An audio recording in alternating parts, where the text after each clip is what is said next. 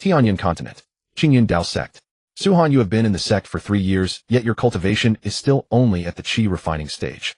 From today onward you are expelled from Qingyun Sect. Inside the main hall, the high-ranking members of Qingyun Sect filled every seat. Outside the hall, crowds surged like waves of heads. At the very center of the hall stood a young man in white, with sword-like brows and star-bright eyes. Suhan's gaze tightened as a splitting pain stabbed through his head. I rewarded myself, and actually transmigrated, he muttered. After a brief moment, Suhan finally understood what had happened. Originally, he had been lying at home preparing to thoroughly reward himself. Then a bolt of lightning cleaved down from the sky. When the light faded, Suhan had already arrived in this world. Damn it! If I have to transmigrate, couldn't you at least arrange a more impressive identity for me? Suhan could not help but complain. In his previous life, Suhan had been nothing more than an overworked corporate drone. He earned 3,000 a month and spent his days running himself ragged just to survive. Now that he had transmigrated, he was still starting out as a complete good-for-nothing. To be fair, in his past life, Suhan had also liked reading novels. But he absolutely refused to read those stories that began with a trash protagonist. Because in his opinion, even a dog would not bother with such trash-beginning stories. After fusing with the original body's memories, Suhan completely understood. This body had joined Qingyun Sect 3 years ago. Yet his cultivation had always remained at the first level of qi refining. His talent was abysmal. That would have been tolerable. But he did not know how to cultivate properly either. To make matters worse, this original Suhan had been anything but honest or steady. He spent his days fawning over others like a slavish bootlicker. In the end, after offending far too many people in Qingyun Sect, he was hacked to pieces by a flurry of swords. If not for that, Suhan would never have had the chance to transmigrate into this body. In a world of fantasy and cultivation, the strong were revered above all. As a transmigrator, Suhan understood this truth all too well. In this world, there were no real laws to speak of. Whoever had the bigger fist spoke the truth. If one wished for beauties to accompany one's side, one could only cultivate diligently and raise one's strength. All right, then, rest in peace. The beauties you failed to win, I will claim in your stead. The grudges you could not avenge, I will settle for you as well. As if hearing Suhan's words, the last lingering obsession of the original soul completely dissipated between heaven and earth. According to the sect rules of Qingyun Sect, any disciple who entered Qingyun Sect had to break through the qi refining stage within 3 years. Otherwise, they could no longer remain in the sect. From this alone, one could see just how high the threshold of Qingyun Sect stood. As for why the original Suhan had been allowed to enter the sect at all, it was only because he had once saved Fang Qingxue, the Sect Master's daughter of Qingyun Sect, when she was gravely wounded. Yet at this moment, Fang Qingxue, dressed in a snow-white gown, stood there quietly, not even willing to spare Suhan an extra glance. "Suhan, what are you muttering about?" she heard a voice bark. "Did you not hear this elder's words clearly?" The third elder took a step forward, pointing at Suhan as he harshly reprimanded him. "Enough. Suhan, if there is anything you require help with, speak up." On the main seat above, Fang Wuji, Sect Master of Qingyun Sect, lifted his teacup and took a delicate sip. His tone was filled with the condescension of one who stood high above others. It was as though he merely wished to grant Suhan one final scrap of charity, to make Suhan forget the life-saving favor owed by Fang Qingxue. "No," Suhan answered faintly. "In adversity, one had to learn to endure. Would be nothing but courting death." Yes, it was true. Fang Qingxue was ungrateful and had broken her promise. She had once said that even if Suhan could never cultivate, he could still remain in Qingyun Sect for his entire life. Qingyun Sect would not begrudge the food for one extra mouth. But so what? Suhan knew full well that he was a mere ant at the first level of qi refining. If he so much as dared to utter half a word of refusal, then today, there was no way he would walk out of this hall alive, let alone step beyond the gates of Qingyun Sect. One day Suhan would reclaim today's injustice 100-fold. But that day was not today. "Very well. Then you may withdraw." "Yes." Suhan's response was beyond Fang Wuji's. In Fang Wuji's impression, over the last 3 years, Suhan's reputation within Qingyun Sect had sunk to the very bottom. Calling him someone everyone wanted to beat was no exaggeration at all. Even after entering Qingyun, the stench of the streets on Suhan had not lessened in the slightest. How strange. Why is the usually frivolous Suhan behaving so calm and steady today? Standing beside Fang Wuji like a carved statue, Fang Qingxue watched Suhan's retreating back. Her pair of cold, clear eyes finally stirred ever so slightly. Back in his own thatched hut, Suhan hurriedly shut the door behind him. "System, come out," he called, impatiently eager to establish contact. The biggest reason Suhan had wanted to pull away as quickly as possible was that his system had already appeared. But in the main hall there had been far too many eyes watching. For the sake of safety, Suhan had chosen not to communicate with the system there in the hall. Ding. The lying flat system is loading. Ding. Lying flat system loaded. Does the host wish to bind? At those words, most of the smile on Suhan's face vanished.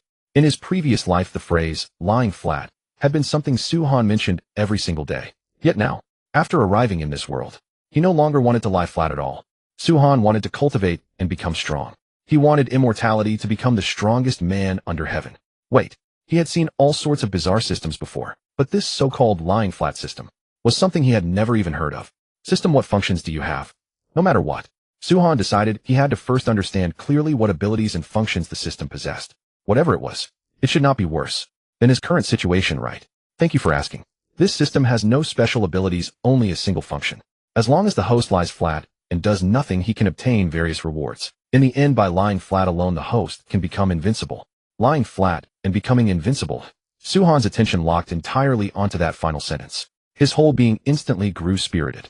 If he could truly become invincible just by lying flat, then what need was there for bitter cultivation? Yes, absolutely, without deception. Hearing the system's firm reply, Su-Han blurted out eagerly, bind immediately. Was it that Su-Han did not want to cultivate, or that he simply wanted something for nothing? It was neither.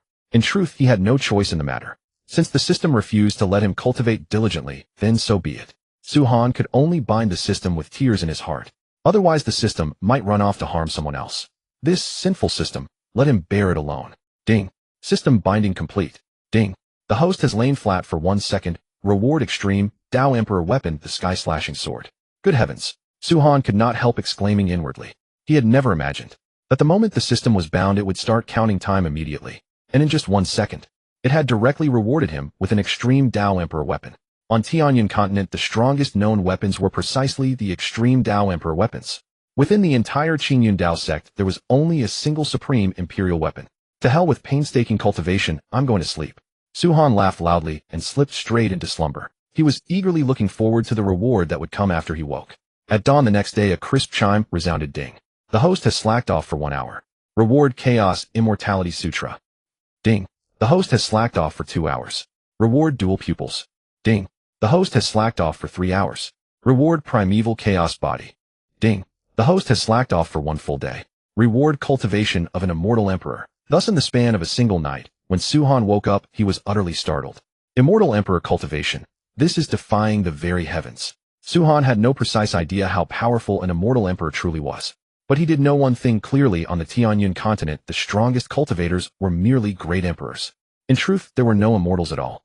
According to Su-Han's memories, the cultivation system of Tianlan continent was divided into Qi Refining Foundation, Establishment, Golden Court, Nascent, Soul Spirit Transformation, Divine Flame, True One, Saint Quasi-Emperor, and Great Emperor. System. Just how strong is an Immortal Emperor's cultivation? Su-Han asked curiously.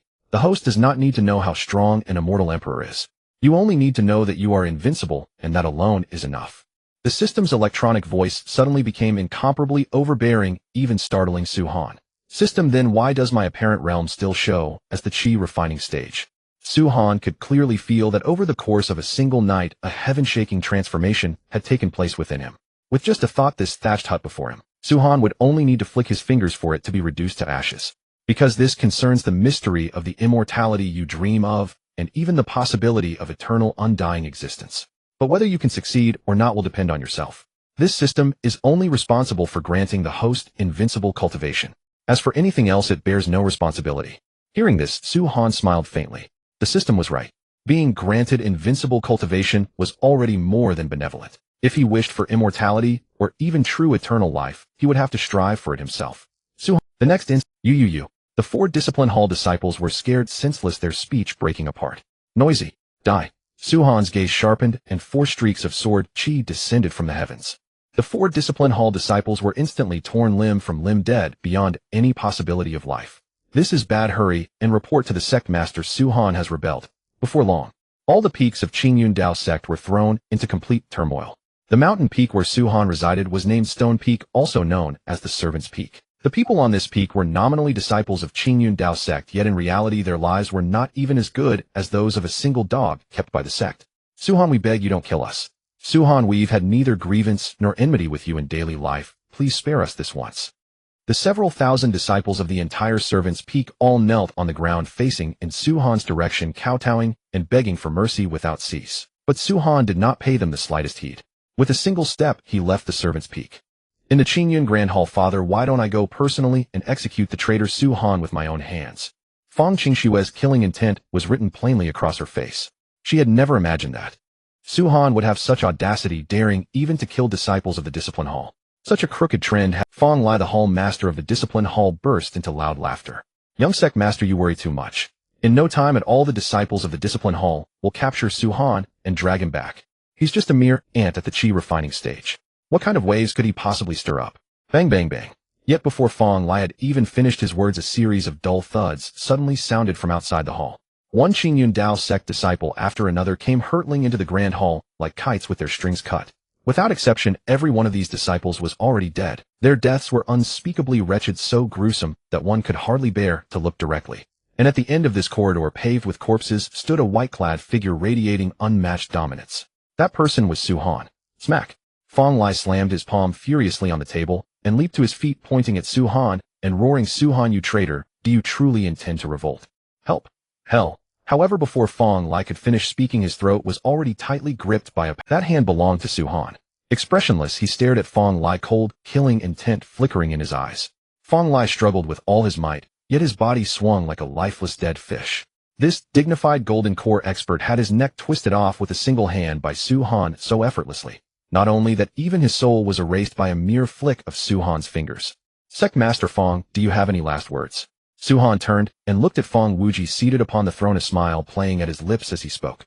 Fang Wuji's face was ashen, his fists clenched tight, yet he remained silent.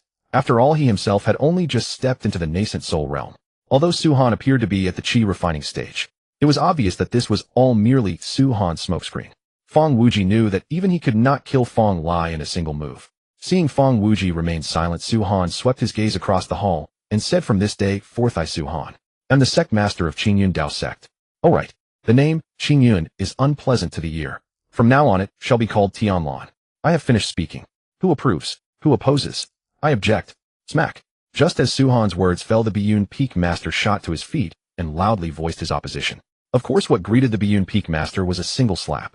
However, the price of that slap was far too tragic. The Biyun Peak Master was swatted into tens of thousands of pieces, not even a complete corpse left behind. Pill Peak obeys the Sect Master's decree. Artifact Peak obeys Sect Master Su's decree. Array Dao Peak obeys the Sect Master's decree. And so it was. In less than half of a quarter of an hour, all 9 peaks of Qingyun had yielded to Su Han, kneeling and saluting him one after another. Fang Qingxue was furious beyond measure. "You truly are a bunch of fence-sitters. Su Han, if you have the guts, then kill me." Smack! "Wretch, what are you yapping like a dog for?" Su Han backhanded her with a slap, directly smashing the right side of Fang Qingxue's face, blood gushing forth. It was utterly chilling. Everyone in the grand hall felt their scalps prickle as they watched, hearts pounding in terror. This side of Su Han was one they had never seen before. No one had imagined that Su Han had hidden himself this deeply. "Su Han, you dare strike my daughter, the daughter of this sect's master. You are courting death." Fang Wuji drew his long sword and lunged murderously towards Su Han. Clang! Such a pity. His blade was intercepted 3 meters away by Grand Elder Qin Shuang. In disbelief, Fang Wuji demanded, "Grand Elder, would you betray the sect as well?" "Betray, eh? What a joke. In both talent and cultivation, you Fang Wuji are unworthy of leading Qingyun as its sect master. You merely happen to have a good father." Qin Shuang mocked without mercy. Apart from Fang Wuji's own kin, there was no one in the entire Great Hall who truly acknowledged Fang Wuji as the sect master of Qingyun Dao Sect. "If that's the case, let us settle this with strength. Do you truly think I fear you? Come fight." Qin Shuang struck, first clashing with Fang Wuji. As for Su Han, he calmly took the sect master's throne, sipping tea and enjoying the spectacle. "Crawl over here and wipe this sect master's shoes clean." Fang Qingxue had been sitting on the floor watching the battle with an anxious face. But how would Su Han give her a moment's reprieve? Desperate to survive, she could only obey. "Is this how you treat me? Because I was ungrateful?" Fang Qingxue asked, unable to hide her resentment. If only Su Han had revealed his true power sooner, she would never have driven him out of Qingyun Dao Sect. In the final analysis, everything had come about because of her. If 3 years ago she had never brought Su Han back to Qingyun Dao Sect, would today's events have ever transpired? Qingyun Dao Sect would not have suffered this catastrophe. Her father would not have lost his position as Sect Master because of her. And now even his very life hung by a thread. Even if Fang Wuji triumphed over Qin Shuang, he would be gravely wounded. The assembly in the Great Hall represented the pinnacle of Qingyun's strength. For father and daughter to escape was utterly impossible. The sole chance at survival lay with Su Han. Su Han cast a glance toward Fang Wuji and smiled lightly. "Between you and Fang Wuji, only one may live. Choose." One misstep, and he would be playing with fire. For Suhan, however, it made no difference. Killing Fang Qingxue outright would be letting her off far too easily. Fang Qingxue feigned agony. I choose myself. I believe my father will choose me as well. Her words cast a profound silence over the entire hall. A silence like death itself. Even the battle between Fang Wuji and Qin Shuang ground to a halt. Fang Wuji's expression was exceedingly complicated. The daughter he had always taken such pride in. Was this filial? How? Moving for Fang Wuji. Fang Wuji, what is your choice? Suhan grinned. He was curious to see just how long this father and daughter bonding act could endure. Suhan, this little trick of yours might fool children. Did you really think this Sect Master would believe you? Fang Wuji sneered coldly. He utterly refused to believe that Suhan would let either him or Fang Qingxue walk away. And yet he could not resist the urge to verify whether Suhan's words held any truth. Suhan looked utterly unconcerned. Old fool, believe it or not. Since you refuse to choose, then father and daughter can die together. Fang Qingxue was so frantic she was on the verge of tears. She sprang to her feet and screamed at Fang Wuji, for Suhan had already grown impatient and was poised to strike. Fang Wuji was enraged beyond measure. You vile creature. I am your father. For the sake of your own life, you would send your father to his death. I am deeply ashamed of you. Never could Fang Wuji have imagined that the daughter he had nurtured with all his heart since childhood would prove to be someone so utterly self-servingly despicable, a heartless ingrate of the highest order. It disappointed him beyond measure. Had he known this would come to pass back then, he might as well have splashed it on the wall. Fang Qingxue retorted indignantly, when my mother passed away, you promised to protect me. Now is the moment to honor that vow. If you want, die should I. What a piece of work. Better the friend die than the Taoist himself. Fang Qingxue's declaration left everyone in the hall utterly astounded. Even Suhan was faintly taken aback. The touching father-daughter drama had collapsed this quickly. Since you miss your mother so much, why not die and keep her company down below? Fang Wuji was clearly no pushover either. In his lifetime he had enjoyed no shortage of women. A woman who was already dead was utterly useless. Could promises be eaten as food? Only the living possess infinite possibilities. Fang Qingxue's expression turned solemn as she knelt before Suhan. Sect Master Su, I beg you to slay Fang Wuji with your own hand. From this day forward, Qingxue is willing to serve by your side as a maid or a slave. Fang Qingxue had always known that Suhan was fond of her. It was just a pity that her heart harbored nothing but cultivation. No man in this world had ever been worthy of her regard. For cultivation, for power, Fang Qingxue could abandon everything. At this very moment, for a chance to survive, she would do anything Suhan demanded. Very well, Fang Wuji. You may die with peace of mind. Suhan flicked a finger outward. A beam of golden radiance instantly pierced through Fang Wuji's body. Fang Wuji toppled over stiffly and backward. He died an utterly aggrieved death, his face etched with defiance. In the following half-month, Suhan and Fang Qingxue remained secluded in their private courtyard each day. Meanwhile, Qingyun Sect was officially renamed Tianlan Sect. All those who entertained thoughts of rebellion were ruthlessly exterminated by Qin Shuang. The entirety of Tianlan fell completely under Suhan's sway. Compared with Fang Wuji, Suhan clearly commanded far greater loyalty. For at Tianlan, any disciple with talent, regardless of background, would receive vigorous cultivation. As long as you are strong enough, Tianlan will supply every cultivation resource you desire. And should Tianlan lack them, they can go out and seize them. No, borrow them. The only true fear is that you aren't strong enough. Hiss. Grand Elder, I thought the Sect Master had been completely bewitched by that woman Fang Qingxue. I never expected that merely half a month later Fang Qingxue would be dead. That day, Second Elder Chu Tianquang, upon beholding Fang Qingxue's corpse, felt cold sweat drench his back. So Suhan's first summons in half a month had been precisely to have them collect Fang Qingxue's remains. Qin Shuang patted Chu Tianquang's shoulder and said with great significance, the Sect Master is young and impetuous. Naturally, he needs beautiful women. But they are merely playthings. You didn't honestly believe the Sect Master would fall for a viper-hearted woman like Fang Qingxue, did you? It could be said that from the very start. Qin Shuang had already foreseen the fate awaiting Fang Qingxue. Suhan was a man of grand ambition. How could he ever wallow in affairs of the heart? Sect Master, the sovereign of the Flowing Cloud Imperial Dynasty, owes our Tianlan sect 30 million high-grade spirit stones, yet has persistently refused to return them. What should be done about this? That very day, Grand Elder Qin Shuang arrived at Suhan's courtyard. Suhan had entrusted all sect affairs to the management of Qin Shuang and Chu Tianquang. As for himself, he played the role of an idle master every day, lazing about and simply enjoying life. Gather 100 disciples and come with me to the Flowing Cloud Imperial Dynasty. Yes, Sect Master. Suhan gazed at the sky, a faint smile tugging at the corner of his mouth. This so-called boundless realm was truly a waste. The prestigious Qingyun sect reduced to being manipulated by a mere Flowing Cloud Imperial Dynasty. How utterly disgraceful. From this day forward, Su Han would proclaim to all the world the Eastern Land would henceforth have only one overlord, the Tianlan sect. 3 days later, within the Flowing Cloud Imperial Dynasty. Have you heard? Today is the grand wedding of the crown prince of the Flowing Cloud Imperial Dynasty, as he marries Lung Ruoxue, the most beautiful woman of Bishui City. Forget it, what grand wedding. They say Lung Ruoxue never wanted to marry the crown prince at all. That bastard Yi Fan threatened the lives of her family to force her into it. That can't be right. Lung Ruoxue is exceptionally gifted and has even become a disciple of the Wentian sect. How could she fail to protect her own family? No matter how powerful a person is, their strength is ultimately limited. The Flowing Cloud Imperial Dynasty has an army and countless experts. Upon arriving in Bishui City, Su Han found an inn and prepared to enjoy a fine meal with good wine.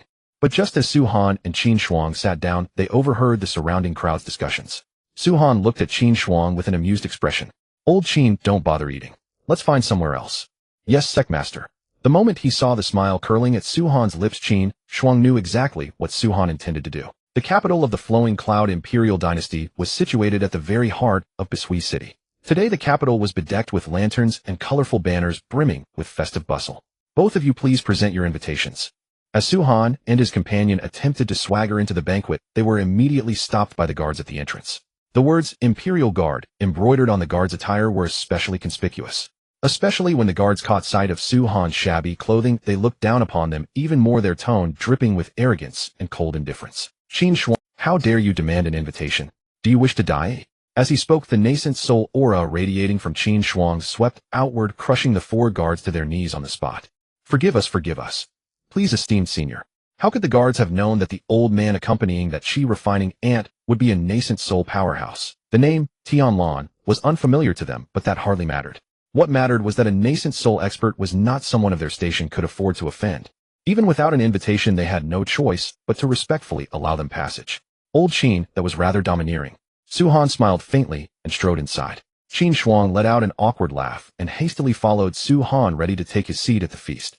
Damn pretty boy. A mere chi refining ant, and he acts so cocky. Just wait until you're walking alone. He'll teach you a lesson. The head guard watched Su Han's receding figure, his face twisted with sinister malice. Welcome, esteemed seniors, to the wedding of this humble one Yi Fan. Allow me to offer a toast to you all first. As Crown Prince Yi Fan of the Flowing Cloud Imperial Dynasty appeared, he rambled on with all sorts of flowery pleasantries for quite some time. Su Han had no interest in listening and simply focused on eating and drinking. Without a full stomach, where would the strength to kill come from? Sect Master, this Lung Ruoxue is truly a beauty who could topple nations. Compared to Su Han, Qin Shuang had little appetite. At the sight of the bride Lung Ruoxue's countenance, even an old fellow like Qin Shuang could not help but praise. He cared nothing for the sect's affairs, great or small. He had no interest in heavenly treasures, gold, silver. Qin Shuang and the others wanted to do something for Su Han, but they could find no opening.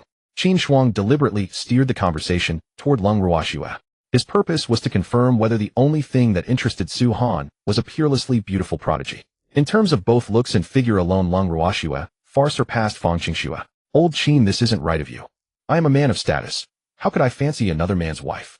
Su Han felt somewhat speechless. Was he being treated as some kind of adulterer? Hearing this, Qin Shuang was startled and was about to rise and apologize when Su Han continued. However, if her chastity mark remains intact, that changes everything. Sect Master, I already investigated before we came. Lung Ruoxue is absolutely pure and spotless. Qin Shuang never expected the situation to take such an unexpected turn. It seemed he had guessed correctly. Only peerlessly beautiful women could stir Su Han's interest. At the very least, all his painstaking investigation had not been in vain. Bow to heaven and earth. Bow to the high hall. Bow to each other. Hold it. As the wedding of Yi Fan and Lung Ruoxue was halfway through, Qin Shuang's figure suddenly appeared on the high platform, interrupting the ceremony. Yi Nanshan, the sovereign of the Flowing Cloud Imperial Dynasty, recognized Qin Shuang at a glance and immediately put on a smiling facade. Elder Qin, is there something you wish to say by suddenly taking the stage? What Yi Nantian feared most was that Qin Shuang might choose this moment to demand those 30 million high-grade spirit stones. Before all these major figures, the dignity of him, the sovereign of the Flowing Cloud Imperial Dynasty, would be utterly ruined. Qin Shuang chuckled lightly. Emperor Yi, this seat has come today under the orders of our Sect Master to collect the 30 million high-grade spirit stones your Flowing Cloud Imperial Dynasty owes our Tianlan sect. What? The rumor that half a month ago the Qingyun Dao sect was slaughtered through by a disciple named Su Han and renamed the Tianlan sect. It's actually true. How could it be false? I heard that Su Han with his chi refining cultivation killed Feng Wuji, the nascent soul sect master of Qingyun, with a single strike. Terrifyingly strong. Those are all just rumors. Have you ever seen a chi refining cultivator kill a nascent soul cultivator? What a joke. Exactly. That little ant Su Han. Is he really worth all this fuss from you lot? Among the cultivators in the hall, some wore expressions of profound shock, while others were full of doubt and suspicion. Some even went so far as to speak insolently. A chi refining cultivator killing a nascent soul expert. Throughout the entire cultivation world, such a thing had never been heard of, never before seen. That Su Han at chi refining could kill a nascent soul expert. Yet I at Foundation Establishment cannot even control my own fate. How pathetic. Beneath the red bridal veil, Long Ruoxua shed 2 clear tears. She had hoped this sudden upheaval might halt today's wedding. What a pity. All of this was her own wishful thinking.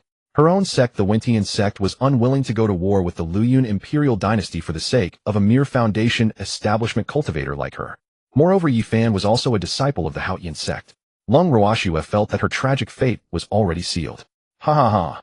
You have your strategies, and I have my own ladder over the wall. Yi Nantian smiled cunningly and replied, Elder Qin, the 30 million high-grade spirit stones were a debt between this emperor and Feng Wuji, the Sect Master of the Qingyun Dao Sect.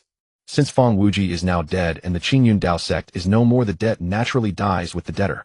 When Feng Wuji was alive, Yi Nantian did not fear the Qingyun Dao Sect. Now that Feng Wuji was dead, the Tianlan sect, which had arisen as its mutant offshoot, had a mere chi refining ant as its sect master. Yi Nantian held Tianlan in even lower regard. His words no longer concealed anything. I simply intend to renege on the debt. What can Tianlan do to me? 30 million high-grade spirit stones were not like 30 million low-grade ones. If it were repaid, the Luyun imperial dynasty, which was at its zenith, would see no major growth in national strength for 2 years. Naturally, Yi Nantian was unwilling to do such a thing. He had expected that Qin Shuang would fly into a rage upon hearing these words. Yet Qin Shuang was not enraged at all, though instead a faint smile hung at the corners of her lips. She swept her gaze over the entire assembly and asked with a smile, Everyone present, do you think Emperor Yes words are reasonable? The people of the various powers thought Qin Shuang was asking them to uphold justice, so they all chose to stand aloof. Elder Qin, this is a matter between your Tianlan sect and the Luyun imperial dynasty. We do not know the whole picture, so we shall not comment. Our Kaishan sect believes Emperor Yes words are reasonable. Since the man is already dead, the debt naturally disappears. Whoever has the harder fist has the final word. If Tianlan is unconvinced, you may come and fight if you dare. Most of the powers chose to side with the Luyun imperial dynasty, and Yi Fan's final words pushed the atmosphere to freezing point. Slap, slap, slap. Before Yi Fan's voice had even faded, several large palm strikes suddenly came flying from no one knew where. Who exactly? Whoever dared to launch a sneak attack on this crown prince, if you have the ability, come out and face me openly in battle. Yi Fan stood up, wiped the blood from the corner of his mouth, and roared loudly. He was already an expert at the late stage of Foundation Establishment, but he had never expected that someone could leave him utterly unable to fight back under the watchful eyes of the crowd. Moreover, he could not even detect the other party's whereabouts. Enough. Stop yapping like a dog. I did it. A gentle breeze swept through the field. On the high platform, a figure in white suddenly appeared, standing quietly opposite Yi Fan. Yi Fan was furious and demanded loudly, Who are you? Su Han, master of Tianlan. Hiss. Hearing this, everyone present involuntarily sucked in a breath of cold air. Such boldness could only belong to Su Han, the Tianlan sect master, whose name had recently soared. They also wanted to see for themselves what made Su Han extraordinary. Such boldness could only belong to Su Han, the Tianlan sect master, whose name had recently soared. They also wanted to see for themselves what made Su Han extraordinary. How he could kill a nascent soul powerhouse with chi refining cultivation. What powerful methods he possessed. A mere chi refining ant. Yi Fan had intended to mock Su Han. Yet the next moment Yi Fan's head was directly blasted apart by Su Han's fist. His body was then kicked to minced flesh by Su Han. Noisy. If you want to fight, fight quietly. In all his life, Su Han hated pretentious show-offs the most. Holy shit. This was an instant kill. Damn. Is that real? A chi refining cultivator killed a late Foundation Establishment expert with a single move. The crowd had originally been holding fine wine ready to sit down and enjoy the fight as entertainment. Yet in the end, the fine wine in their cups had not even been filled. They had not even sat down. The battle between Su Han and Yi Fan on the high platform had already ended. No, to call it a battle was not accurate at all. From beginning to end, no battle had ever occurred. Su Han killed Yi Fan 10,000 times more easily than killing a tiny chick. Those who had been seated suddenly shot to their feet. One by one, their faces were filled with utter disbelief. Is he really this strong? Beneath the red bridal veil, Lung Ruoxu's eyes seemed to hold vast oceans and stars twinkling with starlight. She had initially thought that Su Han with his qi refining cultivation would probably not be Yi Fan's match, yet she never expected that Su Han's strength would far exceed her expectations. With a single look from Su Han, Lung Ruoxu's veil vanished. Do you want to come with me? My family. A lifeline had finally emerged after so much difficulty. Naturally, Lung Ruoxue would grasp it tightly. But Lung Ruoxue could not disregard her family. What a joke. I, the Emperor, am a dignified nascent soul realm expert. How could I fear you? All soldiers heed my order, kill Su Han. Yes. Though he spoke without fear, Yinantian did not have the least courage to rush forward and challenge Su Han to single combat. When Yi Fan died, Yinantian had not even clearly seen how that boy Su Han attacked. Thus Yinantian wanted to use the lives of the soldiers and experts under his command to probe Su Han's strength. Die. However, what happened next utterly stunned Yinantian and everyone present. For Su Han merely cast one glance. The entire imperial city was instantly shrouded by countless killing swords. The tens of thousands of troops of the Luoyuan imperial dynasty turned into corpses in the blink of an eye. Su Han kept his hands behind his back throughout, watching it all with indifference. No, spare me. I am willing to give the 30 million high-grade spirit stones. Sect Master Su, show mercy. Yinantian prostrated himself at Su Han's feet, pleading endlessly like a dead dog. But Su Han's foot remained planted on Yinanshan's face. This made Yinantian suffer unbearable pain and humiliation. Speak. Where is Miss Lung's family? What are you still standing there dazed for? Bring them over right now? Damn your ancestors. Seeing these utterly clueless and useless subordinates, Yinantian was so furious that he burst into curses. Swear, are you all right? Father, mother, am fine. Seeing that her parents were safe and sound, the enormous stone in Lung Ruoxu's heart finally settled. Sect Master Su, can you let me go now? Yinantian begged without cease. He had reached his current position after enduring countless hardships. The Luoyuan imperial dynasty had achieved its current prosperity through great difficulty. Once he died, it would surely be devoured by the Tianlan sect. Therefore, as long as he could preserve his life and safeguard the Luoyuan dynasty, Yinantian was willing to pay any price, no matter how great. Did this Sect Master permit you to speak? With a single kick, Su Han reduced Yinanshan's body and soul to ashes. Disciples of Tianlan, here, my command, strip the Luoyuan dynasty bare. Take everything of value. Yes, Sect Master. Every Tianlan sect disciple carried at least 20 storage rings as they surged in all directions, charging into the national treasury of the Luoyuan dynasty. Everything of worth was loaded into storage rings by the Tianlan disciples, was dismantled and carried away by Qin Shuang, that sly old fox, along with the disciples. In merely half an hour, the once prosperous imperial city of Luoyuan was reduced to a vacant plot of land stripped clean to the bone. Not even a single brick remained. Gazing at the trembling crowd, Su Han commanded, "As for you all, I give you one day. Either submit to the Tianlan sect or vanish." The Tianlan sect was now in a state of reconstruction, with far too many places requiring capable hands. Were it not for that, killing every person present would have been nothing more than a flick of a finger for Su Han. Haoqian sect. Master Junior Brother Yi Fan's life tablet has shattered. Upon hearing the report from his disciple, Qingyi Daoist's smile instantly froze. The fine wine in his hand suddenly became tasteless.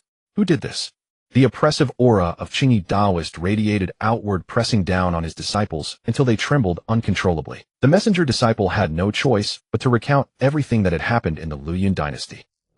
After hearing it all, Qingyi Daoist sneered, "Tianlan sect.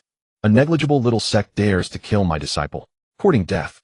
Qingyi Daoist himself was a mighty expert at the late nascent soul stage, serving as an elder of the Haoqian sect. As for the Tianlan sect, it was utterly insignificant. Had his disciple not reported it, Qingyi Daoist would never have known that such an unremarkable sect as Tianlan existed in the Eastern Earth Divine Land. Moreover, the master of Tianlan was actually an ant at the qi refining stage, enough to make Qingyi Daoist laugh his head off. "Bring me my mount, the Nether Phantom, White Tiger." "Yes, master." Before long, within the mountain gate of the Haoqian sect, a figure in blue robes rode a towering, fierce white tiger and departed from the sect. "Su Han, you brat, roll out here and die." Arriving at the Tianlan sect, Qingyi Daoist wasted no words and immediately blasted the two disciples guarding the mountain gate to death with a single palm strike. He then transmitted his voice throughout the entire Tianlan sect. The next moment, over a dozen streaks of light shot forth and landed before Qingyi Daoist. The arrivals were none other than the great elder Qin Shuang, the second elder Chu Tianquang, and all the other elders of the Tianlan sect. Qin Shuang said coldly, "What despicable wretch dares to kill our Tianlan disciples and insult our sect master? State your name." This was the first time since Su Han had assumed the position of sect master that anyone had dared to come knocking with hostile intent.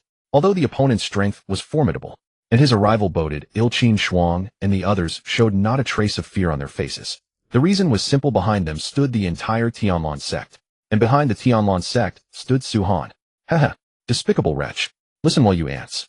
I am Qingyi Daoist, an elder of the Haotian sect, and I have come to avenge my disciple Yi Fan. Qingyi Daoist had just swept his gaze across the crowd and noticed that among these people before him, the highest cultivation was merely at the early nascent soul stage. With such a trash sect, he did not even need to summon helpers. Qingyi Daoist was confident that he alone could wipe out the entire Tianlan sect. What? This late nascent soul expert is actually an elder of the Haotian sect. We're doomed. We're going to die. That Su Han is a troublemaker. Looks like we're all going to die today. If only I had known, I should have left the Tianlan sect long ago. Then today we wouldn't have faced this disaster of annihilation. Everyone run. If we stay in the Tianlan sect any longer, we're done for. In an instant, most of the Tianlan sect's disciples scattered like birds and beasts. They believed that even though Su Han had managed to slay Feng Wuji, an early nascent soul expert, with his qi refining cultivation, that was already the limit of his power. Against Qingyi Daoist of the Haotian sect, Su Han stood no chance. They were willing to share in the good times, but they absolutely refused to perish together with the Tianlan sect. Trying to leave? Did you ask my permission? A group of ants at the qi refining and foundation establishment stages actually wanted to flee right before his eyes.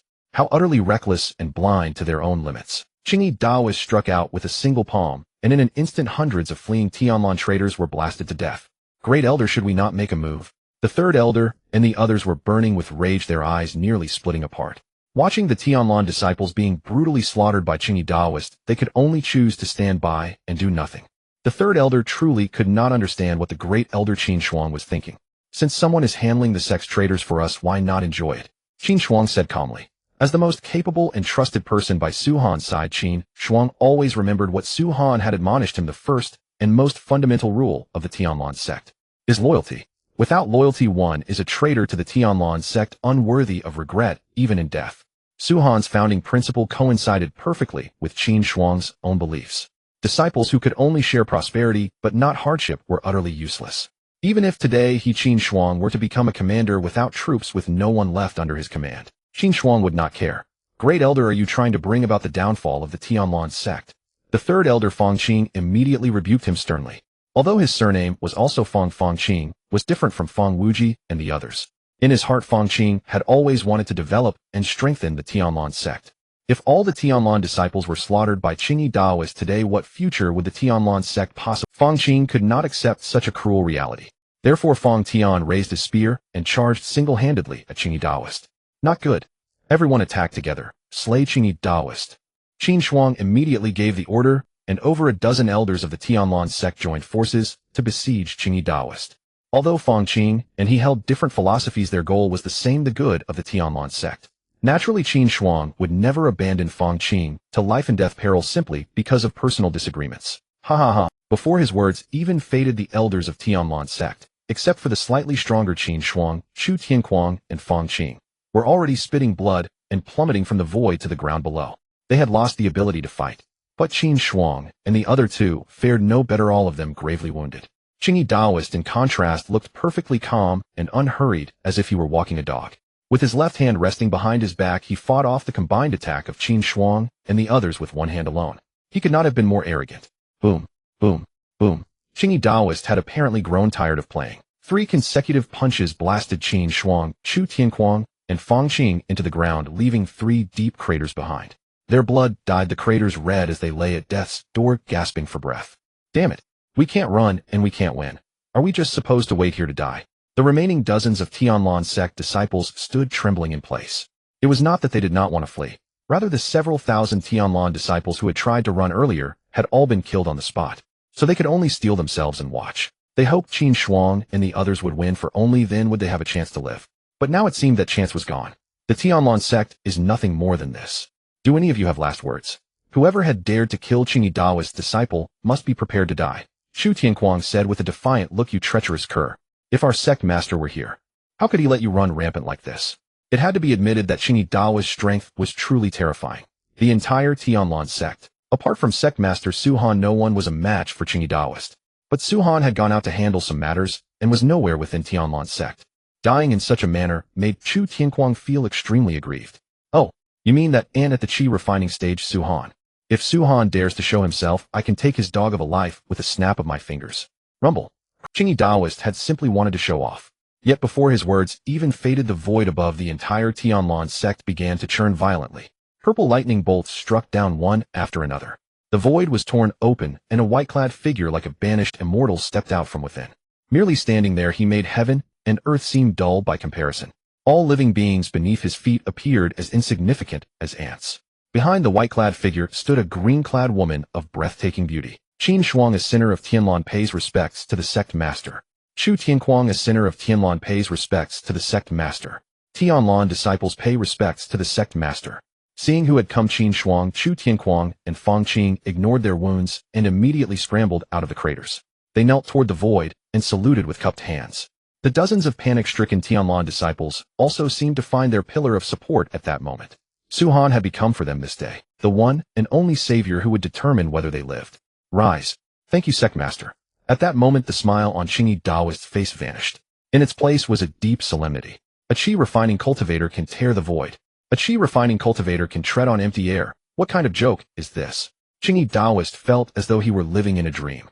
On the Tianyun continent, no matter how heaven-defying a cultivator's talent was, one would need to reach at least the foundation establishment stage to soar through the sky. And treading on empty air was countless times more profound than mere flight. How could a qi refining cultivator possibly achieve such a thing? As for tearing the void, one's cultivation would have to reach at least the sage realm. The combination of the two left Qingyi Daoist completely baffled. It must be that this brat carries some treasure. If I kill him, those treasures will be mine.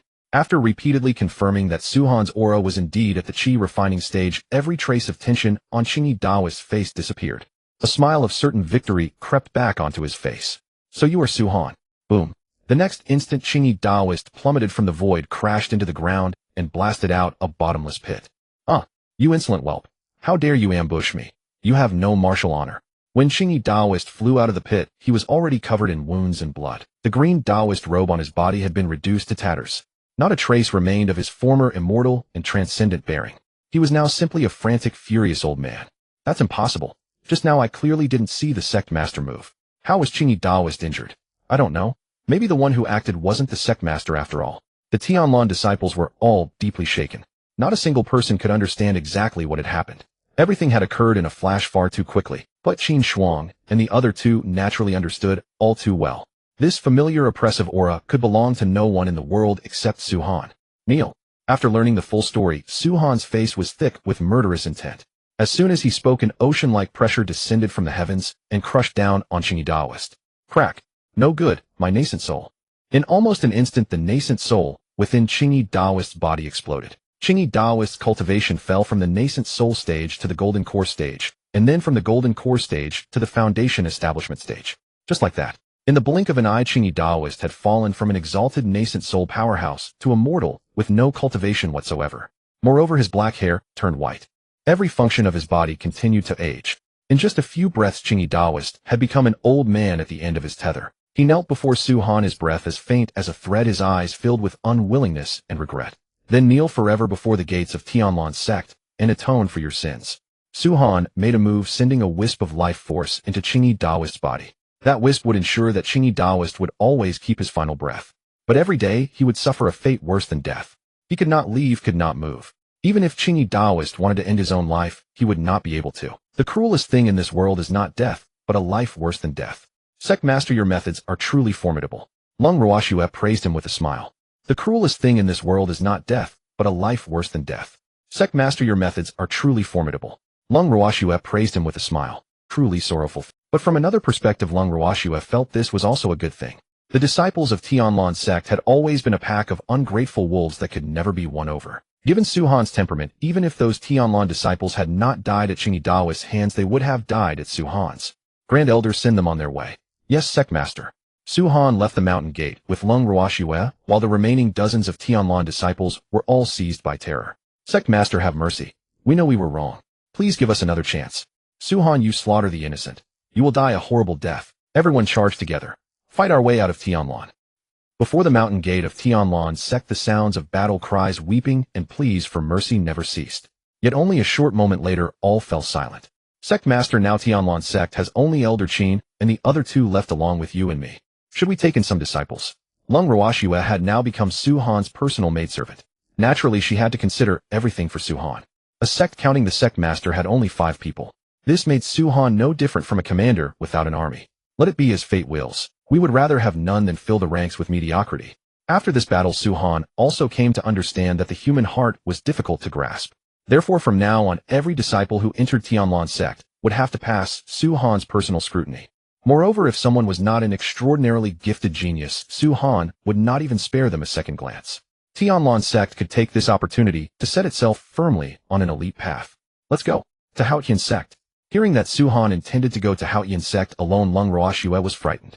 Sect Master, should we call Elder Qin and the others to go with us? It was not that Lung Ruoxue did not believe in Su Han's strength. But Haotian sect was one of the major sects that ranked among the top powers in Dongda Xinzhou. Was it not too rash and dangerous for just the 2 of them to go?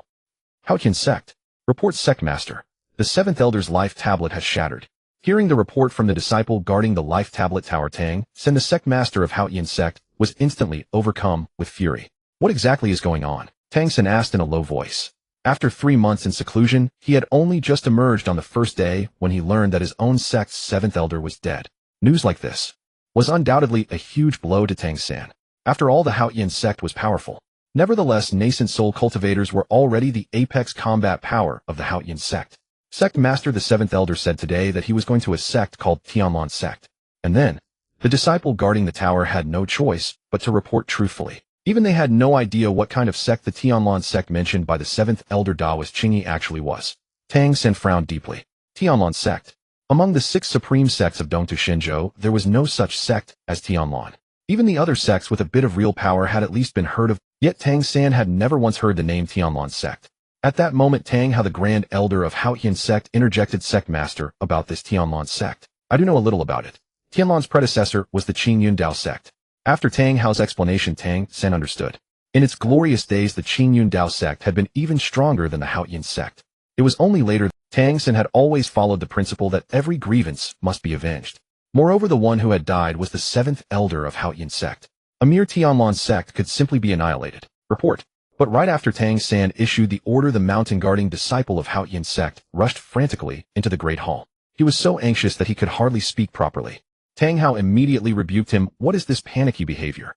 Have you no decency? Yet a rebuke was just a rebuke. Seeing the disciple sweating profusely in such a nervous state, Tang Hao knew that a major incident was likely about to befall Haotian sect. The mountain guarding disciples of Haotian sect would never panic to such an extent unless something urgent had happened. The mountain guarding disciple waited a moment to steady himself before cautiously explaining, Sect Master, 2 people claiming to be from Tianlan sect have already fought their way into Haotian sect. Su Han, you insolent whelp, what exactly are you trying to do? On the square of Haotian sect, Su Han and Lung Ruoxue were surrounded in an airtight circle by thousands upon thousands of Haotian sect disciples. However, all those who surrounded Su Han and Lung Ruoxue had turned into corpses. Even Tang Qin, the 6th Elder of Haotian sect who had led the charge against Su Han, was gravely wounded. Even his life-bound sword had been snapped in 2. The people behind Tang Qin were even more severely injured. Boom. Rumble. Across Haotian sect, a deafening bell toll rang out. It rang fully 9 times. Heavens! In the 1,000 years since Haotian sect was founded, the Haotian bell has never rung 9 times. According to the ancestral precepts, 9 tolls of the Haotian bell mean that Haotian sect is facing an unprecedented crisis of survival. Hurry! Go to the square. At this moment, not only the disciples and elders inside Haotian sect were rushing to the square, even the sect's prodigy disciples training abroad were racing back to Haotian sect by the fastest means available. And stand together with the sect to repel the powerful enemy. I came here today for one purpose only, to send you ants of the Haotian sect into reincarnation. You certainly talk big. Suddenly, several powerful figures descended from the sky and landed across from Su Han. The newcomers were Tang San and the others. Seeing corpses of Haotian sect disciples scattered everywhere across the square, Tang Hao was enraged. You dare to kill disciples of Haotian sect? Do you know what sort of fate awaits you? Smack. Tang Hao had wanted to put on a show of force. Yet what answered Tang Hao was a contemptuous glance from Su Han. After that single glance, Tang Hao's body and soul instantly burst into flying ash. Hiss! What terrifying strength! Just who is this Su Han? Since when has a chi refining cultivator possessed such fearsome power? A single glance can instantly kill Grand Elder Tang Hao at the early spirit transformation stage. This is simply too shocking for words. At this moment, everyone in Haotian sect, whether disciple or elder, was stunned and felt an icy chill run down their backs. No one dared to look down on Su Han any longer. No one still thought Su-Han's strength was merely at the chi refining stage. Even so, they remained unable to understand the root reason why his actual combat power was so terrifying when his cultivation realm was only chi refining. But Su-Han's act of bringing only a Foundation establishment maidservant to storm Haotian Sect was enough to prove that he had no fear. He surely possessed an overwhelming trump card. After all, Tang Hao had been a mighty expert at the early spirit transformation stage. Not to mention within Haotian Sect, even across all of Dongtu Xinzhou, he was still counted as a fairly eminent powerhouse. Because on the Tianlan continent today, no great emperor had appeared for more than 1,000 years. Quasi-emperor experts were the Tianlan continent's peak combat strength. Yet quasi-emperor powerhouses had little lifespan remaining. Most were in seclusion waiting for the right moment, to fight for that thread of life, to fight for the chance to prove the Tao and become a great emperor. Therefore, saints were the strongest openly visible combat force on the Tianlan continent in the present age. Hence, a spirit transformation cultivator was hardly some nobody. No matter which faction it was, losing a spirit transformation cultivator was a tremendous loss. To foster a spirit transformation cultivator required an unimaginable expenditure. Tang San's face turned livid, but he did not dare to strike rashly. Over the past several decades, Tang San had entered seclusion time, and again driven by a single purpose: to shatter the shackles of the spirit transformation stage, ignite his own divine fire, and attain the divine fire realm. Unlike the 5 lower realms, those at the divine fire realm were to a certain extent gods dwelling in the mortal world. Of course, they were not gods in the true sense. Nevertheless, the gap between the divine fire realm and the spirit transformation realm was truly like a heavenly chasm. Regrettably, to this very day, Tang San had not found a method to ignite the divine fire and prove his way into the divine fire realm. Tang San believed that even though his cultivation had already reached the peak of the spirit transformation stage, he still could not make Tang Hao's physical body and spirit soul explode into ashes with just a single glance. Tang San speculated. Perhaps only an expert at the divine fire realm could possess such terrifying strength. But the Haotian Sect also had its own trump card. Today, no matter how powerful Su-Han might be, his outcome was the same: death. Whoever cuts off Su-Han's head will be rewarded with the position of young Sect Master of the Haotian Sect. A heavy reward inevitably brings brave men forward. Sure enough, the moment Tang San's words fell, Tang Lian, the holy maiden of the Haotian Sect, stepped forward immediately. Su-Han, do you dare to fight me? Though Tang Lian would not be Tang Lian's match, this was the source of her confidence in stepping forward to challenge Su-Han. Su-Han said indifferently, you are not worthy. Your life? Seeing that Su-Han utterly refused to take her seriously, Tang Lian was furious. She instantly unleashed the Tang Sect's hidden weapon and sent it streaking towards Su-Han with deadly force. Oh, the Tang Sect's rainstorm pear blossom needles. Interesting. With a snap of Su-Han's fingers, Tang Lian's skyful of rainstorm pear blossom needles all turned to powder. What? The rainstorm pear blossom needles, ranked second among the Tang Sect's hidden weapons, was actually neutralized by Su-Han with a snap of his fingers. This can no longer be called neutralization. It's total suppression. Before Su-Han, the rainstorm pear blossom needles are nothing more than child's play. TSK. In my opinion, it's only because holy maiden Tang Lian's cultivation isn't profound enough. So the power of the rainstorm pear blossom needles was limited. The disciples of the Haotian Sect looked as if they had seen a ghost.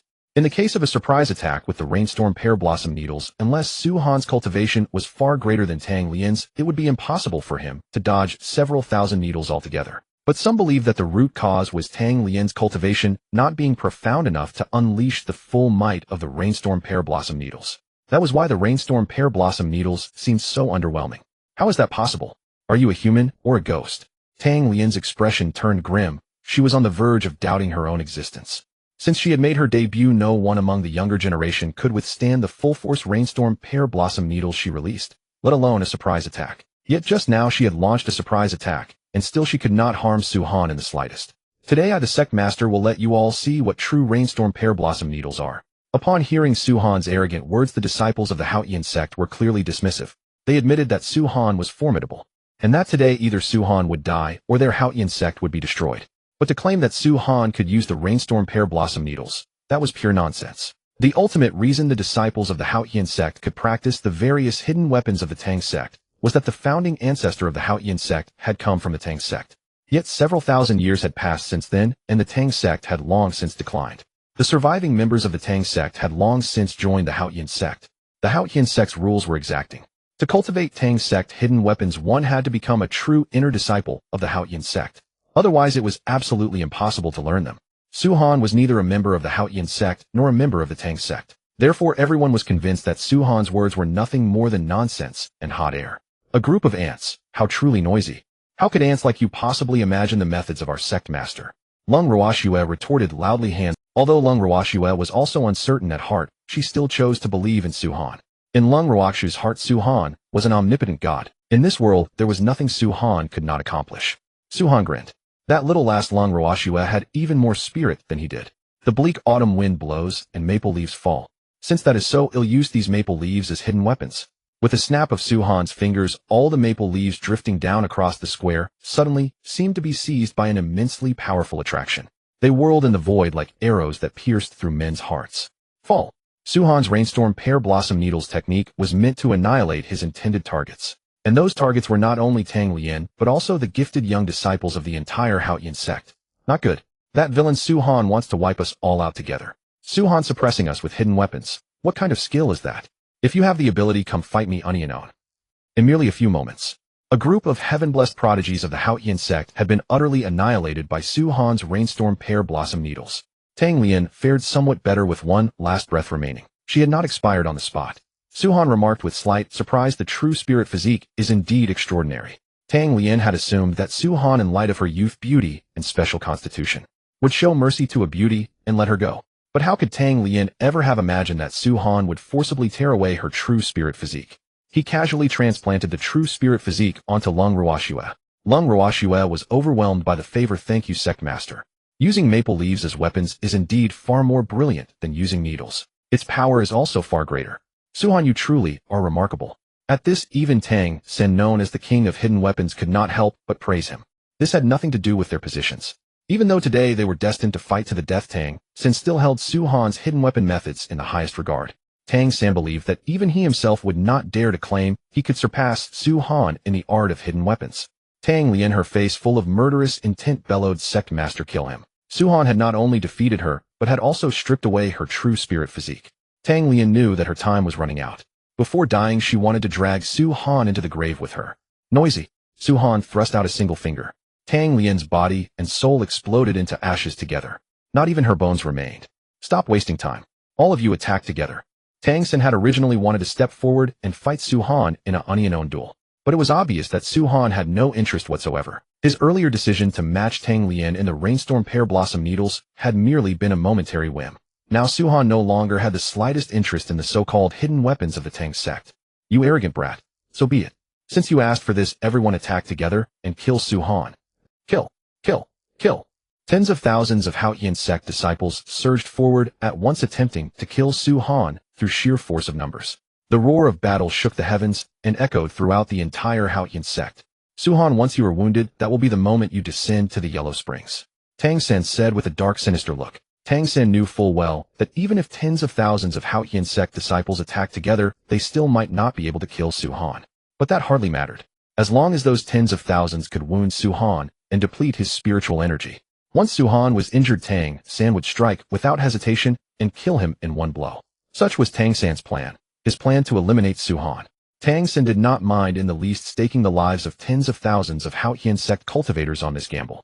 No matter how many ants there are, they are still ants. Su Han, clad in white robes that stirred without wind, walked step by step toward Tang Sen with his hands clasped behind his back. The tens of thousands of Haotian sect cultivators had not even drawn within 7 feet of him before they were blasted into powder by the terrifying pressure radiating from Su Han's body. They did not even have time to let out a scream or utter a plea for mercy. Heavens! Just how powerful is the Sect Master? Watching Su Han's retreating figure, Lung Ruoxue's eyes seemed to sparkle with stars. Astonishment was written all over her face. Lung Ruoxue had thought she already knew Su Han's true strength. But at this moment, she realized that she had been wrong, dreadfully wrong. For Su Han's strength was like a bottomless abyss. She had originally believed that Su Han's cultivation was at the peak of the spirit transformation stage. After all, that was the highest level she had ever witnessed in a cultivator. As for a supreme expert of the divine fire stage, Lung Ruoxue had never seen one before. But at this moment, she had already concluded that Su Han was absolutely a supreme expert of the divine fire stage. The reason was simple. Tang Sen, at the peak of spirit transformation, could not even stand steadily before Su Han, let alone make a move. Ancestor, save me. Before Su Han even made a move, Tang Sen was already severely wounded and barely half alive. With no other choice, Tang Sen could only cry out desperately toward the forbidden land at the rear mountain of Haotian sect. Boom. The next moment, a beam of white light shot skyward from the rear mountain like lightning. It descended swiftly and landed before Tang San. Overjoyed, Tang San hurriedly bowed and said, "Tang San greets ancestor Tang Feng." Tang Feng could not be bothered with Tang San. Instead, he looked at Su Han across from him and said, "I have already learned the full truth of this matter. Fellow Taoist, let this end here." Tang Feng could see that although Su Han appeared to be at the qi refining stage on the surface, his true strength was definitely not that of qi refining. Even though Tang Feng's cultivation had reached the late stage of divine fire, he still could not see through Su Han in the slightest. This meant that Su Han's true cultivation was absolutely not inferior to Tang Feng's own. Haotian sect had indeed suffered devastating losses today. But so what? On the Tianlan continent, the strong were revered. Throughout the long river of history, there were countless forces and sects stronger than Haotian sect. Yet there were also countless great powers that had inexplicably vanished overnight. Without exception, those great powers had been annihilated by others. The reason was that simple. As long as Tang Feng was alive, Haotian sect would surely restore its former glory. If disciples died, he would simply recruit new disciples. If elders died, he would simply select new elders. If the sect's buildings were destroyed, that was even simpler. Haotian sect had no shortage of spirit stones. Tang Feng wished he could kill that fool Tang San with a single slap. Such a simple matter had been turned into this mess by Tang San. Taoist Qingyi was certainly important to Haotian sect, but Tang Feng felt that if Tang San wanted to take revenge, he should at least have investigated the other party's true identity and strength first. This kind of brainless move, wiping out someone's entire lineage at the slightest provocation. Even if they narrowly escaped disaster today, Haotian sect would one day be destroyed by that fool Tang San. Since there was no absolute certainty of victory, Tang Feng naturally did not wish to go to war with Su Han. If it ended in mutual destruction, only others would benefit. But when Tang San heard that his own ancestor was actually backing down, he was instantly displeased. "Ancestor, with your divine fire stage cultivation. There's no need to waste words on this brat." Smack! Tang Feng's backhanded slap sent Tang San flying. Tang San's body tumbled backward, snapping over a dozen colossal pillars in the plaza along the way. Tang San's already gravely wounded body was now even worse off. He was furious, but he dared not speak out. "Old bastard, once you and that whelp Su Han have torn each other apart, I'll be the first to take your accursed life." But the one who truly held power was Tang Feng. For decades, Tang San had spared no effort in his desperate attempt to ignite the divine fire and break through to the divine fire stage. His greatest motive was to eliminate Tang Feng as soon as possible and make himself the true master of Haotian sect. He who obeyed him would thrive, he who defied him would perish. A worn-out old dog at death's door, and you dare lecture me? Die! Su Han flicked a finger outward. Tang Feng's physical body and divine soul instantly burst into drifting ash. Thighs. Impossible. This is impossible. Having witnessed Tang Feng's death with his own eyes, Tang San roared like a madman. He seemed to have suffered a tremendous blow, as if he had gone insane. The wish he had cherished for decades was to reach the divine fire stage. Yet now Su Han had proven through cold reality that the divine fire stage he so yearned for was utterly worthless in Su Han's eyes. The once prosperous and lively Haotian sect had become a river of blood within just 4 hours. Tens of thousands of corpses lay scattered across the plaza. The entire plaza of Haotian sect had become a slaughterhouse. Tang San, the Sect Master, had become a commander with no army left. Tang San raised his head and roared at the heavens, "Taoist Qingyi, I curse your ancestors." The person Tang San hated most at this moment was not Su Han, nor Tang Feng, nor any of his former enemies. It was Taoist Qingyi, the 7th elder of Haotian sect. If Taoist Qingyi had not gone to Tianlan sect to seek revenge, Haotian sect would not have faced today's calamity of annihilation. If Taoist Qingyi had not taken that bastard Yifan as his disciple back, then none of what followed would have happened. One man Yifan had caused one life after another to be lost. Sect Master Su, Haotian sect has lost. I concede. Before I die, may I ask Sect Master Su one question? At this moment, Tang San's heart instead became incomparably calm. The way he addressed Su Han was filled with genuine respect, the kind of respect owed to the strong. Granted. Receiving Su Han's, not a trace of joy surfaced on Tang San's face. May I ask Sect Master Su, exactly how powerful are you? Tang San could not understand why Su Han's cultivation realm was only at the qi refining stage, yet his cultivation base was so unfathomable. But before dying, Tang San wanted an answer. He refused to die with regrets. Su Han paused for a moment, then smiled faintly. "If you cultivate to me, you are but a mayfly gazing at the azure sky." Tang San heard this, and was first startled, then utterly dumbstruck. In the end, he burst into wild laughter. Ha ha ha. The mountains surrounding the Haotian sect echoed with his manic laughter. And so Tang San sat down in meditation and passed away on the plaza of the Haotian sect. Before he died, his mind was filled with Su Han's words, "If you cultivate to me, you are but a mayfly gazing at the azure sky." From that day forward, the Haotian sect was no more in this world. All of its resources, without the slightest surprise, entirely placed into Su-Han's hands. Sect Master, a woman in a plain white dress, has come before the mountain gate. She has knelt there for 3 days, and says she must join Tianlan and become your disciple. That day, while Su-Han was lying in his rocking chair letting his thoughts drift, Qin Shuang, who was burdened with countless affairs, suddenly appeared in his quiet little courtyard. Now the Tianlan sect had grown ever more flourishing and possessed abundant resources. But the problem was that it did not have a single disciple. This had kept Qin Shuang, Chu Tianquang, and Fang Qin extremely busy. Now things were looking up. Someone had come of her own accord wishing to join the Tianlan sect.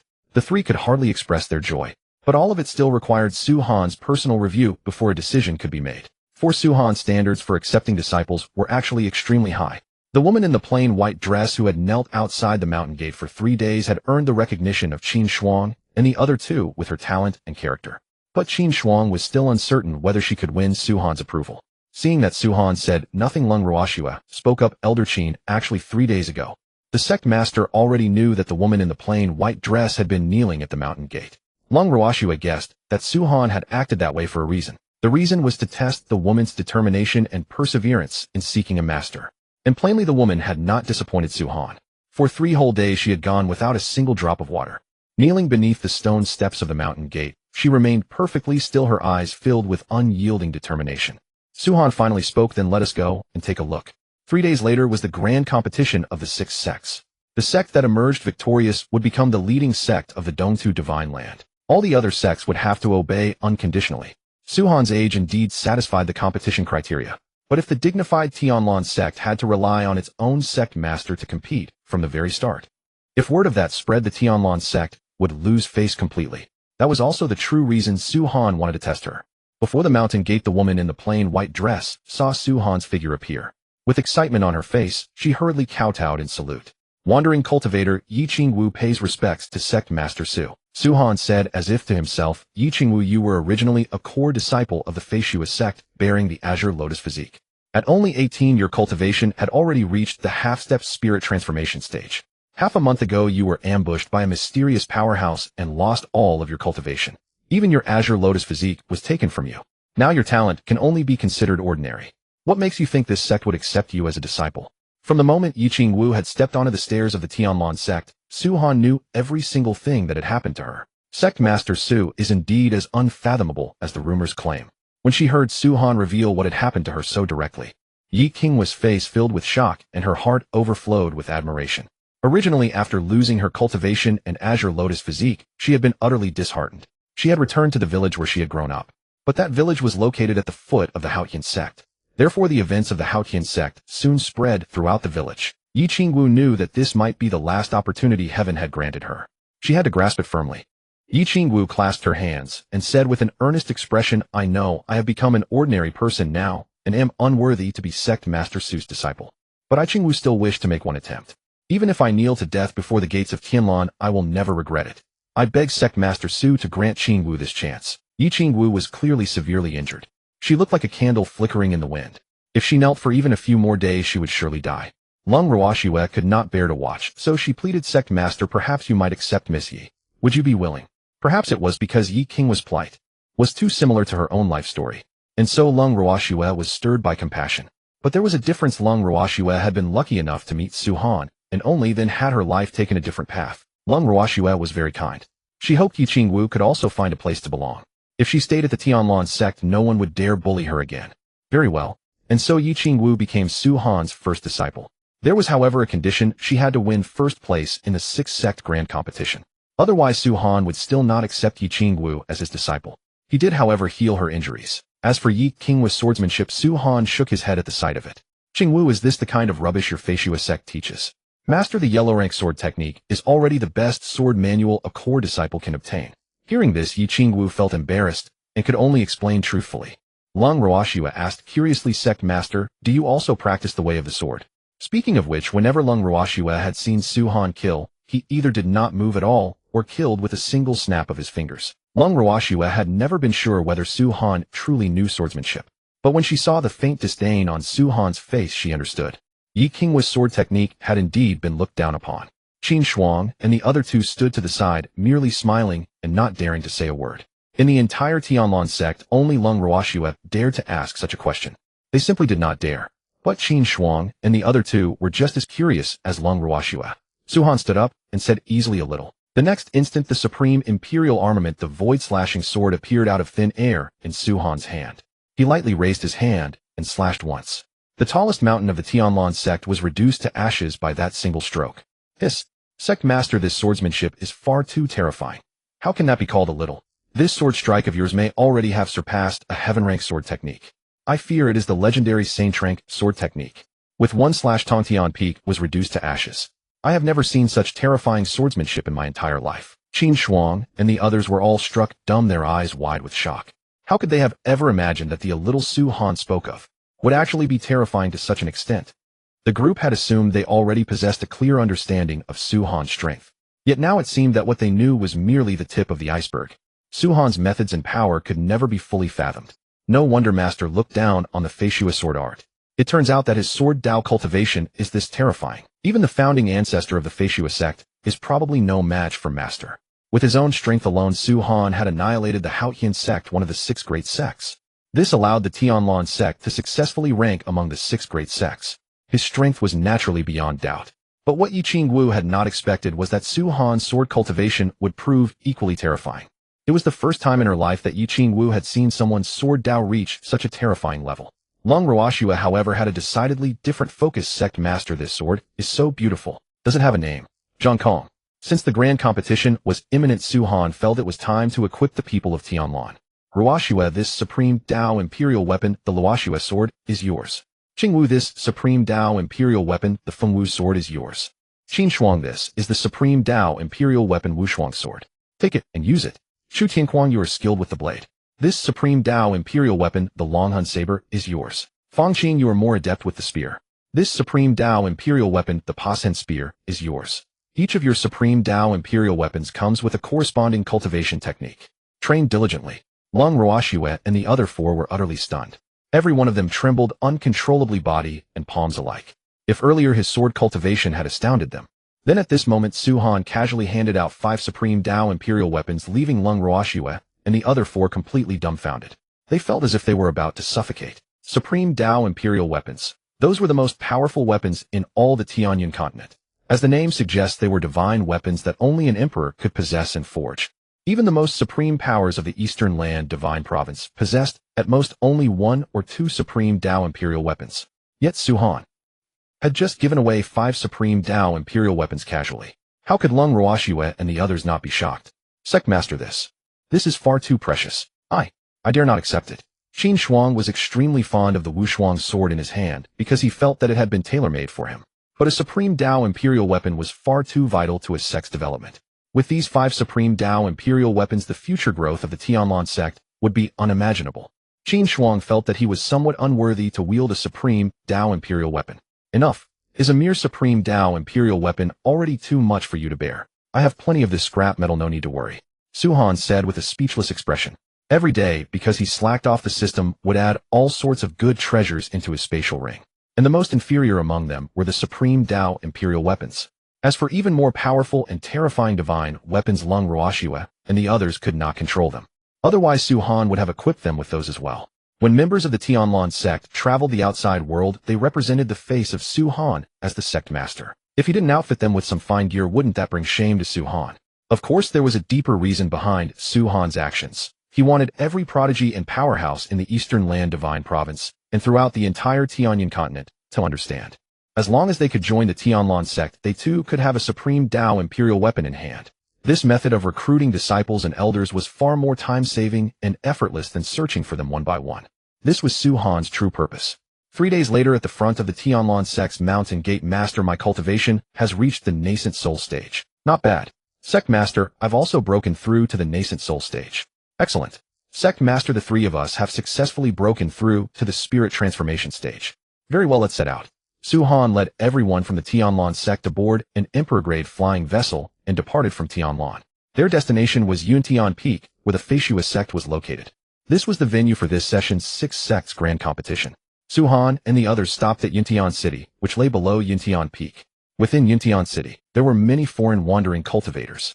Clearly they had all come for the grand gathering of the Six Sects Grand Competition. Though it was called the Six Sects Grand Competition in truth, any power in the Eastern Land Divine Province that ranked high enough could obtain a certain number of competition slots. However, the final competition of the Six Sects Grand Competition was still among the six great sects. The other forces were no different from extras filling the ranks. Sect Master ID like to go check out Yuntian City's night market with Qingwu. May I? Go ahead. The bright moon hung high in the sky. With fine wine and delicacies before him, Su-Han drank joyfully. Meanwhile, Sister Ruoxue, what do you think of this white fabric? On the other side, Yi Qingwu and Lung Ruoxue had been eating and drinking along the way until they wandered into a tailor shop. Lung Ruoxue smiled with her lips pursed and said, Qingwu, you're thinking of making clothes for the Sect Master, aren't you? Yes. What do you think?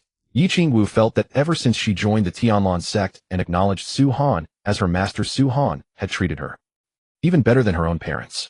Yi Qingwu wanted to do something for Su-Han. But of all things, Su-Han did not lack anything. White robes seemed to be the color Su-Han liked most. That was why Yi Qingwu had thought of making a set of clothes for him. Isn't this Yi Qingwu? What, now that you've become a cripple, you still dare come to Yuntian City? Aren't you afraid of losing your life? Just at that moment, a blue-clad young man holding a folding fan walked in with several maidservants behind him. The moment he stepped into the tailor shop, the room was filled with hostility. Yi Qingwu's slender brows knitted slightly as she immediately shot back, Luo Feng, where I Yi Qingwu go is none of your business. What right do you have to spout nonsense? Luo Feng was the legitimate son of the second elder of the Feishua sect. He had long coveted Yi Qingwu's beauty. Unrequited love had turned into intense hatred toward Yi Qingwu. He opposed Yi Qingwu at every turn.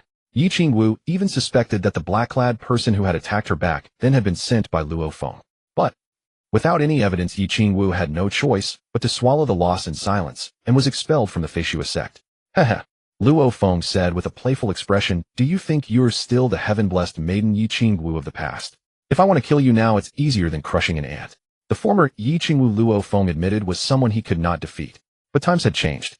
The Yi Qingwu of today was nothing more than a cripple. If Luo Feng wanted Yi Qingwu to live, she would live.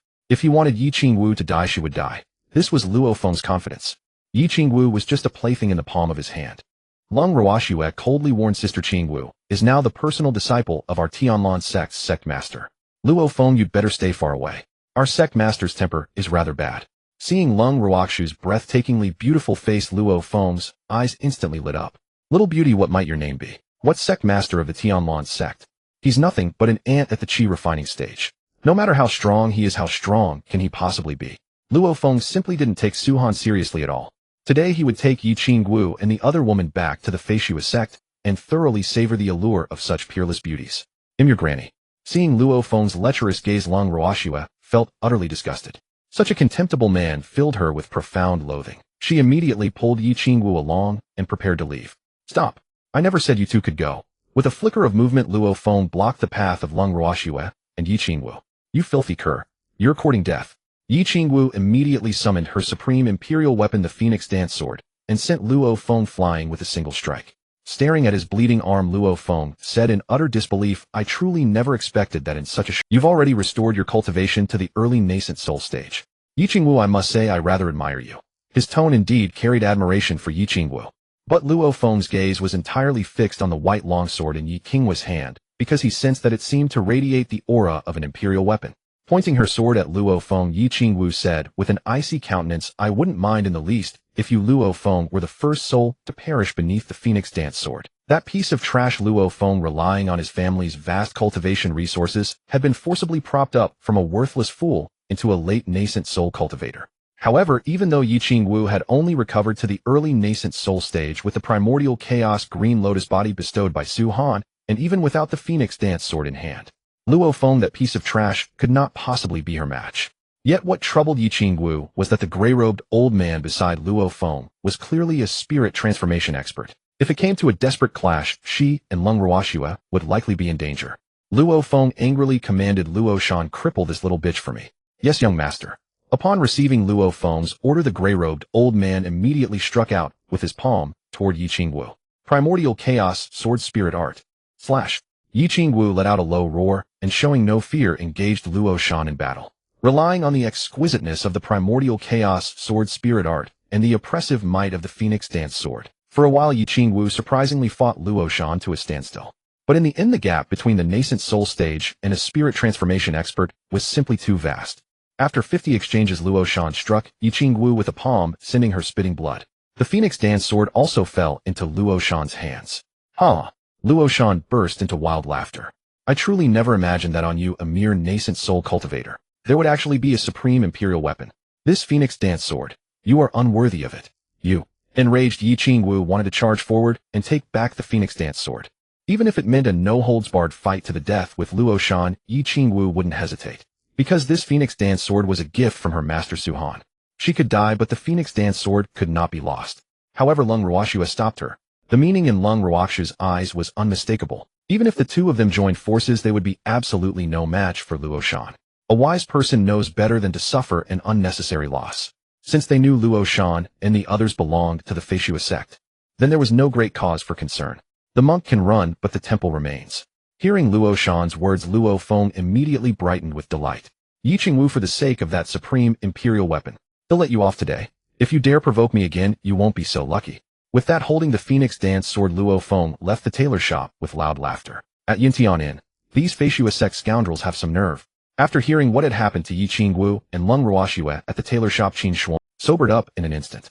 Each of them became fierce and murderous, wishing they could rush straight to the Feishua sect and beat Luo Shan and Luo Feng, those two curs, to death. To think they would dare rob the Tianlan sect, they truly must be tired of life. Great Elder, where has Master Yi Qingwu had searched for quite a while, intending to apologize to Su Han. But after searching the entire Yintian, and she still found no trace of Su Han. Qin Shuang gave a wry smile and explained halfway through the wine the Sect Master said he was going up into the sky to admire the moon, and then he simply vanished. As for the bright moon hanging high in the sky, that night it seemed a little different, because it was said that someone had hazily glimpsed a person lying on the moon, sleeping through the entire night. Some said it was an immortal descending to the mortal world. Others said it was a sign of great fortune, heralding that the Tianlan continent was about to enter a new era of cultivation and that the imperial path would soon reappear. In any case, opinions were divided. The next morning, Master, so the person who slept on the moon last night was you. When they heard Su Han say that he had slept on the moon the entire night, Yi Qingwu and the others were all astounded. It wasn't that they doubted the truth of Su Han's words. Rather, throughout the ages, they had never heard of anyone powerful enough to sleep atop the moon. It was simply beyond belief. That's right. Last night your master was missing his hometown. I raised my cup to invite the bright moon. With my shadow, we become three. In truth, even Su Han himself didn't know whether he missed his hometown or something else. Sect Master, your hometown must be very far from the Tianlan continent, right? In truth, Lung Ruoxue had always speculated that a figure as eminent as Su Han absolutely could not, because in all her life Lung Ruoxue hadn't even traveled across the entire Tianlan continent, let alone the world beyond it. That's right. You all look so preoccupied. What's the matter? Seeing that Lung Ruoxue and the others had no appetite at all, Su Han asked curiously. Sect Master, it's like this. After learning that Yi Qingwu had lost the Phoenix Dance sword, Su Han said, with an easygoing expression, the Feishua sect no longer needs to exist. Hearing this, Lung Ruoxue and the others looked at one another, each seeing extreme shock written on the other's face. Their Sect Master was as domineering as ever. Back then, because of a Taoist Qingyi, the Haotian sect was destroyed. Now, because of Luo Feng and Luo Shan, the Feishua sect was about to suffer the same fate. In her heart, Lung Ruoxue had already begun to mourn for all the cultivators of the Feishua sect. At Cloud Heaven Summit. Damn. Isn't that Huang Tianba the divine son of the Qian sect? It's said that he possesses the primordial sacred body. At only 25, his cultivation has already reached the half-step spirit transformation stage. A brutish oaf. If you ask me, the holy maiden of the Ziyun sect, Yi Ziyun, is stronger. At 20, she is half a step into the spirit transformation realm and bears the 7-orifice exquisite body. Far stronger than Huang Tianba. Not so. I hear that the young Sect Master of the Wentian sect, Nangong Wentian, is only 22 and can already defeat experts at the spirit transformation stage. The title of champion should go to the Wentian sect this time. Today at the Yuntian Summit, prodigies had gathered. Every notable prodigy of Dongtu Shinzhou had appeared. Each of them wanted to secure a good ranking for himself and for his sect. Generous rewards were one thing. What truly mattered was the 10-year dominance over Dongtu Shinzhou. That was what the major powers of Dongtu Shinzhou actually coveted. Wasn't it said that a sect called the Tianlan sect replaced the Haotian sect and became one of the 6? Then why is no one from the Tianlan sect here? A cultivator in the venue voiced his doubt. The news that the Haotian sect had been annihilated had spread throughout Dongtu Shinzhou. According to the pact once made by the 6 great sects, any force in Dongtu Shinzhou that destroyed one of the 6 great sects would replace it as one of the new 6. Heh. I heard that the Lord of Tianlan is nothing but an ant at the Qi refining realm. With such a grand and solemn occasion today, it's only natural that the people of Tianlan don't dare show up. A Wentian sect disciple loudly mocked.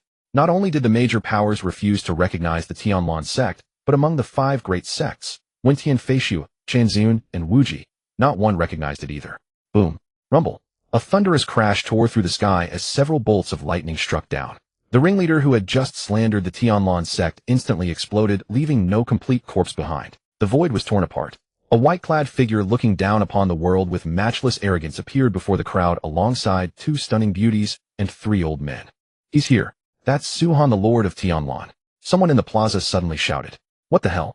A chi refining cultivator can actually tear through the void. Walking on air. Are you kidding me? This Suhan is far too arrogant. Everyone waited for him, and before he even appeared he slaughtered disciples of the major powers. What is he trying to do? Maybe Suhan carries some treasure capable of tearing through space. There's no need to make a fuss. He's nothing but a pretty boy. Aside from good looks, he's utterly useless. Opinions of Suhan were sharply divided among the disciples of the various sects. The female disciples all thought his sword-like brows and starry eyes were handsome enough to set the heavens ablaze. He was the image of their dream lover. But the male cultivators were clearly trashing him, insisting that apart from his face, Suhan was good for nothing. Everyone who could attend the grand gathering at the Yuntian summit was at least at the Foundation establishment realm. Only Suhan was still at chi refining. Everyone suspected that the one who truly destroyed the Haotian sect was someone else. This Suhan was merely hoisting a borrowed banner and wrapping himself in a tiger's hide. He is just a fox borrowing the tiger's might, nothing more. In himself, he has no real strength at all. Suhan, before my very eyes you killed my Wentian sect disciples without cause. Do you truly have no regard for me at all? On the high platform stood 6 thrones clearly reserved for the masters of the 6 great sects. But one of the seats was only a small stool. The other 5 had already been occupied by the masters of the 5 great sects, Wentian Feishu, Chanzun, and Wuji.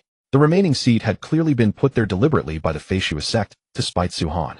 Nangong Shobai, the Wentian Sect Master, slapped his chair and demanded an answer from Suhan with fury. Bang! Bang! Bang! Suhan lightly stamped his right foot, and more than a dozen Wentian sect disciples below instantly died. Suhan said with a faint smile, I've killed again. So what? Suhan, you brat. You go too far. Give me your life. Nangong Shobai was furious. He immediately summoned his great saber and soared into the void, intending to slay Suhan. But he was stopped by Shun Jingzhou, the Feishu Sect Master. Both of you please speak calmly. Don't ruin our goodwill. Nangong Shobai gave a cold snort and returned to his seat. What mattered most today was contending for the top honor in the grand tournament. This was a debt the Wentian sect would collect from Suhan sooner or later. Shun Jingzhou raised his eyes and announced, young brother Su, come down and take your seat. But what happened next sent Shun Jingzhou's blood pressure soaring and nearly drove him berserk. Because Suhan, that sly rogue, went straight to the seat of honor and sat down. That was of course the seat of Shun Jingzhou, the Feishu Sect Master. Suhan said with a faint smile, young brother Shin, you wouldn't mind this Sect Master sitting in the main seat, would you? At that, Yi Qingwu and the others did not know whether to laugh or cry. When it came to being infuriating, Suhan was second to none. The entire plaza erupted into an uproar. The Feishu sect members had already reached their breaking point. If Shun Jingzhou gave the order, they would attack without hesitation and chop Suhan into mincemeat. Daring to step on the Feishu sect's head was simply seeking death. You bastard, let you be arrogant a little longer. Shun Jingzhou was exploding with rage inside, wishing he could tear Suhan into 8 pieces. But Shun Jingzhou forced down the fire in his heart and said with a hollow smile, young brother Su, what are you saying? You may sit wherever you like. A cultivator over 200 years old addressed his young brother by a mere whippersnapper with a bone age of 21. Utterly unheard of. Shun Jingzhou also understood that this act of intimidation had completely failed. Instead it was they, the masters of the 5 great sects, who had been put in their place by Suhan. As for trying to gain the upper hand over Suhan with words, that was even more impossible. Shun Jingzhou had no choice but to have a Wentian sect disciple bring over another seat. After steadying himself, Shun Jingzhou rose and declared, first of all, I welcome you all to the grand tournament at the Yuntian summit. The rules are very simple. Round 1 battles between disciples under 25. Round 2 battles between the sect masters. No more idle talk. The first round now begins. The detailed rules of the grand tournament had already been announced by the Feishu sect yesterday. In short, the first round battles between disciples under 25 used a point system. Defeating an opponent earned 1 point. In the end, the 10 individuals with the highest total points would advance to unknown arena battles. The second round was a newly introduced rule. The sect masters would fight arena battles under a single elimination format. 1 victory earned 100 points. Since the Tianlan sect had only Lung Ruoxue and Yi Qingwu participating. As soon as the chaotic arena melee began, the two were besieged by all the major powers, and Qin Shuang frowned, sensing that something was amiss. Sect Master. The five great sects seem intent on making the Tianlan sect the first to be eliminated. It was supposed to be a chaotic melee on the arena. In the end, it had turned into the Tianlan sect single-handedly fighting the five great sects and those second-rate sects. Old Qin, stay calm and have some tea. Su-Han had long anticipated such a situation. To grow stronger, one must experience true life-and-death battles. Su-Han had already paved the path for Leng Ruoxue and Yi Qingwu. As for how they would act, what heights they could reach, and how far they could go, it would depend on them alone. Leng Ruoxue, you betrayed the Wentian sect. Today you will die. Every move Nangong Wentian made was a killing stroke, each one meant to take Leng Ruoxue's life. He, the young Sect Master of the Wentian sect, had seen his own father humiliated by Su-Han. Moments ago, Su-Han had killed over a dozen Wentian sect disciples. This blood debt, Nangong Wentian was determined to collect it from Leng Ruoxue. Leng Ruoxue sneered disdainfully. You want to kill me? Do you even have the strength for that? Having stayed by Su-Han's side for so long, she was no longer what she used to be. Today she would use Nangong Wentian's head to thunderously establish the Tianlan sect's reputation. Sir, come. Leng Ruoxue cried out, and the falling snow sword appeared in her hand. Falling snow sword art. Thousand mountains falling snow. Leng Ruoxue struck out with a single sword slash, and it was as if 1,000 glacial peaks surged forth instantly, overwhelming the hundreds of Wentian sect disciples in the tournament. Even with a king-ranked weapon in hand, Nangong Wentian was severely wounded by Leng Ruoxue in an instant. Clutching his chest and spitting out a mouthful of blood, he said in shock, you actually possess a supreme imperial armament. On the high platform, Nangong Qiubai demanded furiously, Su-Han, your Tianlan sect disciple violated the rules by using a supreme imperial armament. What punishment do you deserve? Nangong Qiubai was not the only one consumed by rage. Qian Sect Master Qiu Qianxian Sect Master, Yi Tianxiao Wuji Sect Master Chu Xingyun, and Feishua Sect Master Xin Jingzhou. Every one of their faces looked more terrible than the last, each appearing more miserable than if they had swallowed a dead rat. Su-Han set down his teacup and countered, then tell me which rule of the grand tournament has Ruoxue violated? You. That one sentence was a death blow. Nangong Qiubai had absolutely no comeback, because the tournament's rules did not restrict what weapons the participant, after all the five great sects combined, might not even be able to produce 3 supreme imperial armaments. How could Nangong Qiubai and the others have expected that the Tianlan sect could be so extravagantly wealthy, and that a mere nascent soul disciple could possess a supreme imperial armament? Was a level of luxury utterly unheard of. Xin Jingzhou, seeing that the tension was too thick, stepped forward with a placating laugh. Brother Nangong, brother Su, let's sit down first. Don't ruin our goodwill. Xin Jingzhou was also utterly speechless. That fool Nangong Qiubai had no brains at all. If you're going to accuse Su-Han under the tournament rules, at least take the trouble to understand those rules first. Such brainless behavior would make even a dog shake its head. Humph. Nangong Qiubai gave a cold snort and turned to go back to his seat. But Su-Han blocked his path. Nangong Qiubai's eyes narrowed as murderous intent filled the air. What? Does Sect Master Su want to test his skills against me? The words had barely left his mouth when, smack, Nangong Qiubai's body was sent flying backwards, smashing through more than a dozen massive Dragonan Phoenix pillars in a row. Heavens! Nangong Qiubai of the Divine Fire Realm couldn't even withstand one move from Su-Han. This Lord of Tianlan is truly absurdly powerful. I now believe that the Haotian sect was destroyed by Su-Han. That was just a sneak attack. Nothing impressive. In a fair fight, Su-Han could absolutely never be a match for Sect Master Nangong. Exactly. Sect Master Nangong was merely caught off guard, which allowed Su-Han's sneak attack to succeed. Across the entire square, people from all the major powers of Dong to Shenzhou were utterly stunned. The Divine Fire Realm was hailed as a god among mortals, incomparably powerful. And yet Su-Han had severely wounded Nangong Qiubai with a single slap. This completely overturned everyone's understanding. Su-Han, you seek death. Grand Tao faces the heavens. Kill. Nangong Qiubai stepped into the void, and with one sword slash unleashed 2 thunder dragons. The 2 vicious dragons roared as they lunged at Su-Han without cease. At that moment, the Wentian sect disciples rejoiced and cheered loudly for Nangong Qiubai. They seemed to already see Su-Han dying miserably beneath the peerless sword art. Grand Tao faces the heavens. A paltry trick. Die. Su-Han stood in place, his expression calm. He raised his right hand and snapped his fingers.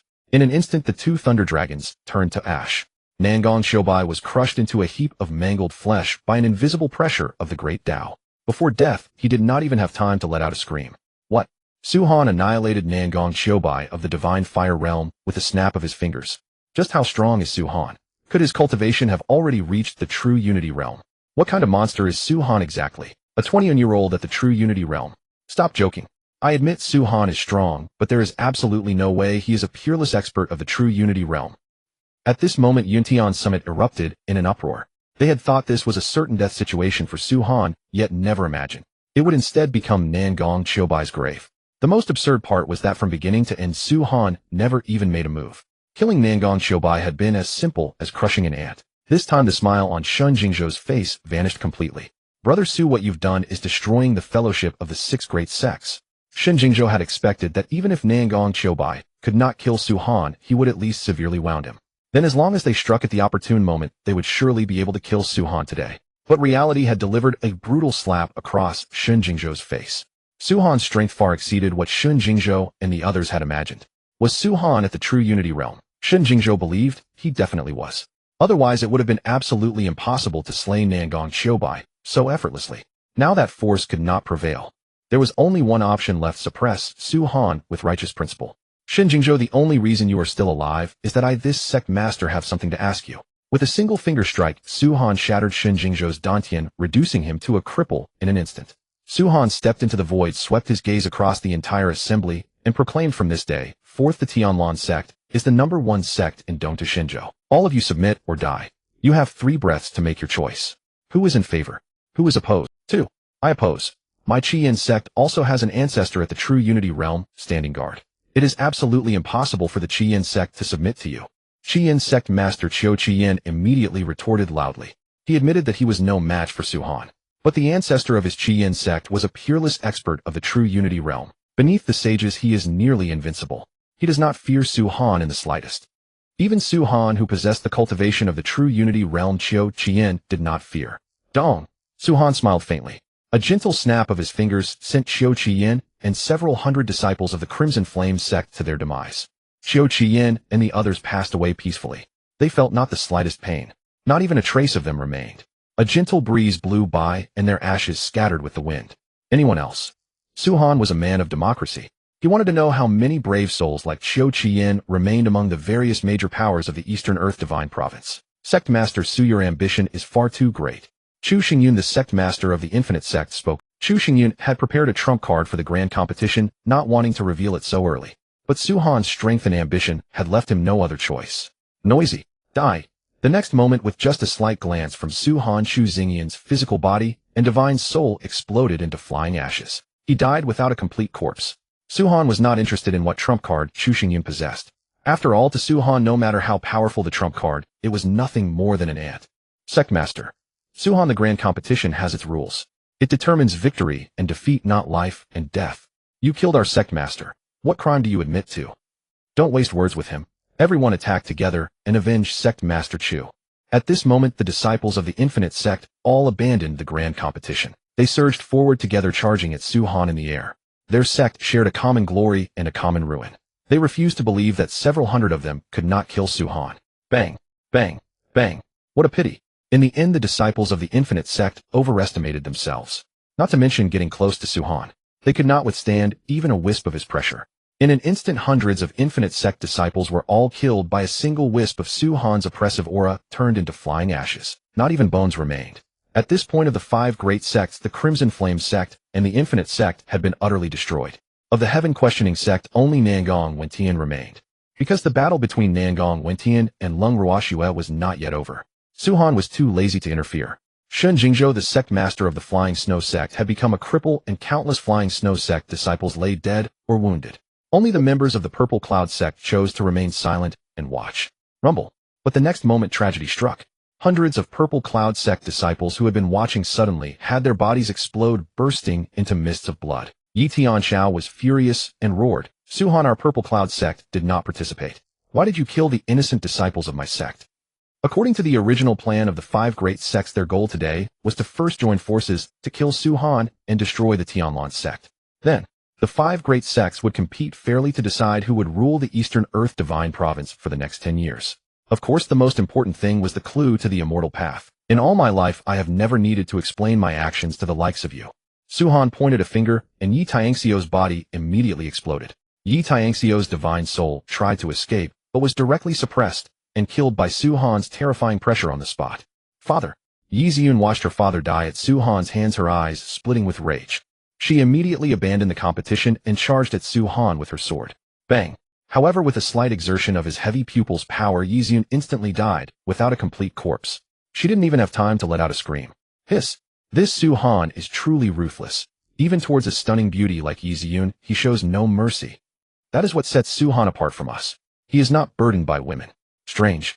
Is the ancestor of the Flying Snow Sect really so patient? Why hasn't he come out yet? The major powers of the Eastern Earth Divine Province would never have imagined that the grand competition of the Six turned into a one-man show by Su Han. The plaza at the summit of Cloud Heaven had become a purgatory. Su Han, what exactly do you want? Shen Jingzhou roared, lying on the ground, his face full of unwillingness. He had thought that this time the Flying Snow Sect could win the top position and seize control of the Eastern Earth Divine, but now of the 5 great sects only he, Shen Jingzhou, remained alone. The Flying Snow Sect had suffered countless casualties. The forces outside the 6 sects had long since surrendered to the Tianlan sect. The Flying Snow Sect had lost all momentum and could not turn the tide. Shen Jingzhou, hand over the immortal token, and I will grant you a dignified death. Su Han had spared Shen Jingzhou's life until now solely for the immortal token. It was said that there were 9 immortal tokens in the entire Tianlan continent. Only by gathering all 9 could one open the path to immortality and ascend to the immortal realm. Su Han had no interest in the immortal realm itself, but he wanted to go there and see whether the secret to immortality or eternal life existed. In other words, Su Han wanted to find a way to break through the Qi refining stage. According to the system, if he could break through the Qi refining stage, then he would be able to discover the method of immortality, even eternal life. Ha ha ha. Hearing Su Han speak of the immortal token, Shen Jingzhou burst into loud laughter. The successive ancestors of the Flying Snow Sect had endured endless hardships, sacrificing generation after generation of experts, all for a single immortal token. Su Han merely opening his mouth and expecting to take it was nothing but a pipe dream. Your laughter is truly grating. Su Han released a slight wisp of pressure, and the smile on Shen Jingzhou's face abruptly froze. In an instant his body exploded into a cloud of blood mist. What Su Han detested most were self-righteous people like Shen Jingzhou. Shen Jingzhou had thought he could use the immortal token to threaten Su Han, preserve his life, and save the Flying Snow Sect. But Shen Jingzhou had forgotten that no one in this world had ever dared to bargain with Su Han. Sitting upon the void throne, Su Han looked toward the forbidden ground at the back mountain of the Flying Snow Sect and said calmly, "Will you hand over the immortal token yourself, or shall I help you?" Rumble. The next moment, a violent explosion erupted from the forbidden ground of the Flying Snow Sect's back mountain. A figure in gray robes soared into the air and landed before Su Han. Wait, isn't that Shun Jingnan, the ancestor of the Flying Snow Sect? Wasn't it rumored that Shen Jingnan died in the dark abyss over 100 years ago? How is he still alive? Judging by his aura, Shen Jingnan has already broken through the true unity realm. It seems these two are bound to have an epic battle. Everyone present felt that between Shen Jingnan and Su Han, one of them must die today. After all, it was Su Han who had destroyed the Flying Snow Sect. As the sect's ancestor, Shen Jingnan would surely harbor a deep burning hatred for Su Han. Senior, this is the immortal token. But what happened in the next moment made everyone's jaws drop. He took out a golden token from his spatial ring. On the token were carved lifelike dragons and phoenixes, bringing good fortune. The unintentional pressure exuded by the immortal token alone was enough to drench lower realm cultivators in sweat. The higher one's cultivation and the longer one has trained, the more one fears death. Shen Jingnan indeed possessed the cultivation of the Zhenyi realm. Yet, Shen Jingnan was fully aware that he stood no chance against Su Han. He guessed that Su Han was very likely the reincarnation of some mighty being. His cultivation was at least at the saint realm. All beneath the saint are mere ants. That saying was no joke. If the Feishua sect was destroyed, then so be it. As long as he, Shen Jingnan, could survive and cling to Su Han's coattails, it would be a huge win. Su Han put the immortal token into his spatial ring and said, "Speak up, what do you want?" "To answer you, senior, this old man wishes to join the Tianlan sect and serve it." Shen Jinnan's move left the cultivators present utterly dumbfounded, their jaws dropping one after another. But on second thought, the Tianlan sect had already become the #1 great sect in Dongda Shenzhou. Joining the Tianlan sect was indeed the best choice for Shen Jingnan. The deeper one's cultivation, the fainter matters of friendship and affection become in a cultivator's heart. In their hearts there is only the great Tao, only higher realms and stronger cultivation. Therefore many could understand Shen Jinnan's decision. Granted. Su Han casually waved his hand, casting a soul mark into the sea of consciousness of every person on the square who had joined the Tianlan sect. "May I ask, Sect Master, what is the mark within our seas of consciousness?" "This mark seems able to help us cultivate and improve faster." "How wondrous." "Exactly. My realm, which has not budged in over a decade, has finally loosened." The square erupted in excitement. Some people broke through directly from the peak of Foundation Establishment to the Golden Core stage. Even more, some jumped directly from the peak of Golden Core to the Nascent Soul stage. More or less everyone who had joined the Tianlan sect received enormous benefits. This is a Dao seal called the Tianlan seal. It can aid your cultivation. Of course, the moment you betray the Tianlan sect you will instantly die without a whole corpse. No matter how many people had joined the Tianlan sect or how powerful they were, their life and death were all at Su Han's single thought. Su Han himself cared nothing about anyone's betrayal or allegiance. But the Tianlan sect was destined to grow stronger and stronger until it became the most powerful sect in all heavens and earth. It had to develop in a highly standardized manner. The crowd did not have much reaction to Su Han's words. After all, there is no such thing as a free lunch in this world. Where there is gain, there must be loss. Moreover, being able to join the Tianlan sect was a blessing earned over several lifetimes. At the same time, the battle between Lung Ruoxu's azure robes were stained with blood, and blood trickled from the corners of her mouth. She was severely wounded. Nangong Wentian, meanwhile, had lost an entire arm, and his body was covered in sword wounds. Even his nascent soul had been shattered. It was no exaggeration to call Nangong Wentian a cripple now. Nangong Wentian smiled bitterly. I lost. Finish me. All because of the grand competition of the 6 sects his father had died. The several hundred elite disciples of the Wentian sect had all died as well. For Nangong Wentian, no grief is greater than a dead heart. Squelch. Lung Ruoxue wasted no words. One thrust pierced Nangong Wentian's throat, and one slash severed his head. Moi. The supreme body and the primordial divine body. Interesting. Just as Su Han was about to leave, he unexpectedly noticed 2 peerless prodigies. One of them wore crimson robes and flowing white hair, carrying a shabby street-style quality broken sword. The other was dressed in coarse cloth, carrying a battle-worn blade, missing half its edge. You two, what are your names? The next instant, Su Han's figure vanished from the high platform and appeared out of thin air before the two. Reporting to the Sect Master, I am Chu Feng, a loose cultivator. Reporting to the Sect Master, I am Chun Fan, a villager from Chun family village, also a loose cultivator. Su Han nodded slightly. The eyes of these two were exceptionally pure. Moreover, both of them held a kind of zealous reverence for Su Han that bordered on religious faith. While answering Su Han's questions, Chu Feng and Chun Fan's bodies never stopped trembling. Yet it was obvious that both came from poor families. Even though they possessed formidable innate talents and physiques, they had never been activated. Thus at 18, Chu Feng and Chun Fan were still only at the 3rd level of chi refining. Boom, boom, boom. Su Han pointed out with a single finger, instantly awakening the special physiques of Chu Feng and Chun Fan. The next moment, outlandish celestial phenomena appeared, and 9 heavens divine thunder continued to crash down. Heavens! Chu Feng and Chun Fan actually possess ancient cultivation divine bodies. Sect Master Su indeed has sharp eyes. With just one glance, he discerned their extraordinary nature. Now our Tianlan sect has gained 2 more heaven-blessed geniuses. The members of the Tianlan sect were instantly shocked beyond measure. Immediately afterward, their faces were full of delight. The stronger the Tianlan sect was, the more confidence they had when training and traveling outside.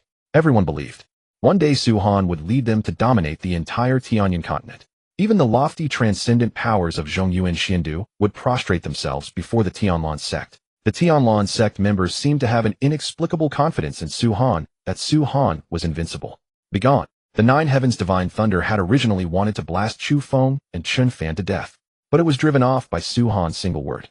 The next moment, as if enraged, the 9 heavens divine thunder swelled with power countless times mightier than before. It looked as if it intended to annihilate Su Han as well. When they heard that Su Han dared to rebuke even the heavenly Tao, every member of the Tianlan sect was utterly numb. One by one, they stood dumbstruck, their mouths hanging wide open. For a time, they did not know what to say. This was the first time they had ever seen a cultivator who dared to provoke the heavenly Tao of the Tianyan continent. After all, in the hearts of the people, all living beings, and every plant and tree on the Tianyan continent were under the dominion of the heavenly Tao. The heavenly Tao was the supreme existence of the Tianyan continent. Even the ancient emperors did not dare to casually challenge the heavenly Tao, because doing so would lead to truly severe consequences. The Tianlan sect members desperately wanted to dissuade Su Han, but they had some understanding of Su Han's temper. Keeping their mouths shut was the wisest choice. The Sect Master is simply too fierce. Chu Feng and Chun Fan were overwhelmed with shock and awe. He dared to order the heavenly Tao to scram. Truly too fierce. Sword, come. In the next instant, the sky-severing sword materialized in Su Han's hand. He raised his blade toward the 9 heavens thunderbolt in the void and struck with a single slash. The stroke appeared utterly unremarkable, yet it annihilated the terrifying thunderbolt completely. The firmament itself was cleaved open, leaving a boundless pitch-black chasm. From within that void, a streak of crimson blood seeped out. Oh heavens above!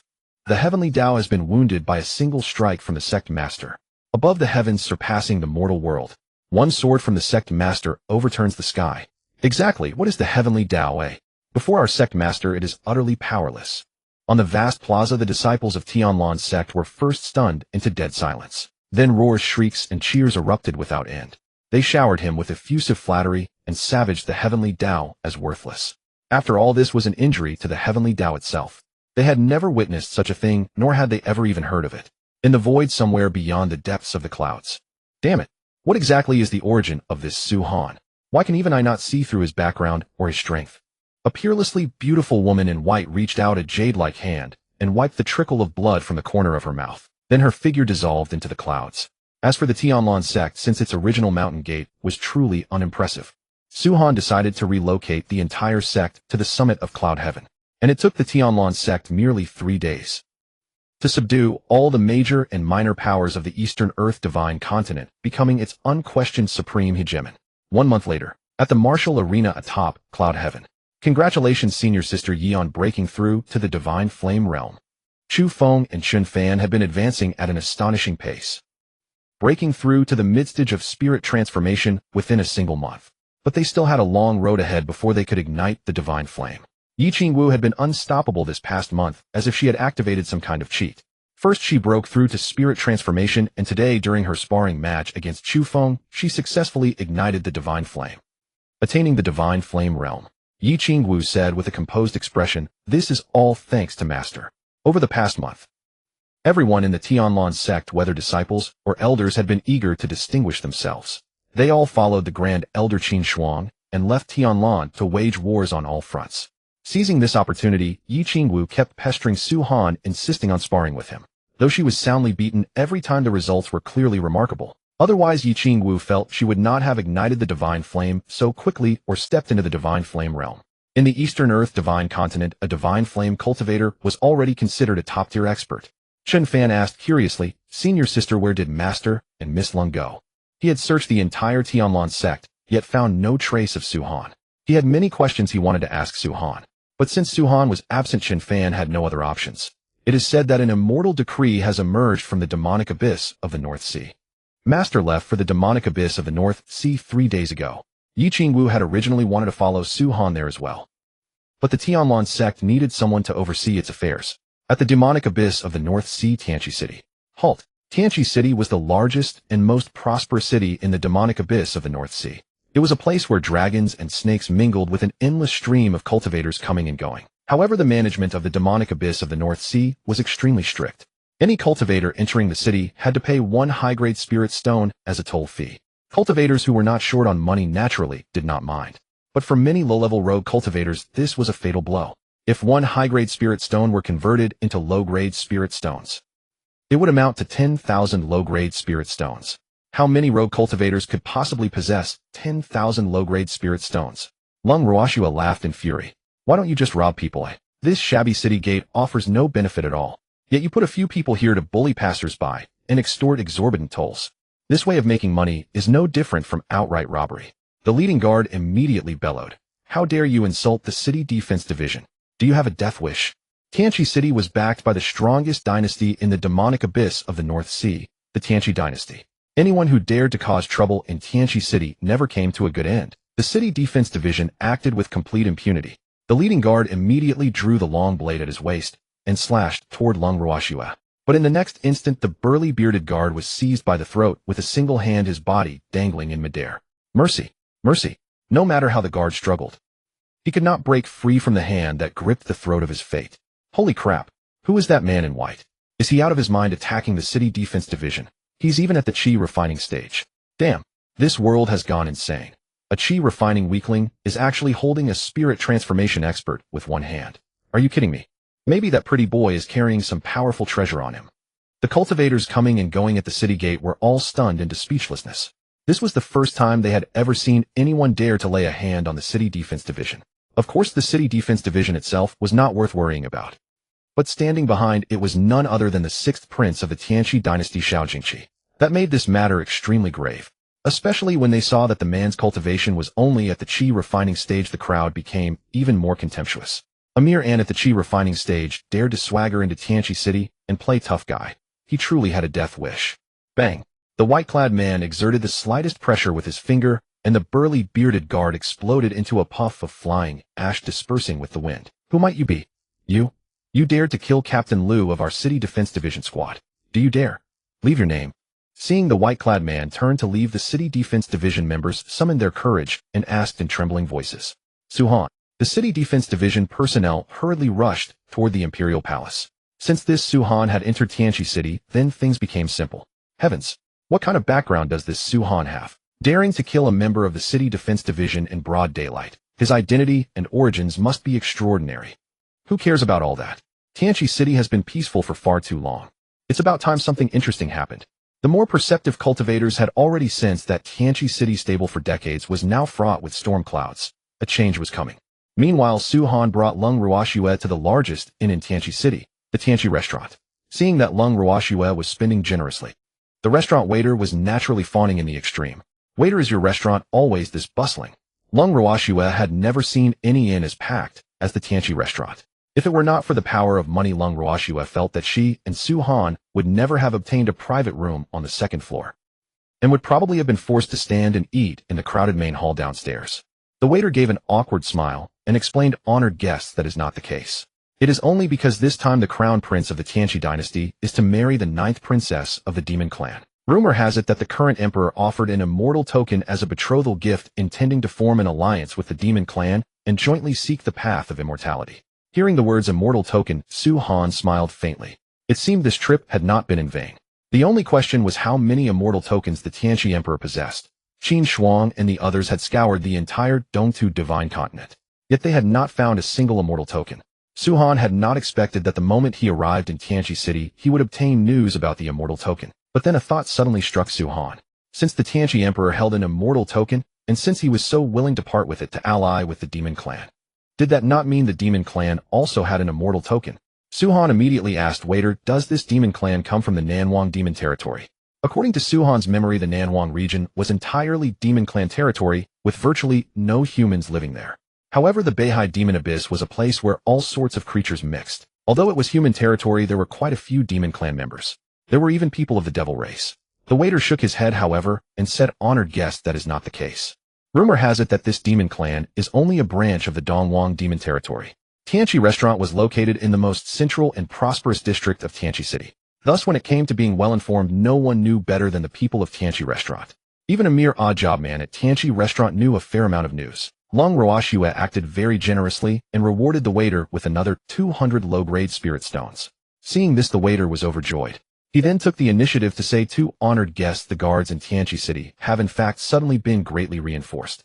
That is because 3 days from now, someone will come to snatch the bride. The waiter talked on and on, brimming with excitement, before turning around and leaving. Sect Master, should we directly fight our way into the Imperial Palace and seize that old Emperor's immortal token? Lung Ruoxue let the waiter's words go in one ear and out the other. She had simply taken it as entertainment, but Su-han had clearly taken it to heart. Su-han, exasperated, said, we should win people over with reason. Do not spend every day fighting and killing. Hearing Su-han's words, Lung Ruoxue opened her eyes wide, her face full of disbelief. Yet she dared not argue, and could only show an expression caught between laughter and tears. Ever since she had become Su-han's personal handmaiden, Lung Ruoxue had never seen Su-han win anyone over with reason. At the slightest cause, he would destroy an entire sect, and at the slightest cause, he would wipe out a whole clan. Throughout the entire Dongtu divine continent, the name Su-han, Lord of Tianlan, had become a taboo. Even when disciples of the Tianlan sect walked abroad, everyone who met them was scared to death. Of course, on the Tianyan continent, strength reigned supreme. Lung Ruoxue felt that Su-han's way of doing things was exactly right. If he showed soft-hearted mercy, the Tianlan sect would be destined never to go far. But as for winning people over with reason, Lung Ruoxue absolutely did not believe it. Because every single time, if a single word was not to Su-han's liking, he would strike immediately. Very well, Sect Master, Lung Ruoxue said with a look of obedience. She guessed that Su-han probably wanted to see with his own eyes what would happen 3 days later. The great spectacle of the devil cult snatching the bride. At the devil cult headquarters, reporting to the cult master, all the devil cult's experts have been recalled. At your single command, we are certain to raise Tianqi and bring back the cult master's lady. On the throne of the devil cult sat a young man in black, his eyes blood red. He was the devil cult master Dugubatian. Dugubatian had grown up in Tianqi City. His father had originally been a grand general of the Tianqi dynasty and a sworn brother of the current emperor. But the current emperor was paranoid by nature. On a trumped-up charge, he slaughtered all of Dugubatian's kin to the 9th degree. Had Dugu Batian not been extremely fortunate to be saved by a little fox, he would have died long ago. That little fox who saved Dugu Batian was none other than Yu Linglong, the 9th princess of the demon clan. Yet the demon clan, for the sake of benefit, forcibly tore Dugu Batian and Yu Linglong apart. Dugu Batian fell into the demonic path from then on. Rising all the way, he killed the previous devil cult master. He became the youngest cult master in the current devil cult. At only 30, his cultivation had already reached the half-step saint realm. Unfortunately, before Dugu Batian had time to go to the demon clan to find Yu Linglong, he learned that Crown Prince Xiao Hong of the Tianqi dynasty was about to force Yu Linglong into marriage. Moreover, the high-ranking members of the demon clan had unanimously agreed. Dugu Batian knew that the reason Xiao Hong could obtain the unanimous approval of the demon clan's high-ranking members lay with that immortal token. In this regard, Dugu Batian could not compare because there was no immortal token in his hand. But he and Yu Linglong had long since pledged themselves to each other for life. In this life, besides Yu Linglong, Dugu Batian would never love any other woman. This time, Dugu Batian intended to settle all grievances with the Xiao royal family, to fight to the death. Dugu Batian waved his hand and commanded, "Spread the order, march on Tianqi." "Yes, cult master." Meanwhile, in Tianqi City at Prince Jing's mansion, Your Highness, according to a scout's report that Su Han and his handmaiden are staying at Tianqi restaurant. Xiao Jingqi, with a woman on each arm, listened to the servant's report and said impatiently, "Then what are we waiting for? Take men over immediately and kill them on the spot as a warning to others." "Yes, Your Highness." The City Defense Bureau was Xiao Jingqi's golden goose. That Su Han had dared to grab the dragon's whiskers. How could Xiao Jingqi possibly give the other party even the slightest chance to live?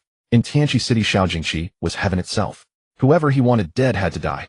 Back at Tianqi restaurant, "Steward Xiao, why have you brought soldiers here in the dead of night?" The restaurant's shopkeeper Wang Ming saw that the arrival was actually Xiao Zhan, the steward of Prince Jing's mansion. He immediately hurried forward and asked courteously. Xiao Zhan gave a slight cupped fist salute and said, "Shopkeeper Wang, I have come on the prince's orders to arrest 2 rebels." Tianqi restaurant had too many important figures entangled behind it. Even Prince Jing's mansion dared not provoke it lightly, let alone a lowly mansion steward like Xiao Zhan. That was why Xiao Zhan was extremely polite to Wang Ming, the shopkeeper. Wang Ming asked with a puzzled expression, "May I ask, Steward Xiao, what crime have these 2 rebels committed?" Wang Ming had been out handling business and only returned tonight. He was utterly baffled by the matter of the rebels mentioned by Xiao Zhan. This Tianqi restaurant was a very special place. Everyone lodging here had an impressive origin and a formidable background. If he arrested the wrong people, Wang Ming would be unable to bear the consequences. It would also have an enormous impact on the reputation of Tianqi restaurant. The man is called Su Han. In broad daylight at the city gate, he killed a squad leader of the City Defense Bureau. The woman is called Lung Ruoxue, and she is Su Han's handmaiden. Hearing Xiao Zhan's account, Wang Ming hurriedly grabbed the front desk register and saw the name Su Han plainly written there. "Steward Xiao, please this way." With the evidence now conclusive, Wang Ming had nothing left to say. Malcontents like Su Han and Lung Ruoxue should not be allowed to remain in Tianqi Inn and tarnish its reputation. Boom. Go back. But just as Xiao Zhan and his men were about to enter the inn to seize Su Han, a gaunt old man in a green robe, holding a long tobacco pipe, appeared out of thin air and blocked their path. "Elder Fong, what is the meaning of this?" Wang Ming asked cautiously. This green-robed old man named Fong Buqing was the guardian of Tianqi Inn. As for how powerful Fong Buqing was, Wang Ming had no idea. All he knew was that even if all of them joined forces, they could not withstand a single move from Fong Buqing. It was as simple as that. And at Tianqi Inn, the guardian occupied the highest tier of status. In a certain sense, the guardian represented the power behind the establishment. Fong Buqing took a deep drag from his pipe, smacked his lips, and said, "Su Han is someone you cannot afford to offend. I am doing this for the good of your Jing Prince's manor." At this point, however, Xiao Zhan grew displeased. Su Han dared to kill men of the City Defense Department. He is opposing the laws of the entire Tianqi Empire. Su Han must die. Haha. Then do as you please. Fong Buqing sneered and stepped aside. Xiao Zhan led his men charging into the inn. If not for the bond of old friendship, Fong Buqing would never have appeared to care whether Xiao Zhan and his men lived or died. The Tianqi Empire is declining precisely because of these arrogant, self-righteous fools. Listening to the screams coming from Tianqi, and Fong Buqing's face was filled with contempt. Those who refuse to heed wise counsel will suffer the consequences. Xiao Zhan and his men deserved their doom. The Tianqi Empire was certainly powerful, but in this world there was no shortage of great figures and forces capable of destroying it. That fool Xiao Jingqi, relying on his identity as a prince, spent every day offending this person and that one. Fong Buqing suspected that this wretched creature, Xiao Jingqi, did not have long to live. Earlier that day, the moment Su Han entered Tianqi and Fang Buqing had already sensed that Su Han was terrifyingly strong. Although Fang Buqing thought he had concealed himself quite well, he knew that the very first step Su Han took into the inn had already revealed his presence. Such a terrifying existence could hardly be merely a qi refinement cultivator.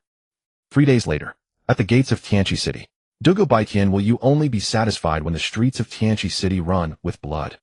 Today was the joyous wedding day of Crown Prince Xiaoheng and the 9th princess of the demon race Yu Linglong. And yet all 4 city gates of Tianqi had been placed under strict martial law, because all 4 gates had been surrounded by the armies of the demon cult. Not even a single fly could escape from Tianqi City. Standing atop the city gate was the most outstanding prince of the Tianqi Empire, Prince Qi Xiaotian, the younger full brother of Crown Prince Xiaoheng. Dugu Baitian trod upon the void demonic aura billowing from his entire body, his face steeped in murderous intent. Xiaotian, you aid the wicked in their crimes. Today I will use your head as a sacrifice to the fallen warriors of the demon cult. Kill. Kill, kill, kill. The demon cult's army radiated a murderous aura that soared to the heavens. At Dugu Baitian's command, all 4 city gates came under frenzied assault. The entire Tianqi city was plunged into fear and chaos. Once the gates were breached, the demon cult would pay no heed to anyone's identity or origin. What was most absurd was that most of the people in Tianqi City had absolutely no connection to the Tianqi Empire, yet they had been dragged into this war without cause. Meanwhile, Su Han and Lung Ruoxue had somehow obtained 2 wedding invitations. Seated upon a high platform in the imperial palace, they feasted with great enjoyment. Sect Master, do you think the demon cult leader can fight his way into the Tianqi imperial palace? Lung Ruoxue asked, unable to resist speaking as she watched the grand wedding ceremony below. Over the past 3 days, Lung Ruoxue had investigated Crown Prince Xiaoheng Yu Linglong and Dugu Baitian in meticulous detail. On a personal level, Lung Ruoxue hoped Dugu Baitian would break into the palace and successfully seize his bride. This had nothing to do with where her loyalties lay. It was simply because Lung Ruoxue believed that love should not be defiled. She wished that all lovers would finally come together. Yet, judging by the imposing array of experts gathered at the Tianqi Imperial Palace today, even if Dugu Baitian managed to get an escaping unscathed would be utterly impossible. Su Han chuckled lightly. If he cannot even enter the Tianqi Imperial Palace, then he is unfit to be the demon cult's leader. Bang! The moment Su Han finished speaking, a bloody human head dropped from the sky and rolled onto the high platform. Immediately afterward, a figure wreathed in surging demonic aura appeared before everyone's eyes. Hiss! That is Prince Qi's head. Has he fallen as well? Seeing the head of Prince Qi Xiaotian lying on the high platform with his eyes wide open in death, the civil and military officials of the Tianqi Empire were utterly terrified. Prince Qi Xiaotian had been hailed as an once-in-a-century cultivation prodigy. At a young age, he had already stepped into the divine flame realm, and yet he had still died at the hands of Dugu Baitian. The smile on Emperor Xiao Ci's face vanished in an instant, replaced by frost and murderous intent. Dugu Baitian, you truly have grown impressive. You dare to kill my son. Today you will die without a doubt. The next moment, the Imperial Guard swarmed forward, attacking Dugu Baitian in full force. But Dugu Baitian, having fallen into demonic madness, remained at the half-saint realm in cultivation level, yet his actual combat strength had long since reached the saint realm. Moreover, Dugu Baitian had slaughtered his way all the way from the city gates to the Imperial Palace. With each step, his killing intent had continued to accumulate. At this moment, he was nothing more than a merciless killing machine. Only when he caught sight of Yu Linglong did Dugu Baitian's gaze clear slightly. A swarm of ants died. All beneath the saint realm were but ants. With a single palm strike, Dugu Baitian slaughtered tens of thousands of Imperial Guards. Sigh. Baitian, stop now. Suddenly, a streak of cyan light descended from the heavens, and an old man with white hair clad in a blue and white Taoist robe blocked Dugu Baitian's path. It's actually him. Someone in the crowd exclaimed in shock, clearly recognizing the white-haired old man. Who is he? Another person asked curiously. The younger cultivators were mostly baffled. The guardian of Tianqi, the man hailed as the #1 sword master of the North Sea Demon Abyss, the Sword Saint Xiao Wudao. Hiss! At the words Sword Saint, everyone drew in a sharp breath. The greatest reliance of the Tianqi Empire's unshakable standing was its guardian, and the title of Sword Saint resounded throughout the North Sea Demon Abyss. But no one had expected that the Sword Saint, missing for decades, would suddenly appear today at the Tianqi Imperial Palace. Sword Saint. Now this is getting interesting. Su Han felt that this trip to the Tianqi Imperial Palace had been worthwhile. Finally, a cultivator who looked somewhat presentable had appeared. After all, the Tianlan sect currently had far too many vacant elder positions. This Xiao Wudao was indeed a suitable candidate. Today, whoever dares to stop me, I will kill. Even you, Xiao Wudao, cannot stop me. Dugu Baitian launched a punch straight at Xiao Wudao, aiming to blast him to death. Every member of the Xiao Imperial clan deserves to die. In that case, this old man will beat you awake. Xiao Wudao raised his hand, and a long sword that exuded biting cold appeared in his grasp. His opening move was myriad swords returned to the origin, clashing with Dugu Baitian in the void until heaven and earth shattered and space collapsed. Dugu Baitian, you are dead. Crown Prince Xiao Hong said, with vicious malice, dare to make trouble in Tianqi City. You really must be tired of living. Even if Dugu Baitian has fallen into demonic madness and gained Saint Realm strength, before the sword Saint Xiao Wudao, it still amounts to nothing. The Xiao Imperial clan is a mountain no one can cross. As for that rabble of the demonic cult, every last one of them will die today. This was the price for daring to kill his younger brother Xiao Tian. Continue the ceremony. To avoid more complications, Xiao Heng thought it best to finish the wedding as quickly as possible. Yet Yu Linglong stood there without moving at all. Xiao Heng frowned deeply. Yu Linglong, do you still intend to disobey your father the king's orders? If Dugu Baitian had not come to seize the bride, then Yu Linglong might have accepted her fate. But since Dugu Baitian had come, she would never allow herself to be manipulated. Yu Linglong stood on the high platform and declared, I, Yu Linglong, am Dugu Baitian's wife. Today Dugu Baitian and I, if we live, shall live together, if we die, shall die together. At this moment, there was no great duty to the demon race, no countless forced choices. Yu Linglong only wanted to think of herself. Boom. Yu Linglong's father, Demon King Lishan, smashed the throne to pieces with a single palm, his face full of fury. Yu Linglong, you are going too far. By doing this, what of the demon race? And what of me? Demon King Lishan had originally believed Yu Linglong had long accepted her fate and obeyed his will. He had not expected that Dugu Baitian's appearance would bring about such an enormous change in her. Were it not for the demonic cult being crowded with experts, Demon King Lishan would have sent people there long ago to assassinate Dugu Baitian. But today the situation was completely different. A mere Dugu Baitian could not stir up any waves.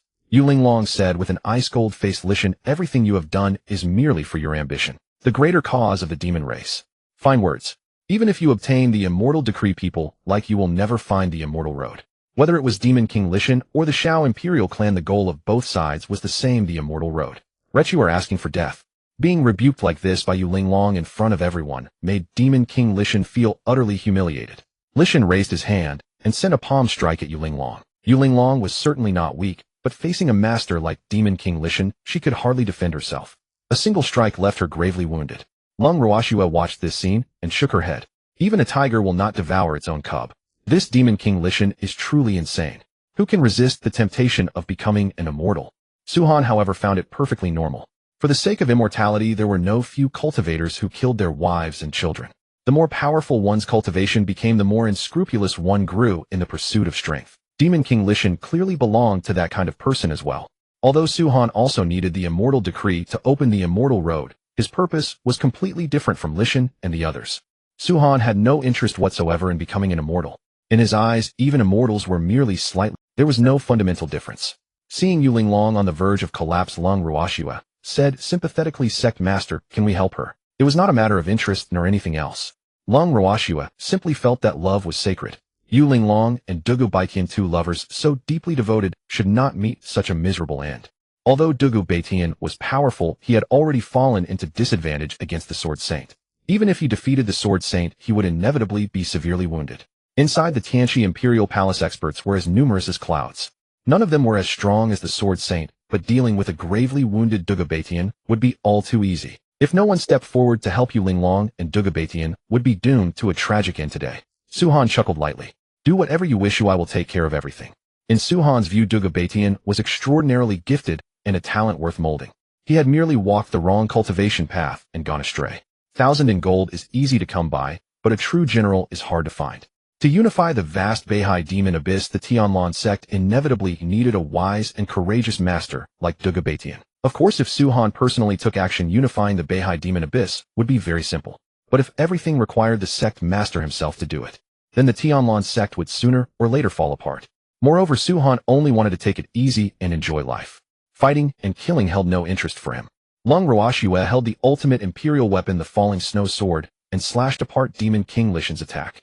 Yu Linglong is now under the Tianlan sect's protection. In the arena, the various major powers saw that someone actually dared to oppose the demon race and the Xiao Imperial clan. Instantly, they were greatly startled. Gasp. Does this woman not want to live anymore? Is there a sect called Tianlan in the Beihai demon abyss? You are truly ignorant. The Tianlan sect is not a power of the Beihai demon abyss, but the #1 sect of the Dongtu divine land. Rumor has it that the Tianlan sect has already unified the entire Dongtu divine land.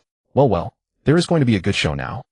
Somehow someone had actually made the Shao Imperial clan and the demon race unhappy. The major powers present were naturally happy to see this. After all, there was no small number of forces that bore grudges against the Shao Imperial clan and the demon race. It was only that, cowed by the might of the Shao Imperial clan and the demon race, many people from the small and medium powers dared to be angry, but did not dare to speak. This made Crown Prince Shao Hung greatly displeased. He immediately rebuked Yu Linglong. Is this Crown Prince's consort? What does your Tianlan sect think it is? Shao Hung, who only knew how to chase after women, had been ignorant of many things that happened even in the Beihai Demon Abyss, let alone matters from the Dong to Divine Land 10,000 li away. Lung Ruoxue gave an amused smile and turned to look at the high platform. Sect Master, someone has insulted our Tianlan. Are you not going to deal with it? Boom. Before Lung Ruoxue's voice faded, an overwhelming pressure descended from above and blasted Shao Hung into a heap of minced flesh. He died before he could even cry for help. Damn. Who is that white-robed youth? His strength is absolutely terrifying. Are you deaf? Didn't you hear the woman in green on the platform address him as Sect Master? Could it be? That white-robed youth is the Sect Master of the Tianlan sect. Witnessing Shao Hung, a peak spirit transformation cultivator, being suppressed and killed in an instant by a single wisp of pressure from the white-robed man on the elevated platform, the crowd could no longer hold themselves together. Especially after learning his identity, possibly the Lord of Tianlan, the foremost sect of Dong to Shinzhou. The crowd was utterly stunned. Mouths agape. At a bone age of 21, he had slain a peak spirit transformation cultivator with a mere trace of pressure. What the hell? This was simply beyond belief. Bastard. How dare you kill my crown prince? State your name. If I don't kill you today, I swear I'm not fit to be called a man.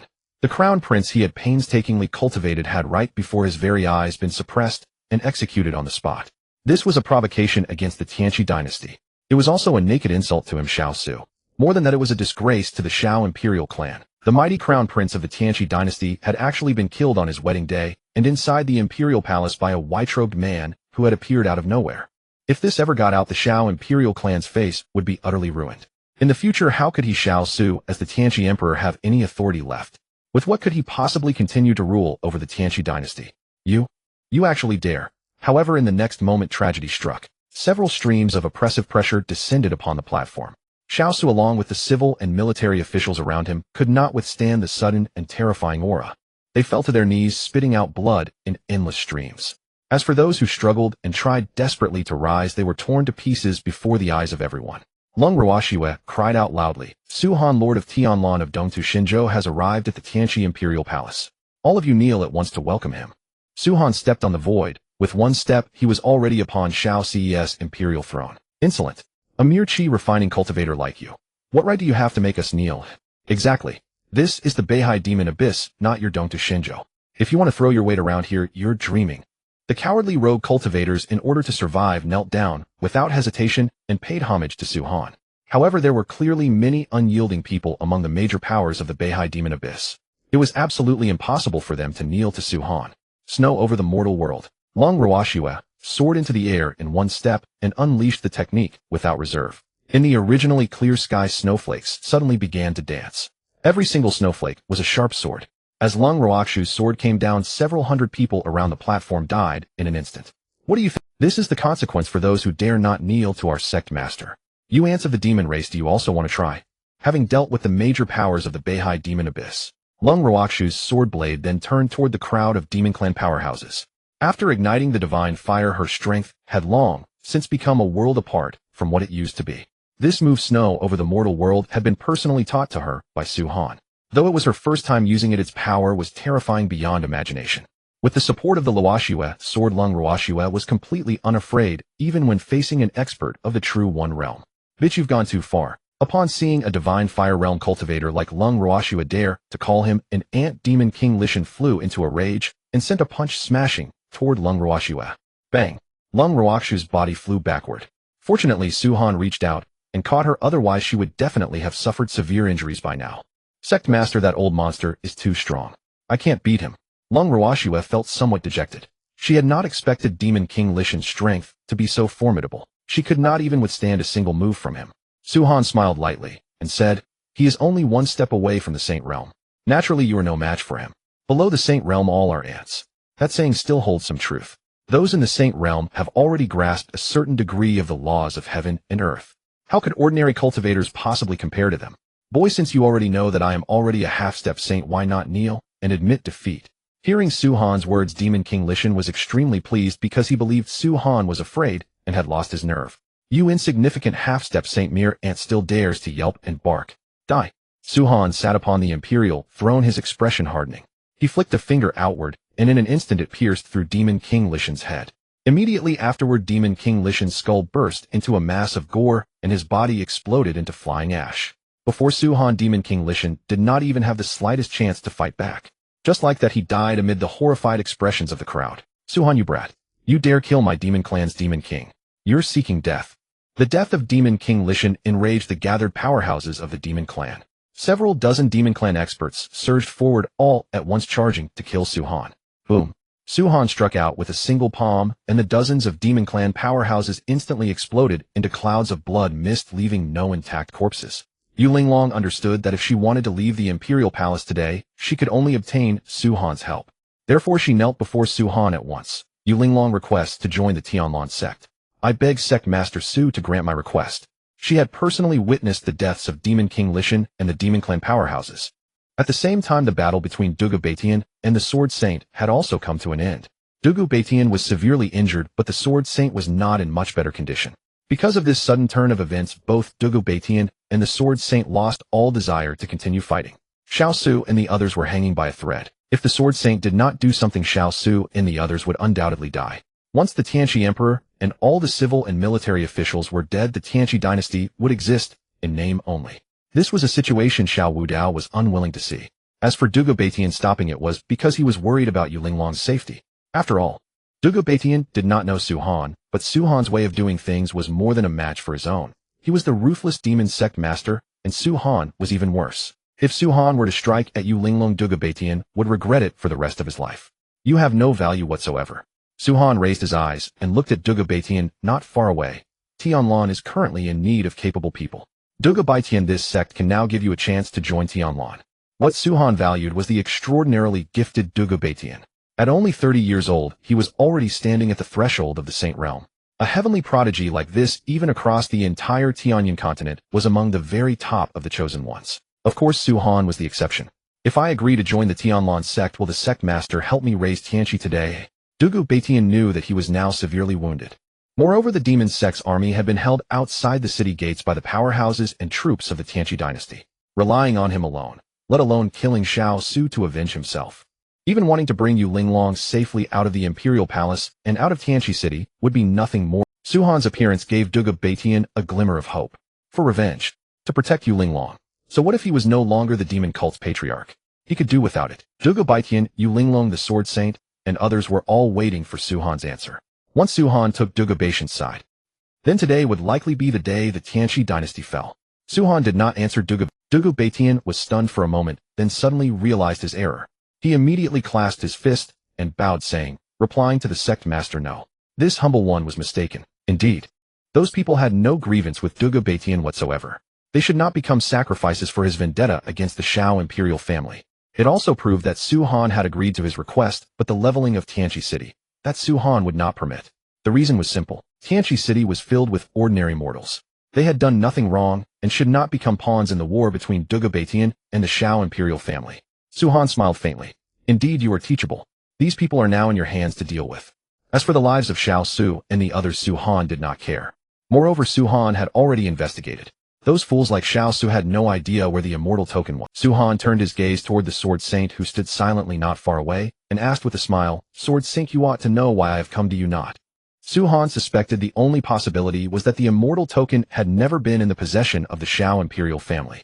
Rather, it was held by the guardian of Tianchi, perhaps in the hands of Xiao Wudao himself. Xiao Wudao turned his right hand, and a golden token adorned with dragons and phoenixes materialized in his palm, spiritual energy rippling across its surface. This is the immortal token that Sect Master Su desires. But I ask that Sect Master Su spare the civil and military officials present. They are innocent.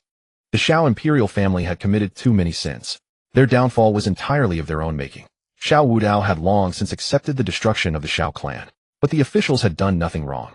They should not bear responsibility for the Shao family's transgressions. Granted, Su Han replied. But you must join Tianlan sect and serve as its sword elder. As Tianlan sect continued to recruit ever more prodigies, Su Han felt it was time to find them a This old man Xiao Wudao possessed profound comprehension of the sword path. His own cultivation had reached the sacred realm.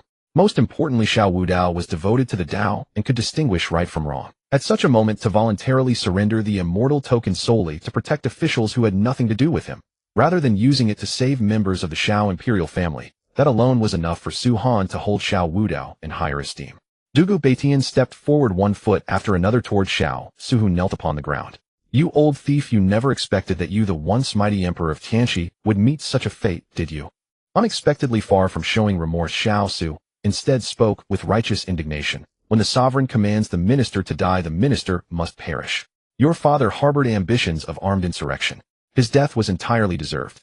Even if I were to live this life again, I would still order his execution. As the emperor of the Tianxi dynasty, Xiao Su naturally possessed his own pride and dignity. An emperor also has his own manner of death. Since ancient times, the victor writes history. Moreover, today Xiao Su had fallen not to Dugu Baitian, but to Su Han, the lord of Tianlan. Dugu Baitian, my father's mere 100,000 red flame army was nearly wiped to extinction, pacifying the northern barbarians on your behalf. The charge of armed insurrection you utter is entirely fabricated. Though Dugu Baitian was young back then, his keen intellect allowed him to understand the full sequence of events with perfect clarity. The charge of insurrection against Xiao Su was nothing but nonsense. On the brink of death and still refusing to repent. Having been exposed, Xiao Su no longer bothered to disguise himself. Very well, Dugu Yifang did not harbor ambitions of insurrection. But the generals within the court held only Dugu Yifang, the great general, in their hearts, not me. That is precisely why Dugu Yifang had to die. Dugu Yifang had been Xiao Ce's sworn brother. In ordinary circumstances, such a bond would have made them lifelong confidants and close friends. But Dugu Yifang's prestige within the Tianxi military was simply too immense. Even after he had retired to his hometown, his influence remained extraordinarily great. Quite evidently, it had already surpassed that of the emperor himself. Tell me, throughout all of history, which emperor could tolerate the existence of a figure like Dugu Yifang?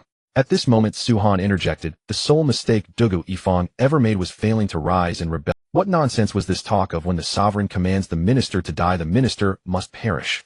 In Su Han's eyes, Dugu Yifang had simply been too foolishly loyal. Remember, the nobility and high officials, are they born to their station by heavenly mandate? Indeed, the Sect Master speaks correctly. My father's excessive loyalty is precisely what led to his trap. Far from being angered, Dugu Baitian instead voiced his agreement with Su Han's assessment. Had Dugu Yifang donned the yellow robe and raised his arm in rebellion back then, the imperial throne of the Tianxi dynasty would have been Dugu Yifang's. This emperor Xiao Su could sit upon it, and so too could Dugu Yifang. If it were Dugu Baitian in his place, even 10 Xiao Ces would have been dead long ago. There would have been none of the subsequent grievances and troubles. Having nothing left to lose, Xiao Su shouted in defiance. I am the sovereign, he is the minister. If I command him to die at the third watch, he will not live until the fifth. Is that not so? In Xiao Ces mind, all lands beneath heaven belonged to the ruler. All shores and waters were the sovereign's domain. He, Xiao Su, could kill whomever he wished. All may err. Only the emperor is infallible. Precisely. Whoever holds the greater fist holds the truth. Just as now all of you from the Tianxi imperial clan kneel in neat rows before this sect master. Dugu Baitian had no patience for further words with Xiao Su. The heads of the entire Xiao imperial family, numbering in the hundreds, were severed and hung upon the gates of Tianxi city. Only the blood of the Xiao imperial family could repay the blood debt of the Dugu clan. Moreover, the corpses of all members of the Xiao imperial family were displayed upon the walls of Tianxi city for 3 days. Tianxi city no longer harbored the Tianxi dynasty. Instead, it had become the territory of the Tianlan sect. Dugu Baitian had finally married Yu Linglong, the girl he cherished with all his heart. The demon sect had been disbanded, and all of its members had joined the Tianlan sect. 3 days later, outside Tianxi city. Sect Master Lady Lung, are you truly not staying for a while longer to enjoy yourselves? Yu Linglong looked at Lung Ruoxue with deep reluctance. Yet she also knew that Lung Ruoxue was Su Han's personal maidservant wherever Su Han when he needed someone to attend to him. Lung Ruoxue naturally could not remain behind by herself. Sect Master, 1 month from now, the 100 Sects Grand Competition will be hosted by the Yaoguang Sacred Land in Zhongyuan Immortal Capital. Will you attend then? Dugu Baitian asked with a smile. In recent days, under Su Han's guidance, Dugu Baitian's cultivation could be said to have advanced by leaps and bounds, and he had successfully stepped into the sage realm. Moreover, Su Han had bestowed upon Dugu Baitian a supreme imperial weapon, the demon immortal sword.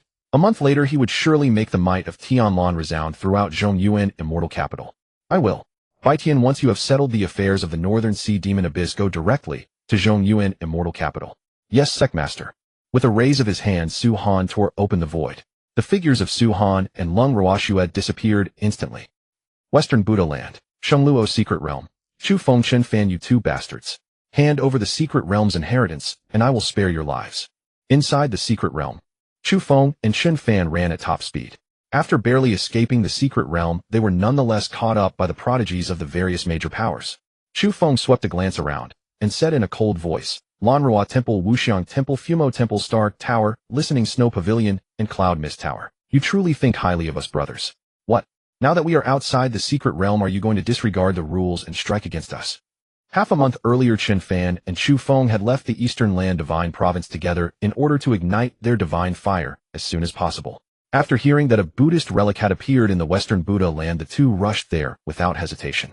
This Shengluo secret realm was exactly the place transformed from the cultivation ground where the Battle Buddha Emperor had entered nirvana several hundred years ago. However, the Shengluo secret realm was suppressed by the laws of heaven and earth. Cultivators at the divine fire realm or above would be rejected by the secret realm, making it impossible for them to enter. Therefore, the major powers could only send their own most gifted disciples into the Shengluo secret realm to contend for opportunities. The Battle Buddha Emperor was an ancient great emperor whose name resounded across the Tianlan continent. Legend has it that his 3,000 battle arts were mighty without limit. He left behind innumerable techniques and countless opportunities. Even a fraction of it would bring infinite benefits. Yet annoyingly, none of the prodigies of the three strongest Buddhist forces in the Western Buddha Land, Lanrua Temple, Wuxiang Temple, and Fumo Temple, had obtained the Battle Buddha Emperor's inheritance. The inheritance had actually fallen into the hands of two young men from the Eastern Land Divine Province. How could the prodigy disciples of the three great Buddhist temples accept this? As for forces like Star Tower, Listening Snow Pavilion, and Cloud Mist Tower, though they were not as powerful as the three great temples, overall the difference was not great. They all wanted it, to seize the Battle Buddha Emperor's inheritance. Wuchen of Wuxiang Temple put his palms together and said with a calm expression, "This is the Western Buddha Land. The rules here are decided by us. Amitba." Liao Kong of Fumo Temple smiled faintly. "Hand over the inheritance, and our Fumo Temple guarantees the safety of both benefactors." Everyone was revealing their trump cards. They wanted to trick Chu Feng and Chen Fan into handing over the Battle Buddha Emperor's inheritance. As for the senior experts of the various forces outside the secret realm, they were wary of one another and pretended not to see anything. Unless absolutely necessary, they could not intervene. After all, breaking the rules of the Shengluo secret realm and blatantly bullying the younger generation. If word of this spread, it would bring the condemnation of thousands upon their respective factions. In the worst case, they might even face a joint punitive expedition from all the major powers.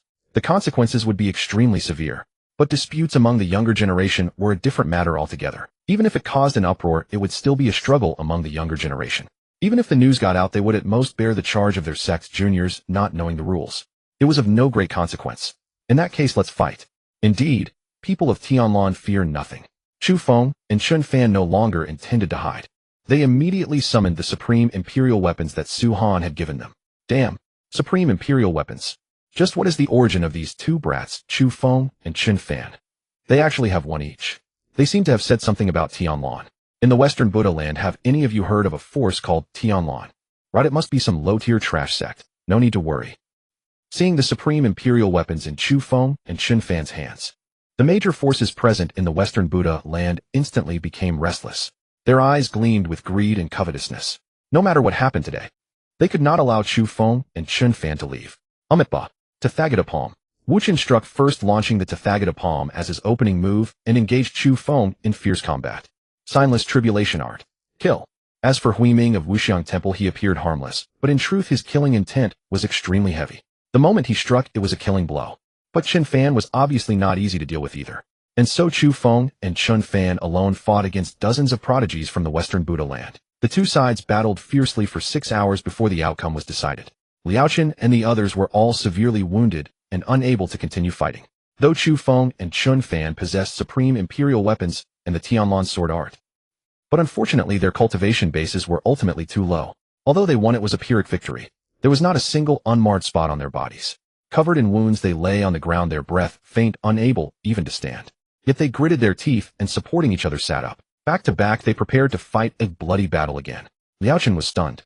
Chu Feng, Chen Fan, I, this humble monk, admire you. But is losing your lives worth it for an inheritance? Although everyone's positions differed, one should naturally respect the strong. With the strength of just 2 people, they had defeated and gravely wounded the combined force of dozens of prodigies from the Western Buddha land. Wuchen asked himself, if it came to unknown combat among all these people, no one was a match for either Chu Feng or Qin Fan. But unfortunately, today was not a martial arts contest, but a scramble for inheritance. No one was willing to watch the inheritance that was almost within reach fly away. If you want to fight, then fight. Bald donkey, you talk too much. Qin Fan sneered and roared. These bald donkeys of the Western Buddha land, every one of them prattling Amitabha endlessly. But in reality, their methods were more treacherous than anyone's. What the hell kind of monks are they? Truly not. How dare you? You're seeking death. Since you want to die, I'll grant your wish. Wuchen once again unleashed the Tathagata palm and flew at Qin Fan to kill him. Chu Feng, tell the master that I, Qin Fan, have not shamed his venerable self nor disgraced the Tianlan sect. Qin Fan let out a furious roar, erupting with all his spiritual energy. He did not hesitate to burn his own life force, raising his sword to strike at Wuchen. Chu Feng was terrified and the meaning was already abundantly clear. Qin Fan was going to use his own life to buy time for Chu Feng to escape. Not good. Wuchen, retreat quickly. Yuanjue, Wuchen's martial uncle, seeing that the situation had taken a dire turn, instantly teleported in front of Wuchen. He clashed Hedon with Qin Fan's Xingdao sword. Bang! The blood-stained Xingdao sword plunged upright into the soil. Martial uncle, are you alright?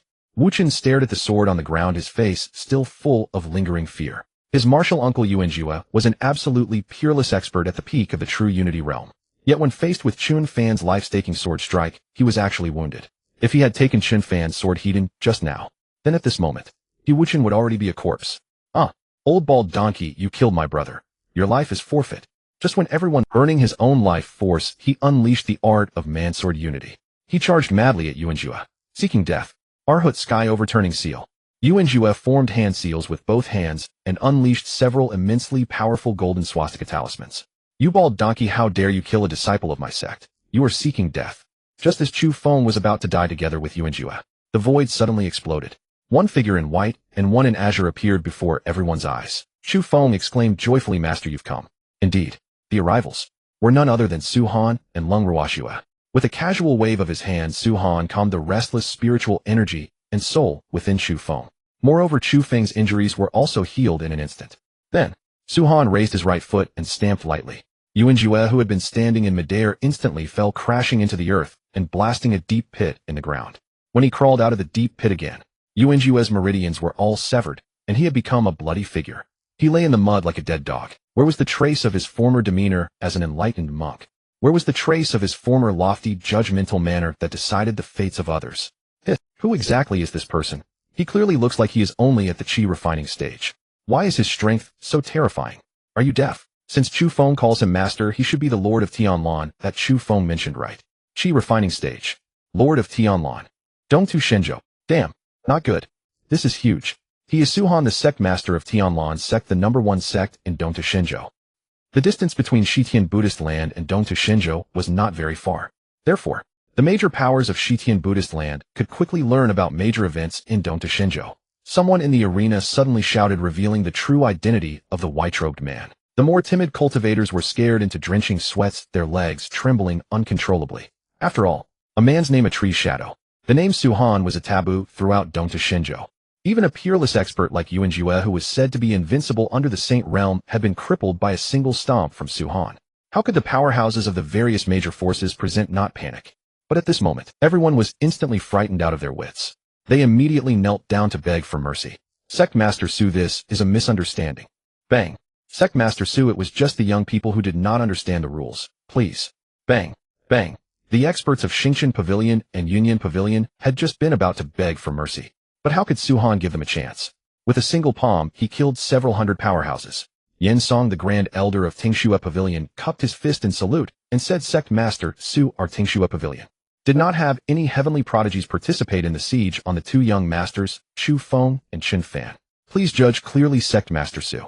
The reason they had not joined the siege of Chu Feng and Qin Fan was that old fox, Yan Song, wanted to preserve his strength. He waited for the forces of the various powers to batter each other bloody. Then his Tingxue Pavilion would step forward and reap the benefits.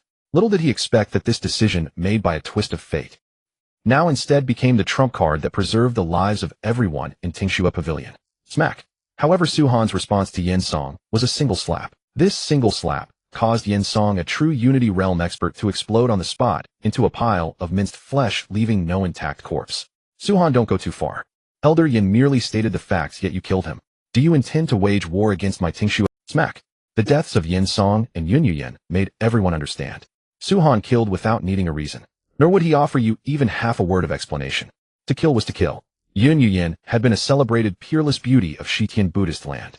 Everyone had thought that Suhan would show at least a bit of tenderness toward a beautiful woman. But they never imagined that Suhan would kill Yun Yuyen as easily as crushing an ant. He showed no mercy at all. Of the several hundred Tingxue pavilion cultivators, Suhan slaughtered all but one terrified foundation establishment ant. Go back and tell your pavilion master that before sunset tomorrow he will come kneel before Yinyu Pavilion and apologize. Yes, yes, yes. He had wantonly slaughtered several hundred Tingxue pavilion cultivators, and now he demanded that the pavilion master of Tingxue Pavilion come to Yinyu Pavilion to confess his sins. Everyone present was utterly stunned.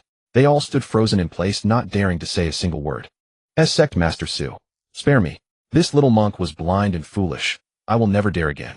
Sensing that Suhan's gaze had fallen on him, Wuchen's legs went weak and he immediately knelt before Suhan, knocking his head on the ground and endlessly begging for mercy. His wail spread throughout the entire Shengluo secret realm. If he had known that Chen Fan was Suhan's disciple, even if Wuchen were given 10,000 guts, he would never have dared to kill Chen Fan. Never mind, be careful in your next life. With a snap of Suhan's fingers, Wuchen's body exploded into ashes. Even his soul did not survive. The monks of Wuxiang Temple were furious, yet dared not voice their anger. Master Chen Fan. A man does not easily shed tears, but only when he has reached the depths of grief. Chu Feng wept, and he wept most bitterly. Chu Feng and Chen Fan had hit it off unusually well and become close friends. Chu Feng never expected that this trip to the Western Buddhist land would cost Chen Fan his life. Chen Fan, what was worse, had not left even a corpse behind. Suhan said calmly, it is no matter. The fate of Chen Fan's first half of life I cannot change, but the fate of his second half of life is for me to decide. As his words fell, Suhan clapped a palm out and directly opened the reincarnation road. On the reincarnation road happened to stand the spectral shadow of Chen Fan's soul. How dare you? Who are you? You dare to force open the reincarnation road and meddle in the life and death of mortals. Are you tired of living? Above the reincarnation road, an ox head and a horse face suddenly appeared. The two held weapons and caught hold of Chen Fan. Clearly they were somewhat intimidated by Suhan, for on the Tianlan continent, even a great emperor could not force open the reincarnation road. All the people present were dumbstruck and terrified. They had never imagined Suhan's methods to be so heaven-defying. He had actually forced open the reincarnation road in order to revive Chen Fan. Never had they seen such an act that defied heaven. For a moment, everyone was so frightened that they dared not even breathe. Suhan's gaze hardened. Noisy. Die. Suhan clenched his right fist, and Oxhead and Horseface instantly exploded into ashes. Even their weapons turned into flying ashes. They were dead beyond death. Presumptuous. You dare to strike at my netherworld's soul-reaping emissaries. Report your name. I, this official, do not kill nameless people. But just as the crowd thought the matter would end there, a middle-aged man holding a judge's brush and clad in white appeared out of nowhere above the reincarnation road. Good heavens. It is the Iron Brush Judge. It is said that in the netherworld there is a court of judges. This Iron Brush Judge is exactly an officer of that court. He is in charge of investigating cases and holds authority over mortal life and death. This Suhan dared to kill the netherworld's ghostly emissaries Oxhead and Horseface. That is simply seeking death, asking for his own doom. Exactly. Even a great emperor would not lightly offend the netherworld. This time I want to see how Suhan dies. As for the Western Buddhist land, the cultivators there understood the netherworld far better than the cultivators in other regions of the Tianyan continent. Seeing Suhan acting so arrogantly, the major powers present were all ecstatic in their hearts. Because provoking the netherworld meant Suhan's death was already near. Lord of Tianlan, Suhan, you dog, get down here.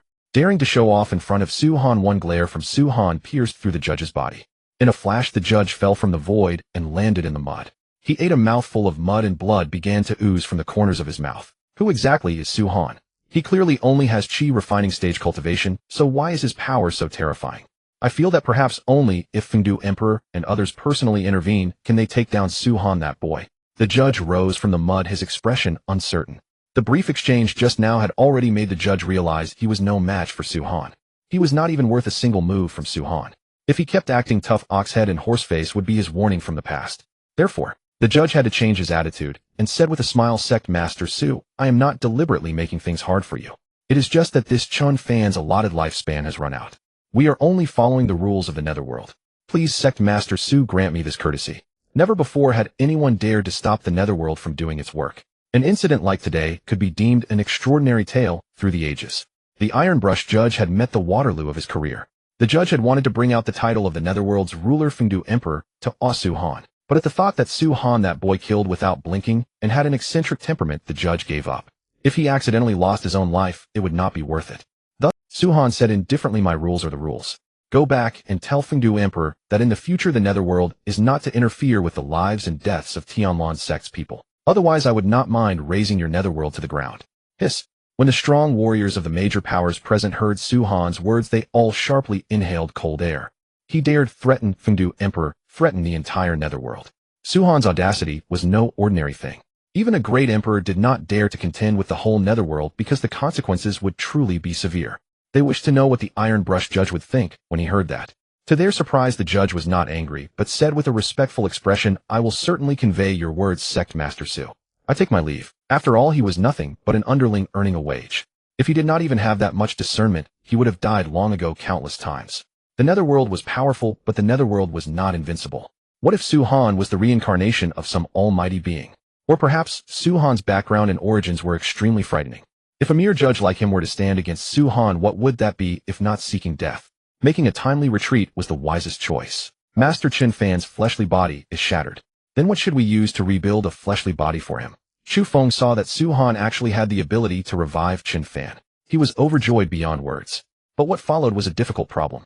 Qin Fan's fleshly body had already been blasted to pieces. Now, although his soul had been forcibly revived by Su Han, it still needed a vessel to contain Qin Fan's spirit. Then use this boneless relic. Su Han had already seen that this Qin Fan boy had an affinity with the Buddhist path. Using the boneless relic to rebuild Qin Fan's body was the best choice. In the Netherworld. Presumptuous. Did Su Han really say that? Hearing the report from the Iron Brush, Judge Fengdu Emperor's face instantly turned exceedingly gloomy. What extreme arrogance. In this world, there was actually someone who dared to threaten him, Fengdu Emperor, and threaten the Netherworld as a whole. The judge said shakily, yes, great emperor. However, that Su Han's strength is indeed terrifying. In this subordinate's view, Su Han's origins are probably not simple. The judge was fully aware of Fengdu Emperor's fiery temper. But the judge thought that before figuring out Su Han's origins and true strength, to rashly go to war with the Tianlan sect over a momentary clash of pride would not be a good thing for the Netherworld. King Qin Guang, King Chu Jiang, and King Song, the three of you shall go and test the strength of this Su Han. Yes.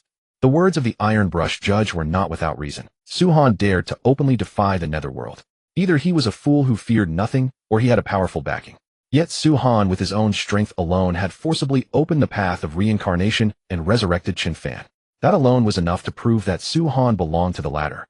Moreover, his strength remained an enigma. Therefore, the Emperor of Fengdu dispatched 3 of the 10 kings of Yama, King Qin Guang, King Chu Jiang, and King Song Di, to probe Su Han. The Emperor of Fengdu wished to ascertain just how formidable Su Han truly was. Wuxian Abbot, something terrible has happened. A great catastrophe has occurred. A young monk, drenched in blood and covered in dust, rushed wildly through the temple gate, sprinting toward the meditation room of Xian Guang, the abbot of Wuxiang Temple. He shouted as he ran, and the entire temple was stirred into commotion. Before long, the grand hall of Wuxiang Temple was packed with monks. Even the lay disciples had come. However, every one of them wore a grave expression and remained silent. The news brought back by Xing Yuan was simply too shocking, too terrifying. Half a month ago, over 300 masters of Wuxiang Temple led by Yuan Zhu had gone to the Shiluo secret realm to vie for the inheritance of the Battle Buddha Emperor. But now they were all dead. Only the young monk Xing Yuan had survived, and he had been deliberately released by the Tianlan sect to deliver the message. Xianzhan, the head of the discipline hall, flew into a rage. That villain Su Han has gone too far. He slaughtered over 300 masters of our Wuxiang Temple and still demands that the entire temple kneel before the Yinyu Tower and beg for forgiveness before sunset tomorrow. If this can be tolerated, what cannot be? In Xianzhan's view, no matter how deep the grudges in the secret realm contention, Su Han should not have slaughtered so many people of Wuxiang Temple. Yet now not only had Su Han killed over 300 of their masters, he also demanded that the entire Wuxiang Temple kneel before the Yinyu Tower in Yinyu City to beg for forgiveness. This was utterly an insult and provocation to Wuxiang Temple. Exactly. Senior Uncle Xianzhan is right. If we do not avenge this, we are not fit to be called men. Since Su Han is at the Yinyu Tower, that tower shall become the burial ground of Su Han and the Tianlan sect. Amitba. If Su Han does not enter hell, who will? Fight! Fight! Fight! Within the grand hall, killing intent permeated the air as battle cries shook the heavens. These monks no longer bore any trace of compassion.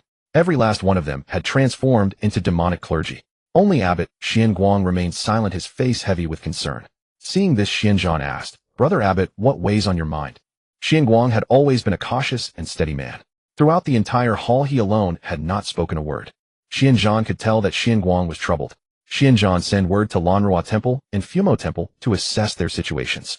"Tell them not to go to Yinyu Tower alone. We shall go together." Xian Guang suspected that Lanrua Temple and Fumo Temple were likely in the same predicament as Wuxian. Given the temperament of the abbots of Lanrua and Fumo temples, they would surely marshal their entire temples and march to Yinyu Tower to seek vengeance against Su Han. But Xian Guang felt that although he had never met Su Han, the man had unified the Eastern Earth Divine Continent, and with his own power alone annihilated countless mighty experts of the Western Buddha lands in the Shiluo secret realm. How could a man like Su Han be a simple character? Hearing this, Xianzhan was startled. "Elder brother, do you mean this could be Su Han's scheme?" Once a man is blinded by rage, he loses his judgment. "Alas!" Xian Guang sighed and replied, "I hope not, but we must proceed with caution." "Yes, elder brother, I will go at once." Xianzhan departed. Xian Guang also left the hall and made his way toward the rear mountain of Wuxiang Temple. On the rear mountain of Wuxiang Temple stood 3 towering ancient trees. Beneath each tree sat an elder with snow-white hair draped in a crimson kasaya. What was most striking was that all 3 old monks had only one eye. "Xian Guang, we haven't seen you in decades. What brings you here?" The 3 old monks had already sensed Xian Guang's presence the moment he approached the ancient trees. Xian Guang pressed his palms together and bowed respectfully. "Greetings, 3 grandmasters. I have come because..." The 3 old monks beneath the ancient trees were the highest ranked and most powerful beings in Wuxiang Temple. Their names were Hui Shan, Hui Lu, and Hui Qing. A faint imperial might emanated from their bodies. It was evident that the cultivation of these 3 old monks had reached the quasi-emperor realm. As for how long they had lived, perhaps no one but Xian Guang knew. Upon learning of the events at the Shiluo secret realm, Hui Shan's face turned cold. What nonsense about the Lord of Tianlan. A mere brat who still reeks of milk dares to run wild in the Western Buddha lands. Rest assured, the justice of Wuxiang Temple will be claimed by us 3 old men personally. Hui Lu and Hui Qing also nodded slightly in agreement. Yinyu City. Sect Master, do you think these major powers of the Western Buddha lands will come kneel before the Yinyu Tower before sunset today? Long Roashua sat atop the Yinyu Tower gazing down at the beautiful scenery of the entire city and asked with a smile. When it came to beauty, the scenery of Yinyu City was absolutely the most beautiful she had ever seen in her life. It was even more beautiful than the summit of Yintian. But it was now close to noon, and beneath the Yinyu Tower there were only passers-by. Not a single person knelt in penance. Long Roashua guessed that these forces of the Western Buddha lands probably had no intention of coming. Perhaps they had never taken Su Han's command seriously at all. At that moment, Chu Feng chimed in, "I think they will come. But perhaps not to beg for forgiveness." Having dealt with many forces of the Western Buddha lands in the Shiluo secret realm, Chu Feng had a certain understanding of them. These people had long regarded the Western Buddha lands as their own territory. Now a Tianlan sect from the Eastern Earth Divine Continent wanted to trample over everyone in the Western Buddha lands and unify the entire region. Ask yourself, which force in the Western Buddha lands would willingly accept that without resistance? Moreover, in the battle at the Shiluo secret realm, the mighty armies of the Western Buddha lands had barely managed to bring back one survivor. One could say that the Tianlan sect had offended every single force in the Western Buddha lands. And it was a blood feud with no room for reconciliation. "They're here." Chen Fan, who had been watching the main road before the Yinyu Tower, immediately spotted the banner of Tingxua Tower appearing first. And from the darkness emerged a vast host of forces steadily advancing toward Yinyu Tower. At their forefront stood Murong Sueshua, the master of Tingxua Tower. Shimen Haochen, the manager of Yinyu Tower, wasted no time in calling out, "Master Murong of Tingxua Tower, you have brought your entire sect down upon us. Are you truly seeking to raze Yinyu Tower to the ground?" Though Yinyu Tower was after all a house of commerce, it remained one of the most formidable powers in Shitian Fodu. Behind its prosperity stood the illustrious Shimen clan of Zhongyuan Xindu. Murong Sueshua shook her head and smiled. "Brother Shimen, you misunderstand. I have come today only to settle a personal grudge between myself and Su Han, the Sect Master of Tianlan Sect." Yinyu Tower had thrived in Shitian Fodu for reasons both deep and enduring. There existed no enmity whatsoever between Tingxua Tower and Yinyu Tower. Even if Murong Sueshua were the dullest of minds, she would never recklessly marshal the full might of Tingxua Tower against Yinyu Tower without cause. Shimen Haochen was just about to remind her that Yinyu Tower forbade armed conflict within its grounds. But before the words could leave his lips, yet another faction materialized before the gates of Yinyu Tower.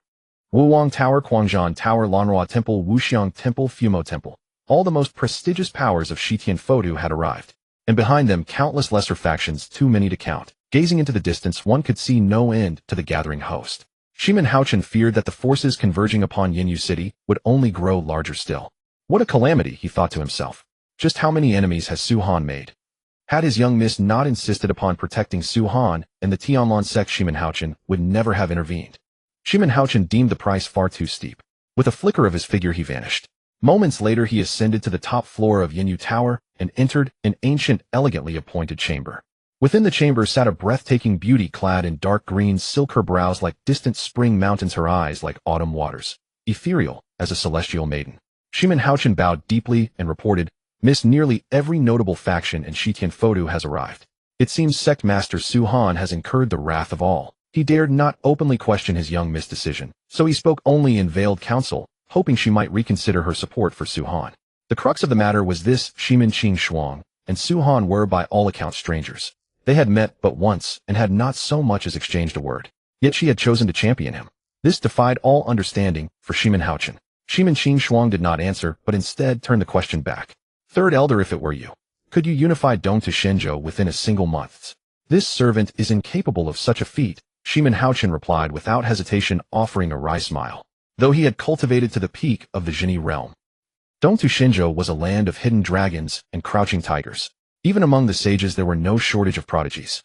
As for those who had reached the quasi-emperor realm, whether they truly existed remained an open question. To unify Dong to Shenzhou in a month was the stuff of fantasy. Shimin Qing Shuang gently set down her teacup and continued, "Su Han not only accomplished this, he struck down 3 sages of the Taishu Academy with a single palm strike. And those 3 sages have since perished." Upon hearing this, Shimin Haochen's eyes widened in utter disbelief. Su Han was but 21 years of age. How terrifying was such a prodigy! No wonder his young miss held him in such high regard. "Miss, but the 3 elders of Wuxiang Temple. They are quasi-emperors." Shimin Haochen's concern was not unfounded. Yinyu Tower possessed no quasi-emperor powerhouse from the Shimin clan to stand guard. Should conflict erupt, Yinyu Tower alone could not protect Su Han and the Tianlan sect disciples. "Ancestor, sure, please make your presence known." Shimin Qing Shuang spoke, and the very air rippled. A robed elder bearing a long sword and a gourd of wine materialized before them. "Shimin Haochen greets Ancestor, sure." "Rise," the elder said. This was none other than Shimin Chongqing, the sword god of Zhongyuan Xindu, a supreme being of the quasi-emperor realm.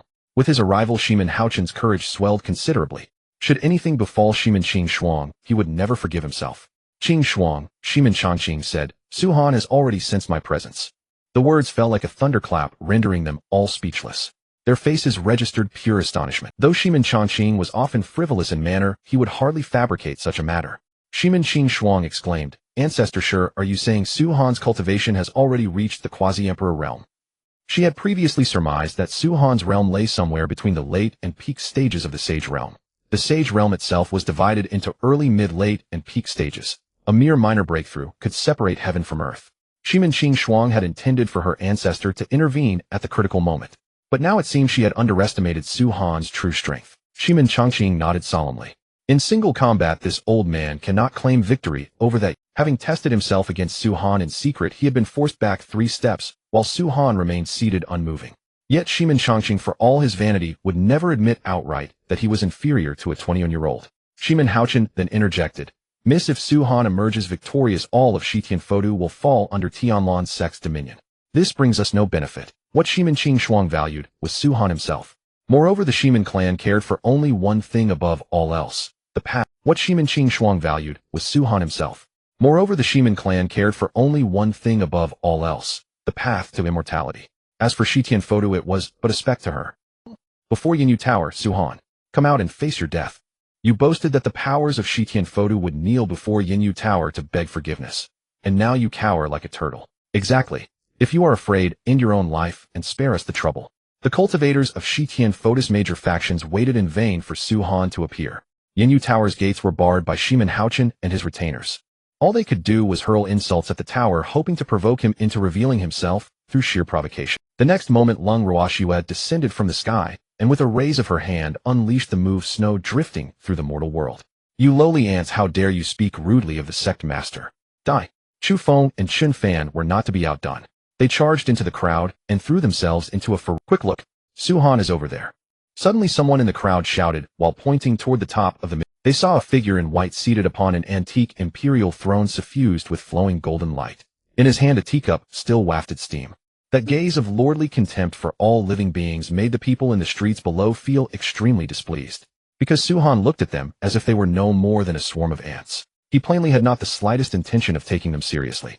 Su-Han, you brat, you killed one of my Cloud Mist Tower's people. Prepare to die. An old man of the Divine Fire Realm charged at Su-Han with his sword raised.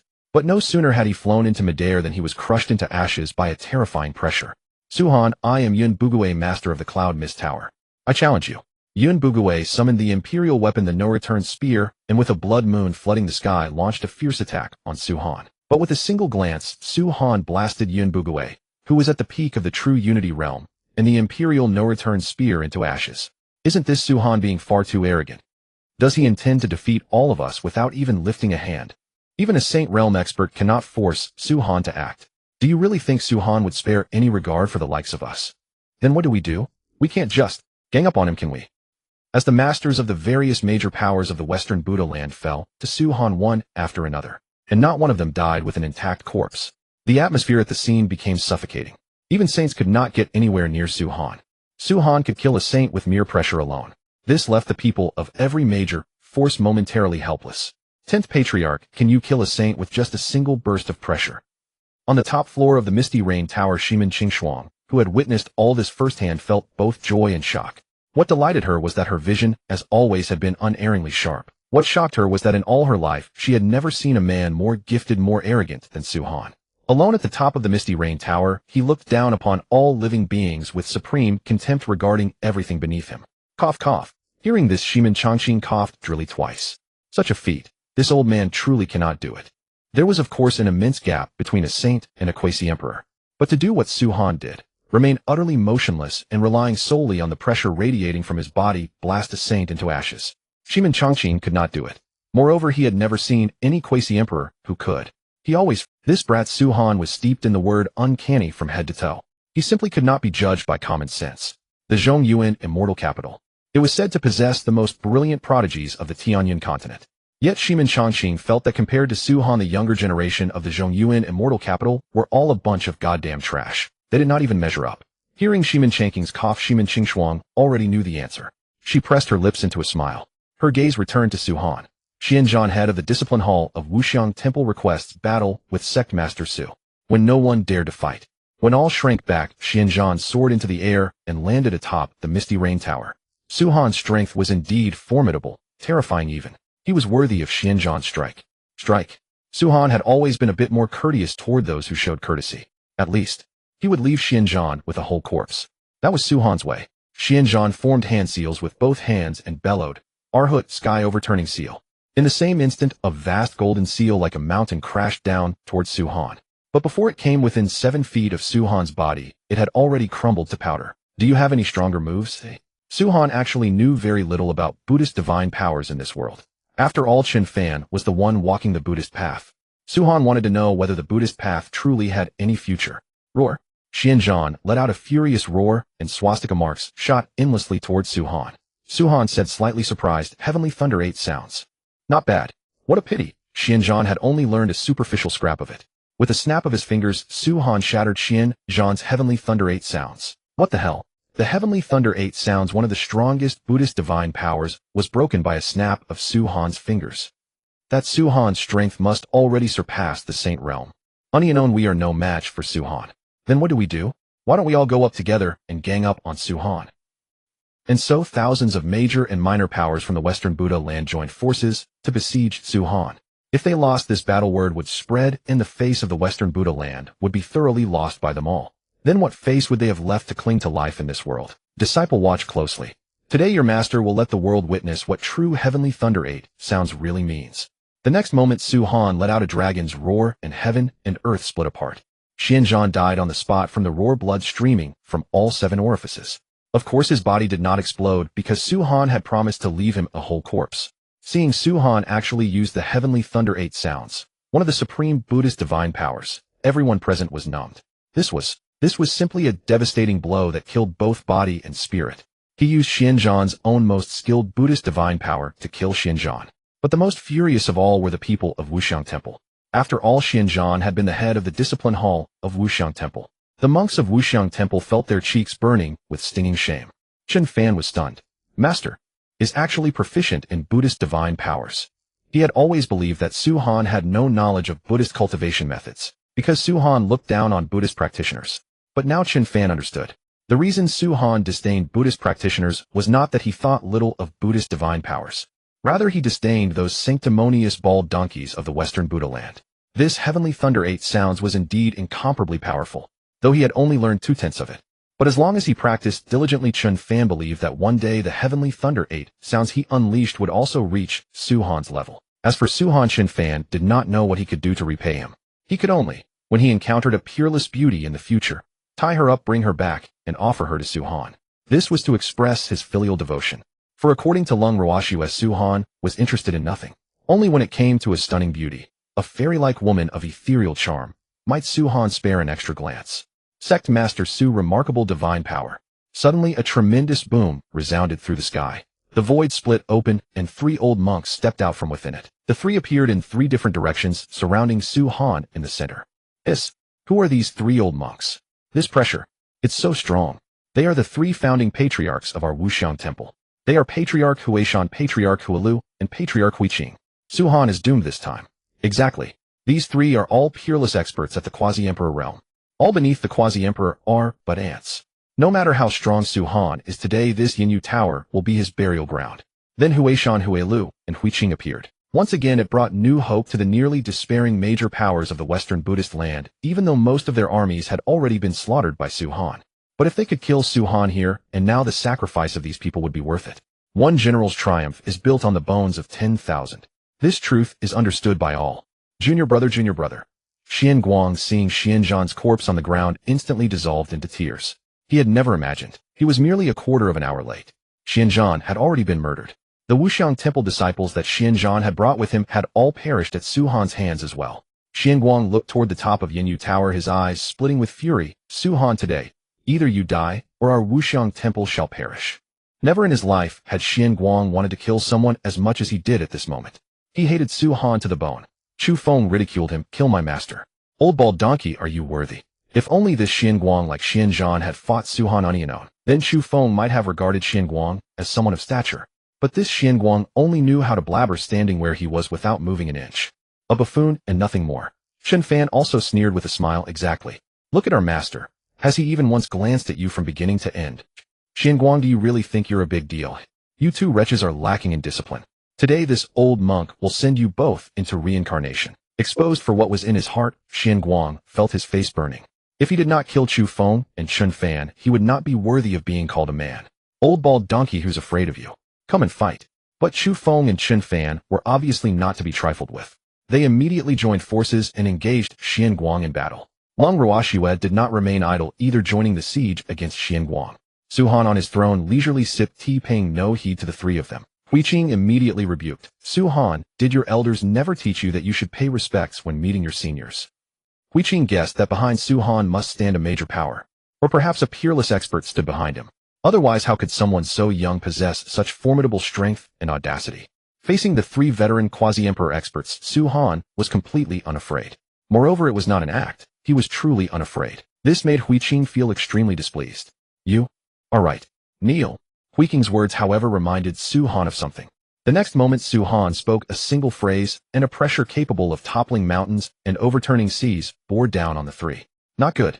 Vajra demon subduing circle block. Seeing the situation was bad, Huishan, Huilu, and Huiqing immediately unleashed their combined ultimate move, the Vajra demon subduing circle, trying to resist Su Han's pressure. Crack. In an instant, their combined ultimate move, the Vajra demon subduing circle, shattered. Unable to bear the pressure, the 3 had their knees buckle and fell to their knees in the void. No matter how they struggled, the 3 could not stand up again. Damn, this has to be fake. 3 supreme Quasi-Emperor experts were suppressed by Su Han before they even struck. Since when did Quasi-Emperor experts become so fragile? I'm afraid. It is not that Huishan, Huilu, and Huiqing are weak. It is that Su Han is terrifyingly strong. And yet Huishan, Huilu, and Huiqing of the Wuxiang temple were already the most supreme experts in the entire Western Buddhist land. Seeing Huishan, Huilu, and Huiqing so easily subdued by Su Han, the cultivators throughout Yinyu City were all shaken and terrified. The crowd had expected a battle for the ages, after which Su Han, even going all out, would still die miserably at the hands of the 3 eminent monks' divine powers. But reality gave the cultivators of Yinyu City a good hard slap across the face. One man had single-handedly suppressed 3 quasi-emperor experts. Moreover, the 3 quasi-emperor experts were utterly powerless to resist. This was simply a fantasy. The Sect Master is terrifyingly strong. The smile on Lung Ruox's face could not be hidden. Earlier she had still been a little worried that Su Han might be in danger fighting 3 quasi-emperor experts alone. But now it appeared she had simply overthought it. To be Master's disciple is a fortune I Chu Feng have cultivated for several lifetimes. Holding the sun and moon, plucking the stars. No one in this world matches my master. Chu Feng and Chun Fan's admiration for Su Han deepened by several notches. The reason they trained so diligently was to one day possess 1/10th of Su Han's peerless bearing. But now it seemed that they were still 100,000 miles away from Su Han. Far, far too far. 10th Patriarch. Could Su Han possibly be a great emperor? Shimin Qingshuang, who had been calmly watching the fight, was so startled that she jumped up. There was not a trace of her earlier maturity and composure. Just a moment ago, Shimin Qingshuang had told Shimin Changqing to be ready once Su Han fell at a disadvantage. He should immediately make a move to help. Under no circumstances could they allow anything to happen to Su Han. But in the blink of an eye, Huishan, Huilu, and Huiqing were already kneeling before Su Han, like 3 old dogs completely harmless. This gave Shimin Qingshuang's worldview a tremendous shock. A great emperor at 21. How absurd. In the entire history of the Tianlan continent spanning millions of years, such a thing had never occurred. The reason the Shimin clan stood tall in the Zhongyuan immortal capital with such prestige was precisely because a great emperor had once emerged from their clan. In today's Tianlan continent, there was simply no great emperor. Should a great emperor appear, the powers of the entire Tianlan continent would probably be thrown into complete reshuffling. In today's Tianlan continent, there was simply no great emperor. Should a great emperor appear, the powers of the entire Tianlan continent would probably be thrown into complete unless. Shimin Changqing immediately shook his head, rejecting Shimin Qingshuang's speculation. But then he seemed to think of something terrible. His expression stiffened on the spot, cold sweat streamed down, and his hands and feet turned icy. If things truly were as he suspected, the situation would be dire. Su Han, if you have any guts, release us and fight us fair and square. Huishan roared. Being toyed with like this by Su Han, he was utterly unwilling to accept it. As a quasi-emperor powerhouse, this was the greatest humiliation Huishan had ever suffered in his life. Not convinced, are you? Fine. With a snap of Su Han's fingers, the oppressive pressure weighing down on Huishan, Huilu, and Huiqing vanished in an instant. As a quasi-emperor powerhouse, this was the greatest humiliation Huishan had ever suffered in his life. Not convinced, are you? Fine. With the 3 immediately unleashed the Vajra demon-subduing fist 100 times more powerful than before, determined to annihilate Su Han with a single strike. Perish. But then what followed? A miserable thing happened. Su Han's word was law. At his utterance, the Vajra demon-subduing circle of Huishan, Huilu, and Huiqing instantly exploded into ashes. Just as the 3 were stunned and full of disbelief, Su Han merely cast a slight glance at them. In an instant, the physical bodies of the 3 old monks, Huishan, Huilu, and Huiqing, exploded into ashes. Their souls attempted to slip away while they could, but how could Su Han give them the chance? With a snap of his fingers, the souls of Huishan, Huilu, and Huiqing shattered into fragments. The 3 ancestors actually couldn't defeat Su Han either. We're done for. All of us here are probably going to die. What do we do? Who can come and save us? Is there truly no one in our Western Buddhist land who can match Su Han? The deaths of Huishan, Huilu, and Huiqing plunged Misty Rain City into a sea of wailing. Apart from the monks of Wuxiang Temple, the others were mostly wailing for themselves. What had seemed a sure thing. Who would have thought it would turn out like this? Forget killing Su Han. Huishan, Huilu, and Huiqing had not even so much as touched the hem of Su Han's robe. Their deaths were as ignominious as death could be. Lord of the Pavilion, perhaps we should withdraw first. Seeing this, a member of the Listening Snow Pavilion immediately urged Murong Chueshua to leave. This Misty Rain City had already seen too much death. It had become a land of trouble. Su Han, one day, I shall make you repay 100-fold the blood debt owed to the Listening Snow Pavilion. Murong Chueshua cast a deep look in Su Han's direction. Then without looking back, he prepared to lead the people of the Listening Snow Pavilion away. Murong Chueshua leaving. Did you ask us? But Chu Feng and the others had long anticipated that the old bastard Murong Chueshua would try to slip away. Today no one, absolutely no one, could leave Misty Rain City safely without Su Han's permission. You 3 ants of the Divine Fire Realm dare to block me. Murong Chueshua was furious. He could tolerate not being able to defeat Su Han, but he was after all a true Unity Realm expert. How dare 3 mere Divine Fire Realm cultivators block his path? If he didn't kill Chu Feng and the other 2, he, Murong Chueshua, might as well forget about remaining in the Western Buddhist land in the future. Su Han, you. The people of the Listening Snow, where was any hope of survival for them? Noisy. Die. As Suhan's palm descended tens of thousands, all the major powers of the Western Buddhist land that had come to Misty Rain City that day were annihilated by Suhan, without exception. As for how many had been killed in total, Suhan was not clear, because those people had all turned to flying ash, leaving no corpses. Indeed, there was no way to count them. But that didn't really matter. If you dared to be an enemy of Suhan, you had better be prepared to die without a complete corpse. Holy crap. The major powers and big shots of the Western Buddhist land just died like that. What else did you expect? The cultivators in Misty Rain City, those who had been watching the battle, were extremely nervous and terrified. Although they had not participated in the battle between Suhan and the major powers of the Western Buddhist land. Suhan's methods were simply too cruel. What if Suhan killed them all as well? Wouldn't they have died in vain? Perhaps seeing the terror of the crowd, Shimin Qingshuang flew down and said soothingly, "Everyone, there is no need to panic. Sect Master Su has no enmity with any of you. Naturally, he will not attack you." In truth, the reason Shimin Qingshuang chose to appear at this moment was that Suhan really would kill these people. Then Misty Rain City would become a city of the dead. In the future, who would still dare to come to Misty Rain City? Who would still dare to stay at Misty Rain Tower? Once the customers were gone, the business of Misty Rain Tower and Misty Rain City would naturally collapse. That would do no good to the Shimin clan. Shimin Qingshuang naturally did not wish to see such a thing happen.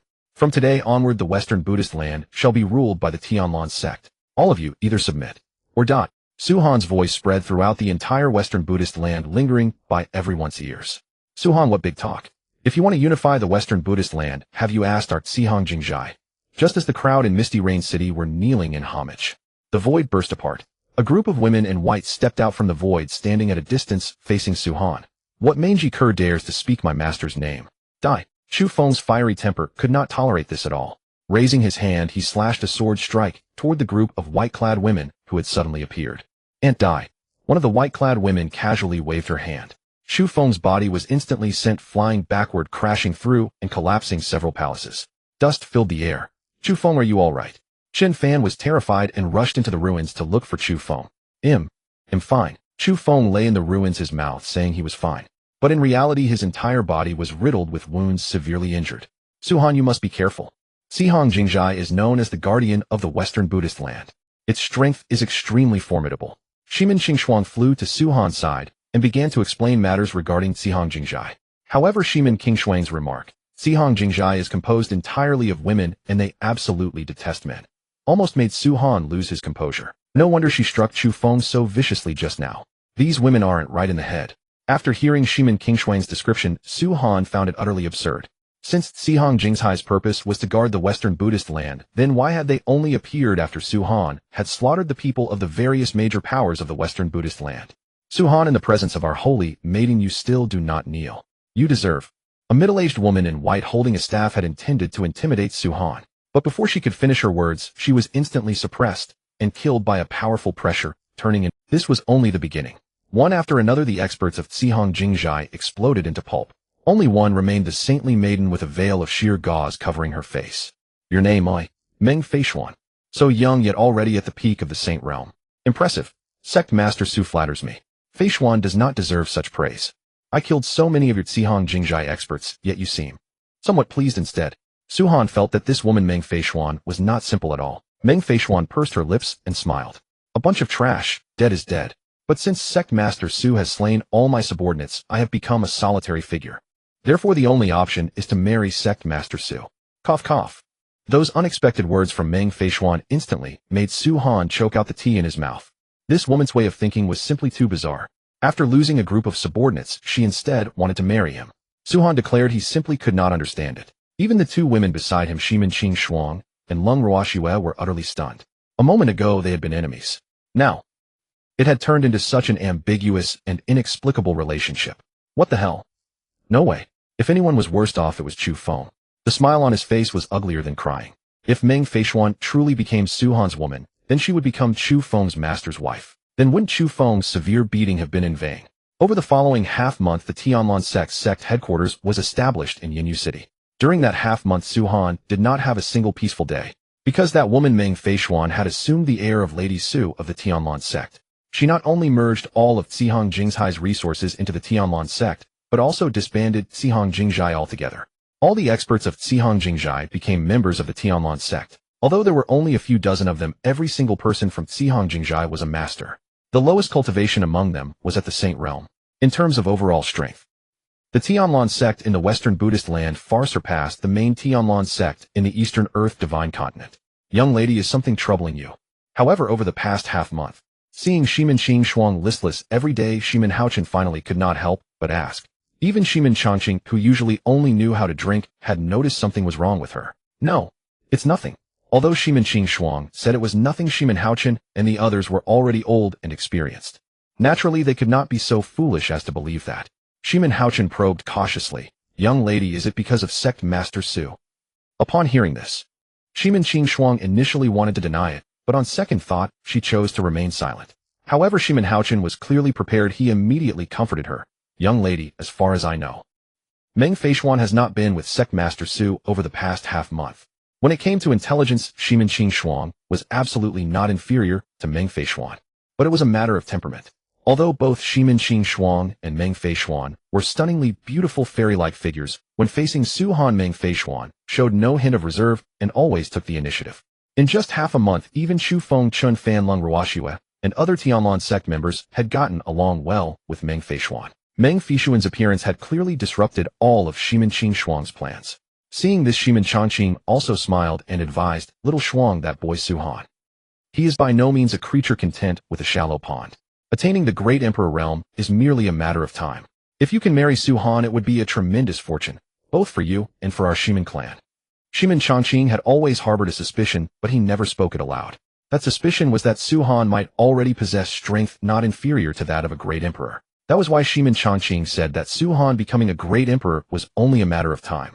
Naturally, he hoped Shimin Qing Shuang could marry Su Han, 10th patriarch, but my cultivation is not as good as Meng Feishuan's. Su Han, would he even take a liking to me? Before Meng Feishuan appeared, Shimin Qing Shuang had been extremely confident in herself. But Meng Feishuan's beauty was in no way inferior to hers. Moreover, Meng Feishuan's cultivation far surpassed hers.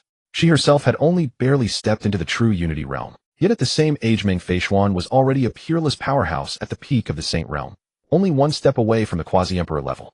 This made the always confident Shimin Qing Shuang for the first time in her life somewhat unsure of herself. Hearing this, Shimin Changqing smiled slyly and said, in that case, this 10th patriarch will give you a hand. Brother Su, we haven't seen each other for half a month. Tonight we won't leave until we're drunk. As soon as Su Han returned to Yinyu Tower, he was dragged by Shimin Changqing into drinking. Alright. When it came to drinking, Su Han conceded to no one. The two drank from dusk until late into the night. But as the drinking wore on, Su Han sensed that something was off. Immortal drunk. This old man's intentions are impure. The immortal drunk was rumored to be a celestial brew that could intoxicate even immortals in heaven. It was extremely precious. But given Shimin Changqing's identity status and his own strength, it was not surprising that he possessed immortal drunk. However, from the very beginning, this old man Shimin Changqing had been set on getting Su Han drunk. Su Han could not be bothered to expose him, so he played along and pretended to be drunk, collapsing onto the table. Brother Su. Brother Su. After calling him a few times, Shimin Changqing found that Su Han truly seemed to be drunk. A satisfied smile spread across Shimin Changqing's face as he chuckled and left the room. Before long, Su Han noticed Shimin Qing Shuang clad in a tantalizing nightgown sneak into the guest room. The next morning, Su Han, last night. You weren't drunk at all, were you? Shimin Qing Shuang was no fool. She had succeeded only because Su Han had allowed her to succeed. Yet in her heart, she felt all the happier for it. It proved that Su Han liked her and loved her. That old Changqing's lousy idea, right? Immortal drunk has no effect on me. Only a mischievous old man like Shimin Changqing could have come up with such a trick. What do you plan to do about later? Although she had gained the upper hand first, Shimin Qing Shuang felt that Meng Feishuan was sincere towards Su Han and genuinely loved him. Su Han smiled faintly.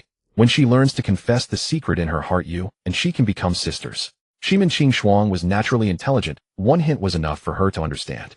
It seems Su Han had long guessed that Meng Feishuan carried a secret. Su Han smiled without saying a word and left the room. You're here. Meng Feishuan stood alone atop Yinyu Tower, overlooking the boundless, beautiful scenery of the Western Buddhist land. Her face was written all over with worries. She was a completely different person from the Meng Feishuan of before. At this moment, she was cold, aloof, and proud, her aura sharp and imposing, like a female emperor dominating the world. You've come. Should I call you Saintess Meng or Holy Lord Meng? Hearing this, Meng Feishuan was briefly startled, then smiled calmly. Either is fine. All of these are me. Su Han could tell that she was the Holy Lord of Xihang Jingzhai. Meng Feishuan was not surprised. Then she asked, do you believe in the existence of the immortal realm? I do. Su Han sought the immortal token precisely to open the immortal path and find the immortal realm of old.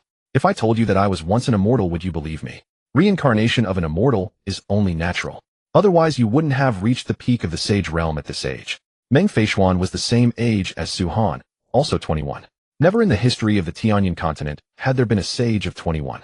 Of course, Su Han, that cheating freak, was the exception. At this, Meng Feishuan fell silent. Seeing Meng Feishuan remain silent, Su Han said bluntly, "You chose me because you wanted to find the immortal token as soon as possible and open the immortal path, and then go to the immortal realm to avenge yourself against your former enemies, right? Why are you?"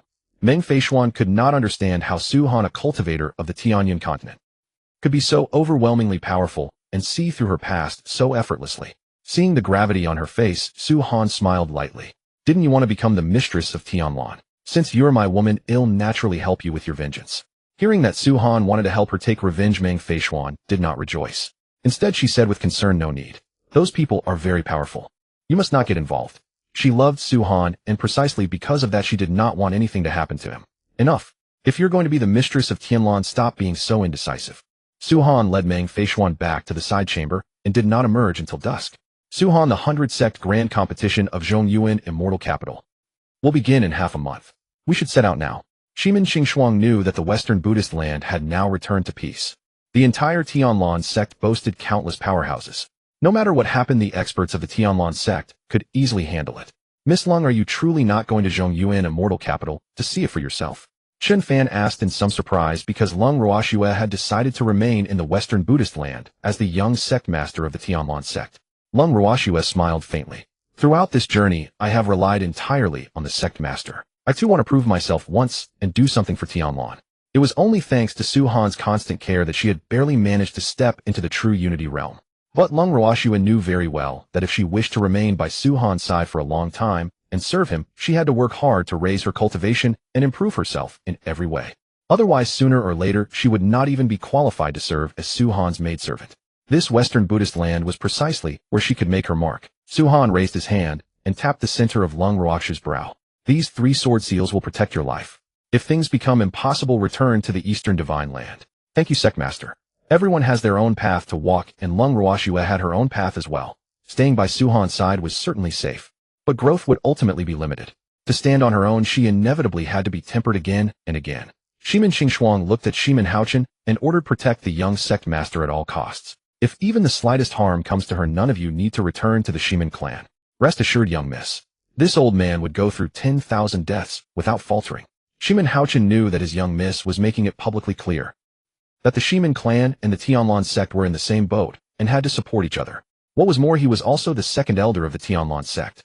Even if Shimin Qingshuang had not emphasized it, he would still protect Lung Ruoxue. "Bai Feng, you are the grand elder of the Tianlan sect. Take good care of the young Sect Master and guard Tianlan well. Rest assured, Holy Lord, your subordinate will not fail the mission." Meng Feishuan spoke as well. With Bai Feng's quasi-emperor cultivation, there should be no major problems under ordinary circumstances. The flying vessel of the Tianlan sect flew all the way toward Zhongyuan Immortal Capital. It flew for a full 10 days before reaching Tianyuan City, the outer city of Zhongyuan Immortal Capital.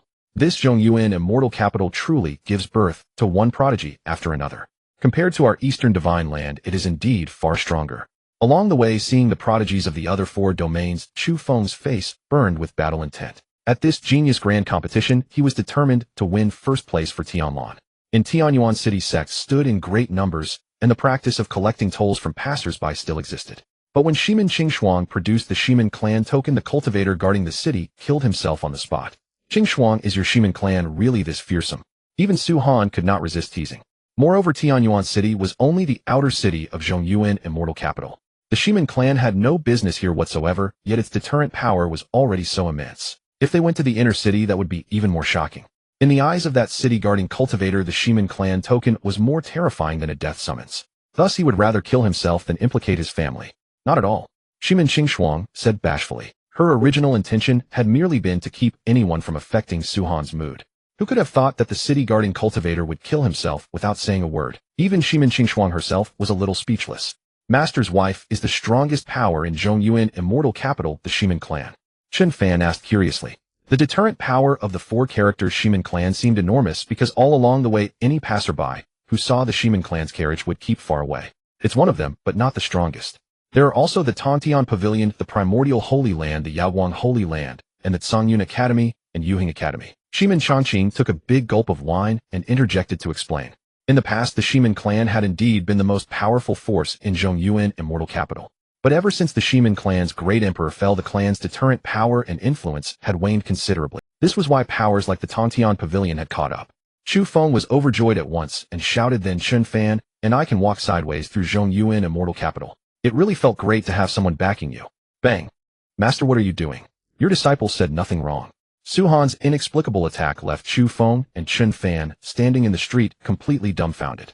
The carriage window suddenly burst open, and Su Han said gravely, "With your current strength, your chances of winning first place are slim." As his words fell, the Tianlan carriage departed, leaving Chu Feng and Chun Fan behind, standing with worried faces on the bustling street. That's right. Su Han spoke the truth. This prodigy convention has gathered countless geniuses from across the entire Tianyan continent to claim the championship. It's not that easy. The two of them truly cannot stay by Su Han's side, wasting time and idling their lives away. "Chu Feng, I've heard that in this Tianyuan city there is a Tianyuan secret realm. How about we go train in the Tianyuan secret realm?" All right. Chu Feng and Chun Fan were of one mind and decided to seize the time to enhance their strength. If they failed to win, the reputation of the Tianlan sect would be utterly disgraced by them, and Su Han's face would be lost completely. In that case, they would never forgive themselves. Shimin Chongqing smiled wryly and said, "Brother Su, Chu Feng and Chun Fan's strength. Even if they can't win the championship, they are probably not far from it. Are you being too hard on them?" Along the journey to Zhongyuan Xiandu, Chu Feng and Chun Fan spent day and night sparring with Shimin Chongqing. Shimin Chongqing had witnessed the progress of the two. Of course, he hadn't held anything back. He had already taught them nearly everything he could. Hearing this, Su Han shook his head. Shimin Chongqing had witnessed the progress of the two. Of course, he hadn't held anything back. He had already taught them nearly everything he could. But that would be meaningless. The world of cultivation has always been cruel. No matter how powerful one's background or backing, it is never as formidable as possessing one's own strength. Tianji City. The Shimin clan. Everyone, Shuang'er is about to return. She has already arrived at Tianyuan City. I heard that the Tianlan Sect Master Su Han is traveling with her. What do you all think should be done about this marriage alliance? Shimin Xiaoyan, the clan head of the Shimin clan, sat in the main seat and spoke with an awkward expression. Shimin Qingshuang was his daughter. However, half a month ago, unable to resist the pillow talk of his second wife, Shimin Xiaotian had actually agreed to a marriage alliance with the Tantian Pavilion. The high-ranking members of the Shimin clan in the hall remained silent. This matter was entirely brought upon by Shimin Xiaotian alone. Shimin Xiaoshan's second wife, Qin Shuangshuang, came from the Tantian Pavilion, but she was the youngest daughter of the Pavilion Master. An alliance of powers is certainly good, but the timing is clearly bad, very bad. Third elder Shimin Ding said bluntly, "Clan head, forgive my you must call off this marriage alliance at once. Let all of us pretend this never happened. That Su Han is not someone easy to deal with." Originally, the Shimin clan would never take seriously any prodigy or powerhouse from outside Zhongyuan Xindu. But at this moment, in front of every high-ranking member of the Shimin clan lay a thick stack of documents, all about Su Han with every detail, no matter how small. Shimin Ding and the others had all reached the same conclusion: Su Han must never be provoked. At present, the Tianlan sect has already unified the Eastern Divine Land, the Northern Sea Demon Abyss, and the Western Buddhist lands. It is showing every sign of unifying the entire Tianyan continent. Its power is far beyond what the Shimin clan can match. But Shimin Xiaoshan's sudden outrageous move left everyone speechless. Unexpectedly, Shimin Xiaotian sneered, "That brat Su Han seduced my daughter away. I haven't settled scores with him yet. I don't believe he would dare to make a move against me." Though he was in the wrong, Shimin Xiaotian was after all the clan head of the Shimin clan. He could acknowledge his mistakes and correct them, but making him admit fault, confess that he was wrong, was impossible. Seeing the tense atmosphere, Grand Elder Shimin Feng stepped forward to mediate. "In my view, we should first meet Su Han first, then discuss our strategy." Hearing this, everyone nodded in agreement. They also wanted to see for themselves what made Su Han extraordinary. After all, hearing is not believing, seeing is believing. "Su Han, how about I just stay at an inn?" Meng Feishuan felt that going with Su Han to the Shimin clan might cause conflict with the Shimin clan. But before Su Han could say anything, Shimin Qingshuang spoke up first. "Sister Meng, we are both Su Han's women. I would never let you stay at an inn. If anyone dares to object, well, have Su Han beat them into submission." Shimin Qingshuang's words left Shimin Chongqing bemused and wearing a strange expression. Bringing her own husband to beat up her own clansmen. Only Shimin Qingshuang could come up with such an absurd. "Brother Su, go easy on them later. King Shuang's father has a stubborn temper. There's a real chance he'll actually attack." Shimin Chongqing believed that for a powerhouse like Su Han, no matter how many women he had, it was perfectly reasonable. After all, it was all mutual consent. But Shimin Chongqing knew Shimin Xiaoshan's temper well. "All right. Father, what are you trying to do? In the Great Hall, after learning that Meng Feishuan was also Su Han, Shimin Xiaodian nearly flew into a rage. If not for Grand Elder Shimin Feng's restraint, he truly would have attacked Su Han. You rebellious child, what do you think you're doing? Just then a white-haired old man in a gray robe appeared. Having been kicked by his own father, Shimin Xiaodian dared not show anger and pointed at Su Han as he complained. But Shimin Qianjue had apparently long known the ins and outs of the matter. He kicked Shimin Xiaodian again. I don't care what methods you use. Immediately dissolve the marriage alliance between Shuang'er and the Tantian Pavilion's holy son Shangwan Hao. Upon hearing these words, Shimin Qingshuang, who had been holding Shimin Qianjue back for fear that her father would get beaten, immediately demanded in a low voice, Shimin Xiaoyan, who gave you the right to control my marriage? Facing Shimin Qingshuang's interrogation, Shimin Xiaodian was left speechless with nothing to say, because this matter was truly his fault. At this moment, Qin Shuang said with a smile, Qingshuang, your father only did it for your own good. How can you blame him? Shimin Qingshuang could have come back earlier or later, but she had to return at this critical juncture, catching Qin Shuang completely off guard. If only she had come 2 days later, once the Tantian Pavilion and the Shimin clan had formally settled the betrothal ceremony. Then everything would have been settled. Curse this damned Su Han for ruining the Tantian Pavilion's good plan. Then let Shimin Xiaodian marry her. I, Miao Rulin, will not have anyone decide my daughter's fate for her. The next moment, a peerlessly elegant figure in blue robes appeared in the great hall. We pay our respects to the matriarch. Rise, all of you. Seeing everyone so formal, Su Han could no longer sit still. He immediately stood up, but Su Han did not know what to call her, so he simply said, Su Han pays his respects to senior. This Miao Rulin cultivated the Confucian Tao, yet the killing intent radiating from her was exceedingly dense. Su Han felt that Shimin Qingshuang's mother was truly no ordinary person. Boom. But Miao Rulin's aura suddenly surged explosively. Using her finger as a sword, she attacked Su Han. Yet Su Han with only a single finger caught Miao Rulin's full-force strike. Compared to those 3 bald donkeys from Huishan back then, Miao Rulin was indeed considerably stronger. But to Su Han, she was still too weak.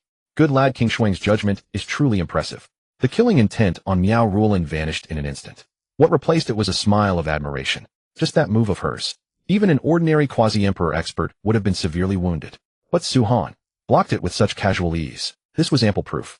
All the rumors circulating in the Zhongyuan immortal capital about Su Han, the Lord of Tianlan, were completely true. The elders and stewards of the Shimin clan were all dumbfounded, their faces full of shock. Originally, they had still been pondering what method to use to test Su Han's strength.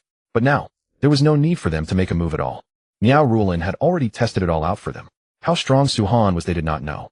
That was because Miao Rulin was a mid-stage quasi-emperor expert herself. Sect Master Su, from the moment you entered this door you have never offered me a single salute. As Qingshuang's father, am I not worthy of a bow from you? Su Han's arrogant attitude made Shimin Xiaodian extremely displeased. If only Su Han had shown him even a little deference as an elder. As for this marriage matter, he would have agreed immediately. But now he simply refused to agree. That's right.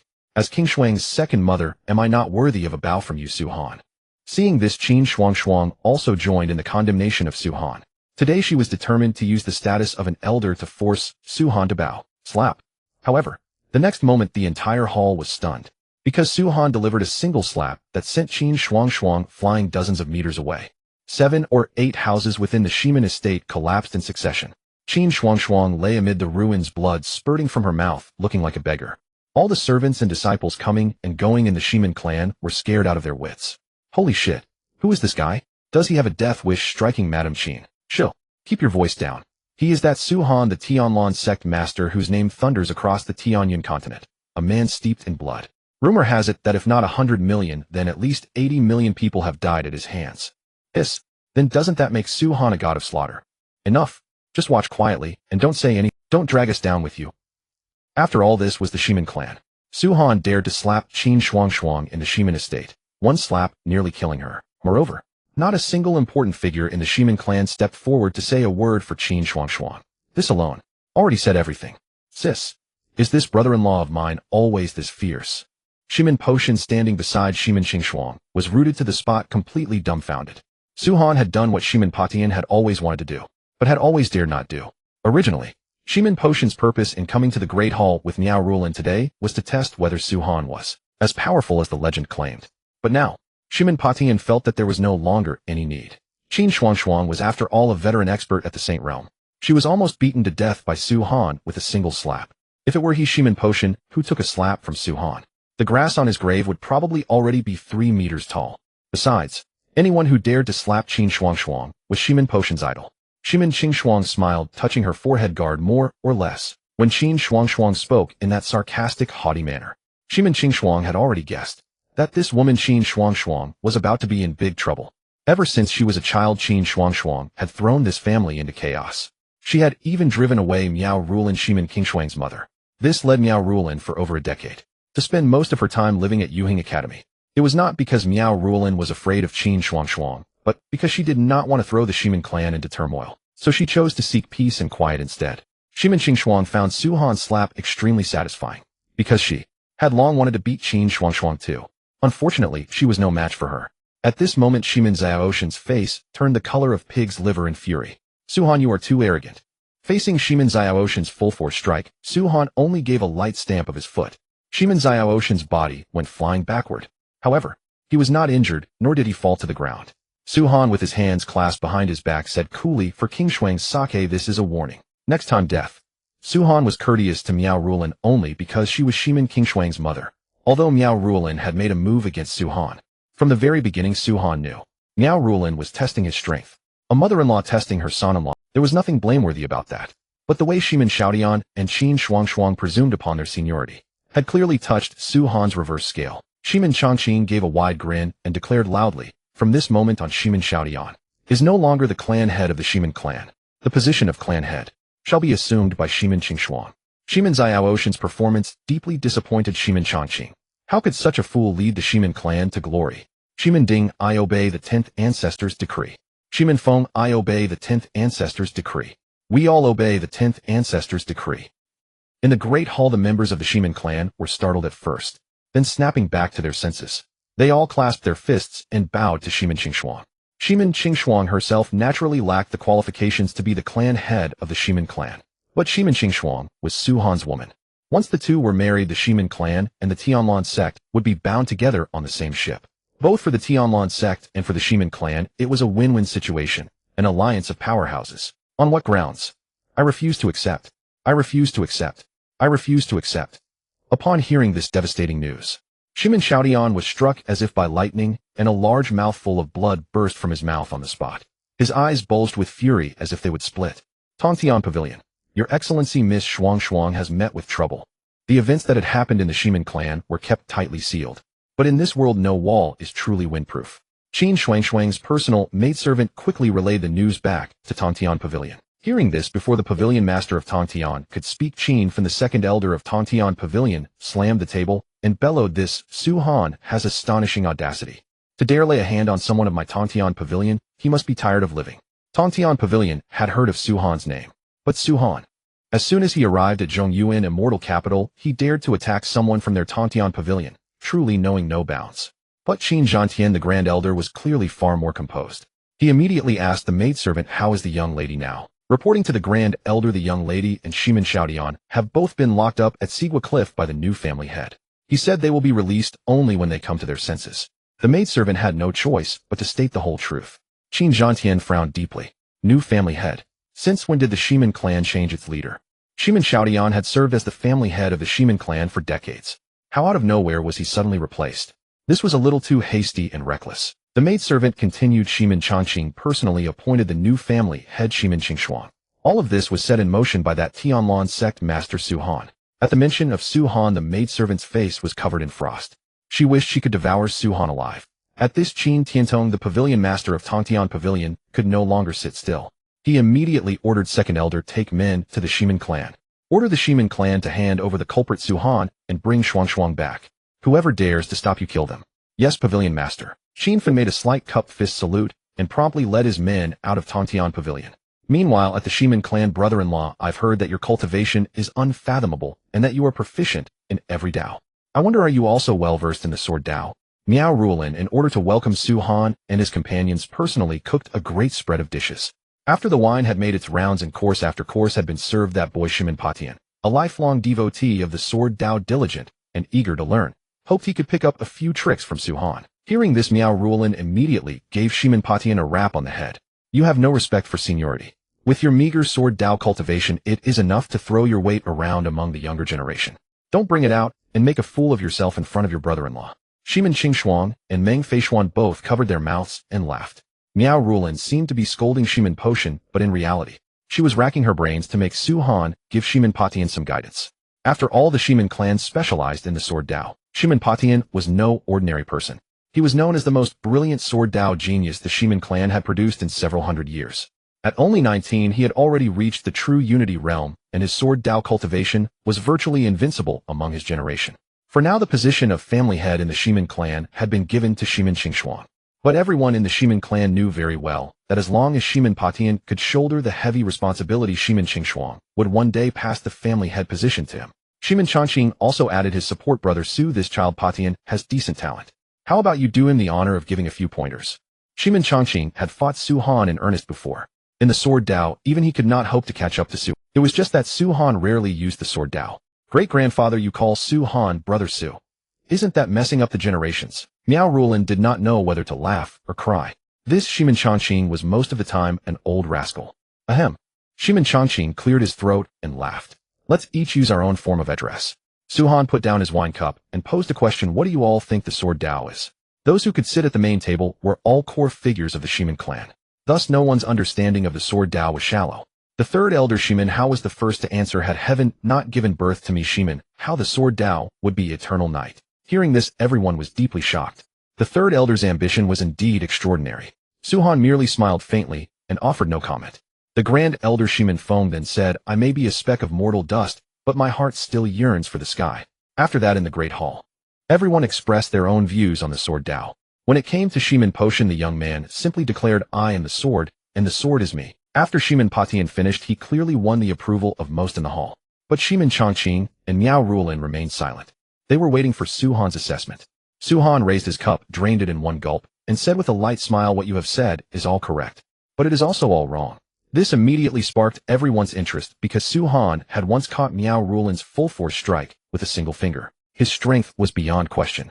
The people of the Shimin clan naturally would not think Su Han was just being mystifying. Shimin Qingshuang also asked curiously, Su Han, will you explain it more clearly? She wanted to make progress too. The sword Dao is merely one of the Daos. As for Potion's statement, it has gone astray. A sword is a sword. In the end, it is only a weapon. It is the person that matters. For me, all things in the world can become a sword, and all creation can be cut down with a single sword strike. Hearing Su Han's words, everyone was filled with shock. The entire hall fell silent. They felt that the sword Dao cultivation the Shimin clan had always upheld seemed to be running counter to what Su Han had said. They did not suspect that the Shimin clan's sword techniques were flawed, but neither did they doubt the truth of Su Han's words. With just a few sentences from Su Han, some of those present immediately benefited immensely. This broke through the sword Dao shackles that had lain still for over a decade. This was the best proof. Thank you, Sect Master Su, I have finally comprehended sword intent. Mother, I've made it.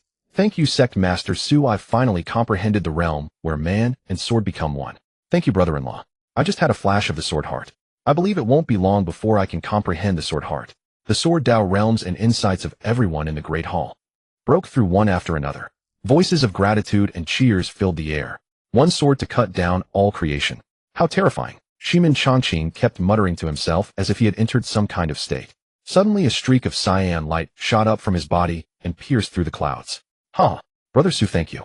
This old man has finally broken through to the 9th level of the Quasi-Emperor. Shimin Changqing's face was nearly as wrinkled as a chrysanthemum from smiling. Quasi-Emperor realm experts were divided into levels 1 through 9. After the 9th level, there was only the peak. But on the Tianlan continent, the 7th level of the Quasi-Emperor realm was already a formidable barrier. No matter how extraordinary their talent, many Quasi-Emperor experts could not break through that threshold of the 7th level even at death. And Shimin Changqing in particular had been stuck at the 8th level for over 1,000 years. If he could not break through any further, then in another 20 years Shimin Changqing's lifespan would come to an end. After breaking through to the Quasi-Emperor 9th level, not only would his strength become even more unfathomable, even his lifespan was greatly extended. A happy occasion lifts one's spirits. Shimin Changqing was naturally overjoyed. Congratulations, 10th ancestor, on breaking through to the Quasi-Emperor 9th level. The Shimin clan is certain to rise once again. In the Great Hall, everyone offered congratulations to Shimin Changqing. Su Han, my thanks to you. I have already touched the threshold of the 9/10 sword heart. Miao Rulin's face was also brimming with joy. Those who could comprehend the sword heart were all 1/10 sword geniuses. But each additional 10th of the sword heart was as difficult as reaching the heavens. Miao Rulin's breeze sword heart had been stuck at the 8th stage for several hundred years. Yet she had never expected that a few words from Su Han today would dissolve the sword heart shackles that had plagued her for centuries, smoothly allowing her to enter the realm of the 9/10 sword heart. Miao Rulin. How could she not be delighted? Having a son-in-law like Su Han was a blessing that she and the Shimin clan had cultivated for several lifetimes. Mother, congratulations. Shimin Qingshuang had not seen such a radiant smile on Miao Rulin's face in over a decade. Everyone, there is no need for such courtesy. A mere gesture is hardly worth mentioning. In truth, even Su Han himself had not expected that a few casual words of his would let everyone in the hall break through. Invincible, lonely as snow. Su Han sighed silently in his heart. Report, clan leader, people from the Tongtian Pavilion have arrived. Suddenly a flustered servant shattered the pleasant atmosphere of the great hall. Tell them to wait in the guest hall. Yes, clan leader. But Shimin Qingshuang did not take them seriously at all. In former days, the Shimin clan might still have been somewhat concerned about its relationship with the Tongtian Pavilion. But now it's not even a cup of tea. Qin Fun and the others had been sitting in the guest hall for half an hour. It was one thing that Shimin Qingshuang had not appeared. What infuriated them most was that the Shimin clan's servants and maids did not even offer a single cup of tea to the people of the Tongtian Pavilion. This showed not the slightest regard for the Tongtian Pavilion. Qin Fun smashed a set of tables and chairs with one palm strike to vent his displeasure. The maidservant Xiaoyan saw this and said unhurriedly, "This set of tables and chairs was crafted from 1,000-year spirit wood and is worth 10 million high-grade spirit stones. Elder Qin Fun, please pay for it in full." If anyone wanted to throw their weight around in the Shimin clan, Qin Fun and his group had clearly chosen the wrong target. Slap. Qin Fun sent the maidservant Xiaoyan flying with a single backhand, then cursed at once. "Little wench, you dare ask me for compensation. I would dare to give it, but do you have the guts to take it?" A mere maidservant of the Shimin clan actually dared to speak so arrogantly in front of him, Qin Fun. She truly had no idea how to stay alive. Xiaolian's cultivation was shallow. After taking Qin Fun's slap, she lost several teeth. She lay on the ground spitting blood, her face pale. Seeing this, the other servants and maids hurriedly helped Xiaoyan up. They grabbed weapons one after another ready to fight Qin Fun, but Xiaoyan stopped them. "Old bastard, if you dare give it, I naturally dare to take it," Xiaoyan said stubbornly. As Shimin Qingshuang's personal maidservant, what battles had she never witnessed? Qin Fun wanted to bully the weak. Then fine. Today she was determined to fight him to the bitter end. "Little wench, you're asking for death." Qin Fun was furious and struck out with another palm. Seeing the giant palm rushing at her, Xiaoyan simply closed her eyes. At worst she would die. Boom. Just as the black giant palm was about to devour Xiaoyan, a golden light radiated from her entire body and shattered the black palm. "Xiaoyan, thanks Sect Master Su for saving my life." The moment she saw Su Han and Shimin Qingshuang, Xiaoyan was moved to tears of joy. One step later, and she would have died. "It's nothing." Su Han casually waved his hand, and Xiaolian's injuries healed in an instant. Seeing this, Qin Fun was beside himself with rage. He immediately stepped forward and asked, "Boy, are you Su Han, the Sect Master of the Tianlan sect?" Dressed in white robes with sword-shaped brows, starry eyes, and a chi refining cultivation base. Taking it all in, Qin Fun felt his guess must be correct. Bang. However, before Qin Fun had finished speaking, an overwhelming pressure came surging madly at him. Qin Fun's body flew backward, crashed into the guest hall wall, and smashed straight through it. Qin Fun lay amid the rubble, his body riddled with wounds and streaming with blood. "Second Elder, are you all right?" Shangguan Hao, the holy son of the Tongtian Pavilion, who had accompanied him, hurriedly dug through the ruins and helped Qin Fun up. Cough, cough. "I'm fine, I was just careless." Qin Fun's words remained stubbornly defiant. Then pointing at Su Han, he angrily cursed, "You whelp, what kind of skill is it to ambush me? If you have the ability, fight me openly and fairly." Having said that, Qin Fun hastily poured several bottles of healing pills into his mouth. Because Qin Fun feared that Su Han would once again cast aside martial ethics and suddenly strike him. Those old bones of his could not bear another sneak attack. "Qin Fun, you are considered someone of note, but look at your cowardly, death-dreading appearance. It is revolting."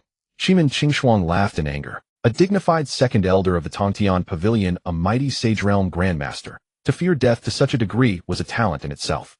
Qingshuang, the second elder's offense was unintentional. Please don't take it to heart. When Shangguan Hao looked at Shimin Qingshuang, the greed in his eyes could not be hidden at all. This time he had followed Qin Fun to the Shimin clan. Shangguan Hao's greatest aim was to teach Su Han, who dared to compete with him over a woman, a lesson. A chi refining native from Dong to Shenzhou actually dared to oppose him. Shangguan Hao. He truly did not know how to stay alive. "Is Qingshuang a name you are worthy to speak? What is your status? What is my position?" Neither in the past nor the present had Shimin Qingshuang ever taken Shangguan Hao seriously. That fatal barrage of 3 questions instantly made Shangguan Hao burn with rage. But Shangguan Hao still steeled himself and said, "Qingshuang, our marriage. Your father has already agreed to it. Since Shimin Xiaodian agreed to it, then go and find Shimin Xiaodian. Dare to call me Qingshuang again, and you had better watch your worthless life. Shang Wanhao attempted to use Shimin Xiaodian to pressure Shimin Qingshuang, but he had completely miscalculated. Shimin Patian interjected, exactly Shang Wanhao. What kind of creature are you? Someone like you worthy of being my brother-in-law. A toad lusting after swan's flesh. How dare you? Before meeting Su Han, Shimin Patian believed that in all of Zhongyuan Xiandu, or even the entire Tianlan continent, there was not a single man worthy of his elder sister Shimin Qingshuang. Yet in just 2 short days at the Shimin clan, Su Han had already earned Shimin Potion's utmost admiration. He was utterly devoted to Su Han. In this world, only Su Han was worthy of Shimin Qingshuang. Hearing this, Shang Wanhao immediately objected, then what about him? Just the sect master of a trash sect from Dongtu Shenzhou. What qualifies him, Su Han? If Su Han could, he Shang Wanhao was a renowned prodigy of Zhongyuan Xiandu.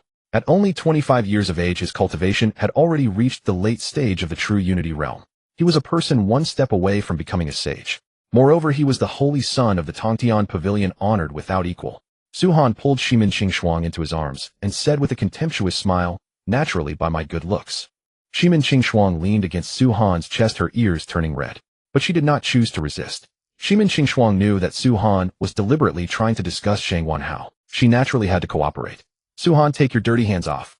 With this, Su Han had completely shattered Shang Wanhao's composure. However, before Shang Wanhao could finish his words, an overwhelming pressure descended from the sky, pressing down on him until he could hardly stand. On the spot, his legs buckled, and he knelt before Su Han. Shang Wanhao's face was full of humiliation and unwillingness. He struggled desperately trying to stand up. However, the more he struggled, the worse his injuries became. Holy son, please don't move recklessly. If this continues, you will die. Seeing this, Qin Fan hurriedly spoke up to stop Shang Wanhao's mindless actions. If things went on like this, there would be no need for Su Han to act. Merely from overwhelming rage, Shang Wanhao would fall into qi deviation and be completely ruined. Su Han's scheme was indeed vicious. With just a few words, he had nearly destroyed the holy sun that the Tongtian Pavilion had painstakingly cultivated, since they could gain no advantage from Su Han. Therefore, Qin Fan decided to change the subject. Patriarch Shimin, the purpose of my visit this time is to convey the wishes of our pavilion master. Speak your piece, or out with your fart. Qin Fan's pretentious manner made Shimin Patian extremely displeased. Even at this moment, this Qin Fan was still thinking of using the name of the Tongtian Pavilion Master Qin Tiantong to intimidate them. Qin Fan was angry but did not dare to say it, so he declared aloud. First, I want to bring back Miss Qin Shuangshuang. Second, your Shimin clan must hand over Su Han. Qin Fan did not believe that the Shimin clan would openly make an enemy of the Tongtian Pavilion for the sake of a Su Han. This was obviously not a wise choice. You may take Qin Shuangshuang back, but Su Han is my husband. Where does your Tongtian Pavilion get the audacity to demand he be punished? Shimin Qingshuang waved her hand. The next moment, the experts of the entire Shimin clan filed out and directly surrounded Qin Fan and the others. Calm down. Patriarch Shimin, let's talk this over, please calm down. How could Qin Fan have expected that the younger generation would have such strong personalities? They would resort to force at the slightest disagreement. Moreover, this was by no means an empty show. If he did not speak up, the dozen or so people from the Tongtian Pavilion would really die on the spot today. Had he known this matter would be so dangerous, Qin Fan should not have boasted back at the Tongtian Pavilion. It would have been better to keep his mouth shut. Now here they were. He could neither fight nor leave. Damn it, where was he supposed to seek justice? The dignified second elder of the Tongtian Pavilion had been pushed to such a corner. If word of this got out, the Tongtian Pavilion's reputation would be utterly ruined. Shall Lian go over and beat this old bastard Qin Fan to death? But Shimin Qingshuang was not one to be trifled with. Setting everything else aside, based on the fact that Qin Fan had nearly killed her maidservant Shao Lian today, Qin Fan and his group were doomed from the start. There was no way they could leave the Shimin clan. If they were allowed to go, how could the Shimin clan continue to stand tall in Zhongyuan Xiandu in the future? Su Han, please take action and cripple Qin Fan's cultivation. No problem. With a snap of Su Han's fingers, Qin Fan's sage-level cultivation was instantly destroyed. He became a useless person without any cultivation. Qin Fan's eyes split with rage as he roared, Su Han, I will never rest under the same sky as you. Even Qin Fan himself could not figure out how his cultivation had suddenly vanished. Smack, smack, smack. Old bastard, die. Shao Lian immediately charged forward, slapping left and right. She slapped Qin Fan to death with her bare hands. She slapped him for a full quarter of an hour. In the end, Shao Lian directly punched Qin Fan's head into pieces. He did not even have a complete corpse left. Patriarch Shimin, have mercy. We never laid a hand on Miss Shao Lian. Yes. It was all the second elder's doing. We had nothing to do with it. Mercy. Please have mercy. The gruesome death of Qin Fan directly frightened the Tongtian Pavilion people out of their wits. They all knelt on the ground, kowtowing and begging for mercy. Drag them out and execute them all.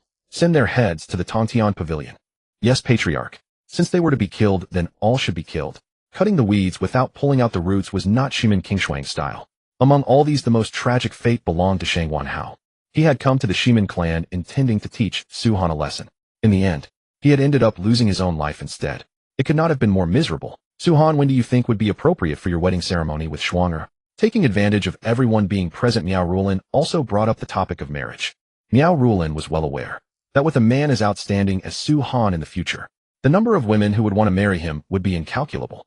As Shimin Qingshuang's mother, Miao Rulin naturally did not wish to see her daughter taken as a secondary wife. After all, for a powerful man, having multiple wives and concubines was perfectly normal. But matters of status and title were still very important to the Shimin clan. After the prodigy assembly, by then I will have unified all of Zhongyuan Xiandu. Consider Zhongyuan Xiandu as the bride price. At Su Han's words, the entire hall was shocked. Everyone was dumbfounded, staring at one another in silence. Why could Su Han speak such arrogant words in such a calm tone? Tianyuan Secret Realm. Chu Feng Chen Fan, today both of you will surely die. Chu Feng and Chen Fan had originally been happily slaying monsters and reaping benefits. But suddenly, the Tongtian Pavilion disciples went mad as if possessed. They joined forces with prodigy disciples from several major powers and chased the two all the way. Chu Feng and Chen Fan fled in panic, hunted relentlessly. They barely made it to the exit of the Tianyuan Mystic Realm, only to be cornered again. Zhao Guang's son Tao, have you lost your minds? What grudge do we two brothers have against your Tongtian Pavilion? Why must you hound us? Chu Feng's composure was nearly shattered, and he couldn't hold back his furious curses. They hadn't killed any disciple of the Tongtian Pavilion. Yet those Tongtian Pavilion disciples were like rabid dogs, utterly unreasonable. Zhao Guang sneered, since you insist on knowing, then die with clarity. Su Han killed our Tongtian Pavilion's second elder and the Holy Son. The Pavilion Master has issued a decree. Kill every member of the Tianlan sect without mercy. Just then a group of experts stood not far away. The leader, clad in a black python robe, exuded overwhelming dominance. Beside him stood a breathtakingly beautiful woman in an emerald green long dress. Husband, those two young men over there seem to be disciples of the Tianlan sect. As a demon clan member and a nine-tailed fox, Yu Linglong possessed extraordinary senses. They had not come to the Tianyuan Mystic Realm to gain power. They merely wished to temper the disciples of the Tianlan branch sect of the Northern Sea Abyss. Yet fate conspired, and they unexpectedly encountered disciples of the main Tianlan sect. Dugu Baitian nodded. Indeed, the Sect Master once taught me the Tianlan sword art. The sword techniques used by Chu Feng and Chen Fan are precisely the Tianlan sword art. According to the rules of the Tianlan sect, only its disciples may cultivate the Tianlan sword art. Moreover, this art must never be passed on to outsiders. In other words, anyone who knows the Tianlan sword art must belong to the Tianlan sect. And even if not, they are certainly closely connected to Su Han. The Tianlan sect was extremely rigorous in accepting disciples. Those who entered its ranks could never be mediocre.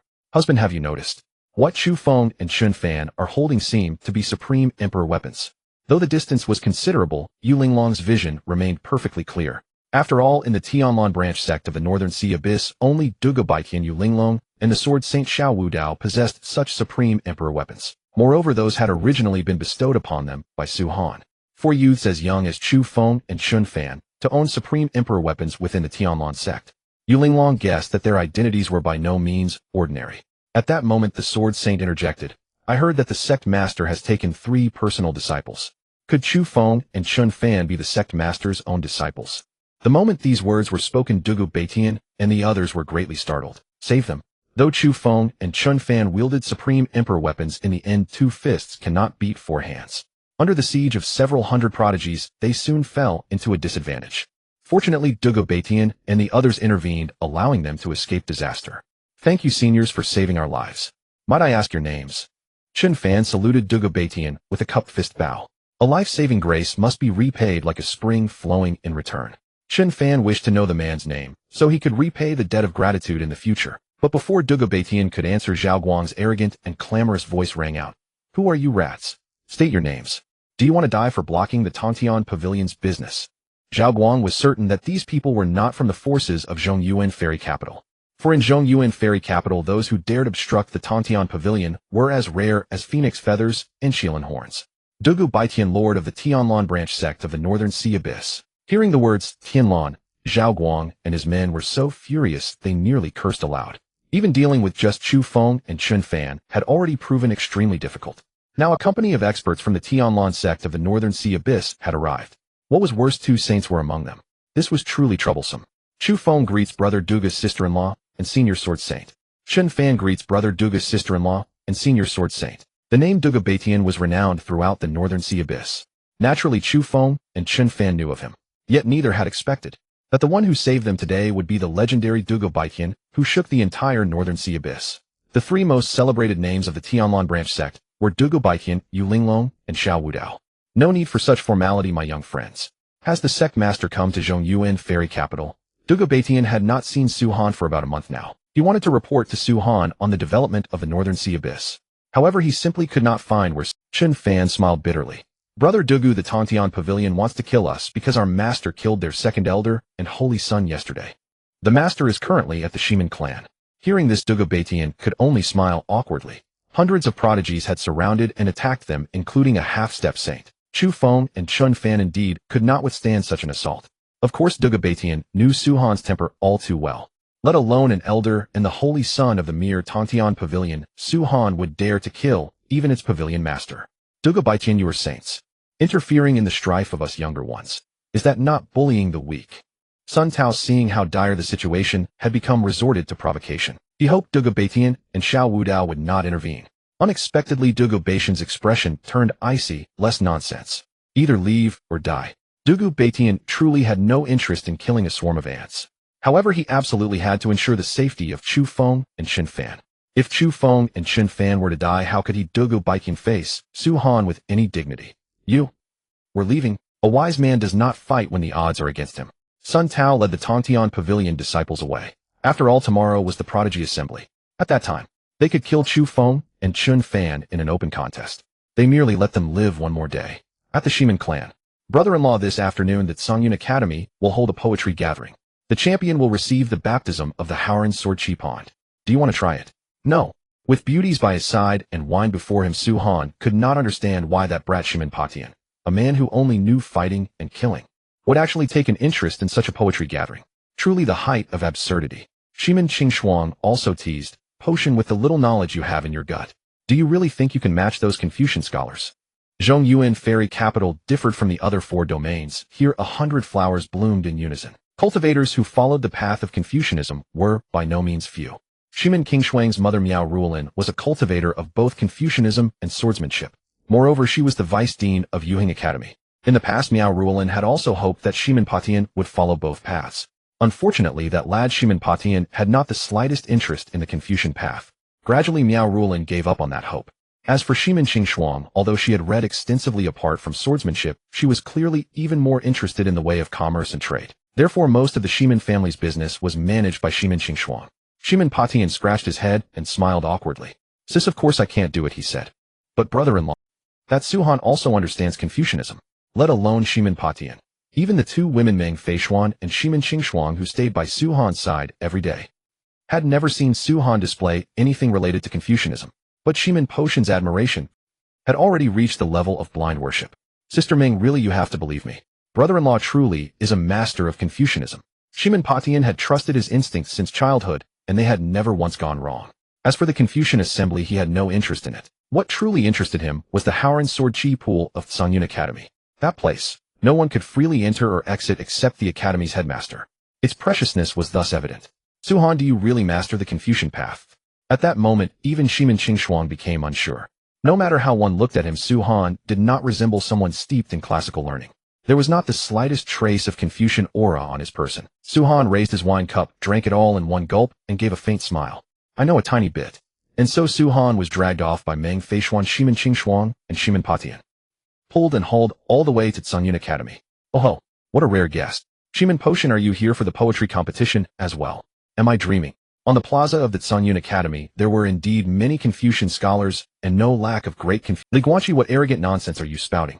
I admit I am no match for you in Confucianism, but my brother-in-law Su Han will crush you with ease. Shiman Patian flashed a sly smile. In an instant he shifted the topic onto Su Han. Shiman Patian knew Su Han's temper all too well. That man killed without batting an eye. Su Han would never care who the other party was, or what status he held. Su Han, the Sect Master of Tianlan's sect. Unexpectedly, at the mere mention of Su Han's name, the Confucian prodigies present instantly lost their fire, wilting like sodden eggplants. Not a shred of their former high-spirited arrogance remained. What had happened at the Shiman family had long spread throughout Zhongyuan Immortal Capital. The Saint's son and the elders of the Tongtian Pavilion had all been killed by Su Han. Who were these people compared to that? Anyone who dared to make Su Han unhappy was simply tired of living. We all pay respects to Sect Master Su. In the next moment, nearly half of the Tsangyun Academy students cupped their fists in salute. At ease. Thank you, Sect Master Su. As soon as he entered the gate, Su Han indeed sensed the Howren Sword Chi pool that Shiman Patian had mentioned. Worthy of Tsangyun Academy. This was the first time Su Han had seen such vast and majestic Howren Sword Chi in the Tianlan continent. What the Confucian path cultivated was precisely the righteous Chi of heaven and earth. Not far away, Zhou Zheng, the Academy's Saint's son, who had witnessed all of this, looked extremely grim. Even as the Saint's son, he had never enjoyed such treatment. I've got it, he thought. He'll make Su Han lose all face at the poetry competition. Zhou Zheng was confident. He had studied literature since childhood and was exceptionally skilled in poetry composition and all manner of literary arts. To crush a mere Su Han, wouldn't that simply be easy? With that thought, Zhou Zheng strode forward and said with a smile, Zhou Zheng, the Saint's son of this academy, pays respects to Sect Master Su. I wonder if Sect Master Su would be willing to offer some guidance at today's poetry competition. At these words, all the students of Tsangyun Academy revealed expectant expressions. They were also curious to know, aside from his unfathomable cultivation, whether Su Han understood Confucianism as well. After all, scholars were scholars, proud to their very bones. To conquer scholars, especially a whole crowd of them brute force, was utterly useless. Many students had bowed simply because Su Han was a formidable expert. A formidable expert, of course, deserved their small courtesy. But deep down, many were not convinced by Su Han. To win over, he was plainly up to no good, likely scheming to make Su Han lose face in public. Yet the two women still decided to trust Su Han. After all, the person who could make Su Han suffer a loss had not yet been born in this world. Su Han smiled faintly. I can offer some guidance, but I am worried that if I end up shattering your Dao hearts, that would be quite unfortunate. Su Han had, after all, received 9 years of compulsory education. A mere poetry competition was nothing he could not easily handle. Wu Kuan requests guidance from Sect Master Su. Zheng Hao requests guidance from Sect Master Su. At Su Han's words, the students of Tsangyun Academy immediately felt indignant. The students of Tsangyun Academy instantly felt unconvinced. Whether a mule or a horse, take it out and let it show its mettle. They wanted to see just how profound Su Han's Confucianism was, such that it could shatter their Dao hearts. Seeing the crowd stirring, Zhou Zheng revealed a gratified smile. As long as he defeated Su Han today, Zhou Zheng would be the first man in the entire Tianlan continent to defeat Su Han. The name Zhou Zheng would surely resound across the Tianlan continent and shake the world. Seeing the wine pot in Su Han's hand, Zhou Zheng immediately suggested, Sect Master Su, the poetry competition consists of 2 rounds. For the first round, let us take wine as the theme. How about that? Most scholars were also drunkards. By choosing wine as the theme, Zhou Zheng wanted Su Han to concede defeat with complete conviction. Fine. Hearing wine as the theme, Su Han almost laughed out loud. This Zhou Zheng was truly charging headlong into death. Dear students, who would like to cast the first brick to attract jade? Zhou Zheng swept his gaze across the audience and asked in a resonant voice. However, the originally lively atmosphere fell into dead silence. Being the first to perform was too disadvantageous. Without even a reference point, the first would just be cannon fodder. No one was willing to become the first to come forward. Just as everyone was exchanging glances and dared not speak, a voice like an exiled immortal rang through Tsangyun Academy. The one speaking was none other than Su Han. Today he would show these people of Tsangyun Academy what it truly meant to deliver a dimensionality-reducing blow. What the heck? Is Su Han this reckless? Going first is way too disadvantageous. Su Han is about to make a fool of himself. The theme of wine may seem simple, but writing it well is no easy task. Nearly all the students of Tsangyun Academy held little confidence in Su Han, yet there were exceptions. For instance, Meng Feishuan and Shimen Qingshuang both had full faith in Su Han. They watched as Su Han poured himself a cup of wine and drained it in one gulp. Then he began to display his literary brilliance. Do you not see the yellow river's waters descending from the heavens, rushing into the sea and never returning? A sharp gasp. Zhou Zheng and the others had assumed Su Han was merely putting on a bluff. But unexpectedly, Su Han's very first line stunned the entire audience. Good heavens! It seems Su Han has also cultivated the Confucian way. With such momentum, he speaks of the yellow river falling from the heavens, rushing eastward to the sea, never to return. It gives me a sense of vast, overwhelming grandeur, as if I were there myself.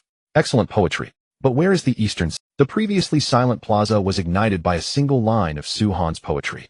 The crowd could hardly wait to hear the rest of Su Han's poem.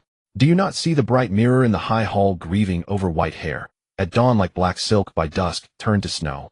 The moment Su Han's second line was spoken, some students in the plaza burst into tears.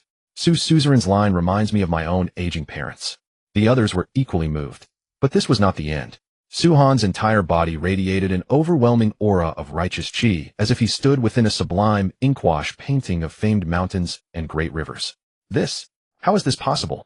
Zhou Zheng was utterly shaken. He had cultivated the Confucian path his entire life, yet the righteous qi he had managed to refine amounted to only a wisp. But the righteous qi radiating from Su Han surged like mighty rivers, unbroken and inexhaustible. However, what happened next nearly drove Zhou Zheng and the others to the brink of collapse. Using paper in place of a brush, Su Han left poetry upon the stone steel. With every stroke of his brush, heaven and earth were stirred. Rumble. The sky suddenly shifted, as if a torrential downpour were about to pour forth. In the void, it seemed as though ghosts and spirits were wailing. Holy crap! When the brush falls, wind and rain are startled. When the poem is complete, even ghosts and gods weep. Could my brother-in-law have already reached the supreme realm of the Confucian way? Although Shimin Patian did not cultivate the Confucian path, he understood it very well. A realm like this, even his mother Miao Rulin could not attain.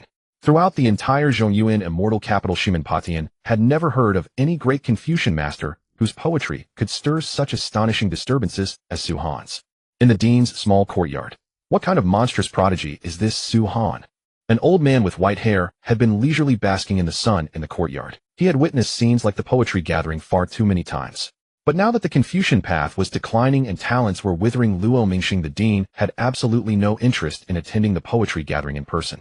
Yet with just 2 lines of poetry, Su Han had completely overturned Luo Mingxing's worldview. Luo Mingxing had believed that Su Han was merely a powerful cultivator who knew nothing but slaughter. Never did he expect that Su Han's cultivation of the Confucian way had already reached such an unfathomable level. At this moment, Luo Mingxing could no longer sit still. He paced back and forth in the small courtyard, desperate to read the rest of Su Han's poem. "Dean, are you alright?" The student responsible for attending to Luo Mingxing looked utterly bewildered. Everything had been perfectly fine just now. Why had the dean suddenly become so restless? "Shut up. Do not disturb this old man, as he savors a masterpiece that will echo through the ages." Luo Mingxing immediately scolded. With a wave of his palm, he sent the attendants in the courtyard flying out the door. Because Luo Mingxing was afraid he might kill someone. On the path of Confucianism, Luo Mingxing had never regarded anyone with respect. To call him the paramount leader and faith of all scholars under heaven would not be an exaggeration. But today Luo Mingxing had suddenly developed a profound interest in Su Han. At this moment, Miao Rulin and the others at the Shimin clan also noticed the commotion from Songyun Academy. When did Songyun Academy produce such a Confucian genius? Miao Rulin murmured to herself. In all of Songyun Academy, only one person could catch her eye. Luo Mingxing hailed as the leader of the Confucian path. But that aura was clearly not Luo Mingxing's. Just who on earth is this person? Miao Rulin tore through the void and hastened toward Songyun Academy. At the same time, more and more powerhouses were racing toward the academy. In the midst of joy in life, one must drink to the fullest. Never let a golden cup sit idle beneath the moon. The commotion stirred up by Su Han grew ever greater. Chips of stone flew from the steel. Above the void, thunder rumbled. All 10,000 cities of the Zhongyuan immortal capital were shaken. Hurry and report to the ancestor. Rush to Songyun Academy at once. Such an unprecedented prodigy must be won over. At this moment, the great forces of the Zhongyuan immortal capital were all stirring, racing toward Songyun Academy at breakneck speed. The Confucian path was different from immortal cultivation. To reach the summit of the Confucian way, one relied on talent. Hard work alone was futile. Thus, cultivators with Confucian talent were 1 in 10,000. Being able to read did not make one a Confucian genius. Su Han, just how many more surprises have you hidden that I know nothing about? Meng Feishuan was about to live a second life, but a prodigy like Su Han was something she had never encountered before. At first, it was his looks that had caught her eye. Who would have thought that Su Han was not only handsome, but excelled at every path, as if there was nothing he could not do? My husband's literary brilliance is unmatched through the ages. Shimin Qingshuang had moved from shock at the beginning to pure pride now. She used to think her mother Miao Rulin's literary talent was extraordinary, but now Shimin Qingshuang felt her own vision had been too narrow. All the poems Miao Rulin had written in her lifetime combined together could not compare to a single line from Su Han's, bringing in the wine. Zhantian, come with me to Songyun Academy. A great Confucian master like this must serve our Tongtian Pavilion. Yes, Pavilion Master. Qin Tianlan, the master of Tongtian Pavilion, could no longer sit still. He immediately brought Qin Zhantian and headed straight for Songyun Academy. Whoa, look, why is the aura of the sword Dao flowing beneath Su Han's brush? Nonsense. What I see is clearly the aura of the spear Dao. However, what happened next left everyone utterly dumbfounded. Around Su Han, not only the Confucian Dao aura was flowing. countless Daos of the world began to appear. Sword Dao, Blade Dao, Spear Dao, and more. As more and more cultivators poured into Tsungyun Academy, its plaza became packed to the brim. Even the beams and rooftops of Tsungyun Academy were packed with people wherever there was room to stand. The most imposing factions even occupied the Midair itself. Heaven has endowed me with talents for a purpose. 1,000 pieces of gold once scattered will come back again. Hiss. The moment these words were spoken, someone in the crowd broke down, tears streaming as they wailed aloud. I Ji Kuan lost my father in childhood, my wife in middle age, and my son in old age. My entire life has been lonely and bitter. I have failed hundreds of times, yet I have still never cultivated righteous chi. Sect Master Su's line, heaven has endowed me with talents for a purpose, is the greatest comfort this old man has ever had in his life. Ji Kuan's hair was snow white, his face gaunt and withered. Kneeling on the ground, he wept bitterly. Many people deeply empathized with Ji Kuan's pain and agitation. For most people, life was filled with failure from the moment they were born. They had never, not even once, succeeded.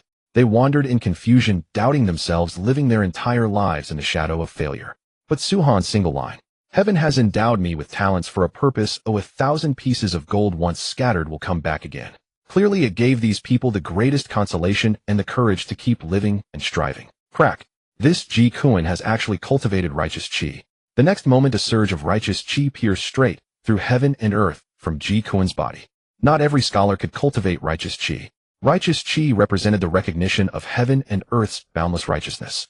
In the Confucian way, out of 1,000 people, there might not be even one who could cultivate righteous chi. It was a recognition by the righteous laws of heaven and earth. Ji Kuan turned to face Su-han, knelt and kowtowed, saying with profound gratitude, this old man, Ji Kuan, thanks, Sect Master Su. Rise. Su-han himself did not know why he had reached out to help Ji Kuan. Perhaps it was simply a sudden impulse, or perhaps Ji Kuan's story had moved him. Damn it. With a mere gesture, he could make Ji Kuan comprehend righteous chi. What exactly is the origin of this Su-han? By now Zhou Zheng was thoroughly panicked. Every faction and major figure that mattered in the entire Zhongyuan immortal capital had appeared. Su-han had won fame and renown. He, Zhou Zheng, and the students of Tsungyun Academy had been completely reduced to a backdrop. Damn. Why is it Su-han, that god of slaughter? The instant Qin Tiantong, Pavilion Master of the Tongtian Pavilion, arrived at Tsungyun Academy and saw that the lead character was Su-han, he nearly had a breakdown. Qin Zhantian also could not help complaining, why is this Su-han everywhere? A killing star. A man who only knew how to fight and kill all day long. Yet he turned out to be a scholar as well, and a great master of the Confucian way at that. Bloody hell. Who can you even reason with? The most absurd thing was that he could casually produce immortal poetic lines. It was simply mind-shattering. Looking at the wine in Shimin Chongqing's hand, Shimin Patian asked this absurd question, 10th ancestor, can just loving wine turn you into a poetry immortal? Or into the pinnacle of the Confucian way? Su-han also loved wine. Shimin Patian wondered whether it all had something to do with drink. Hearing this, Shimin Qingshuang pulled a strange face. Cut it out. Your brother-in-law just loves drinking, but it wasn't the wine that made him. Shimin Chongqing also smiled and nodded. He loved wine even more than Su-han. But he had been a rough, unlettered man his entire life. He knew nothing of composing poems or couplets. It was also the first time he realized just how terrifying Su-han's cultivation in the Confucian way was. Potion, you're right. Su-han truly deserves the name Poetry Immortal. Even a rough, unlettered man like Shimin Chongqing could read Su-han's poems and feel refreshed in body and mind and gain immense benefit from them. That alone said everything. The next line Su-han delivered only confirmed Shimin Chongqing's view. All the sages and worthies of old are lonely, only drinkers leave their names behind. The line won Shimin Chongqing's deep approval. This line of Su-han's should be the greatest praise for lovers of fine wine, ancient or modern. Have a bit more confidence. Take out the should be, and that is exactly what it is. Say no more. Su-han understands me. Every single line Su-han writes is about my life. Su-han's poem drew thunderous applause from the entire hall. It was as if they themselves were the protagonists in Su-han's poem. With a single poem, Su-han had written out their entire lives.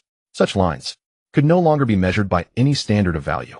A single poem eclipses all past and present. There will never be another sage in this world.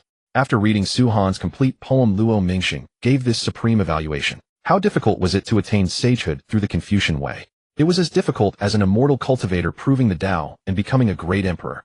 A sage of the Confucian way possessed battle power on the same level as a great emperor of the current age. Even Luo Mingxing, standing at the threshold of sagehood, could never take that final half-step. When his words resounded through Tsungyun Academy, everyone nodded in agreement. This evaluation from the leader of the Confucian way already said everything. That is, in this era, anyone on the Tianlan continent who practiced the Confucian way and wished to become a Confucian sage must surpass Su-han. Alas, Even Luo Mingxing, the leader of the Confucian Way, had personally admitted that he was inferior to Su Han. How much more so for these people?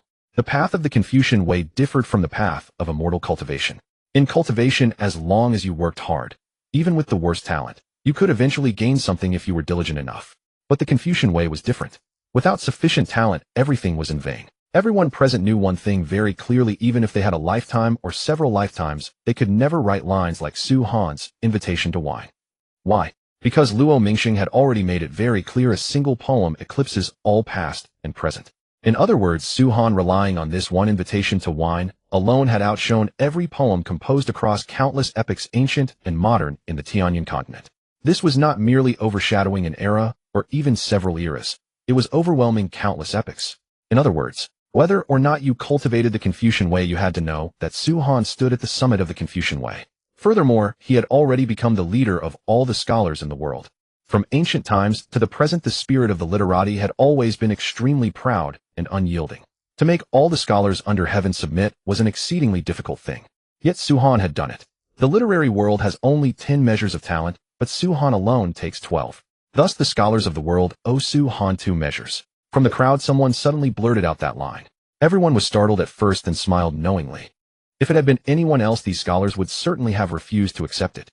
But when it came to Su Han, they accepted it willingly, heart, mouth, and even body. If they owed 2 measures, then owed 2 measures it was. Are these scholars out of their minds? Just like that, they've all been captivated by Su Han. The people of the Tongtian Pavilion were thoroughly displeased. Qin Tiantong was seething with fury, his face full of defiance. Yet Su Han, with a single poem, had won the conviction of all the scholars under heaven and become their very faith.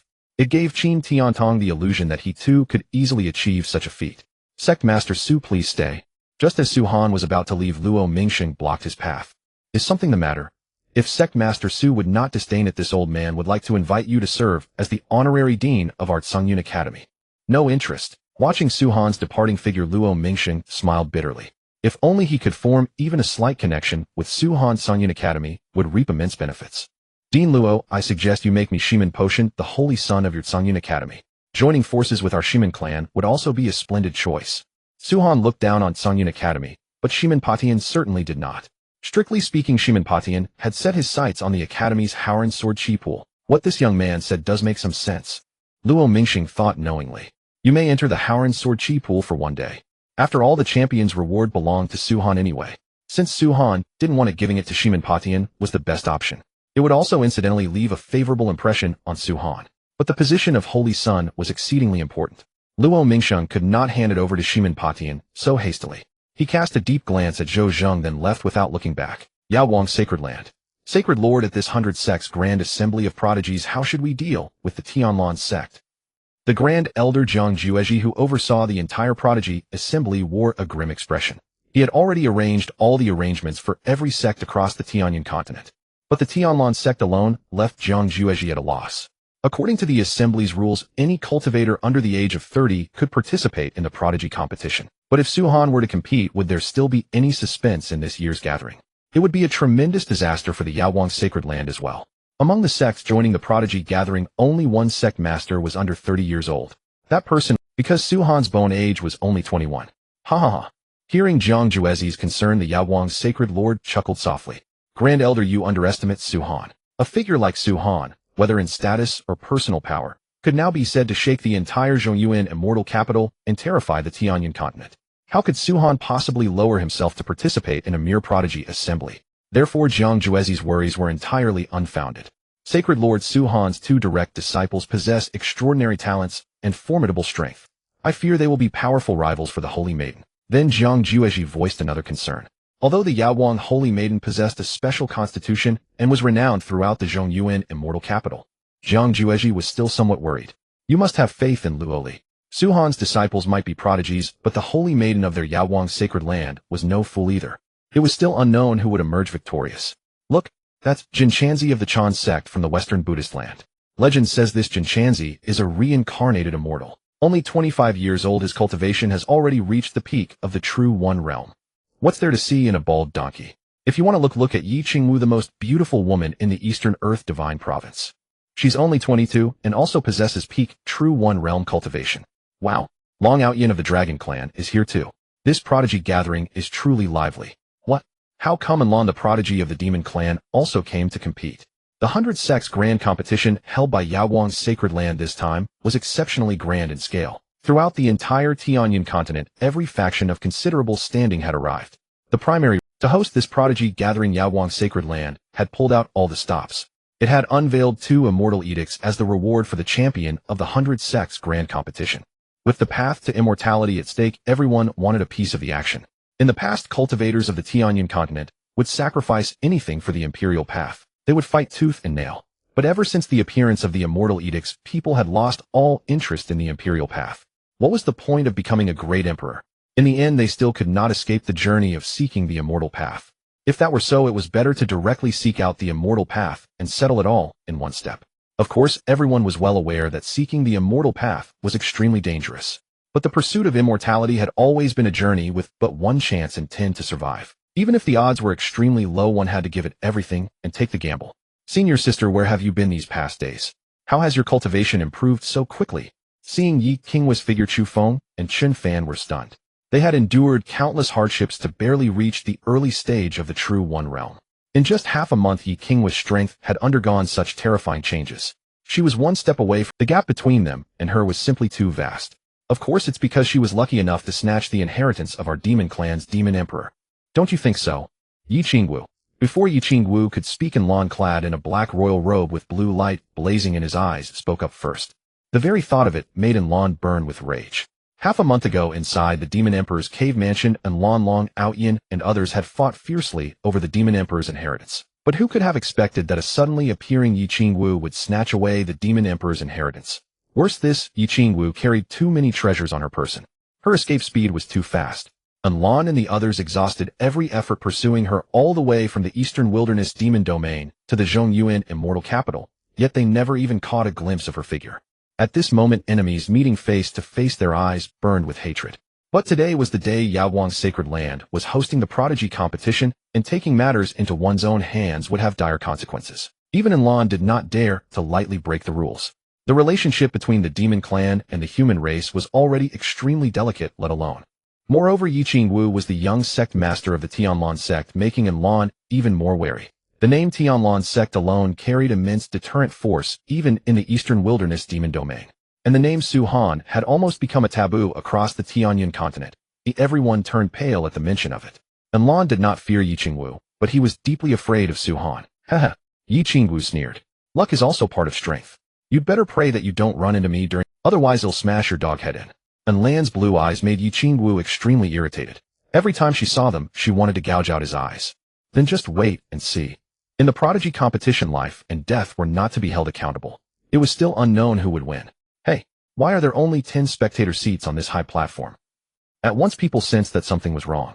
Almost all the sects that had come for the 100 Sect Grand Competition were led by their own sect masters in person. Yet the Yaoguang Holy Land had prepared only 10 seats.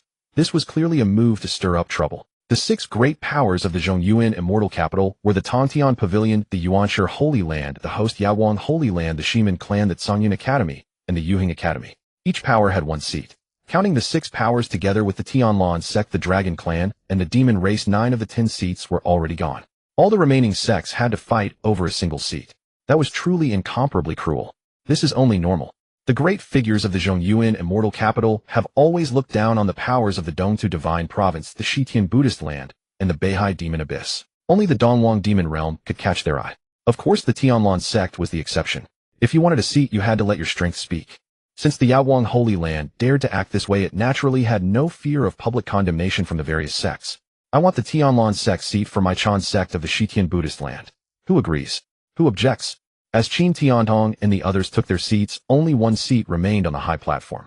Tantai Ming, the Chan Sect Master clad in a red kasaya, sat down in the seat that should have belonged to Su Han. Shimin Qingshuang's face immediately darkened. Get down. Is a seat belonging to my husband something an ant like you can sit on? The experts of the Shimin clan instantly surrounded Tantai Ming. If he so much as dared to utter a single word of refusal, he would have been killed on the spot.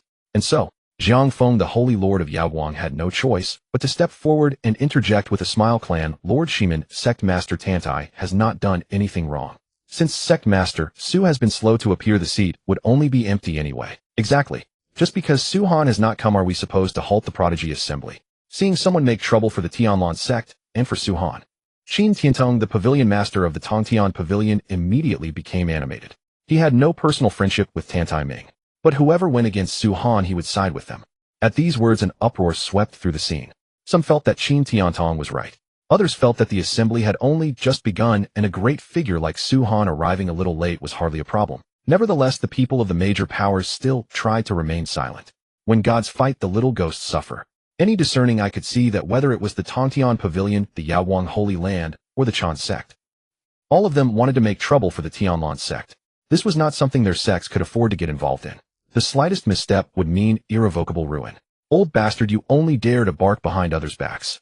In front of my master would you dare speak? Chun Fan, with his fiery temper, immediately pointed at Qin Tiantong on the high platform and cursed loudly. That shout from Chun Fan pushed the explosive tension at the scene to its peak. But Dugu Baitian and the others merely smiled faintly. Clearly they felt that Chun Fan had cursed well. What did the Tongtian Pavilion matter? In that case, it would save Dugu Baitian the trouble of having to attack them one by one in the future, saving both time and effort. Bang! Seeing Chun Fan provoke him publicly, Qin Tiantong's face turned icy, and he immediately struck out with the palm. A strike from a quasi-emperor directly sealed the void around Chun Fan, leaving him nowhere to flee. Yet Chun Fan was not afraid in the least. Instead, he wore a contemptuous smile. Old bastard, with my master here, do you think you can kill me? Can you really do it? Even though Su Han's figure had not appeared, Chun Fan felt that Su Han had already arrived. He simply had not revealed himself. Besides, even if he died, what would it matter? Chun Fan had already died. Su Han could resurrect him with a flick of his finger, so Chun Fan had no fear at all. Bang! Sure enough, when Qin Tiantong's attack was about to touch Chun Fan, a colorless barrier suddenly emerged around Chun Fan and instantly absorbed Qin Tiantong's attack. What the hell? The Lord of Tianlan has arrived. The next moment the sky split apart, and a void passage appeared. Su Han, dressed in white, and Meng Feishuan, dressed in green, stood there quietly. Yet they gave everyone present an unprecedented sense of oppression. Dugu Baitian pays respects to the Sect Master. Yi Qingwu pays respects to Master. We all pay respects to the Sect Master. In the plaza, tens of thousands of experts knelt in salute in an instant. These people were all experts selected by Yi Qingwu from the Dongtu Divine Province, the Beihai Demon Abyss, and the Shitian Buddhist land. Even the weakest among them was at the peak of the true unity realm. It was all for the purpose of unifying the Zhongyuan immortal capital. After all, wherever Su Han went, he went alone, never taking anyone with him. Rise all of you. Suddenly tens of thousands of Tianlan sect experts appeared out of nowhere. Even Su Han was somewhat taken aback. But the moment he saw Yi Qingwu, he understood everything. That girl Yi Qingwu was indeed well suited to be Sect Master. Boom.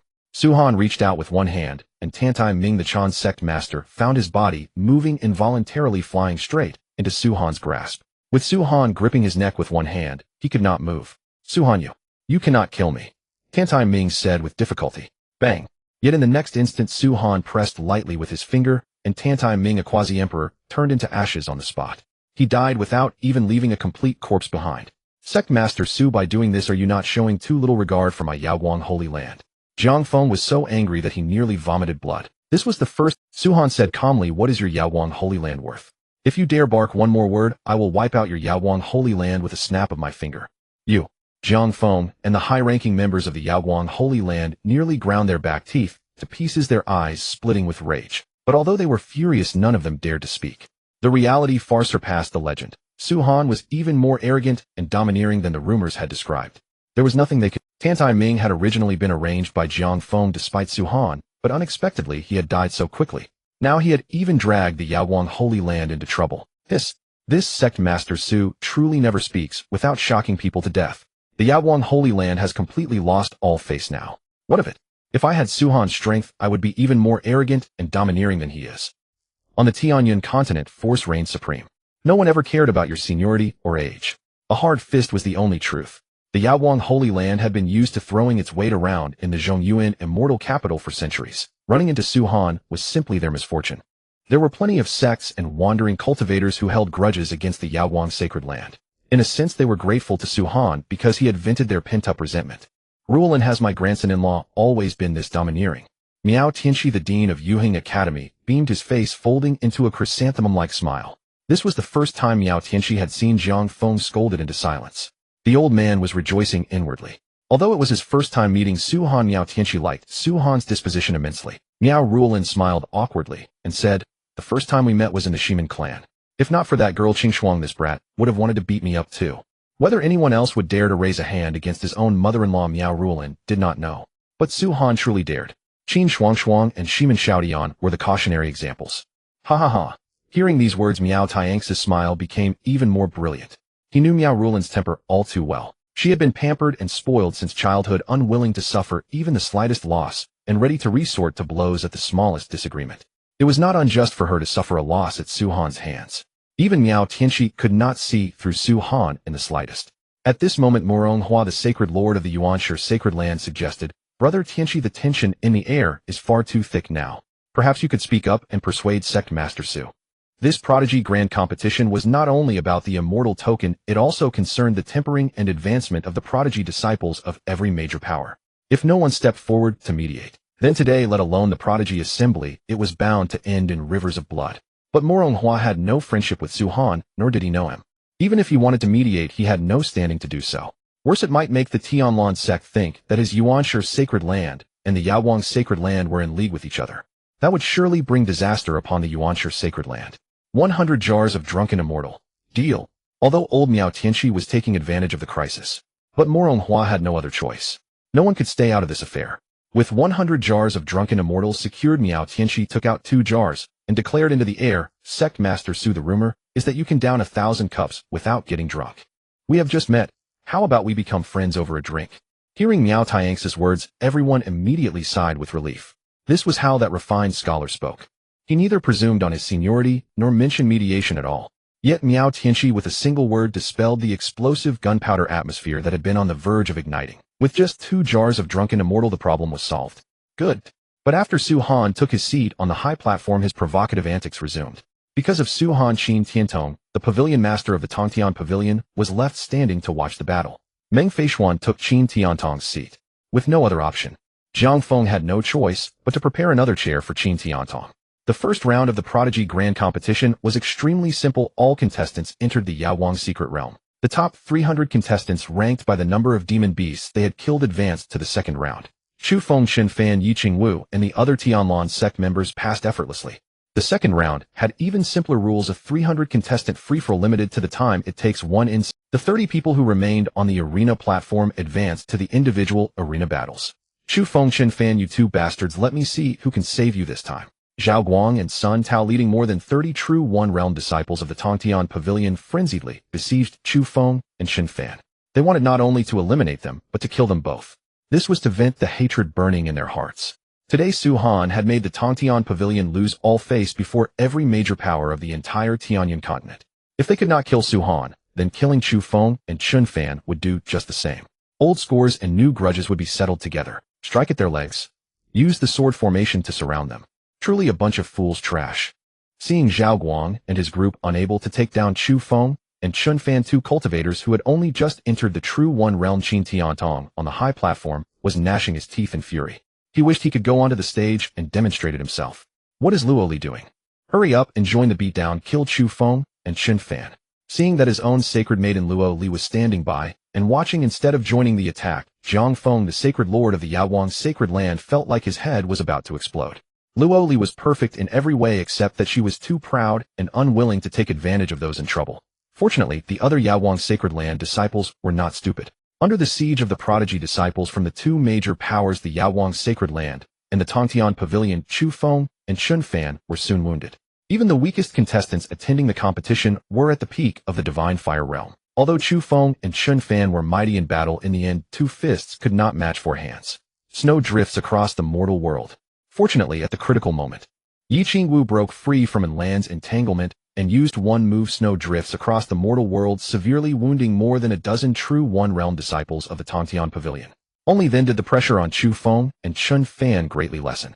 Yi Qingwu's sword art is terrifyingly powerful. That one sword strike can contend with the Sage Realm. The Tianlan sect really has too many monstrous talents. It is said that Yi Qingwu is Su Han's first personal disciple. It would be strange if she were not strong. The Tianlan sect. Aside from Su Han, the one with the greatest fame would definitely be Yi Qingwu. From the Dongtu Divine Province onward, she had defeated countless prodigies and made her name all along the way. She had never lost. It could be said that Yi Qingwu's reputation was built with the sword in her hand.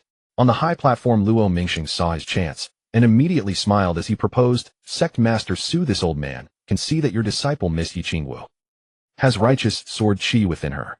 I wonder if you would agree to let her serve as the honorary dean of my Tsungyun Academy." Old fox. Hearing Luo Mingsheng's words, Murong Hua and the others called him an old fox.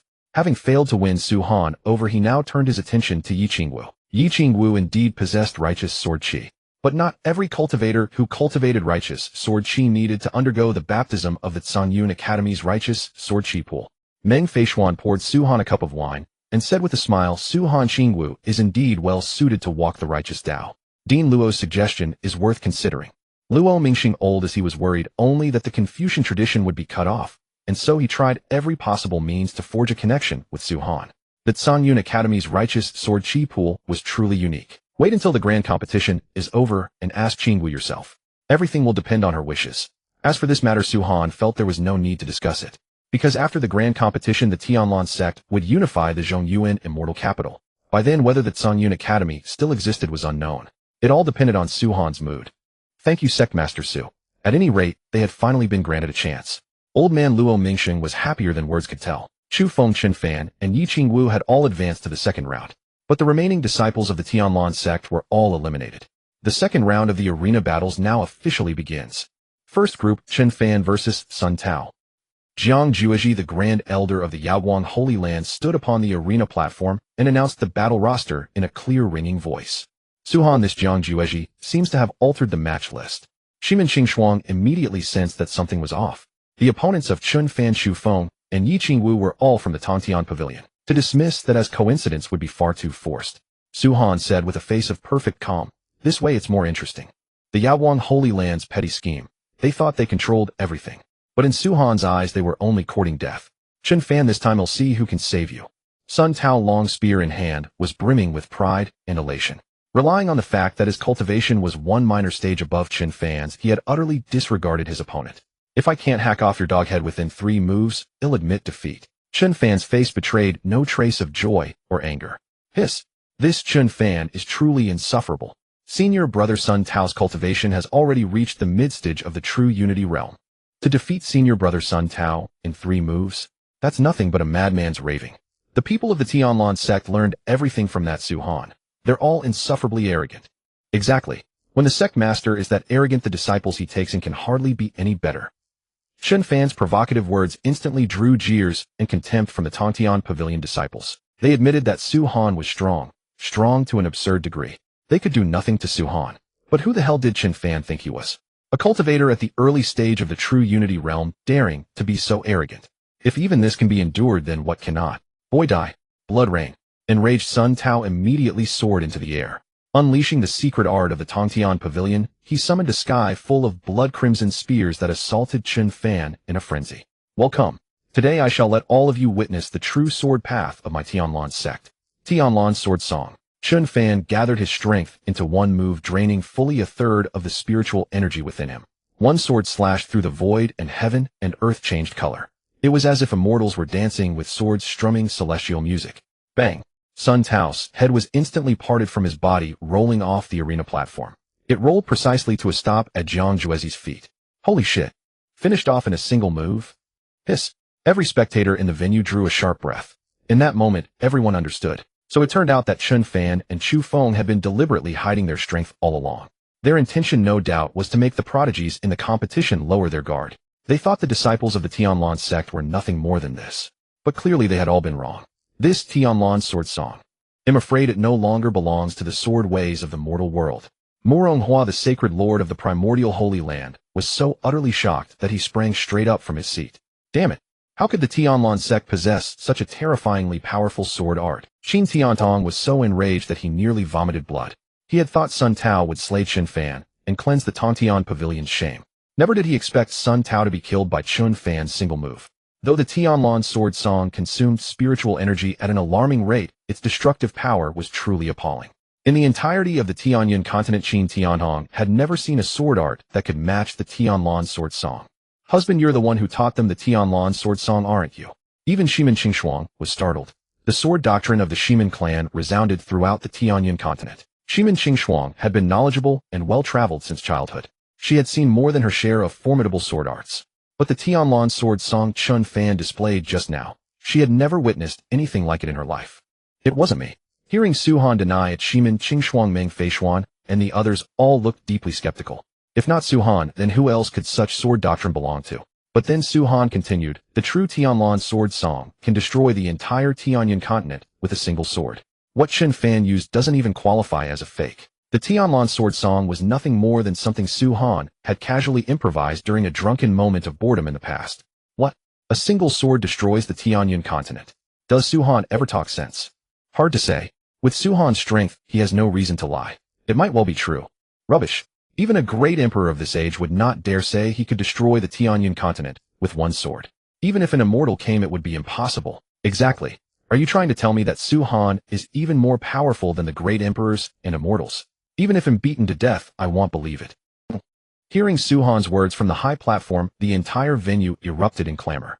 Those who idolized Su Han were utterly convinced. They believed that Su Han definitely possessed such power. But the majority of people still chose not to believe. After all, the territory of the Tianyan continent was unimaginably vast. To annihilate the Tianyan continent with one sword stroke was simply a fantasy. They conceded that Su Han was strong, unreasonably strong. Even if a great emperor of this age appeared, he might not necessarily beat Su Han. Yet they continued to hold that Su Han's words were somewhat exaggerated. You frogs in a well. What the hell would you— This Tianlan sword song was casually created by my master when he was drunk. A mere Tianyan continent can be destroyed by my master with a casual flick of his finger. He wouldn't even need a sword. Chun Fan stood upon the arena platform, sweeping his gaze across the entire crowd, his face brimming with pride. The goal of his entire life was to become someone like Su Han. But it was precisely through diligent cultivation and ever-increasing power that Chun Fan came to realize how immense the gap was between them, self-proclaimed geniuses, and Su Han. A gap across billions upon billions of miles of starry rivers, impossibly remote. Naturally, the crowd did not believe. After all, Chun Fan was Su Han's disciple, so of course, he would take Su Han's side. But what Jin Chanzi said next instantly silenced everyone. Jin Chanzi pressed his palms together and said with a compassionate face, everyone, what benefactor Chun Fan said is no empty claim. In the divine province of the Eastern Land, Sect Master Su wounded the heavenly Tao with one sword. In the Buddha land of the Western Heavens, even people from the netherworld were easily subdued. Jin Chanzi was rumored to be the reincarnation of an immortal. His name shook the Tianyan continent. Since his debut, all of Jin Chanzi's many prophecies had come true. Although he was born in the Chan sect, Jin Chanzi did everything according to his own conscience, favoring no one. Therefore, even when the patriarch of the Chan sect died before his very eyes, Jin Chanzi remained unmoved. Because at that time the Chan sect patriarch Tantai Ming had been chasing his own death. No one else was to blame. He came to the Zhongyuan immortal capital only to witness the prodigies of the Tianyan continent. To converse on the Tao through martial combat. That was Jin Chanzi's purpose. Naturally, the one Jin Chanzi most wished to challenge was Su Han. Because Su Han was a great master of both Buddhism and Taoism. But Jin Chanzi also knew that he was far too weak right now. Su Han probably would not even bother to glance at him. Ahem. The arena competition continues. Jiang Jueji coughed, dryly interrupting everyone's discussion. Today the one who should be in the spotlight was his Yaoguang Holy Land. But every single time, inexplicably, the conversation would end up back on Su Han. Then Su Han would become the protagonist, the focus of all eyes. This made Jiang Jueji and the others of Yaoguang Holy Land extremely displeased. However, they did not dare voice it. So they could only choose to turn a blind eye. Chu Feng, your life is mine. The moment he stepped onto the arena, Zhao Guang wasted no words and charged at Chu Feng with his sword. Do you think Chu Feng will also use the Tianlan sword song? Probably not. The Tianlan sword song is too overpowered. It's unfair. It should be banned. Right. Most people could see what was happening. Zhao Guang wanted a quick victory, giving Chu Feng no chance to use the Tianlan sword song. Tianlan sword song, rise. But in the end, Zhao Guang was too careless. He was forced back by a single palm strike from Chu Feng, then engulfed by a river-like surge of sword intent. In an instant, he was shredded into a pile of minced flesh, dying, without even a complete corpse. Damn it. No regard for martial virtue. In the face of everyone's displeasure, Chu Feng only smiled faintly. Only a fool would have a trump card and not use it. As for what others wanted to say, he simply did not care. History is written by the victors.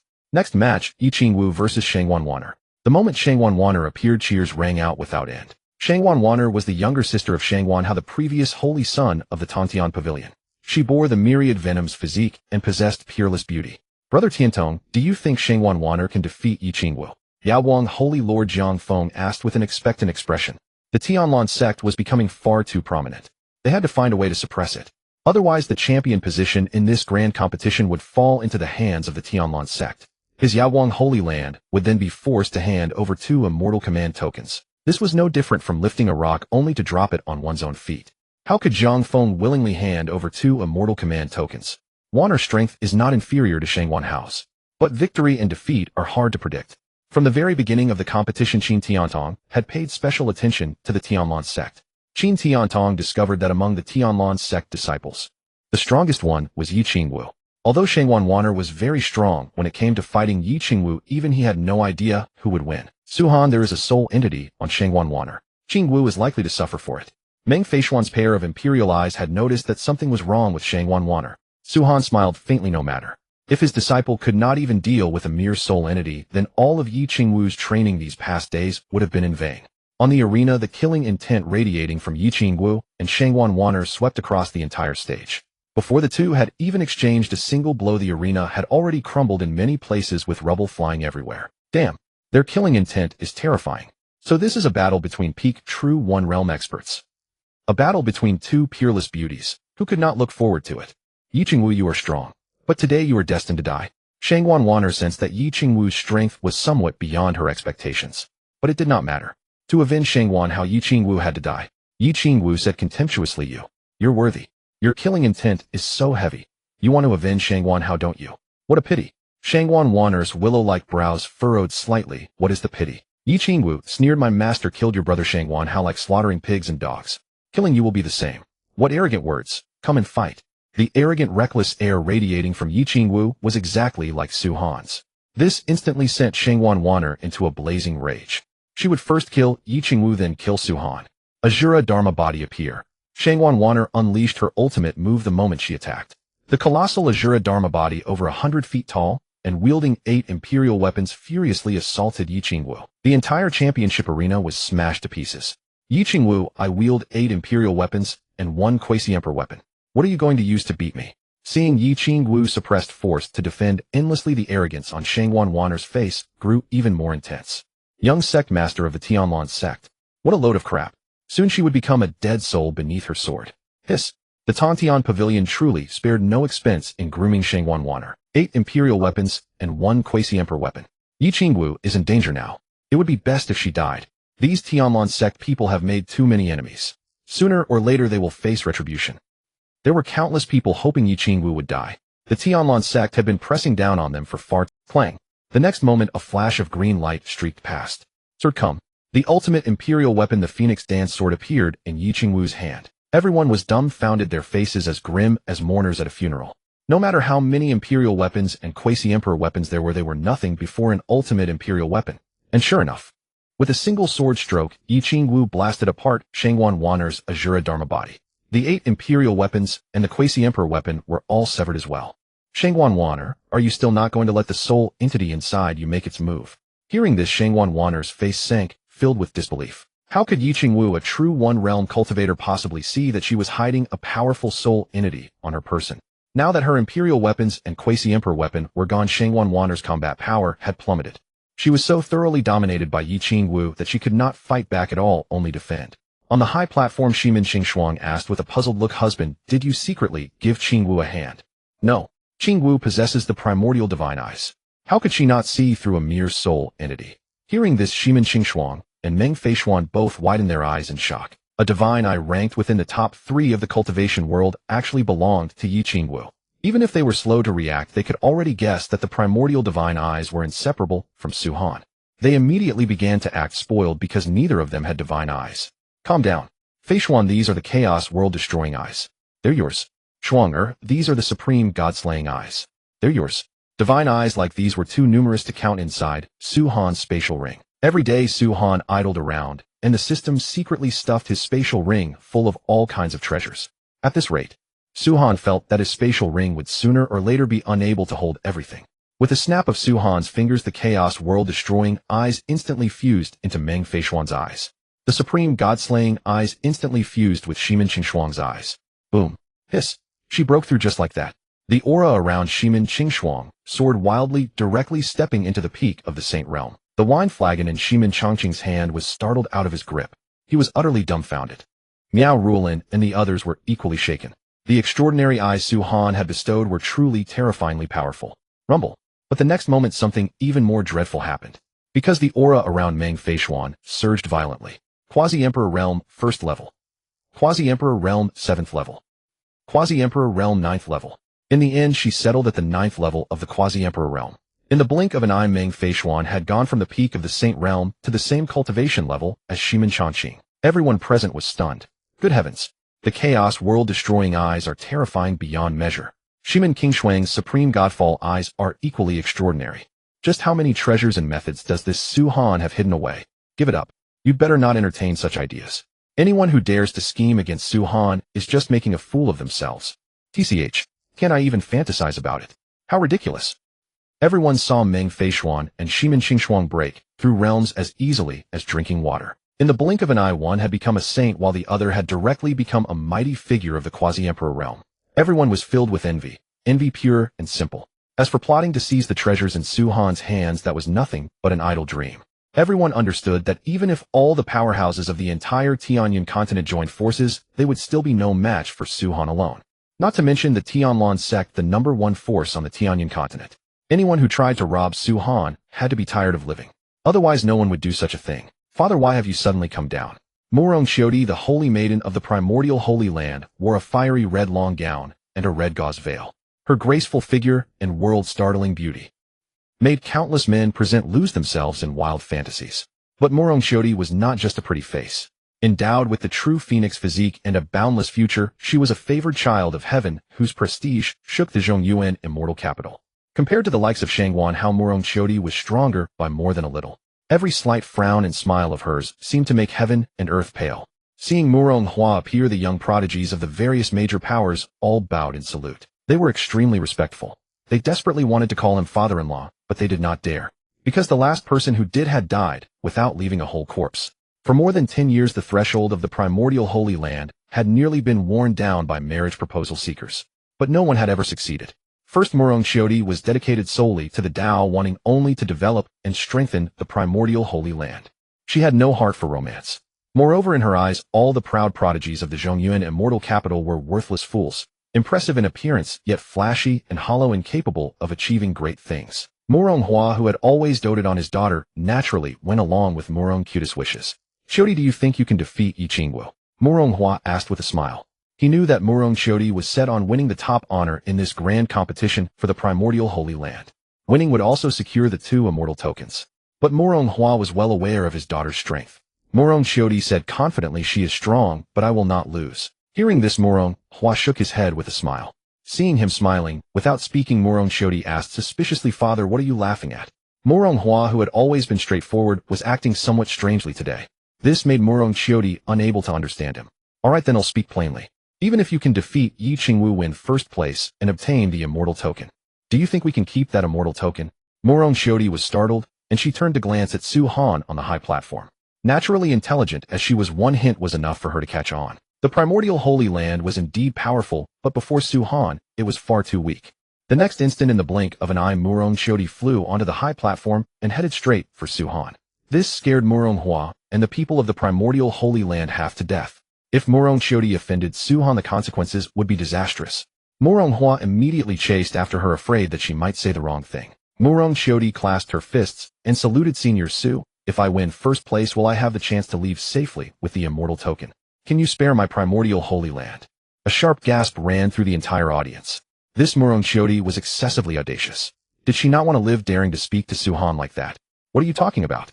Su Han was completely baffled. In both appearance and figure, Murong Xiodi could indeed be called an enchantress of the mortal world, a breathtakingly beautiful woman. Talk of winning first place and sparing the primordial holy land. What was all this nonsense? And besides, am I that old?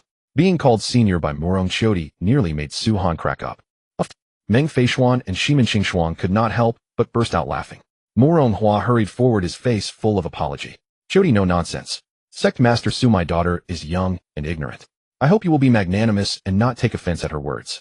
This old man apologizes to you on her behalf. Murong Xiodi wanted to say something, but in the end she chose to remain silent. Her father Murong Hua had lived a life of extraordinary legend and pride.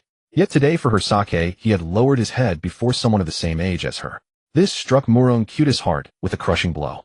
Sect Master Su, aren't you being a bit too narrow-minded? Hun Yi, the king of the demon race who had remained silent all along, finally spoke.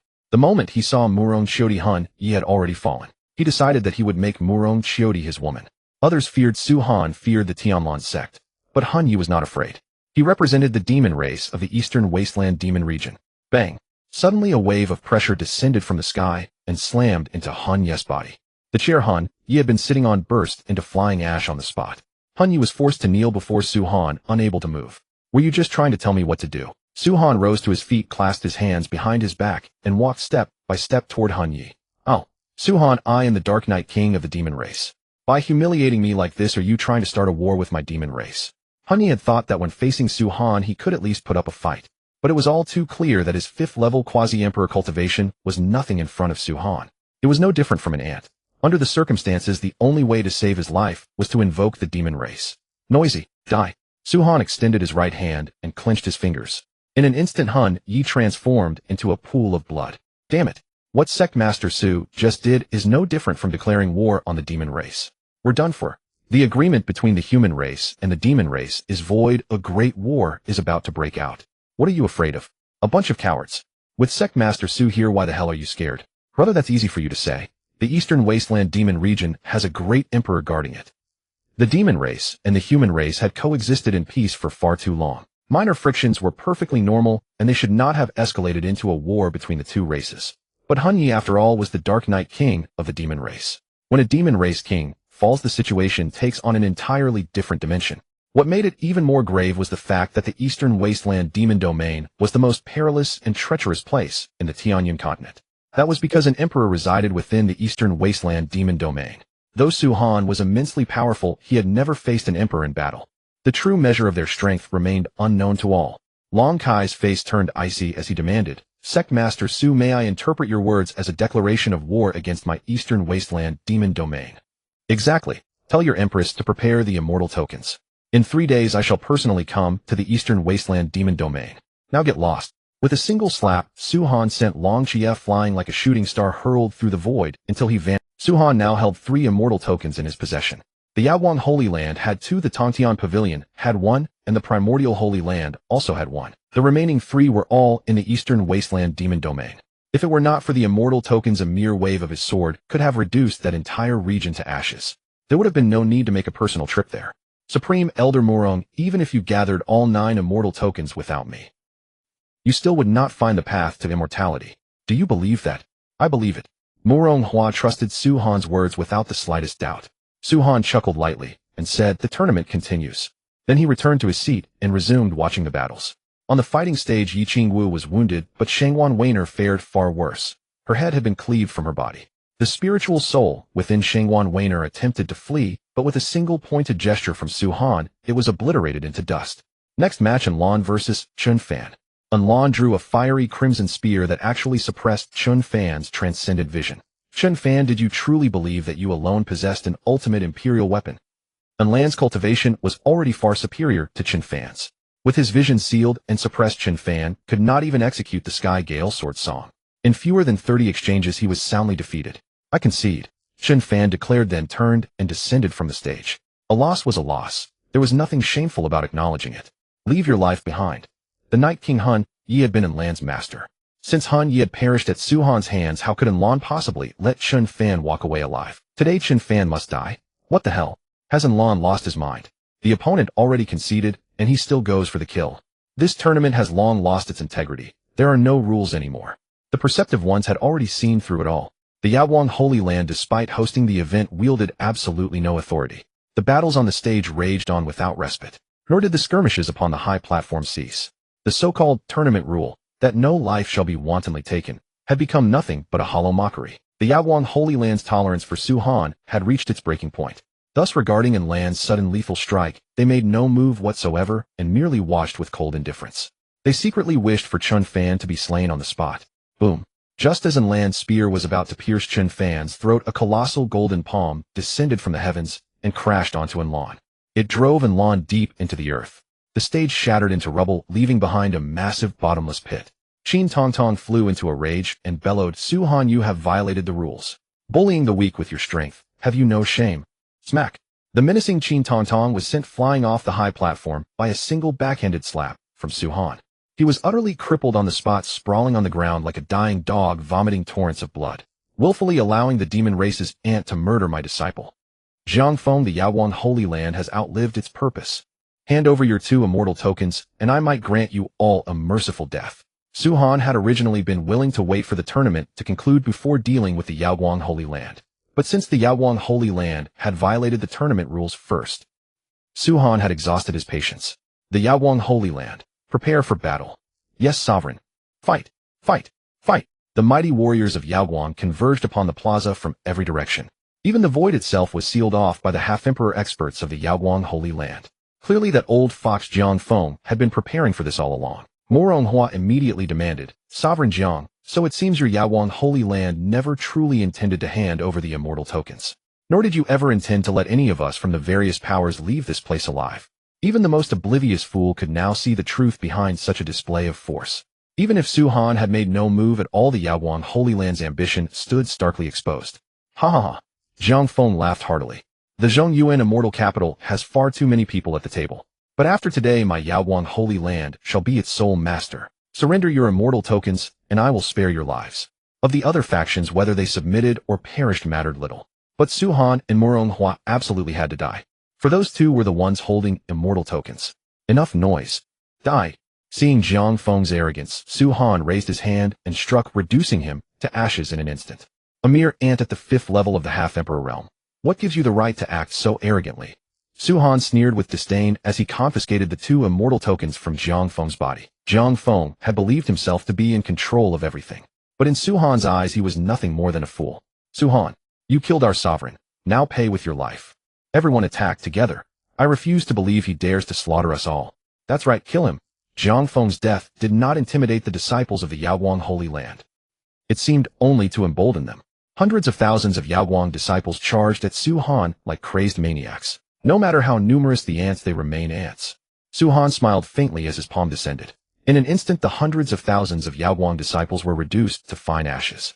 They did not even have the chance to scream. Jiang Juezhi humbly beseeches the ancestor to emerge. The Yaoguang Holy Land is on the verge of annihilation.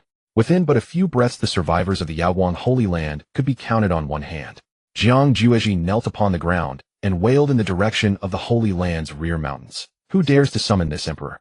In the next moment, a towering pillar of azure light sped forth from the rear mountains and landed upon the plaza.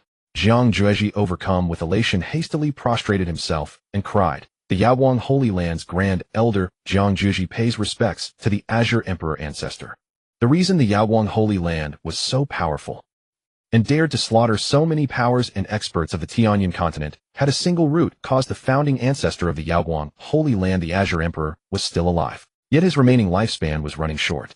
That urgency was unless the Azure Emperor was summoned, the Yaoguang Holy Land would be utterly erased from existence this very. By the heavens, it is actually the Qing Emperor, the one who dominated the Tianlan continent centuries ago, a living great emperor. Although the Qing Emperor is old and decrepit, but the oppressive presence of a great emperor is truly terrifying. A single wisp of imperial might could reduce the likes of us to ashes. Good, this time that dog Su Han is dead for sure. Exactly. No matter how strong Su Han is before the Qing Emperor, he is nothing more than a clay chicken and a mud dog, utterly beneath mention. The Qing Emperor's appearance made the lackeys of Yaoguang's sacred ground see hope once again. As long as Su Han died, no matter how powerful the Tianlan sect was, they would find a way to destroy it. Brother Su, be careful. Let us strike together. For the first time, Shimin Changqing stepped in front of Su Han. Who could have imagined that the old monster, the Qing Emperor, was still alive? Although the Qing Emperor looked as if he might expire at any moment, he was an ancient great emperor. His strength was profound and unfathomable. Miao Rulin and the others also offered up their ultimate imperial weapons and lined up before Su Han. Moronghua's fighting spirit blazed. Sect Master Su, if I die in battle, may I ask you to look after the Yuanshi sacred ground and Chodi in some measure. The Qing Emperor was no ordinary great emperor. He was an ancient great emperor who had once dominated the Tianlan continent. Among these people, the strongest was only at the 9th layer of the quasi-emperor realm. On the surface, there was only a hair's breadth between a quasi-emperor and a great emperor. But in reality, the distance between them was immense, as vast as billions of miles of starry rivers. All those beneath a great emperor are ants. That famous saying was no exaggeration. Father, if we are to die, let us die together. I am not afraid of death. But how could Morong Chodi watch her own father die before her eyes? then live on and shame herself. That was not Morong Chiodi's way. Morong Hua immediately rebuked her nonsense. That is the Qing Emperor. Do you think this is a game? Right now, only Sect Master Su might be able to take you away. But no matter what Morong Hua said, Morong Chiodi remained unmoved. She simply refused to leave. Su Han, take Qing Shuang and go. I will hold off the Qing Emperor. Meng Feishuan had already seen it. The old monster, the Qing Emperor, was not a great emperor. Instead, he had already crossed the heavenly tribulation and entered the immortal realm. He was extremely troublesome. No matter how strong Su Han was, he was still a cultivator of the Tianlan continent. Facing an immortal, there was no chance of victory. Meng Feishuan resolved to reveal all her trump cards and fight the Qing Emperor to the death. Impossible. If we go together. If we die together. Shimin Qingshuang was absolutely no coward who feared death. To abandon her sisters and kin and flee alone. Even if she survived, she would despise herself for the rest of her life. Master, take the two mistresses and leave. I will fight the Qing Emperor. Yi Qingwu and the others also stepped in front of Su Han at that moment. After all, everything they had today was bestowed by Su Han. To be able to fight a great emperor would also be a worthy death. Everyone wore the look of a final parting. One by one, they began to state their last wishes. They told Su Han to avenge them in the future once he had the strength. Everyone fall back. Su Han's ears were about to split. A mere Qing Emperor had frightened Meng Feishuan and the others into such a state. It seemed he still had not shown them enough of his strength. Husband, are you really up to it? This time, even Shimin Qingshuang felt doubtful. She was worried that Su Han could not defeat the Qing Emperor. Su Han nearly stumbled. Watch closely and learn well. What can you handle it mean? A man could never say he couldn't. Shimin Potion, however, was calm and at ease. You're all too tense. What is the Qing Emperor? My brother-in-law's strength is invincible. As his words fell, Shimin Patian was met with the rolled eyes of everyone. They had no idea where Shimin Potion's blind worship and confidence in Su Han came from. Who are you? You dare to meet an emperor without kneeling? What is your crime? The moment the Qing Emperor opened his eyes, he saw Su Han treading the void and standing before him. He immediately spoke with an angry expression. He immediately spoke again, fury plain on his face. Silence. Die. Su Han gripped the Voidren sword and slashed out once. The Qing Emperor's immortal essence was shattered on the spot. In an instant, the Qing Emperor turned to ashes. Holy hell. What was that? Su Han killed the Qing Emperor with one slash. Are you kidding me? Shut up. This proves that Sect Master Su's strength far surpasses a great emperor. Could Su Han have already become an immortal? Jiang Jueji, the survivor of the Yaowang's sacred ground, knelt on the ground and wept aloud. He wept until he nearly went mad. The remaining people of the Yaowang's sacred ground and Tongtian Pavilion immediately chose to commit suicide. The Qing Emperor had lost. It meant they no longer had any chance to live. As for the factions that had only been watching the show, they too chose to kneel and submit to the Tianlan sect. Those who would not kneel, would not submit, had only one outcome: death. Wow. Just how strong is the master? No idea. Invincible, that's all. Chu Feng and Chen Fan were so shocked they could barely speak. Especially the sword strike Su Han used to slay the Qing Emperor. The two of them felt they would never learn it in a lifetime. Shimin Chongqing asked with great curiosity, Brother Su, what was the name of that move you just used? That sword strike of Su Han's had seemed utterly ordinary. But its killing power was immense, and its might was horrifying. In his entire life, Shimin Chongqing had never seen such terrifying sword Dao. Voidrend. Shimin Chongqing and the others praised it endlessly, all of them wanting to learn the move Voidrend. But in truth, that move had simply been a casual slash by Su Han himself. How could there be any sword technique at all? That move was just Su Han casually swinging his sword. How could there be any sword technique?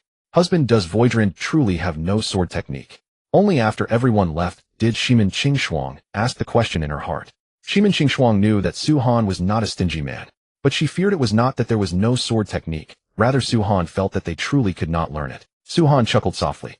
Of course there is a sword technique, but it requires the user to skillfully master the little bit of the Tao of space grasped by quasi-emperor experts was in Su Han's eyes complete child's play. They had not even reached the threshold to learn Voidrend. At these words, Shimin Qingshuang fell silent. Originally, she had also wanted to learn Voidrend.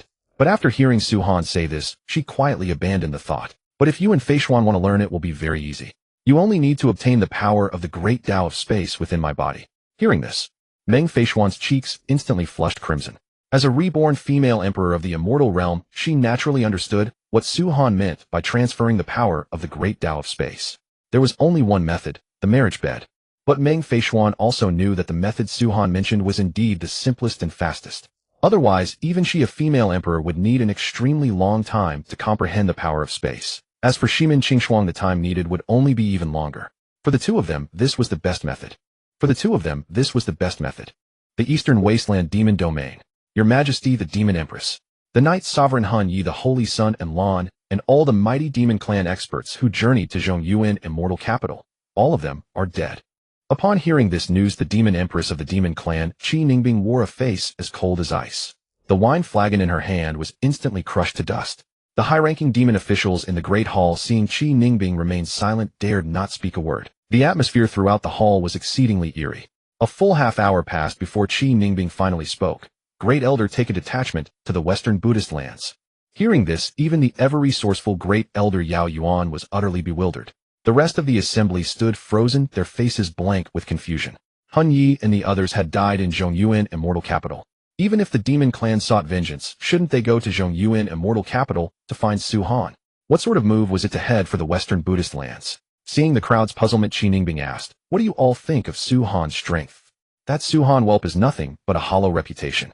"Exactly. Su Han must possess some heaven-defying treasure on his person. No matter how strong Su Han is, he is no match for Her Majesty the Demon Empress." The Great Hall immediately erupted into a chaotic uproar. Some disparaged Su Han, some exalted Qi Ningbing, and some simply watched in silence. Silence. "Great Elder, what do you think?" Only when Qi Ningbing's voice rang out did the Great Hall fall quiet once more. Yao Yuan clasped his fists in salute and replied, "Your Majesty, forgive me for speaking plainly. Even the ancient emperor, the Azure Emperor, was slain by Su Han with a single strike. Even with the full might of the demon clan, we could never defeat Su Han." Yao Yuan admitted that Qi Ningbing's power surpassed that of every demon emperor in history. But how mighty was the Azure Emperor? Yet even he before Su Han was as weak as an ant. For the demon clan to clash head-on with Su Han would be nothing short of suicide. Qi Ningbing listened without any sign of anger, then asked further. Su Han said he would come to the demon clan in 3 days and demanded that I hand over the Immortal Edict. "Great Elder, what do you think I should do?" Qi Ningbing understood Yao Yuan's words all too well. Su Han was far too powerful, strong beyond comparison. Yet faced with the overbearing Su Han and the Tianlan sect, Qi Ningbing was unwilling to willingly surrender the Immortal Edict. Seeing Yao Yuan remain silent, Qi Ningbing continued, "Great Elder, take your people to the Western Buddhist lands. Bring back Lung Ruoxue, the young Sect Master of the Tianlan sect. With Lung Ruoxue in our hands, Su Han will surely not dare to act rashly." At that moment, Yao Yuan and the others finally grasped her intent. Qi Ningbing wanted to use Lung Ruoxue to coerce Su Han and force negotiations. "As you command, Your Majesty." Yet at this point it had become the only viable course. Meanwhile, within the Western Buddhist lands at the Tianlan sect, "Young Sect Master, you must leave at once. The demon army has come fully prepared. Their sole purpose is to capture you." Bai Feng looked at the increasingly countless demon troops beyond the Tianlan Grand Array and urgently urged Lung Ruoxue to flee. Bai Feng and the others had already learned of what transpired in Zhongyuan Immortal Capital. Although the demon clan experts had revealed nothing still, for the demon army to choose this exact moment and launch an all-out assault on the Tianlan sect in the Western Buddhist lands for no apparent reason, Bai Feng had long since guessed their true objective. It was to capture Lung Ruoxue and threaten Su Han. The current Tianlan branch sect had only recently been established. The Grand Array was far from complete. At this pace, within another hour the array would surely be broken. When that time came, Bai Feng and the others would be utterly powerless to protect Lung Ruoxue. Shimen Haochen also spoke up in persuasion. "That's right, young Sect Master. Take the teleportation array and go directly to Zhongyuan Immortal Capital to find Sect Master Su and Lady Qingshuang." Back when Shimen Qingshuang departed, she had entrusted him with Lung Ruoxue's safety. If any harm were to befall Lung Ruoxue, Shimen Haochen would bear a guilt that even 10,000 deaths could not atone for. But Lung Ruoxue simply shook her head and smiled. "I know you all mean well for me. But if the price of my survival is the lives of every single person in the Western Buddhist lands Tianlan sect, then I would rather fight to the bitter end. All mortals must eventually die." Lung Ruoxue had never forgotten the promise she made to Su Han. She would build the Tianlan sect and manage it well. She would rather die in battle than be a deserter. But this, Bai Feng and Shimen Haochen had not expected. That Lung Ruoxue would make such an unwavering choice. This left them utterly speechless. Crack! Lung Ruoxue and the others braced themselves for a desperate last stand. The Tianlan Grand Array was also breached. Yao Yuan wasted no words. "Everyone, don't waste time. Capture Lung Ruoxue alive." Yes, the next moment over 100,000 demon clan experts surged toward Lung Ruoxue like a relentless tide. Kill! Lung Ruoxue showed not a trace of fear, charging fiercely forward with Bai Feng and the others. On a narrow path, the brave one prevails. At a moment like this, whoever flinched was guaranteed to lose.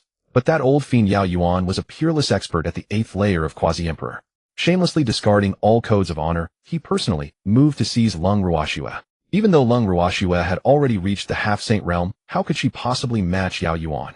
In just 10 exchanges, Lung Ruoxue was gravely wounded. Yao Yuan flicked his sleeve and said with a detached expression, "Do you still wish to continue this battle?"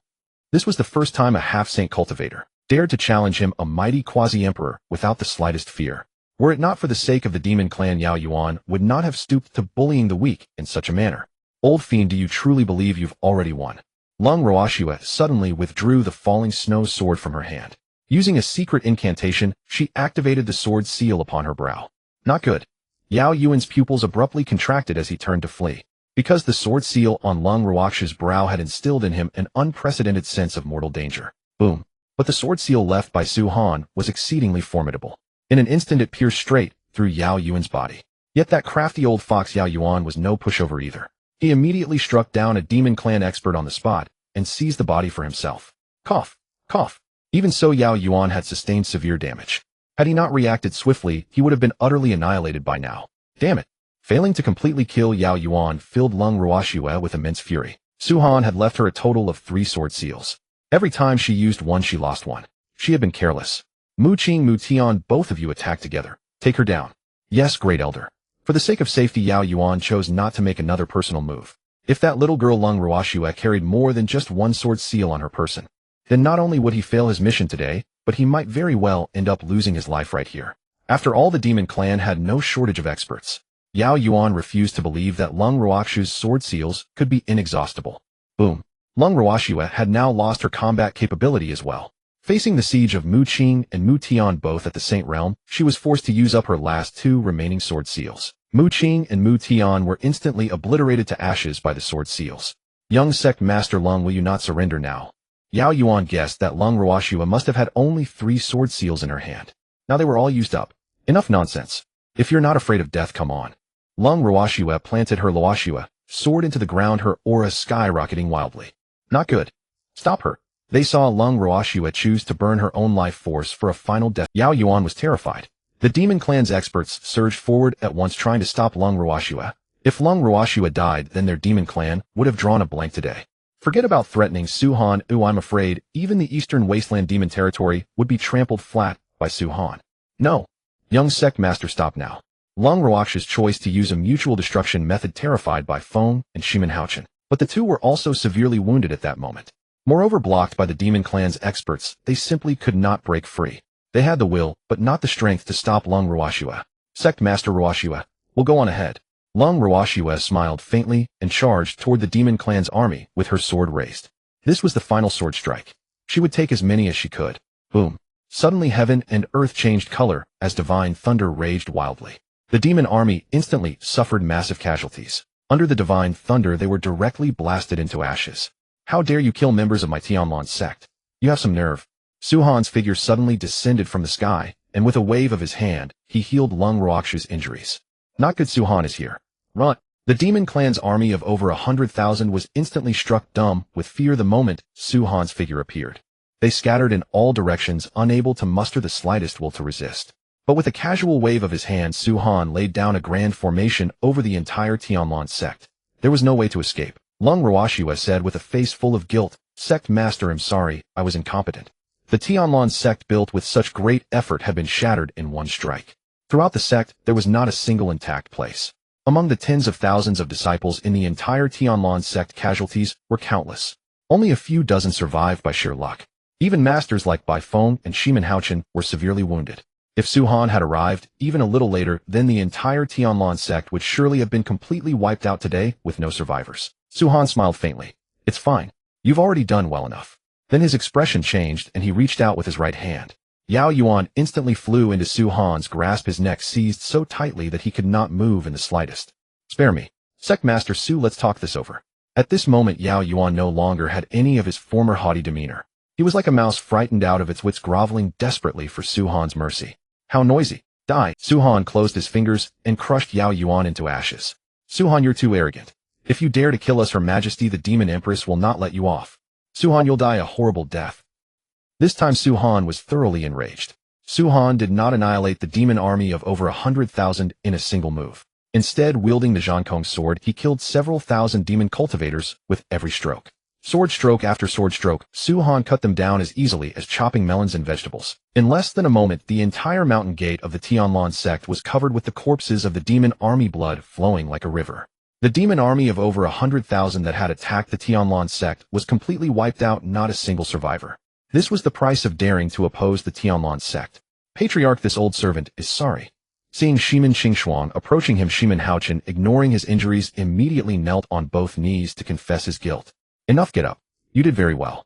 Ruoxue has already told me the full story. Whether it was Shimin Haochen, Shimin Qingshuang felt that neither of them had done anything wrong. She also had not expected that girl Lung Ruoxue to have such an unyielding temperament. For the sake of a promise, she had actually defended the Tianlan sect to the death. Fortunately, they had traveled quickly. Otherwise, it would truly have been too late. Qingwu, all of you stay here and help Ruoxue rebuild the Tianlan sect. Since the people of the Eastern Wasteland Demon Territory were so eager to die, then Su Han would not waste any more time. He would directly slaughter the entire Eastern Wasteland Demon Territory until rivers of blood flowed. Sect Master, shall this subordinate bring some men to follow you? Duga Baitian thought it was too tiring for Su Han to challenge the entire Eastern Wasteland Demon Territory alone. Therefore, he wanted to share some of the burden for Su Han. No need. All of you stay here and build the sect well. Su Han raised his hand and tore open the void. Bringing Shimin Qingshuang and Meng Feishuan with him, he vanished into the void passage. The Demon Clan. Your Majesty, the Demon Empress, the soul lamps of the Grand Elders have gone out. What? Qi Ningbing, who was plotting how to deal with Su Han, instantly felt her hands and feet turn cold upon hearing her subordinate's report. Her face was stunned. After all, Yao Yuan had taken with him over 100,000 elite demon warriors. Not to mention the Tianlan sect in the Western Buddhist land. Even the entire Western Buddhist land could have been flattened. Yet unexpectedly, the army of over 100,000 had all perished at the Tianlan branch sect in the Western Buddhist land. It was simply inconceivable. Explain clearly what exactly happened. Qi Ningbing could not believe that the combat power of the Tianlan branch sect in the Western Buddhist land was so terrifying. And her demon clan had received no word at all. Originally, the Grand Elders and the others had already taken the Tianlan sect and captured Lung Ruoxue. But at the final moment, the Lord of Tianlan Su Han appeared. At the sound of the name Su Han, Qi Ningbing's mind instantly went blank. That explained it. Facing Su Han, let alone an army of over 100,000 demon soldiers. Even if Qi Ningbing personally led the troops, they would probably never return. Must this emperor submit after all? Qi Ningbing no longer knew what other method could protect the immortal decree in her hand. Your Majesty, the Demon Empress, something terrible has happened. Just as Qi Ningbing's face was full of worry, another demon servant rushed in, panic-stricken. Moreover, his lips were pale with fear. Qi Ningbing immediately rebuked. Why are you panicking? Show some decency. Speak slowly. The sky won't fall. If these subordinates were not so convenient to use, Qi Ningbing would have already blasted him to death with a palm strike. The little demon said tremblingly, Su Han has charged in. At the sound of the name Su Han, Demon Emperor, Qi Ningbing's legs instantly turned weak. On the spot, she collapsed onto the imperial throne. Qi Ningbing had not expected Su Han to arrive so quickly. All members of the demon clan follow me to face Su Han. Yes, Your Majesty. Qi Ningbing pondered for a moment, then resolved to wage war. The immortal decree was something she had obtained through great difficulty. To hand it over so easily was out of the question. Moreover, her scheme of dispatching the demon army to attack, on that count alone, Su Han would never let her off. Rather than wait for death, it was better to stake everything on a desperate gamble.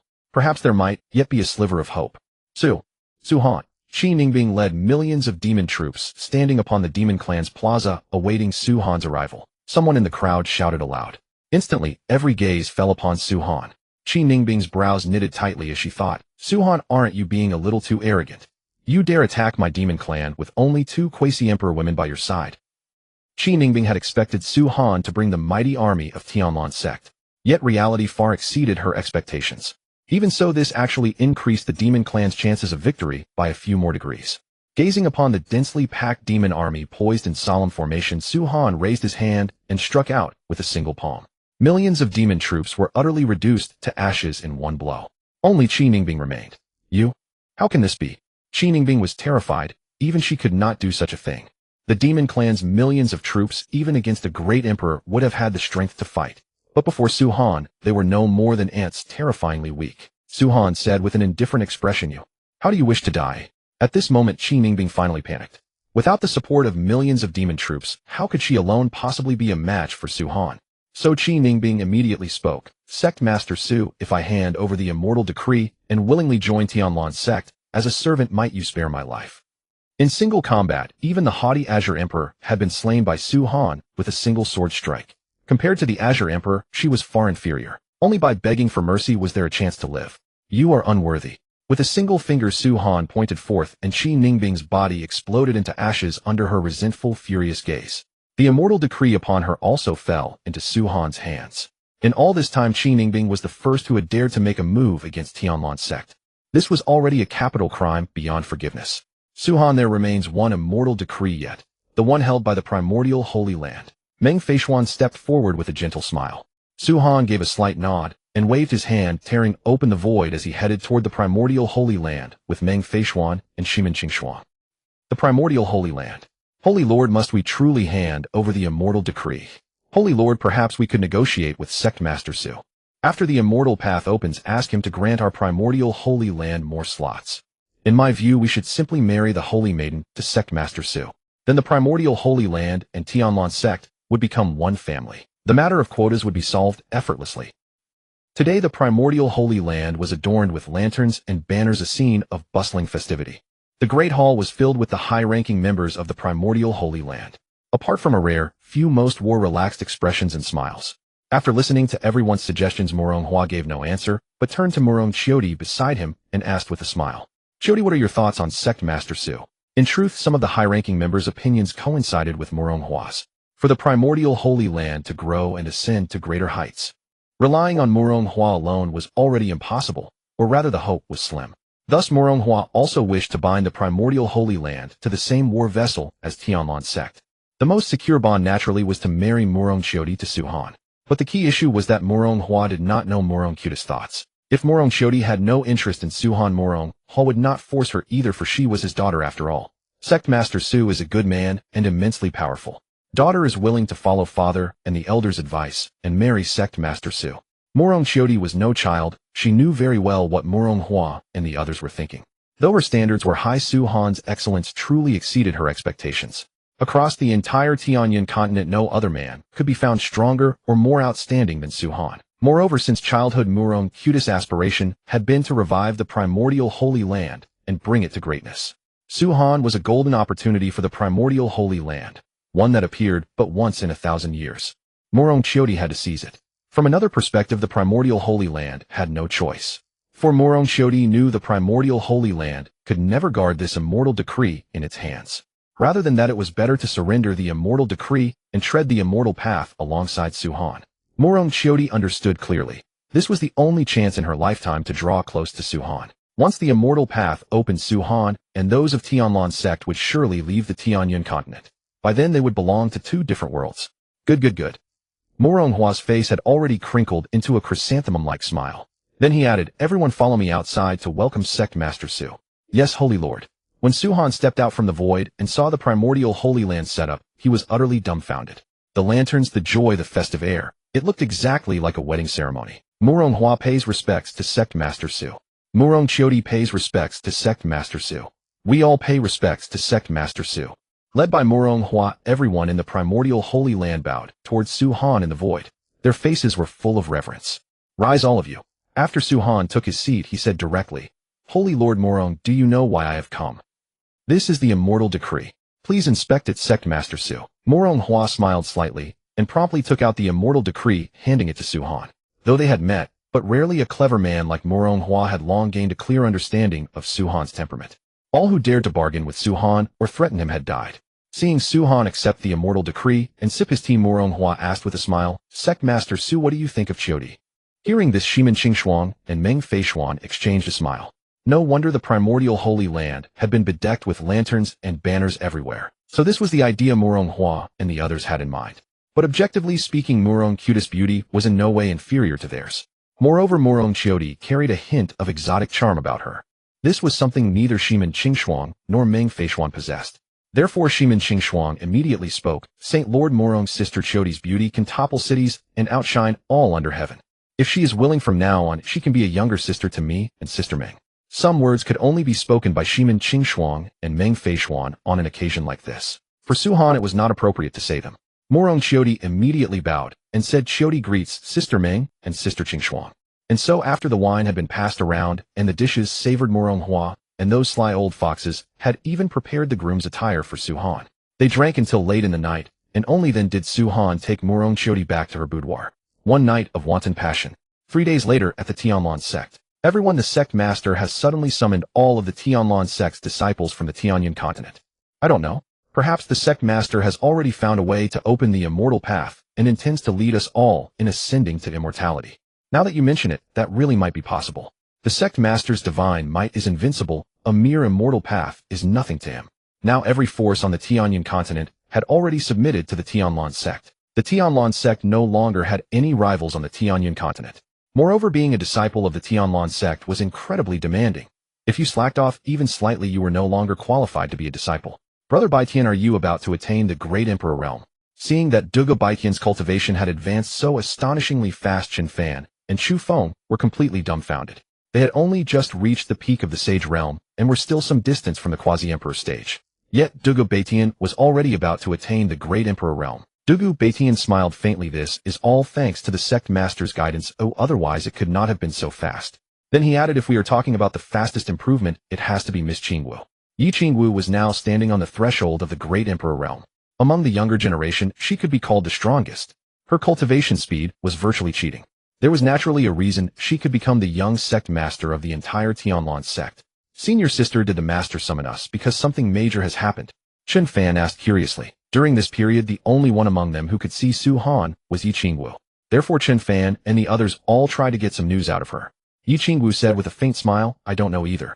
Just then Su-han stepped out of the void with the 3 women Meng, Feishuan, Shimen Qingshuang, and Murong-Chiodi. Yi Qingwu greets Master and my Master's 3 wives. We greet the Sect Master and the Sect Master's 3 wives. In 3 days Su-han had held 1 wedding each day. Everyone in the Tianlan Sect drank to their heart's content. Rise, no need for formalities. At this time tomorrow the entire Tianlan Sect will ascend to the immortal realm. Each of you go prepare. Yes, Sect Master. At the Shimen family potion you have indeed made great progress during this time. You already stand at the threshold of the Quasi-Emperor realm. Extraordinary.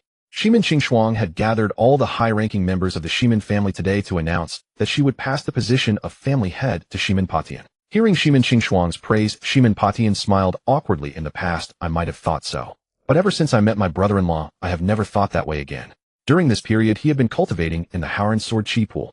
Among the younger generation, he could indeed be called invincible. But compared with Su-han, Shimen Patian felt nothing but despair. Miao Ruolin immediately laughed and scolded, why compare yourself to anybody else, of all people your brother-in-law? Is your brother-in-law an ordinary man? Not once had the Tianyan continent ever produced a prodigy like Su-han. Comparing yourself to Su-han is merely asking for trouble. Shimen Qingshuang rose and announced, from this day onward Shimen Patian will be the family head of the Shimen family. These are cultivation resources my husband has left for you. If you can attain the Great Emperor realm, you will naturally be able to pass through the Ascension Passage and come find us in the Immortal Realm. Most of the powerhouses chose to follow Su-han in ascending to the Immortal Realm. But many others, knowing that they were not strong enough, chose to remain on the Tianyan continent and continue cultivating diligently. Su-han had left Ascension Passages throughout the Tianyan continent.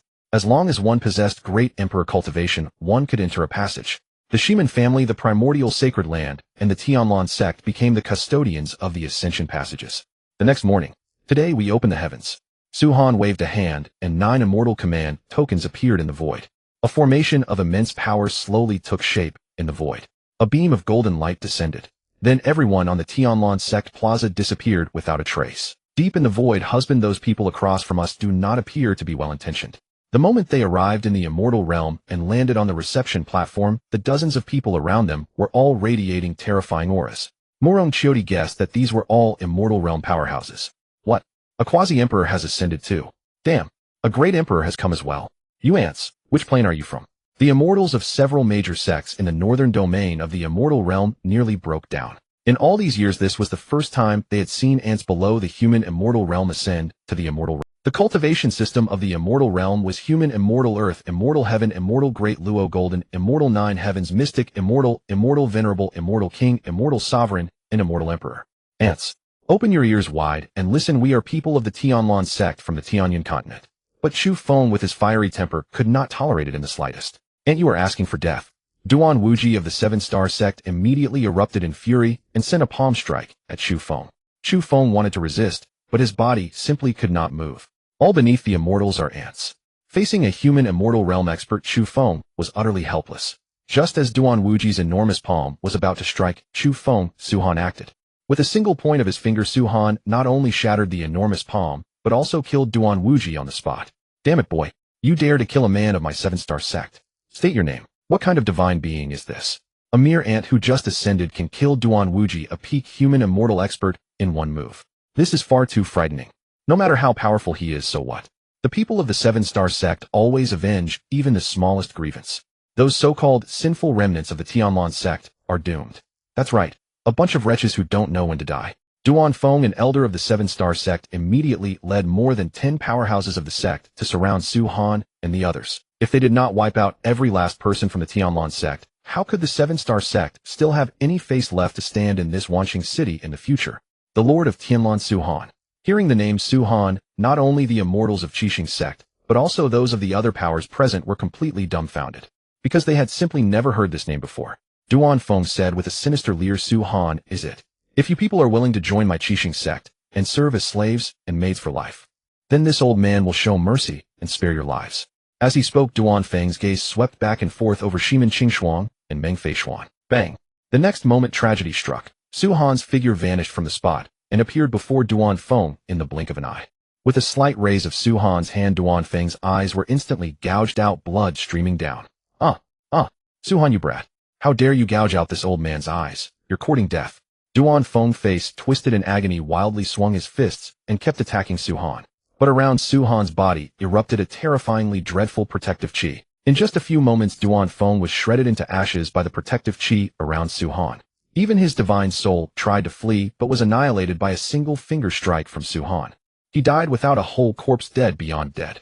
What? Elder Duan Feng of the Earth Immortal Realm was killed so easily by that Su Han kid. How terrifying. Su Han, this sin-blooded man from the lower realm. How can he possess such dreadful strength? The most terrifying thing is that I can't even see through Su Han's cultivation. Duan Feng is the biological younger brother of Duan Zheng, the supreme elder of Qixing sect. Su Han is doomed without question to make a mortal enemy of the Qixing sect. He must be tired of living. Su Han, you brat. You killed a Qixing sect elder. You have some nerve. Kneel down and confess your crimes at once, or all of you will die. Duan Feng was dead, but the dozen or so immortals of Qixing sect remained fearless.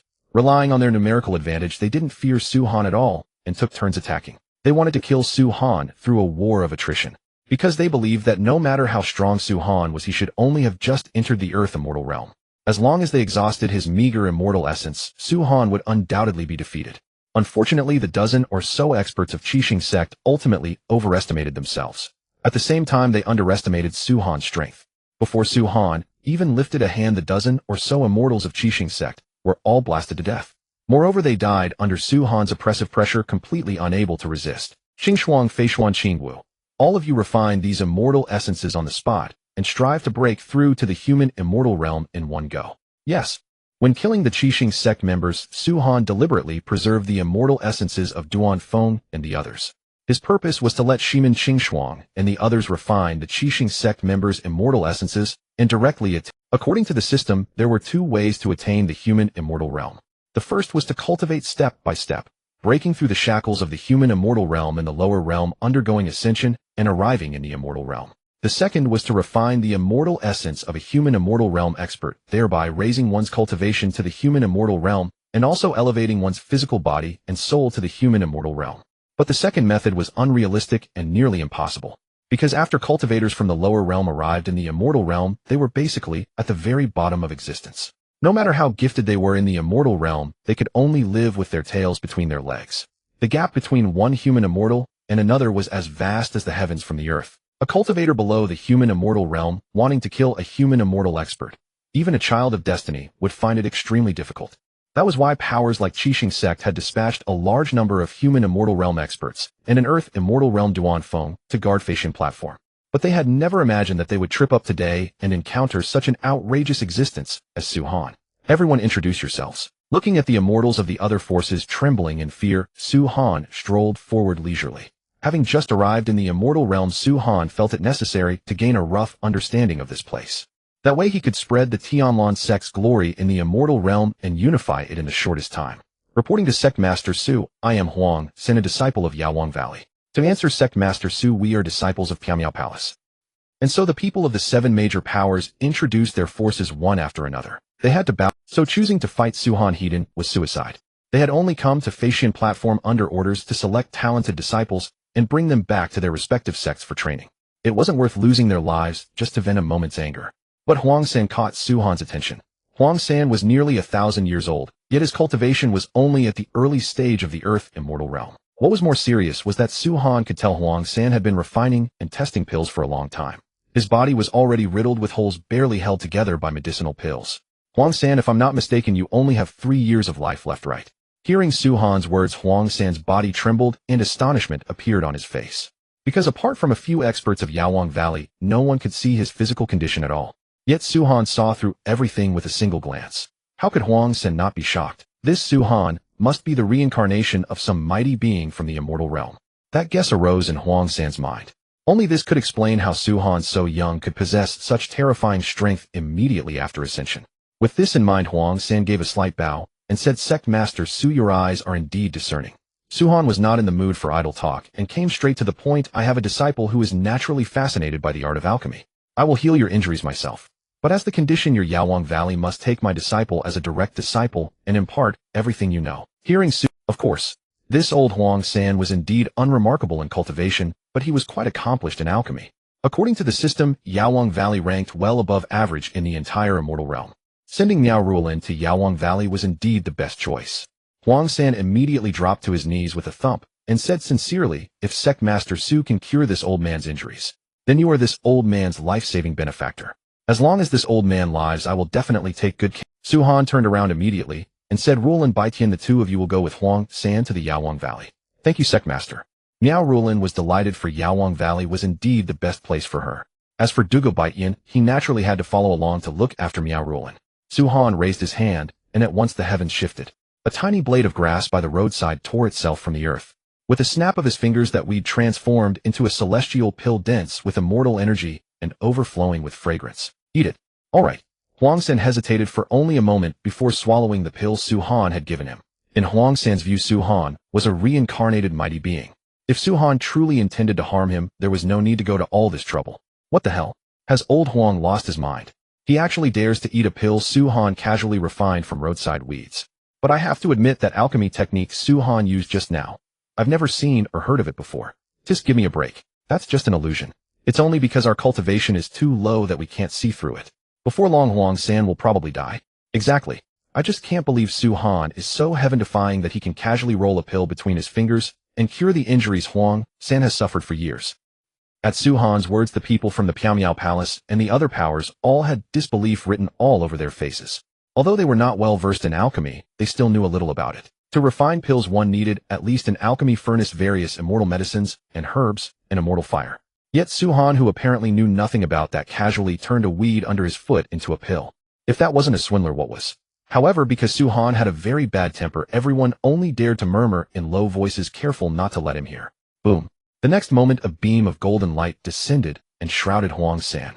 His entire being seemed to bask in immortal radiance. In the blink of an eye, Huang San's appearance changed from that of an old man at death's door to that of a black-haired middle-aged man, as if he had become a completely different person. Moreover, his cultivation broke through the shackles of many years and directly entered the peak of the Earth Immortal Realm. Good heavens! Not only have Huang San's injuries been healed, but he has also stepped into the peak of the Earth Immortal Realm. What kind of joke is this? Someone immediately cried out in shock, as if he had seen a ghost. At that moment, everyone was utterly dumbfounded. No one dared to doubt Suhan any longer. Their eyes, when they looked at Suhan, were full of reverence. Even the most foolish person would now realize that someone with Suhan's strength could never be a person from the lower realm. Their guesses were more or less the same as Huang San's. Suhan must be a reincarnated great one who had descended to the lower realm to undergo trials and tribulations. Huang San thanks Sect Master Su for this favor. From now on, should Sect Master Su have any command, Huang San will not dare to refuse. Good. Seeing what had happened to Huang San, the people from Piao Palace and the other powers were also filled with envy. Unfortunately, they had nothing decent to offer. Husband, we have all broken through to the human immortal realm. In the blink of an eye, 2 hours had passed.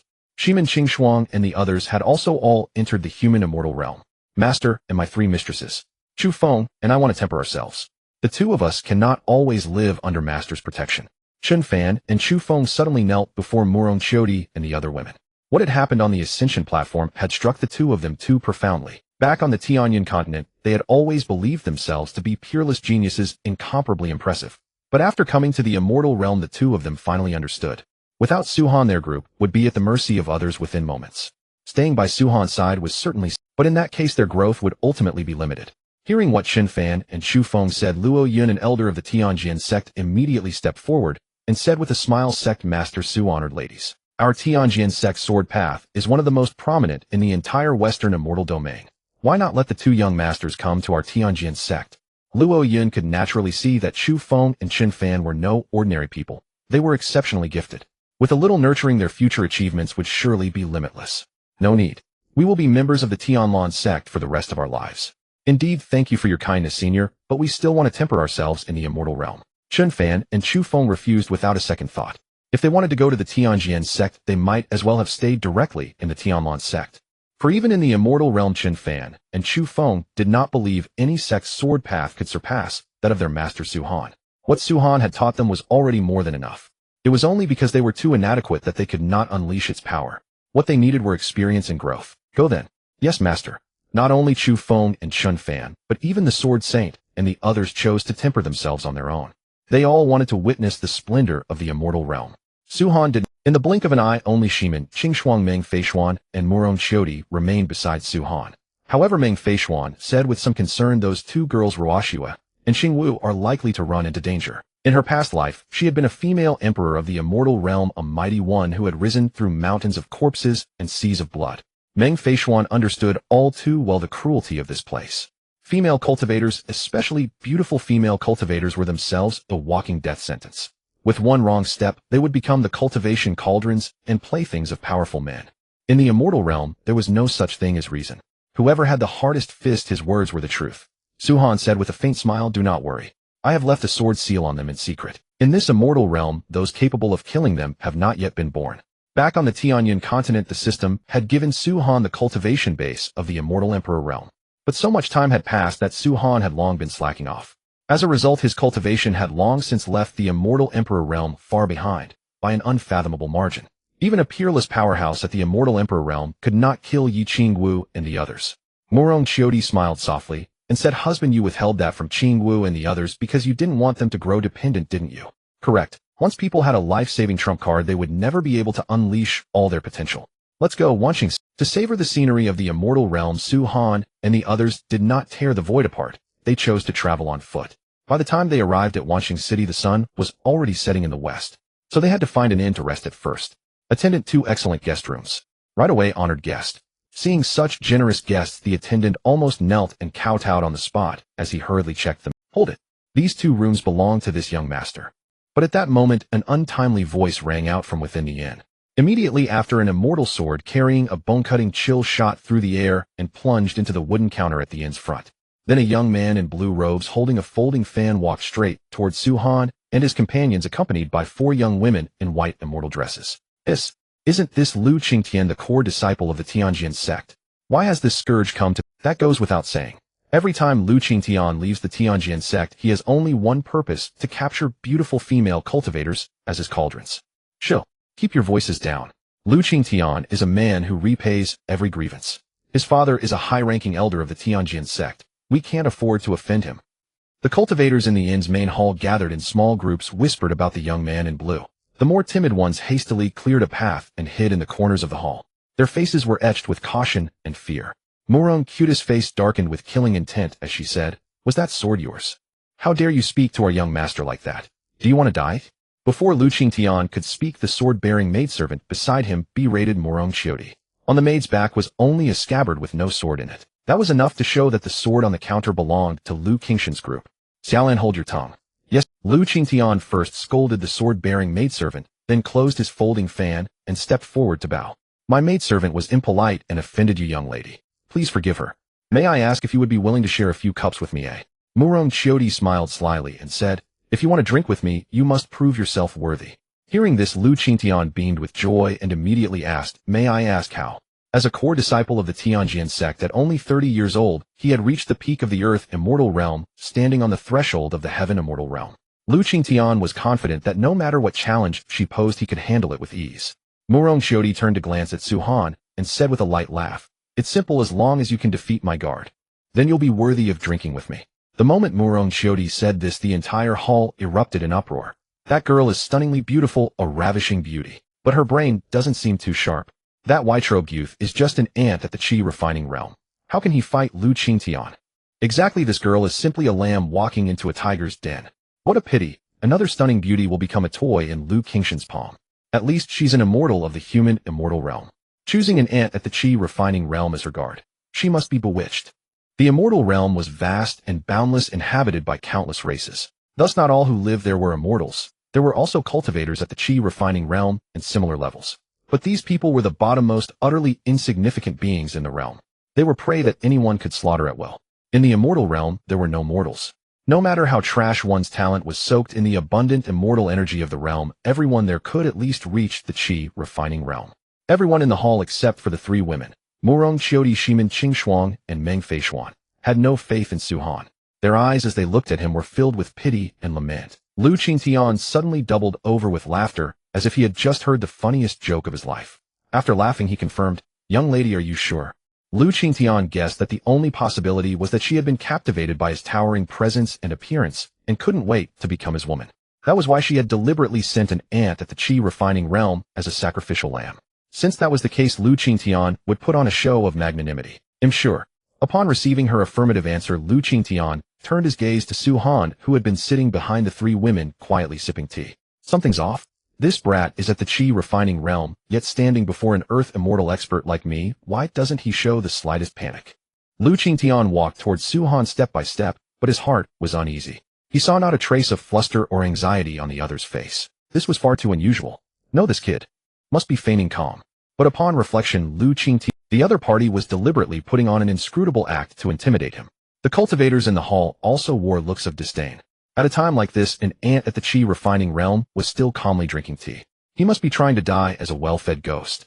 Lu Qingtian said with arrogant pride, "Kid, I'm merciful enough to give you 3 moves. If you can make my feet move within those 3 moves, you win this match." The gap between the Qi refining realm and the earth immortal realm was like that between a star and the bright moon.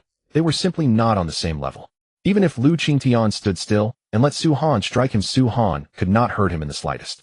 Moreover, mere protective immortal Qi alone could crush Su Han to ashes. Such was Lu Qingshan's scheme. Smack. But the moment the words left his mouth, his body flew backward. The main entrance on the inn's first floor was instantly smashed to rubble, and even the walls were shattered. Lu Qingtian lay in the wreckage, his eyes vacant, vomiting large mouthfuls of blood, unable to speak. At that moment, the hall fell eerily silent, deathly still. All smiles vanished from the faces of those present, replaced by sheer shock and astonishment. My God! A Qi refining cultivator just crippled Lu Qingtian, the peak earth immortal, with a single slap. Am I seeing things? No, you're not. This white-robed youth is definitely not simple. There's something strange about him. I'm afraid this white-robed youth has an extraordinary background too. The feeling he gives me is that he looks down on all of us with arrogance written all over him. Nothing special. That kid's probably hiding a terrifyingly powerful soul, or something, and caught Lu Qingtian off guard. Exactly, that must be it. Most of the cultivators were awed by Su Han's move. But some still believe that a Qi refining cultivator could never harm an earth immortal expert. The only possibility, they reasoned, was that Su Han was hiding a powerful soul, or something. The sword-bearing maidservant rushed into the rubble, dug through it, and dragged out Lu Qingtian, asking anxiously, "Young master, are you all right?" Seeing Lu Qingtian stammer for a long while, without producing a single complete sentence, the sword-bearing maidservant hastily took out a bottle of medicinal pills from her waist and fed the whole bottle to Lu Qingtian. Only then were they barely able to stabilize Lu Qingshan's injuries. But Lu Qingshan's cultivation had already vanished completely. Supported by the 4 maidservants, Lu Qingtian, his face filled with venomous resentment, trudged back into the inn step by step. "Boy, report your name." Lu Qingtian had toyed with eagles all his life, only to have his eyes pecked out by an eagle in the end.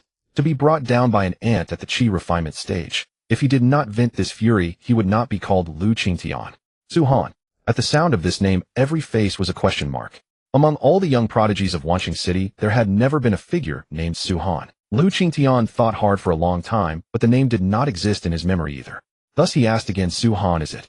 Do you dare to tell me what faction you belong to?" Although Lu Qingtian was domineering and arrogant, he was not stupid.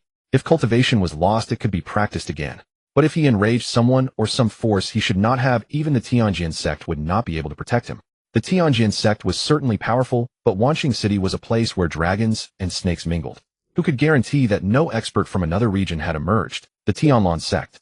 This time Lu Qingtian and everyone in the hall were utterly baffled because there was no sect called the Tianlan sect in Wanqing City at all. But at that moment no one mocked Su Han again. Wanqing City was huge, and many cultivators had never even left Wanqing City in their entire lives. If the Tianlan sect happened to be a major power from outside Wanqing City, then anyone who dared to mock Su Han would be walking straight into death. But Lu Qingtian did not care about that at all. He said fiercely at once, "Su Han, you little brat, do you know what consequences there will be for crippling this young master?" As long as the Tianlan sect was not a force from Wanqing City, Lu Qingtian was not afraid in the slightest. This debt of being crippled today, Lu Qingtian was bound to repay. Su Han sneered, "Does that matter?" Originally, Su Han had been thinking about how the Tianlan sect could quickly make a resounding name for itself in the immortal world. The moment this Lu Qingtian appeared, Su Han had thought of a solution. The bigger today's matter became, the more widely the two names, Tianlan sect and Su Han, would spread. That was precisely the result Su Han wanted. It was also why Su Han did not kill Lu Qingtian with one move. If Su Han truly wanted to kill Lu Qingtian would have been reincarnated dozens of times by now. How could he still be alive? The sword-bearing maidservant immediately shouted in reprimand, "Su Han, you are too arrogant. Our young master is a true disciple of the Tianjin sect." "What? Do you not take the Tianjin sect seriously at all?" Seeing that she could not intimidate Su Han, the sword-bearing maidservant had no choice but to invoke the Tianjin sect. Though the four of them were indeed experts of the Earth Immortal realm, they dared not make a move because Su Han was simply too uncanny. Bang! The moment the sword-bearing maidservant finished speaking, Su Han gave her a single glance, and her body exploded into a heap of minced flesh. Blood splattered everywhere, spraying directly onto the surrounding cultivators. "Altogether, kill him."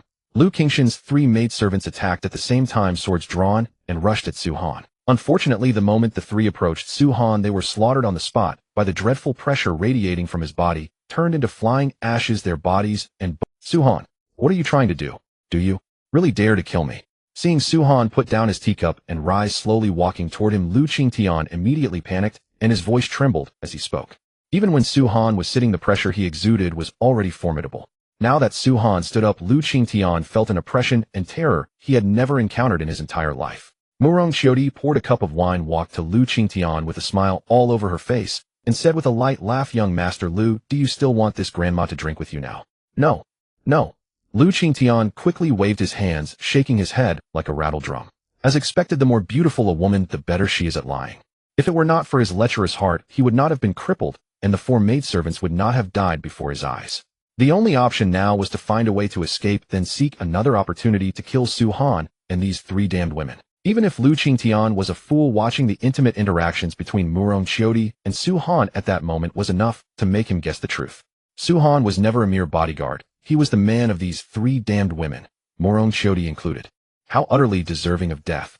You dare covet this sect's women. Lu Qingtian, congratulations on receiving your sect extermination gift package. Su Han smiled faintly, brought his hands together, and slashed out with a single sword strike. Lu Qingshan's head dropped neatly to the ground. Seeing that Su Han had truly killed Lu Qingtian, the cultivators in the hall were all terrified, but they did not dare to run either. In case Su Han decided to cut the weeds and pull out the roots, they would all be in danger. Waiter, send Lu Qingshan's head to the Tianjin sect. Have the Sect Master of the Tianjin sect bring 100 billion high-grade immortal spirit stones to the Yunming Inn to atone for his crimes. If he has not come before sunset tomorrow, the Tianjin sect will no longer have any reason to exist. After Su Han said this, he led Murong Qiudi and the other two women upstairs, and the cultivators in the hall burst into an uproar. Isn't this Su Han too arrogant? The Tianjin sect has a Doluo Golden Immortal. Someone at the Qi refinement stage. Can he really beat a Doluo Golden Immortal? Hard to say. Su Han's strength is impossible to see through. Since he dares to do this, he must have a trump card. I'm afraid the Tianjin sect has really kicked an iron plate this time. To go to war with the entire Tianjin sect just because of a Lu Qingtian. Is this Su Han out of his mind? Watch your tone. We'll find out tomorrow who wins. At that moment, a woman in white seated in the corner spoke. Miss, is that Su Han fellow mad? He wants to take on the entire Tianjin sect, all by himself. Beside her, the woman in red wore a red veil and carried herself with an imposing grace. Even so, her breathtakingly beautiful, city-toppling celestial features could not be concealed. Every frown and every smile of hers could make countless men dream of her day and night. The male cultivators who had previously tried to approach her had all been ground to ashes by the woman in white, whose methods were roughly equal to Su Han's in ruthlessness. Therefore no cultivator in the entire Yunming Inn dared to provoke either the woman in white or the woman in red. The woman in red set down her teacup and chuckled. This Su Han is quite interesting. Don't you want to know what will happen tomorrow? On hearing this, the woman in white smiled bitterly. She could not understand why her young lady with such a noble status would be interested in a chi refinement stage nobody like Su Han. Even if Su Han could kill a Deluo golden immortal, in their eyes he was nothing more than an ant. But she had not seen a smile on her young lady's face for a very long time. Thinking about it, that way she no longer found Su Han so detestable. Tianjin Sect. Elder Lu, something terrible has happened. Lu Qin, clad in a blue robe and wearing a grim, sinister expression, had been tinkering with elixirs. But a medicine boy rushed into his alchemy room in a panic, instantly throwing Lu Qin into fury. He immediately snapped, "Wretch! Do you know what consequences await you for disturbing my pill refining?" Had it not been for the fact that this medicine boy had served beside him for over 20 years, Lu Qin would have struck out without hesitation and killed him with a single palm strike to vent the fury in his heart. Seeing that Lu Qin's expression was extremely ugly, the medicine boy could only kneel on the ground and explain carefully, "Elder Lu, it is not that I, your disciple, intended to disturb you. It is because, young Master Lu, he is dead." After saying that, the medicine boy hurriedly pressed his head against the floor, not daring to look up at Lu Qin. Lu Qin shot up from his seat and demanded, "Say that again. Who is dead?" Old fool, so close, and yet the medicine boy could not help complaining inwardly. However, he dared not say it aloud, so he could only explain again. Young Master Lu Qingtian died at the Yunming Inn. Who did it? Upon hearing the death of Lu Qingtian, Lu Qin seemed to lose his mind and kicked over his pill furnace. The pills and spirit herbs in his hands were crushed into ashes by Lu Qin's grip. His whole being became wildly restless. In truth, it was no wonder Lu Qin was so furious and agitated, for Lu Qingtian was the son Lu Qin had obtained after great difficulty. Lu Qin doted on him without limit.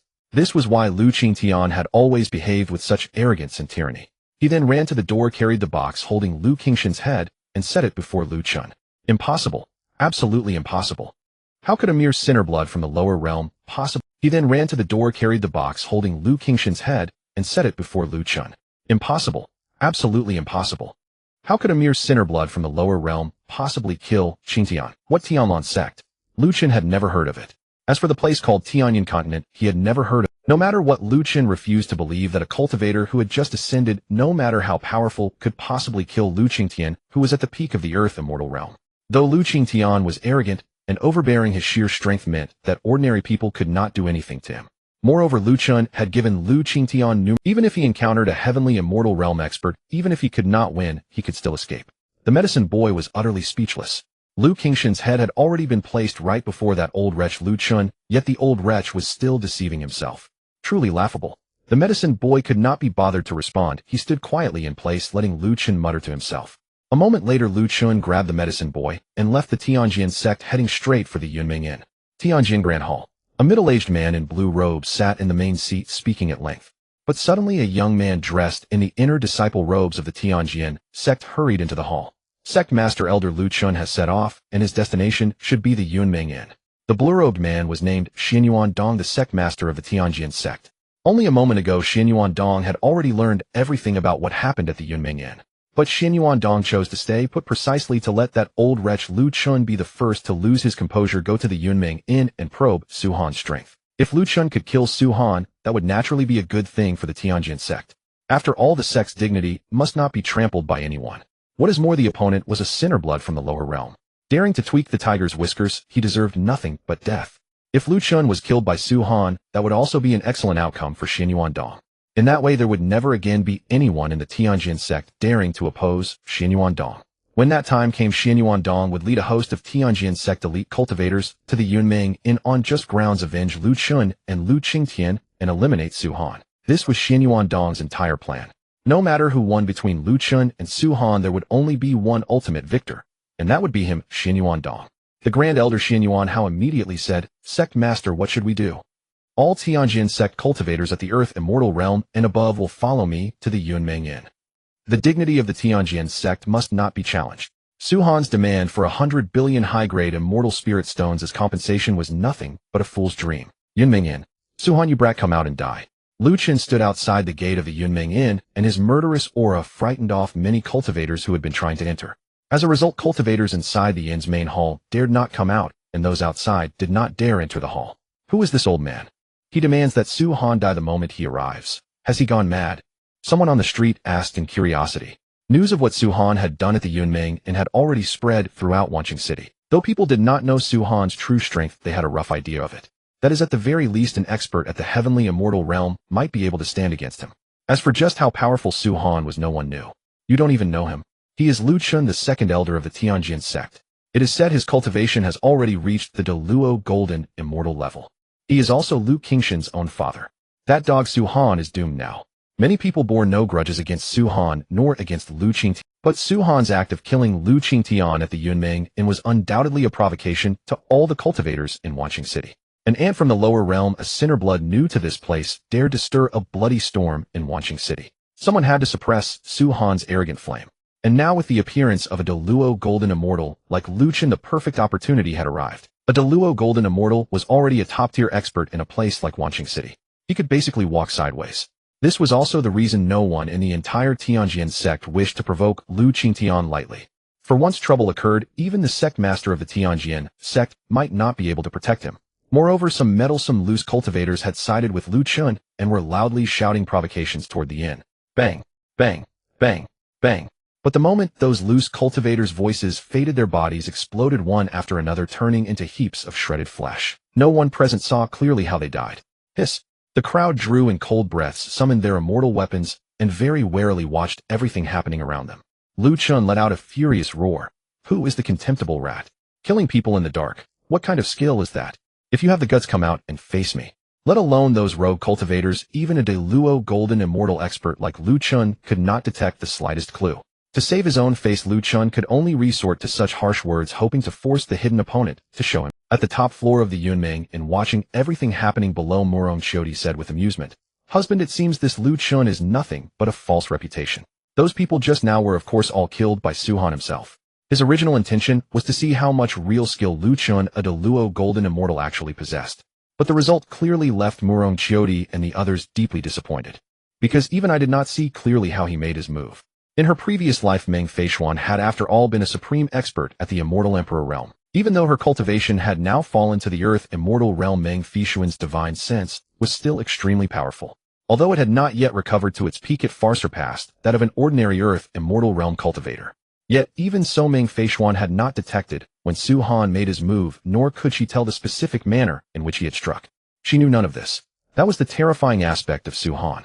As for Meng Feishuan's background, Shimin Qingshuang and Murong Chiodi both knew it very well. For Meng Feishuan, who had been an immortal emperor in her previous life, she was naturally experienced and knowledgeable. Even Meng Feishuan could not see through him. That already spoke volumes.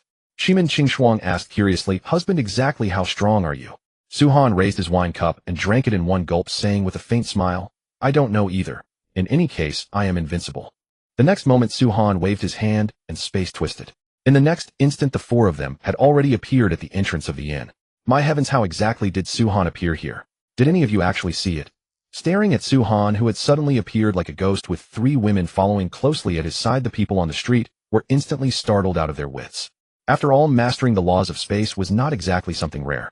But for Su Han to do it in such a way, without causing any spatial fluctuation at all, silently entering everyone's sight, was such an astonishing feat that it could practically be called a heaven-defying act. Yet Lu Chun, who was entirely focused on avenging his son, paid no attention to anything else. He immediately lowered his voice and demanded, "You are Su Han, aren't you?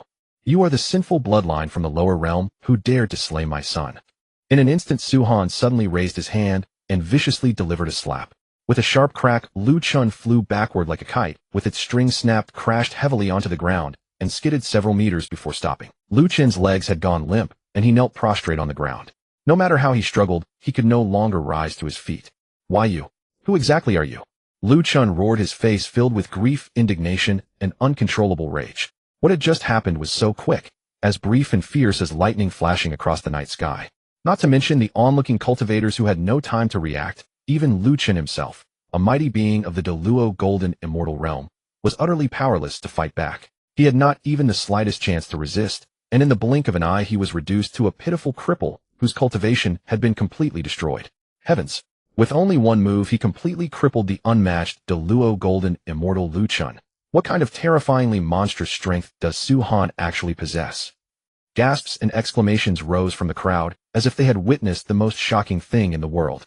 It is truly hard to gauge exactly how strong he is, But in this old man's view, Su Han's cultivation has certainly far surpassed the Deluo Golden Immortal Realm. Fellow cultivators, in front of a person like this, you must be careful and absolutely avoid speaking recklessly. Another venerable and highly respected figure said with a grave expression.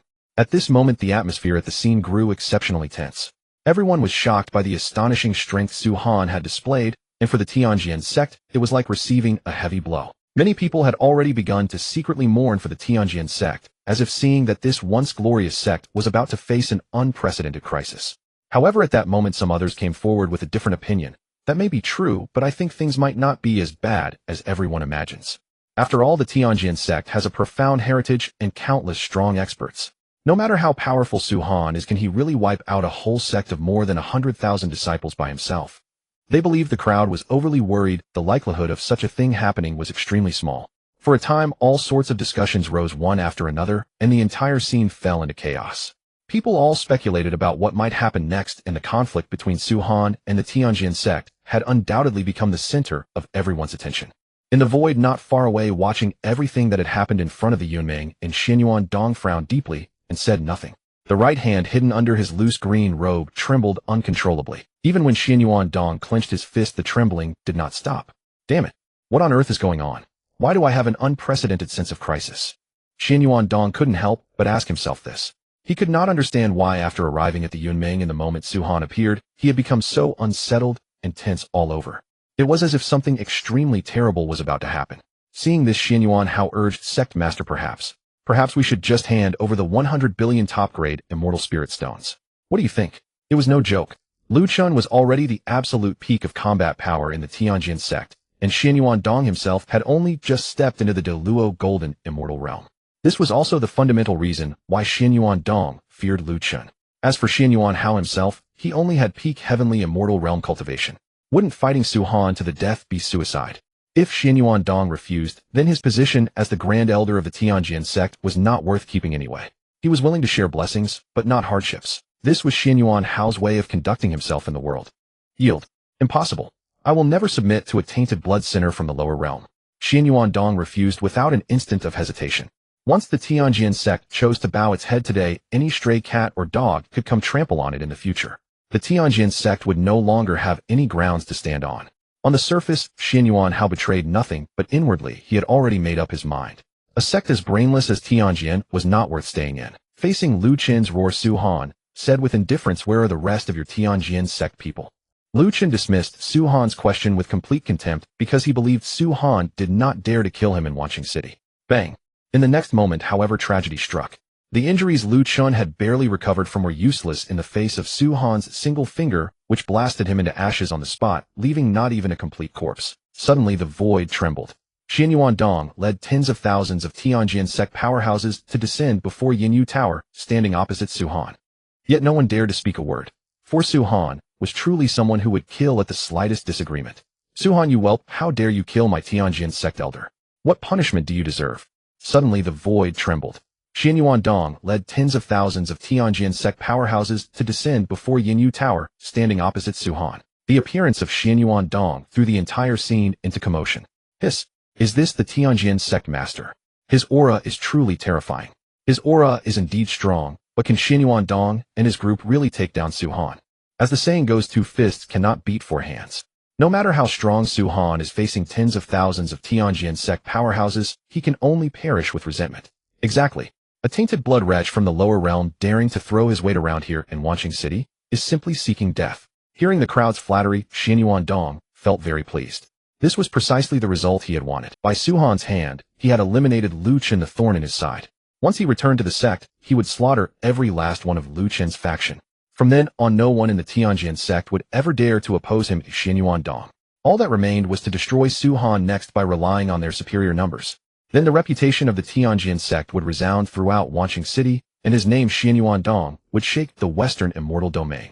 Perhaps he might even receive an invitation to join the 100 Cities Alliance. But at this moment, something that stunned everyone's eyes occurred. Xianyuan Hao walked up to Su Han, knelt, and saluted, saying, "The sinner Xianyuan Hao pays respects to Sect Master Su." At this, everyone present was completely dumbfounded, utterly unable to understand what act Xianyuan Hao was putting on. The faces of the Tianjian sect members turned extremely ugly as they immediately denounced him as a traitor to the sect. Even Xianyuan Dong felt his cheeks burning with humiliation. He pointed at Xianyuan Hao and thundered, "Xianyuan Hao, you old wretch who has forgotten his ancestors, you truly deserve death." No wonder Xianyuan Hao had urged him to submit to Su Han earlier. So this old wretch had long ago planned everything and was ready to defect to Su Han. Humph. Xianyuan Hao turned around and shot back, "Xianyuan Dong, a piece of trash like you also deserves to be the master of the Tianjin sect. Why am I unworthy? What is it you who wants to be Sect Master?" Xianyuan Dong now understood it all. Lu Chen was not only a rebel and traitor who schemed against him every day. So even the Grand Elder Xianyuan Hao had been silently biding his time, waiting for an opportunity to eliminate him in one stroke and seize the position of Tianjin Sect Master. Xianyuan Hao made no attempt to conceal it in the past. This old man did indeed intend to do so. But now after meeting Sect Master Su, this old man would rather serve as a dog before Sect Master Su at his beck and call than to be the lousy Sect Master of the Tianjin sect. Xianyuan Hao's words caused an uproar across the scene. Was this not saying that the position of Tianjin Sect Master was less honorable than being a dog by Su Han's side? Everyone could not help but marvel at old fellow Xianyuan Hao's remarkable way with words. With a single sentence he had flattered Su Han, while viciously demeaning and humiliating Xianyuan Dong and the entire Tianjin sect. Shimin Qingshuang asked with a strange expression, "Husband, what do you think Xianyuan Hao is trying to do? By all rights, as a member of the Tianjin sect, he should share the sect's honor and disgrace." Yet Xianyuan Hao had openly turned against the Tianjin sect in public and sided with them. His motives were indeed most intriguing. Su Han said flatly, did he not say it himself? He wants to be a dog. Seeing the war of words between Xianyuan Dong and Xianyuan Hao grow increasingly fierce, Su Han lost his patience and said directly, "Xianyuan Hao, kill Xianyuan Dong, and this Sect Master will consider giving you a chance to be a dog." "Sect Master Su, are those words true?" After receiving Su Han's affirmative answer, Xianyuan Hao, as if pumped full of adrenaline, immediately drew his sword and charged at Xianyuan Dong. Xianyuan Dong said with a face full of contempt, "I have already stepped into the Deluo Golden Immortal Realm. What do you have to fight me with, Xianyuan Hao? Since you want to die, I will send you on your way." In the past, Xianyuan Dong might have feared Xianyuan Hao, but at this moment he was not flustered at all. Yet after more than 100, incredible! A peak heavenly immortal can actually fight a Deluo Golden Immortal to a standstill. This is simply inconceivable. A cry of astonishment rose from the crowd, as if they had witnessed the most astounding sight in the world. Everyone was stunned and speechless, their faces full of incredulity. Do not be surprised, everyone. The reason behind this is actually not hard to understand. Look at that Xianyuan Dong. The only reason he was able to step into the Deluo Golden Immortal Realm is that he forcibly raised his cultivation by devouring elixirs. This method may allow rapid breakthroughs, but its foundation is extremely unstable. By contrast, Xianyuan Hao climbed step by step to his present height through his own efforts and countless life and death struggles. Although superficially his realm is slightly inferior to Xianyuan Dong's. In reality, however, in true combat strength, Xianyuan Hao is absolutely not inferior to Xianyuan Dong in the slightest.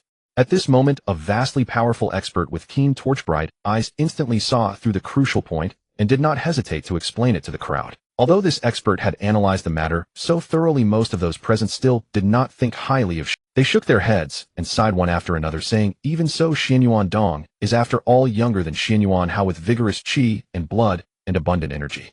As time goes on, the scales of victory in this battle will likely ultimately tip towards Xianyuan Dong's side." Clearly, even amid the fierce and splendid battle before their eyes, those who supported Xianyuan Hao were still few and far between.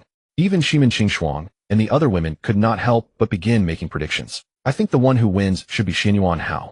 After all, Xianyuan Hao has richer combat experience." Chiodi believes it should be Xianyuan Dong.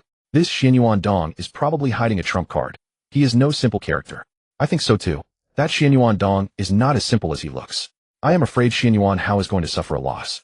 Murong Chiodi, Shimin Qingshuang, and Meng Feishuan were in the middle of a heated discussion. Su Han, however, remained utterly composed, leaning back on his throne and sipping tea. Murong Chiodi asked with a smile, "Husband, between the two of them, who do you think will win?" "Xianyuan Dong." Upon hearing Su Han say that Xianyuan Dong would win, the smiles on Murong Chiodi and Meng Feishuan's faces were quite obvious. Shimin Qingshuang, however, was a little curious, so she immediately asked, "Husband, does Xianyuan Dong really have a trump card?" Judging from the current situation, Xianyuan Dong was still slightly at a disadvantage. No, but Xianyuan Hao has long been afflicted by Xianyuan Dong's soul-devouring goo. The moment Xianyuan Dong activates the mother goo, Xianyuan Hao is doomed to lose. Hearing Su Han's words, shock was written all over the faces of Shimin Qingshuang and the other women. Even the cultivators standing around Su Han exchanged bewildered glances. If this was really true, they thought, just how terrifyingly powerful was Su Han. Yet some powerhouses from certain factions raised doubts. "This is utterly absurd, sheer nonsense.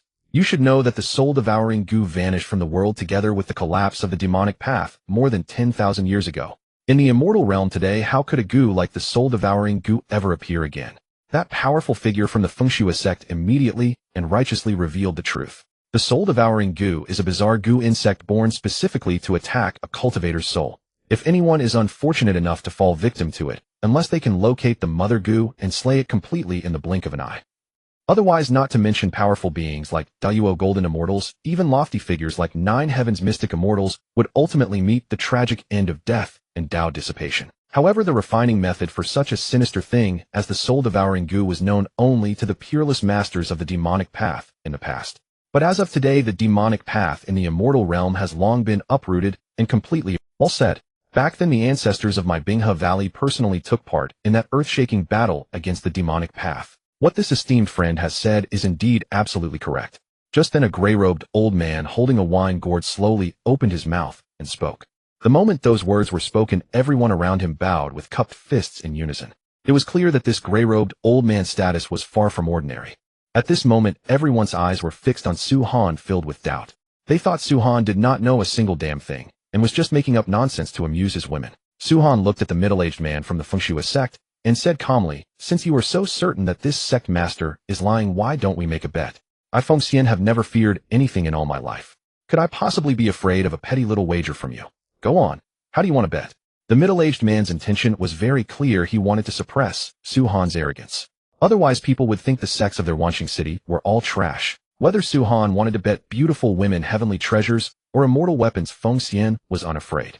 As the second elder of the Fengshua sect, he had plenty of such things. But the sentence Su Han uttered next could be said to have dropped the atmosphere at the scene to the freezing point. Then Su Han said with a calm expression, "Use the lives of everyone in your Fengshua sect as the stake. If you lose, everyone in the Fengshua sect must die." Hiss. Hearing Su Han's words, everyone present drew in a cold breath with cold chills running down their backs. Heavens! The Fengshua sect has over 100,000 people at the very least. This Su Han actually dared to use the lives of over 100,000 people as a wager. Truly overbearing. He dares to bet like that, and remains so calm. This shows that what Su Han said earlier was probably all true. True my ass. Su Han just wants to scare Elder Fengxian into backing down, so he doesn't dare to bet. Exactly. If it were me, I would bet with Su Han. This is all Su Han's trickery. Many cultivators began to urge Fengxian to accept the wager, because in this wager the Fengshua sect was sure to win. After hearing the analysis of those around him, Fengxian also found it reasonable, so he asked solemnly, "And if you lose?" Su Han did not answer. Instead, he waved his hand and brought out 3 divine artifacts.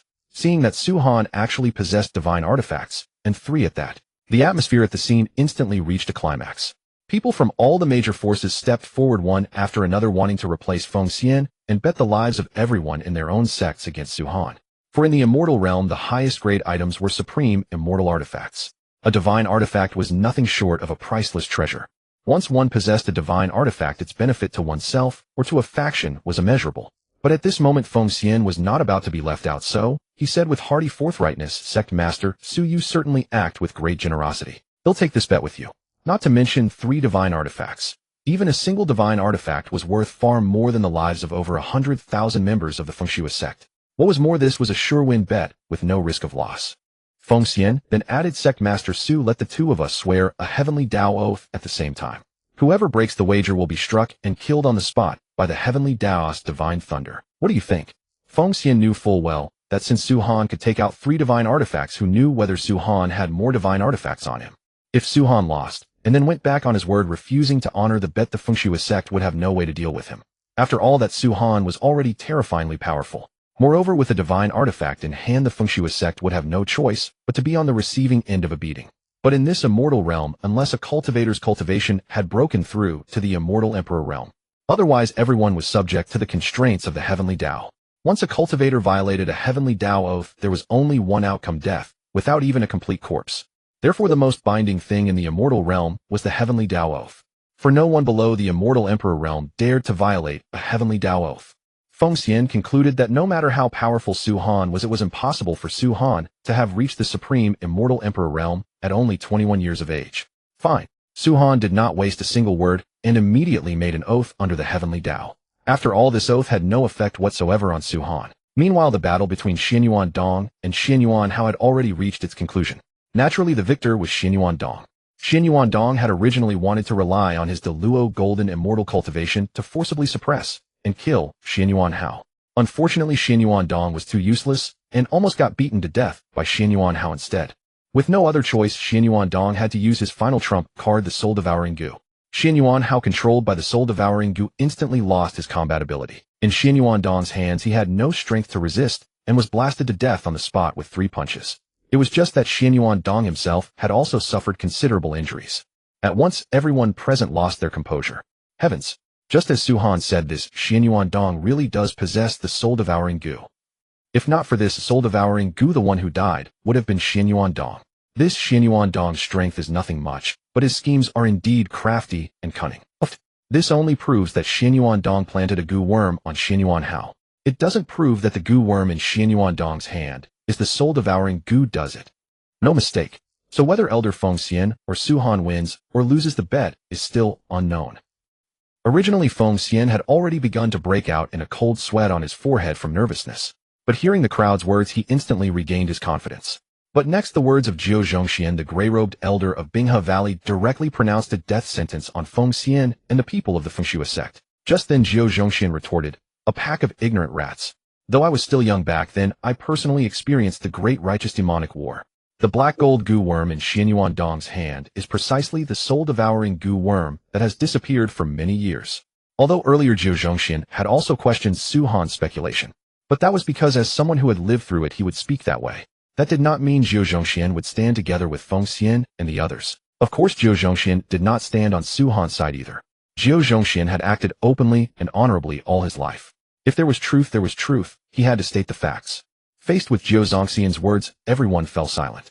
Among the cultivators present, only Jiao Zhongxian had truly experienced the great righteous demonic war of the past. He naturally understood the soul-devouring goo far better than these people.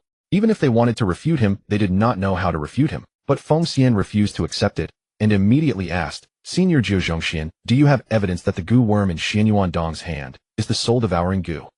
No joke. This was not a matter of a goo worm, but a matter involving the lives of more than 100,000 people of the entire Fengxue sect. If he lost, Feng Xian would be an eternal sinner of the Fengxue sect. But that old rascal Xian Yuandong, after recovering most of his injuries, started to grow arrogant again and immediately shot back. "Jiao Zhongxian, we are all at the Deluo golden immortal realm. You dare command this, Sect Master? Are you worthy?" Not to mention that tens of thousands of disciples of his Tianlan sect were right behind him, while Jiao Zhongxian had only 2 or 3 Binghe Valley disciples at his side.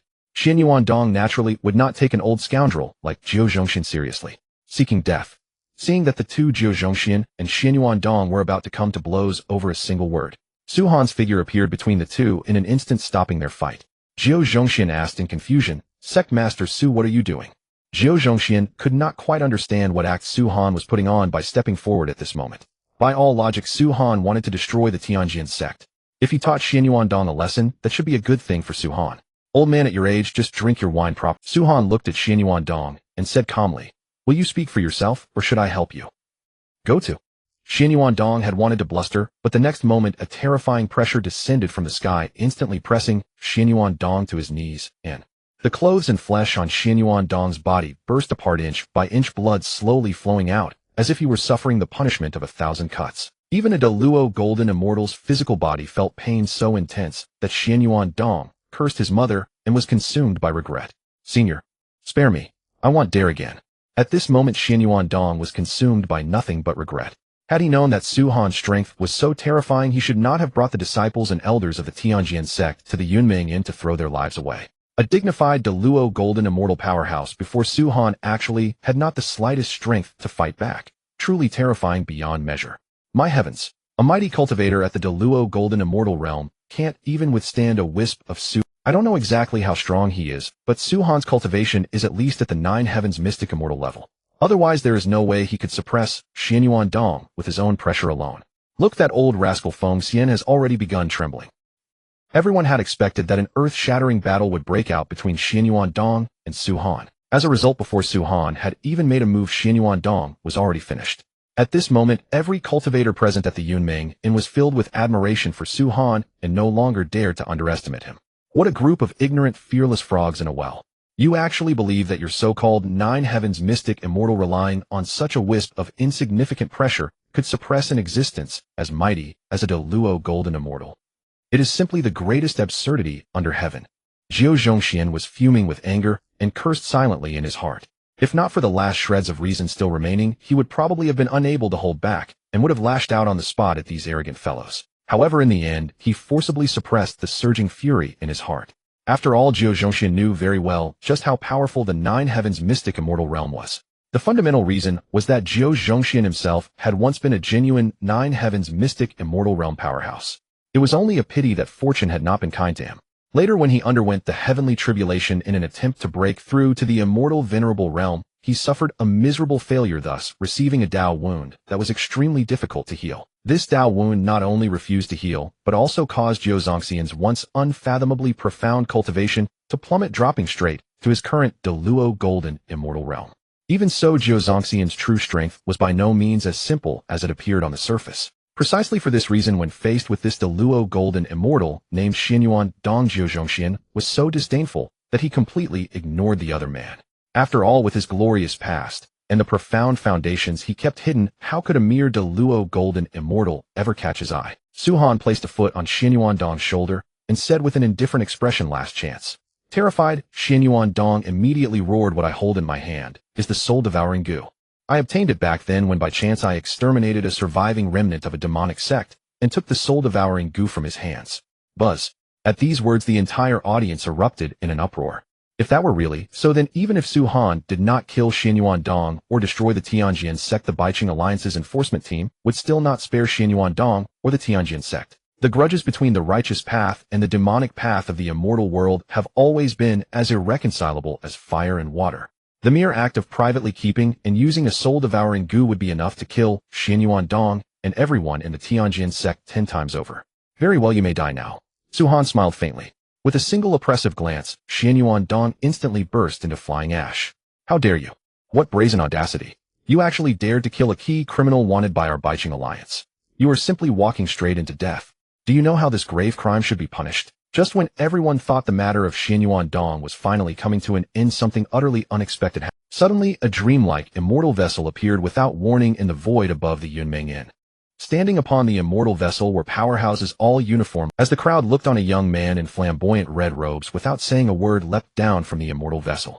With a sharp longsword in hand, he shot straight towards Su Han like a bolt of lightning. His target clearly Su Han's head, which he intended to sever in one stroke. Regrettably, Su Han merely cast a casual glance at the redrobed youth. Before the youth could even approach him, a thunderous earth-shattering boom resounded. In that instant, the redrobed youth's body exploded violently into countless scattering ashes. Even the soul that tried to flee vanished into nothing in the instant Su Han lightly pointed at it. At that moment, the entire scene fell into deathly stillness.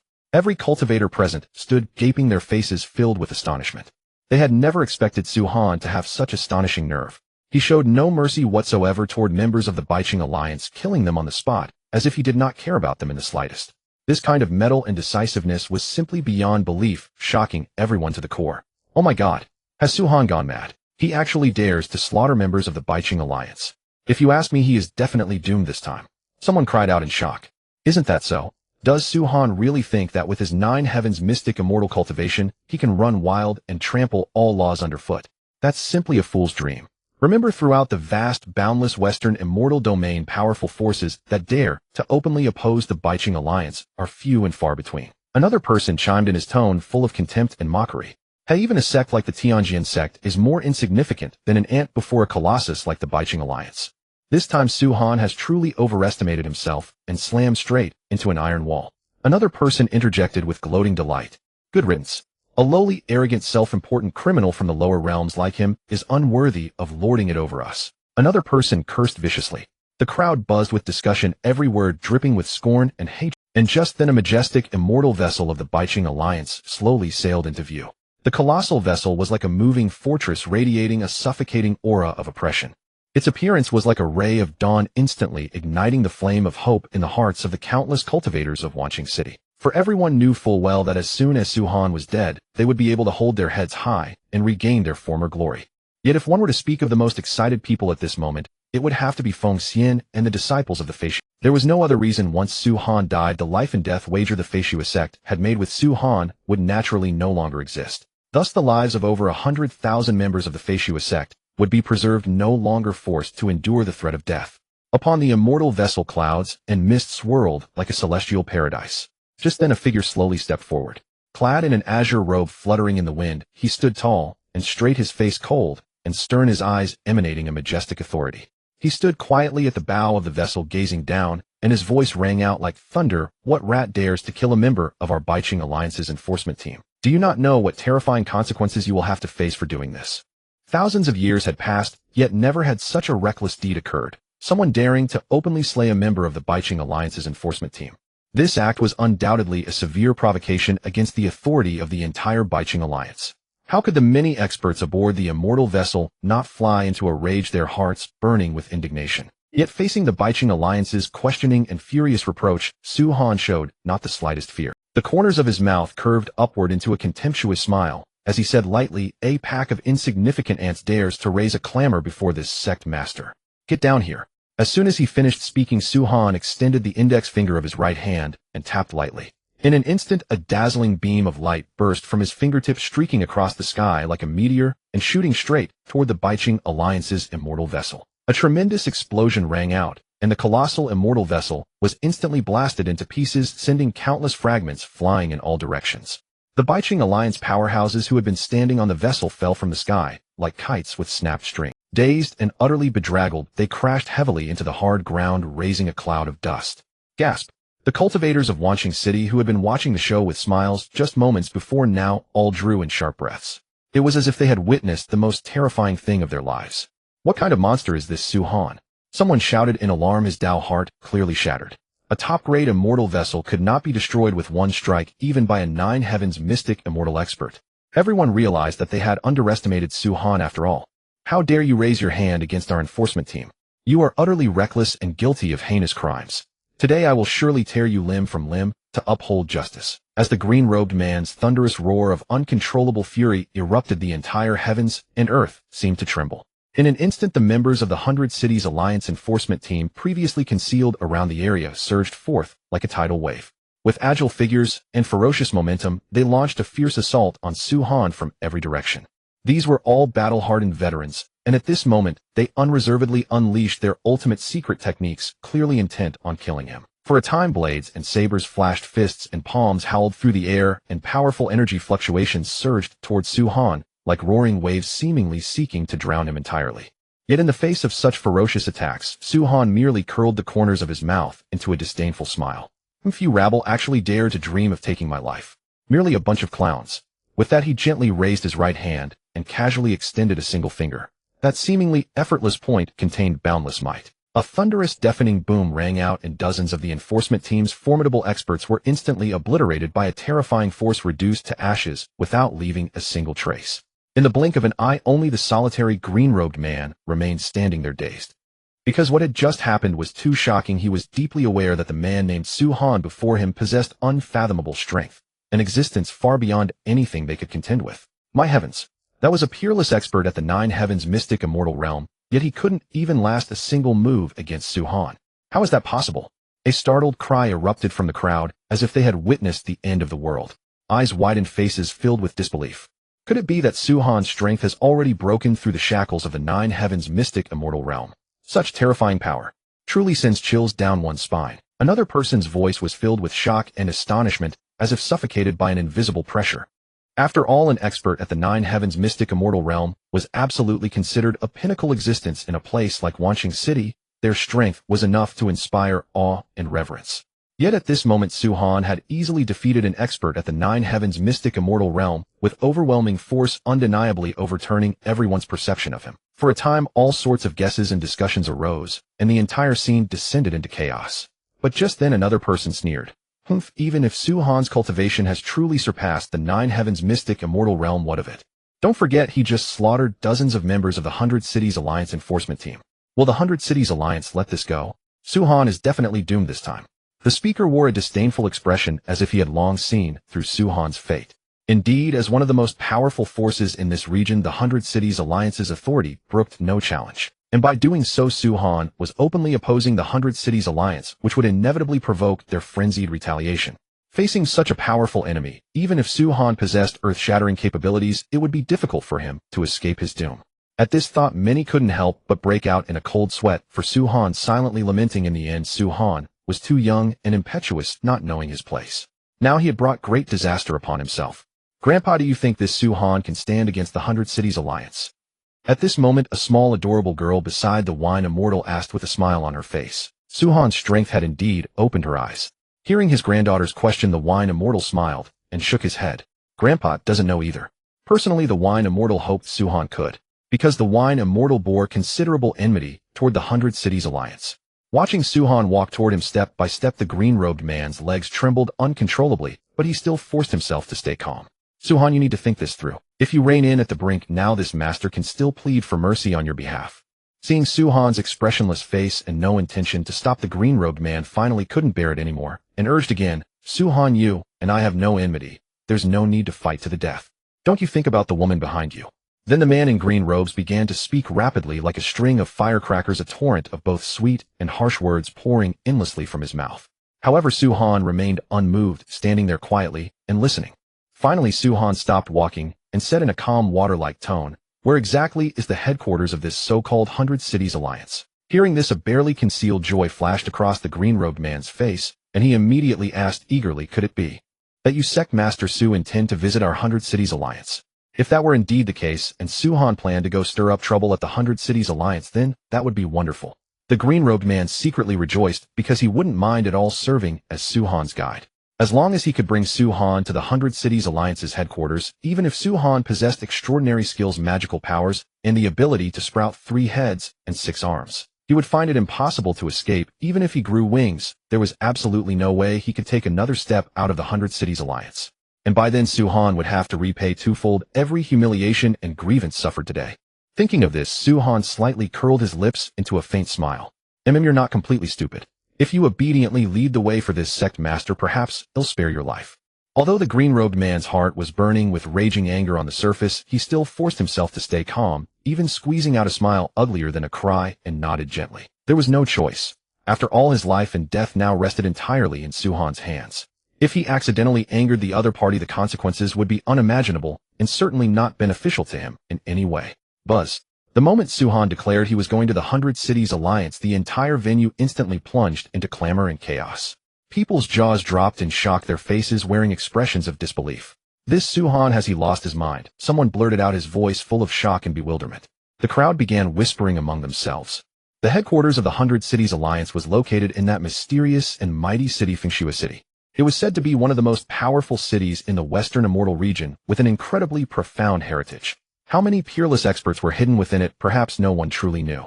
Another person said in a grave tone, as if filled with reverence for the city, to this day, no one has ever heard of anyone daring to act recklessly and run amok in Fengshua City. This Su Han is so arrogant and overbearing, completely overestimating his own strength. He is undoubtedly courting death. Someone else sighed and shook his head, his eyes filled with pity. For a time, all kinds of doubts and sneers rose and fell, filling the entire space. Everyone believed that if Su Han chose to remain in Wanqing City and diligently consolidate the local powers, he might still have a slim chance of survival when facing the mighty 100 Cities Alliance. Yet, bafflingly, Su Han insisted on abandoning Wanqing City as his base and venturing to Fengshua City to provoke trouble. Was this not plainly throwing himself into death? The crowd simply could not understand why Su Han would make such a foolish and dangerous decision. However, Zhou Zhongxian made a decision that dumbfounded everyone. Zhou Zhongxian stepped forward, clasped his fists in a salute, and said to Su Han, I wonder if this old man might be honored to accompany Sect Master Su to Fengshua City. You have no such honor. Hearing this, Zhou Zhongxian's smile instantly froze. With embarrassment, Su Han did not bother to acknowledge Zhou Zhongxian at all. Instead, he looked at Feng Xian and said, Feng Xian, will you do it yourselves, or shall I do it for you? At these words, Feng Xian's expression changed drastically. He had thought Su Han had already forgotten their bet. Never did he expect that Su Han, this fellow, would still complete the bet before going to Fengshua City. But Feng Xian clearly had no intention of surrendering without a fight. He immediately tried to change the subject. My Fengshua sect has been passed down for 1,000 years. How could we be easily toyed with by a sinner from the lower realm like you? Bang! Before Feng Xian could finish his sentence, his body exploded into ashes in an instant, leaving no remains. The thousands of Fengshua sect disciples present also turned into a mist of blood. The scene was so gruesome that the onlookers trembled violently and dared not utter a single word. Husband, the rest of the Feishua sect members are not here. In that case, should we pay a visit to the Feishua sect now? Shimin Qingshuang knew Su Han's temper very well. Since Su Han had said he would destroy the entire Feishua sect, he would most certainly do so. At this moment, Zhou Zhongxian felt that another opportunity had arrived, and he immediately stepped forward to volunteer. Sect Master Su, I know the location of the Feishua sect, and can lead the way for you. Seeing Zhou Zhongxian acting like such a sycophant, everyone could not help but mock him. There were plenty of people present who knew where the Feishua sect was, who knew where Zhou Zhongxian got his sense of superiority. But Su Han did not even glance at him.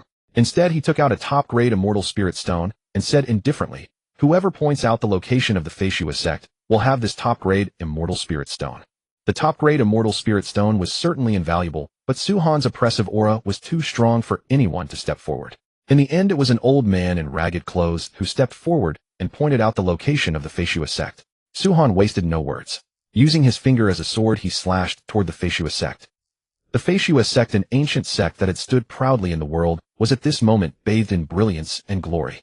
The Feishua sect has now reached the supreme pinnacle. The achievements of this sect are truly unprecedented and matchless. The Sect Master of the Feishua sect stood tall atop the cloud-piercing cliff, overlooking the magnificent sight of the sect below, his face brimming with endless gratification and pride. Just as he was immersed in the joy of this flourishing prosperity, a strange feeling quietly rose in his heart. What is that? He frowned slightly, his gaze as sharp as an eagle's sweeping across the surrounding void. Suddenly, he sensed a terrifying aura surging from the distant sky, as if a ferocious beast had opened its bloody maw and was about to devour the entire world. When he saw clearly that the swiftly approaching force was an awe-inspiring sword intent that dominated the heavens, the Sect Master of Feishua sect was instantly struck with panic, and an uncontrollable fear surged within him. He roared hoarsely, "Take cover! Quickly take cover!" However, before his cry could fade, the sword intent carrying the power to annihilate heaven and earth arrived like a bolt of lightning. In an instant, heaven and earth changed colors, winds and clouds raged, and the entire Feishua sect was plunged into an apocalyptic catastrophe. With a thunderous bang that shook heaven and earth, the immense legacy accumulated by the Feishua sect over 1,000 years collapsed in an instant, dissolving into countless specks of dust floating in the air. More than 100,000 living beings were obliterated in that instant, not even a wisp of residual soul left behind. The Feishua sect, which had once shaken Wanqing City, vanished without a trace, as if it had never existed. On this vast land, no trace of it could be found. When the cultivators of Wanqing City learned that Su Han's single sword stroke had annihilated the entire Feishua sect, they were utterly frightened out of their wits. Everyone hear me. From this day forward, whenever you encounter Sect Master Su, you must display the utmost respect and humility. Do not act rashly and court death. Someone shouted at the top of his voice. Of course, I have long since seen that Sect Master Su is truly a dragon among men, by no means an ordinary person. A figure like this is destined to achieve earth-shattering deeds. In this Wanqing City, the Tianlan sect should be honored as the #1 sect. Another person chimed in. Exactly. Exactly. The crowd nodded in agreement. However, someone raised an objection. Hold on. Although Sect Master Su's strength is extraordinary, he must face the powerful 100 Cities Alliance after all. It remains uncertain who will win. We should stay calm and wait for the outcome of this fierce battle. Right now, maintaining a wait-and-see attitude is the best strategy. For a time, opinions were divided. After Su Han left, all the forces in Wanqing City breathed a long sigh of relief. They knew well that this mysterious and powerful Sect Master had brought immense pressure and uncertainty to the city. Now that Su Han was gone, it seemed as though a storm had temporarily subsided, allowing people a brief moment to catch their breath. But at the same time, everyone understood that an even greater storm was about to come. Because of Su Han, Feishua City was bound to see turmoil once more. Sect Master Su, please wait. Su Han had barely left Wanqing City when a group of mysterious experts blocked his path. You've been shadowing us since Wanqing City. What exactly are you plotting? State your names at once. Otherwise, not a single one of you will leave this place safe and sound today. Meng Feishuan's beautiful eyes turned icy cold as she let out a sharp shout. With a light flick of her jade-like hand, an immortal weapon gleaming with bone-piercing cold light and heart-chilling killing intent appeared in her grasp. Faced with such a fierce aura, the black-robed old man, however, showed not the slightest fear. Instead, he respectfully cupped his fists and said, "Please don't misunderstand everyone. We are members of the Dragon Clan. We have come here truly because our young lady has entrusted us with this task. She specially invited Sect Master Su to visit our clan, and we hope Sect Master Su will be gracious enough to honor us with his presence." It was well known that the Dragon Clan enjoyed a formidable reputation and held a pivotal position in the immortal realm. The black-robed elder secretly guessed that his noble young lady had surely taken a fancy to Su Han's outstanding talent and formidable strength, and thus felt admiration for him. However, Su-Han had no interest whatsoever in such a gracious invitation. He did not even lift his eyelids, merely uttering two faint words, "No time." Those two simple words were like a bucket of ice water poured over their heads, instantly dispelling the warm smiles that had been on the faces of the Dragon Clan's many experts. For in the immortal realm, no one had ever dared to show the Dragon Clan such disrespect as Su-Han was showing. Amid the commotion, a young man clad in golden robes with cold, piercing eyes and undisguised arrogance directly shouted at Su-Han in anger, "Su-Han, oh Su-Han, are you really being so ungrateful and unreasonable?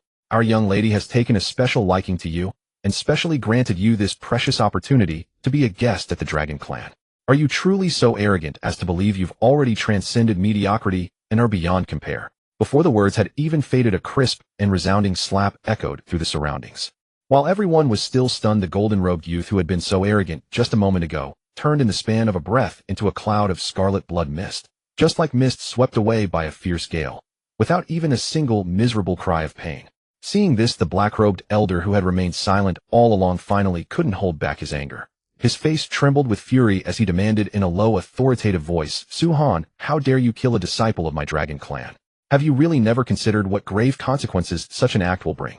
However, in the face of such an accusation, Su-Han was still as calm as drifting clouds, as if all of this had nothing to do with him. He simply responded flatly, "I never thought about it." To Su-Han, killing had never required knowing the identity or background of the victim, whether the exalted Dragon Clan or any other clan. As long as someone dared provoke him, the only outcome awaiting them was death. Grand Elder, this Su-Han is far too arrogant and looks down on everyone. Let me Ao Guang teach him a lesson. As he spoke, the silver-robed youth wielding a silver spear was already burning with fighting spirit and blazing with rage. The black-robed elder nodded slightly. Fine then, spare his life. If not for the young lad Asake, the black-robed elder would have long since personally slain Su-Han. "Su-Han, let me show you my true strength.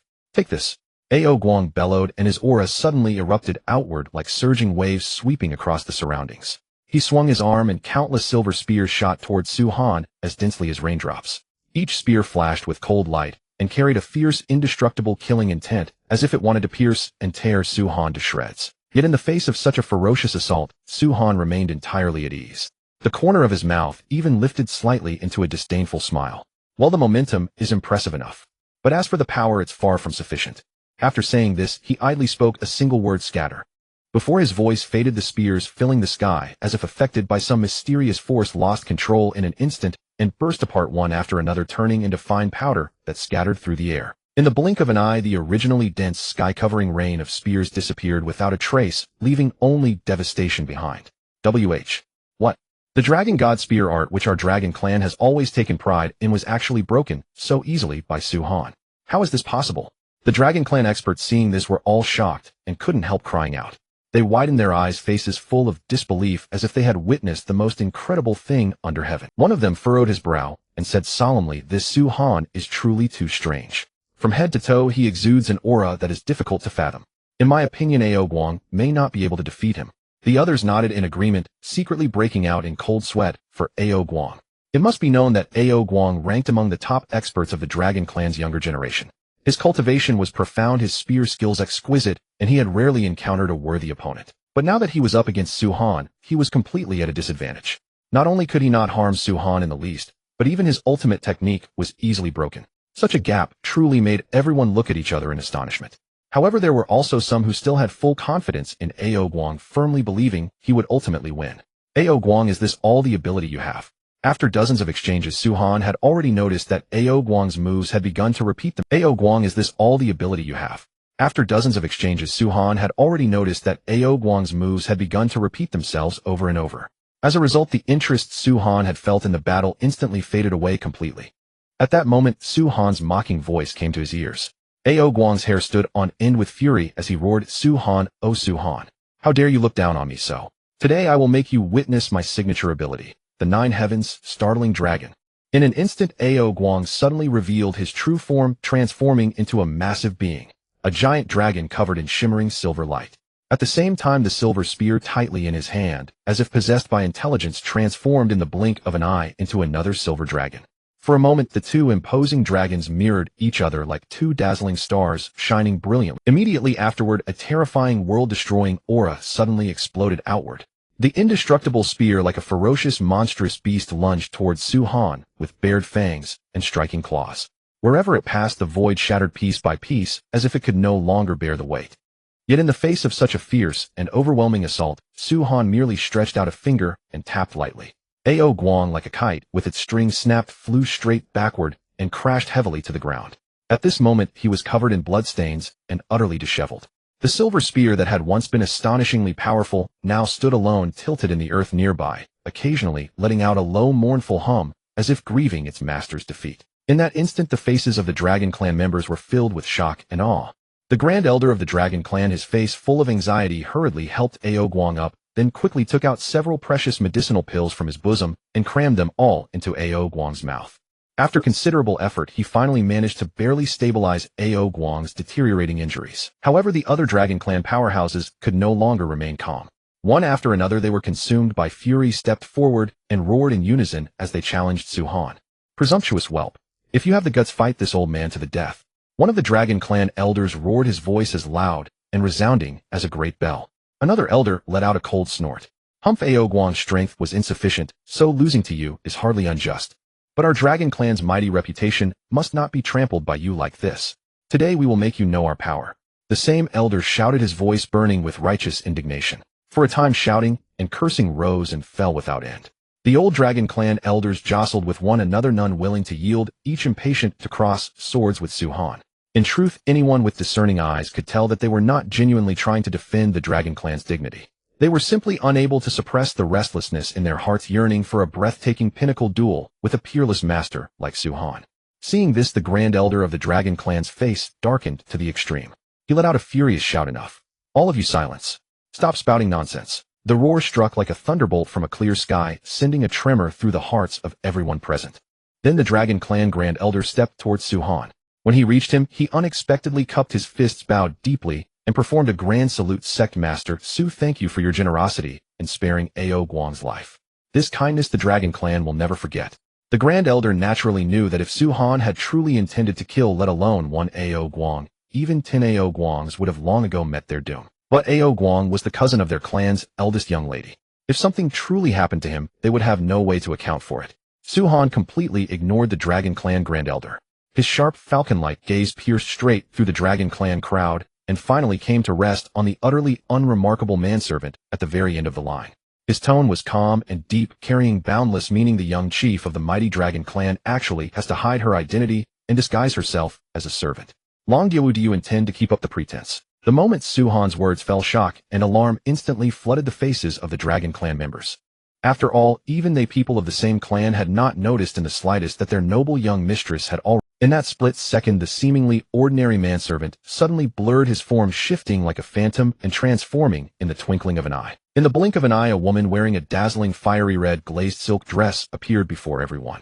Her posture was graceful, her curves exquisite and alluring. She was a vision of peerless beauty. What's more, she exuded an incomparable aura of dominance. Every step she took seemed to carry a majesty that could shake heaven and earth. "Your subordinates pay respects to the young mistress." The Dragon Clan members roared in unison, deafeningly. Yet in the face of such a display, Long Diawu merely waved her hand lightly, signaling them to dispense with formalities. Then with a light tap of her foot, she darted out like a bolt of lightning. In the blink of an eye, she was already before Su Han, standing there quietly gazing at him without a word. Standing by the side, Morong Chiodi found the scene amusing and murmured softly, "At this rate, either a fierce fight is about to break out, or else we're about to see a wonderfully intimate show."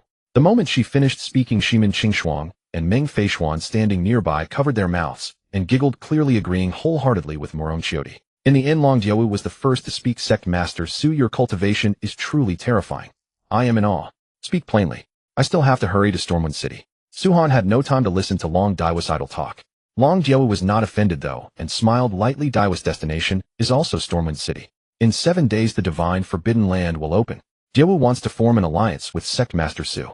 Long Diawu had stayed hidden all along because she wanted Ao Guang and the others to test Su Han's strength. But the result proved that Su Han's strength was in no way inferior to Long Diawu's.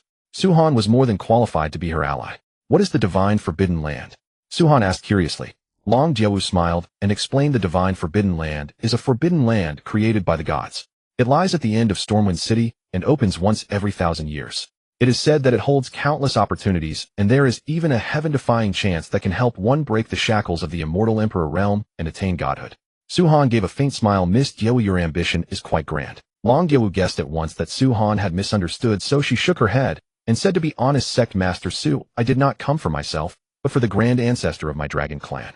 His lifespan. But when she saw her grand ancestor's life drawing to a close, Long Diawu understood that even at the Immortal Emperor realm one's lifespan was limited. One would still die. Only by seeking the legendary godhood could she help her grand ancestor and keep the dragon clan from descending into chaos. Long Diawu suspected that a powerful expert like Su-han would definitely be extremely interested in attaining godhood as well. After all, to Su-han the immortal realm was merely a way station. Not interested. Su-han refused flatly, turned around, and left. Seeing Su-han reject the alliance, Long Diawu immediately grew anxious and called out, then what conditions would you require before you will help me, Sect Master Su? The dragon clan now seemed supremely powerful, but in truth it was riddled with hidden crises. The moment the grand ancestor died, internal strife would be inevitable. Long Diawu had no choice but to beg Su-han for help. I am going to wage war against the 100 Cities Alliance. Do you dare to come? Hearing Su-han's words, Long Diawu did not hesitate in the slightest and immediately replied with heroic boldness, let alone the 100 Cities Alliance, even the entire Fengshui city, I dare to enter. Su-han smiled faintly, tore through the void, and departed. Long Diawu and the others tore through the void as well and followed after him. In the snow-filled Fengshui city where snowflakes whirled through the biting wind, a towering and magnificent building stood. This was the renowned headquarters of the 100 Cities Alliance. At that moment, inside a tranquil courtyard, an old man with cyan-colored eyes was leisurely savoring a cup of fragrant tea. Yet this peace was soon shattered. A servant tasked with guarding the Life Tablet Pavilion stumbled into the courtyard in a state of utter panic. He was evidently frightened out of his wits, his breath coming in rapid gasps. Seeing this, the cyanide old man's face instantly turned stern. With a slight frown, he said with a measure of dissatisfaction, as a disciple of our 100 Cities Alliance, you should possess the poise to remain calm in the face of chaos. To be so flustered and panicked, you are a disgrace. Hearing the rebuke, the servant trembled all over. He quickly shut his mouth, lowered his head, and stood silently in place, waiting for the cyanide old man to vent his anger before reporting the urgent matter.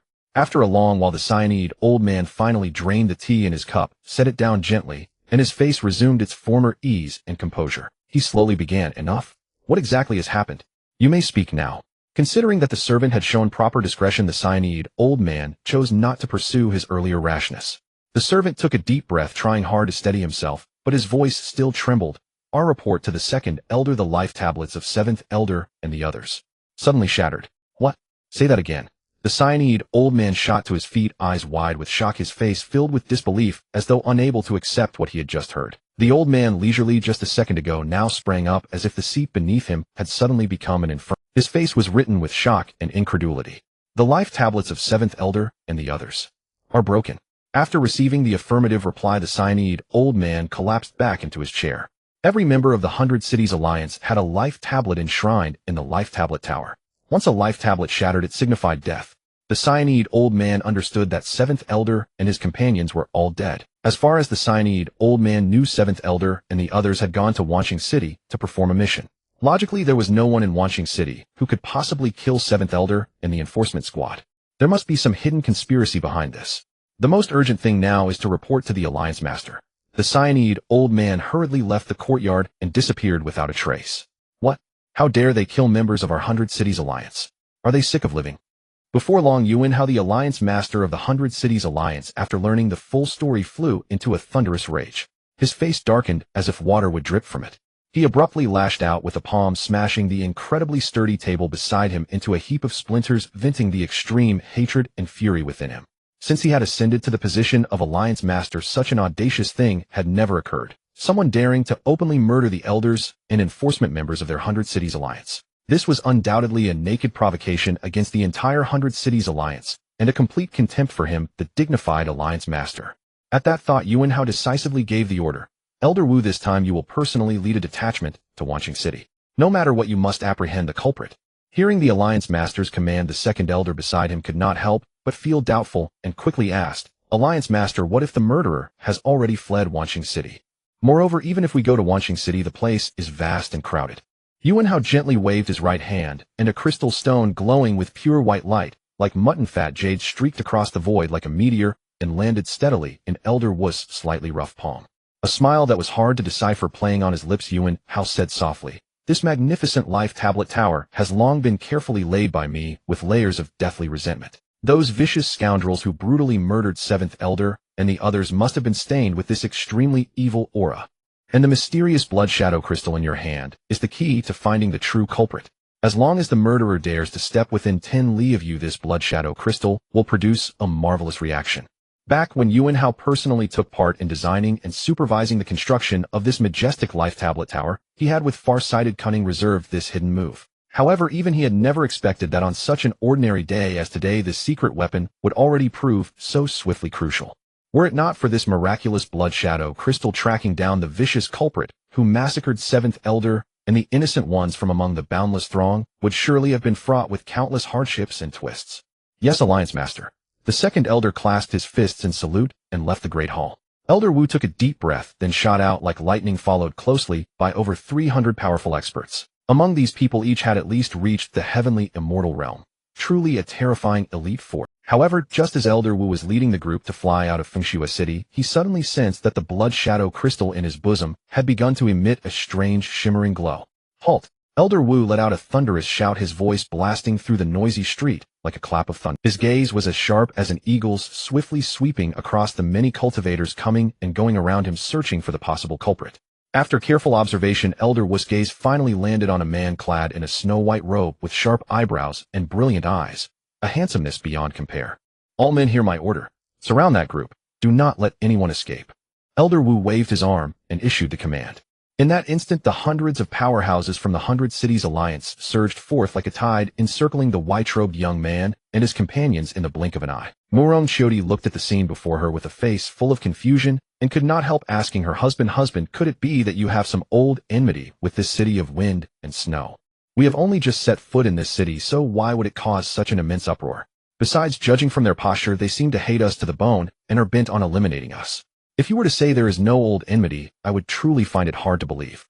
Her beautiful eyes were filled with confusion and worry, clearly deeply perplexed by the sudden change in front of her. Perhaps. Suhan smiled faintly. A group of clowns, whether there was enmity or not, no longer mattered. This sudden scene instantly plunged the city of wind and snow's previously bustling, teeming streets into an uproar, with all kinds of chaotic voices flooding the air. What on earth are these people? They actually dare to provoke the 100 Cities Alliance. There is bound to be another, someone said with shock. The 100 Cities Alliance has always been a lawless pack of ruffians, so even the most heinous atrocities would not be surprising. Maybe that notorious Wu Baixing is coveting those 3 breathtaking beauties and wants to keep them for himself. Another guessed in righteous indignation. Alas, what a pity. Such beautiful flower-like girls are about to be killed. It truly breaks one's heart. Still others could not help sighing with regret. All kinds of chatter along these lines kept rising one after another, but it was obvious that the overwhelming majority of cultivators were filled with fear and dread toward the 100 Cities Alliance.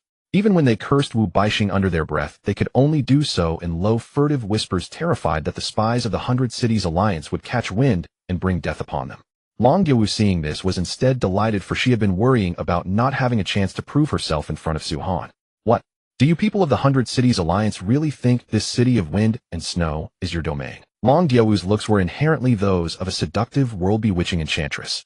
How could the powerhouses of the 100 Cities Alliance withstand such stimulation? One of them immediately boasted, in this city of wind and snow, our 100 Cities Alliance is the heavens. Nevertheless, Wu Baixing knew full well that this was not the moment to dally with a beautiful woman. So he swiftly moved his gaze away from the gorgeous woman and cast it steadily onto Suhan. Then he spoke. Boy, you actually dared to kill 7 elders and members of the enforcement team of our 100 Cities Alliance. And now you even dare to set foot in this city of wind and snow. I must say you truly are reckless beyond measure. Report your name. As his words fell, the entire scene instantly fell into astonishment. Everyone present was dumbfounded, never having imagined that this seemingly refined, frail scholar before them would have such audacity as to ruthlessly kill members of the 100 Cities Alliance enforcement team. After all, those were elders of the 100 Cities Alliance. Their status was not something any ordinary person could match. Facing this scene, Suhan remained exceptionally calm and composed. He replied with an utterly unperturbed expression, Suhan, Sect Master of the Tianlan sect. In fact, he was not in the least surprised that the 100 Cities Alliance had managed to find traces of him so quickly. After all, everything was under his control. The reason Suhan had not immediately dispersed the deathly resentment aura radiating from his body was deliberately done. His goal was precisely to make the people of the 100 Cities Alliance locate him in the fastest possible way. At this moment, Wu Baixing revealed an icy smile, And continued Suhan, Suhan, there are only two roads before you. Either you come quietly with me to meet the alliance leader, or I will do it myself, beat you to a cripple, and drag you back to the alliance. Think carefully which one you choose. His words were fraught with menace and provocation. Wu Baixing had thought he would need to spend considerable effort yet who could have known that before he even left the city of wind and snow the man would deliver himself to his doorstep. Truly he had gotten what he wanted without lifting a finger. Suhan lifted the corners of his lips into a light, carefree smile, and said softly, actually, there is still a third option before me. Hearing this, Wu Baixing asked, wearing a mocking smile, oh, is that so? Which road? Before his voice faded, Suhan's figure flickered like a phantom and vanished from the spot in the blink of an eye. In a moment he appeared abruptly before Wu Baixing, as if teleporting, his speed so astonishing that it left. Then moving like lightning, Suhan stretched out a hand and seized Wu Baixing's neck in a firm grip. With a slight squeeze of his fingers, a soft crack sounded, and in that instant Wu Baixing's entire body turned to ash and dispersed on the wind. Witnessing such a horrifying sight, everyone present was dumbfounded, their faces turning pale in shock as they involuntarily drew sharp breaths. Good heavens! That Wu Baixing was a mighty expert of the Nine Heavens mystic immortal realm. Could he have been so easily killed by this so-called Sect Master of the Tianlan sect with only one move? Someone cried out in astonishment. Unbelievable! Our city of wind and snow has never heard of a sect called the Tianlan sect. Then what kind of mysterious, unfathomable background does this Suhan truly have? Others, full of suspicion, exchanged whispered discussions. In my opinion, this is excellent. Those 100 Cities Alliance bastards have long bullied the decent and thrown their weight around. It's time someone stood up and taught them a lesson. Others echoed with righteous indignation. Nevertheless, some held a different view, shaking their heads and sighing, fellow cultivators, aren't you all being a little too naive? Do you honestly think the 100 Cities Alliance will be so easy to get along with? As I see it, this Suhan is fated to fall. There is no way he will leave this city of wind and snow in one piece. For a time, all kinds of voices rose and fell without pause. Suhan, you little wretch. You actually dared to kill Elder Wu. You are simply courting death. Today blood will be paid with blood. With this furious roar, the entire 100 Cities Alliance was thrown into chaos and rage. Within the crowd, though it was impossible to tell who had spoken first, the voice was like a fuse that instantly ignited the anger blazing in the hearts of every 100 Cities Alliance powerhouse present. They all glared with wide eyes and furious faces as if they intended to devour Suhan alive. Then the several hundred Cities Alliance experts who had been slightly hesitant moments before were now completely whipped into a frenzy. Flailing all sorts of weapons in their hands, they let out deafening battle cries and pounced at Suhan like a pack of starving wolves.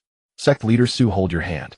Just as Suhan was about to take action, a graceful figure shot forth like a swift gust of wind. It was Long Dai Wu, a woman of exquisite figure and aloof bearing. Her luminous eyes gleamed with killing intent. With a sharp cry, she unleashed a devastating palm strike, and in an instant a terrifying force surged forth like a tidal wave. Only a few shrill screams echoed before in the blink of an eye 7 or 8 enemies lay dead on the spot. This sudden turn of events left the members of the 100 Cities Alliance who had been pressing forward with such arrogance utterly stunned. They halted in their tracks, their faces etched with, who exactly are you to dare recklessly meddle in the affairs between our 100 Cities Alliance and Suhan?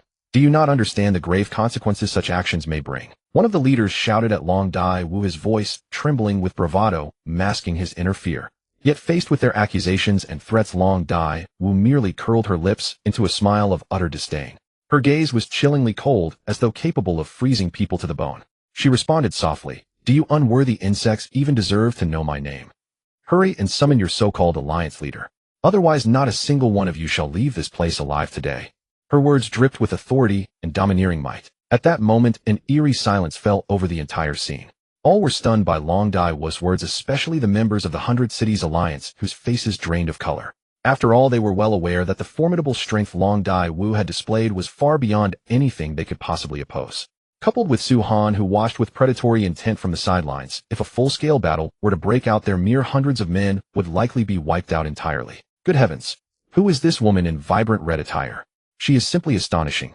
Not only is she breathtakingly beautiful like a fairy descended from the heavens, but her bold and straightforward temperament is truly captivating, someone exclaimed in admiration. Another chimed in, we may not know her true identity, but judging by the agile prowess she just displayed, this woman in red must possess unfathomable cultivation. She is certainly no ordinary person. Her background must be extraordinary as well. Otherwise, how would she dare show such blatant disrespect toward the renowned alliance leader Yuan of the 100 Cities Alliance? She didn't even regard him as worth her attention. This matter is far more complex than it appears on the surface, another interjected. Remember, the 100 Cities Alliance has risen to prominence, and struck fear across the region in Snowwind City. This was not achieved through luck or empty reputation alone. They must possess extraordinary strength and deep foundations as their backing. Precisely so, the last person agreed. Given the current situation, this incident may prove to be a death sentence for the woman in red and Su-Han. They stand little chance of survival. The crowd buzzed with anxious discussion, the atmosphere growing increasingly tense and oppressive. However, at that very moment, something unexpected occurred. The numerous experts of the 100 Cities Alliance surged forth like a tide. They poured in from all directions, rapidly converging into a massive formation. Leading the vanguard was a middle-aged man clad in a gray robe. He possessed a distinguished appearance and an extraordinary aura. He was the renowned alliance leader of the 100 Cities Alliance, Yuan Hao.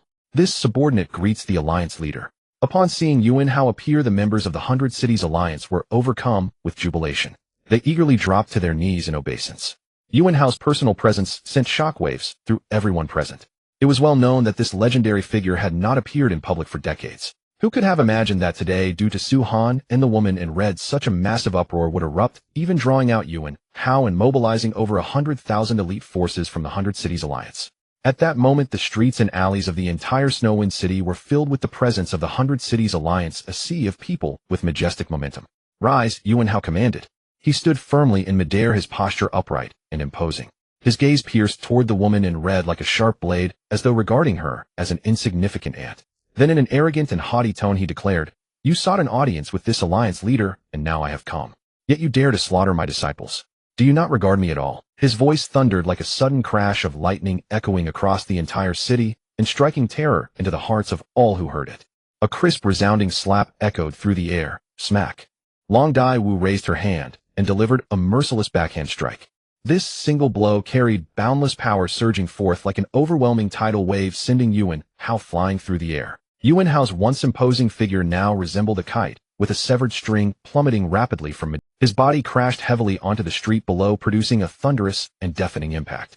Accompanied by this tremendous explosion, dozens of buildings along the street were instantly shattered into countless fragments of rubble and dust. A mere latestage immortal venerable dares to be so arrogant and brazen before me, truly overestimating himself and ignorant of the heavens' vastness.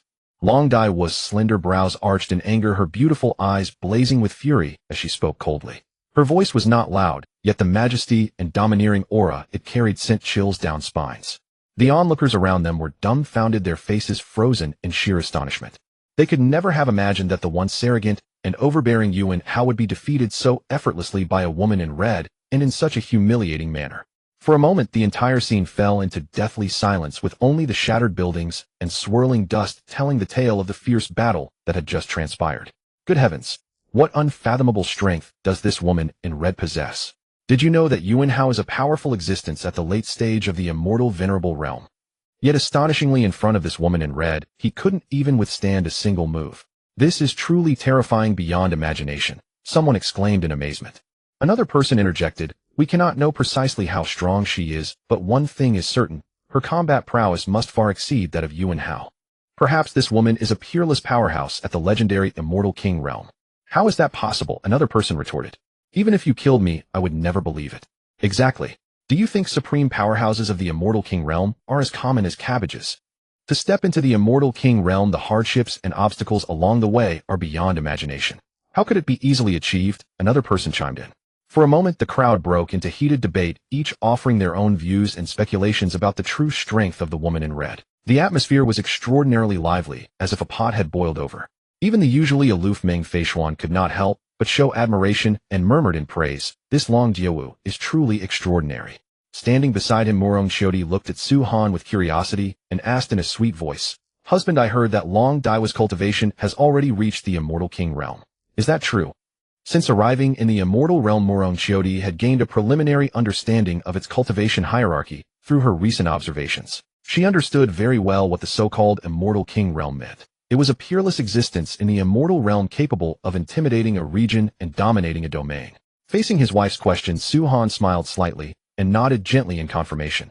Indeed, Long Daiwa's cultivation has truly entered the Immortal King realm. Hearing this answer, a flicker of awe crossed Murong Xiudi's eyes. At this moment, Shimin Qingshuang interjected with a smile and asked curiously, "Husband, I find it strange. Long Diawu appears to be about the same age as our sisters. What is the reason for that?" After hearing this, Su-Han found it amusing, inwardly thinking that this woman's focus was truly out of the ordinary. Nevertheless, he patiently explained with a smile. Actually, the reason is simple. When a cultivator steps into the Immortal King realm, both their physical body and soul undergo round after round of tempering and baptism by heavenly tribulations. To some extent, they have achieved a wondrous state of eternal youth. However, when it comes to true immortality, they are still far from it. Having said that, a trace of emotion surfaced on Su-han's face.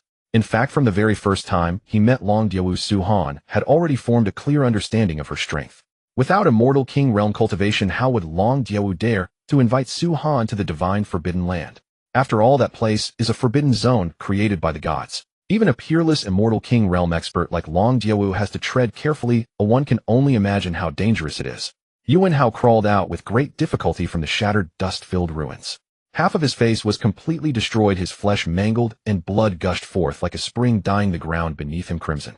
His body was covered with ghastly wounds, each one so deep that bone was visible, too horrifying to. At this moment, Yuan Hao was like a candle flickering in the wild wind on the verge of going out. It seemed that even the faintest breeze could snuff him out completely. May I ask your venerable name, senior? I wonder how our 100 Cities Alliance has offended you. Please enlighten us. At this moment, Yuan Hao had completely lost his previous arrogant and condescending demeanor. His voice trembled with fear and awe. Even his tone and manner of speaking had become extremely cautious for fear that a single careless word might invite the ruthless annihilation of the woman in red. Meanwhile, the more than 100,000 members of the 100 Cities Alliance standing nearby were utterly silent, not daring to even breathe loudly. After all, had any of them mere ordinary people dared to speak recklessly, only death would await them. Their fate would be extremely miserable. Long Diawu of the Dragon Clan. The woman in red's icy voice sounded as if it came from the depths of the 9 hells, devoid of any emotion. Her gaze swept across the crowd like a sharp blade, finally settling on Yuan Hao as she continued. You have no grudge against me, but since you have offended Sovereign Su, you have offended me as well. Hearing this, Yuan Hao's heart was filled with silent anguish. He had never imagined that the mysterious woman in red before him had such a close relationship with Sovereign Su. He had originally thought that with the power of the 100 Cities Alliance, he could easily handle any challenge. But now it seemed he had been gravely mistaken. However, to Long Diawu's slight surprise, Yuan Hao could indeed bend and stretch as circumstances required. As the dignified leader of the 100 Cities Alliance, he could lower himself before so many people and beg for mercy. This behavior truly exceeded her expectations. What are you all standing there like fools for? Have you turned into wooden statues? Come over at once and help me up, then we'll go together to apologize to Sovereign Su. Yuan Hao roared in anger. Yes, Alliance leader.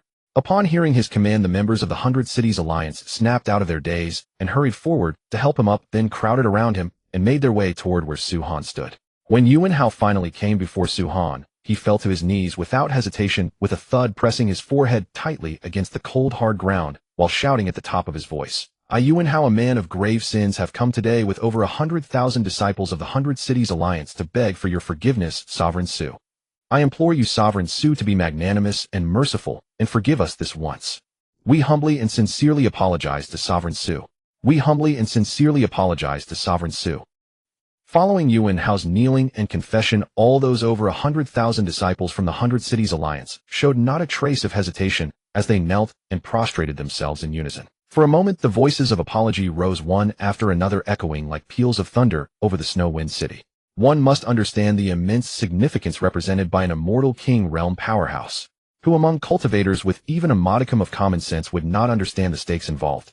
Even if they usually had sharp tongues and feared neither death the moment they thought of their families at home and the close friends and loved ones bound to them by countless ties who might be implicated or even face utter disaster because of this, a chill could not help but rise in their hearts. After all, facing such a powerful and inviolable existence, who would dare to risk their own life and the lives of those around them? Enough. This sect has always been merciful. You people of the 100 Cities Alliance shall remain here in Tianlan as slaves for a full 100,000 years to atone for the sins you have committed. Su-han's face was as grim as still water, his voice as cold as frost, as if it came straight from the 9 nether hell, sending chills down the spine. His deep, piercing eyes glinted with fierce, cold light, fixed intently on the once arrogant crowd of the 100 Cities Alliance before him. From this day forth, the name of the 100 Cities Alliance shall cease to exist in this world. Only my Tianlan sect shall reign supreme. Su-han's words exploded in the air like thunder, shaking the hearts of everyone present. In truth, Su-han's initial plan had been to utterly eradicate the 100 Cities Alliance, that great threat at his heart, and build his own Tianlan sect stronghold atop its headquarters. However, after much deliberation, Su-han suddenly realized that he was precisely in need of capable men. Thus, he changed his mind, deciding to subjugate Yuan Hao and the others of the 100 Cities Alliance as servants of the Tianlan sect, planting the terrifying soul-destroying seal upon them.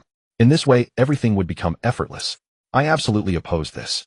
At that moment, an enraged roar suddenly erupted. The fifth elder of the 100 Cities Alliance abruptly rose to his feet, eyes blazing with fury, face flushed crimson. Gripping a long spear that emanated a fierce aura, he pointed it straight at Su-han, making no effort to conceal his hatred and resentment. Facing this sudden turn of events, Yuan Hao's expression changed, and he hastily snapped, "Fifth Elder, do not speak nonsense. Are you trying to betray the sect? Put down your weapon and apologize to the Sect Master at once." He knew full well how dire the situation was. If this matter were not handled properly, the entire 100 Cities Alliance would be plunged into eternal damnation. That fool Fifth Elder had always been at odds with him. At a time like this, he still refused to see reality and insisted on jumping out to court death. Should Su-han fly into a rage and slaughter everyone in the 100 Cities Alliance, that bastard Fifth Elder would be forever condemned as a traitor through the ages, nailed to the pillar of shame in history. Yuan Hao, you, the Alliance leader of the 100 Cities Alliance, are truly so cowardly and afraid of death. To save your own life, you would have all the disciples of the 100 Cities Alliance follow you in bowing in submission to the Tianlan sect, toiling without complaint as beasts of burden for a full 100,000 years. That is a full 100,000 years. Your conduct deserves 1,000 deaths. Had it merely been a matter of Yuan Hao submitting to the Tianlan sect without being reduced to the lowly status of a slave or maidservant, he might not have reacted with such fierce resistance. However, the conditions Su-han put forward were excessively harsh, showing complete contempt for them. The fifth elder speaks the truth. We people of the 100 Cities Alliance would rather die heroically on the battlefield than live in humiliation. To make us kneel in servitude for 100,000 years. Su-han, you are simply daydreaming. Indeed, you Su-han are undeniably powerful. Although you can easily slay our comrades, you can never extinguish our unyielding will and determination. A bunch of imbeciles who only know the courage of the moment. With your insignificant strength, you attempt to resist a mighty enemy. That is like throwing an egg against a rock seeking death. The Alliance leader made this decision entirely for everyone's sake, to preserve us all. That's right. If you want to die, go ahead and throw your lives away. We have no intention of dying with you for nothing. You really are a bunch of reckless fools. The crowd buzzed with heated arguments and endless disputes. The atmosphere was strained to the breaking point. In just a short moment, the hundreds of thousands of people in the 100 Cities Alliance had split into two distinct camps. One side supported Yuan, who determined to fight Su-han to the death and never yield. The other side backed Yuan, how willing to accept 100,000 years of servitude as long as they could survive. Are you finished? Su-han's voice was utterly frigid, as if from the depths of the nine nether hell, sending a chill into the hearts of all who heard it. His eyes revealed an uncontrollable boredom and impatience, evidently weary of the so-called readiness to die displayed by Yuan Hao and his ilk. Yuan Hao looked at Su-han blankly, utterly failing to understand what his words signified. Just then the crisp sound of a slap rang out, thunderous and deafening like a clap of thunder. Immediately afterward, a colossal palm materialized out of thin air and slammed toward Yuan Hao with the speed of lightning. In the blink of an eye, before Yuan Hao could even react, the terrifying force slammed him into a puff of ash that dissipated between heaven and earth, leaving not even a trace of residue. Such a horrific sight made one's hair stand on end. Seeing this, the 100 Cities Alliance disciples who had been firmly standing behind Yuan Hao and supporting him were instantly stunned, speechless. They never imagined that Su-han could be so ruthless and decisive, killing without a word, and in such a gruesome manner, putting Yuan Hao to death. These people had originally believed that if they showed enough toughness and backbone, they might earn Su-han's regard, and thus gain a slim chance of survival. But now it was clear they had made a grave mistake. Su-han was utterly a madman who played not by the rules. Once he struck, he showed no mercy whatsoever, giving the opponent no chance to catch their breath. For a time, the entire scene fell into dead silence. The 100 Cities Alliance disciples, having lost their leader, became utterly bewildered, looking around in panic at a loss as to how to handle the situation before them. The originally orderly ranks now began to stir restlessly. People whispered to one another, their faces filled with fear and despair. Su-han's gaze was cold as frost. His palm, brimming with boundless might, descended fiercely. In an instant, winds and clouds changed color, heaven and earth trembled in awe. The tens of thousands of cultivators who had supported Yuan Hao fell one after another like reaped wheat before they had time to react.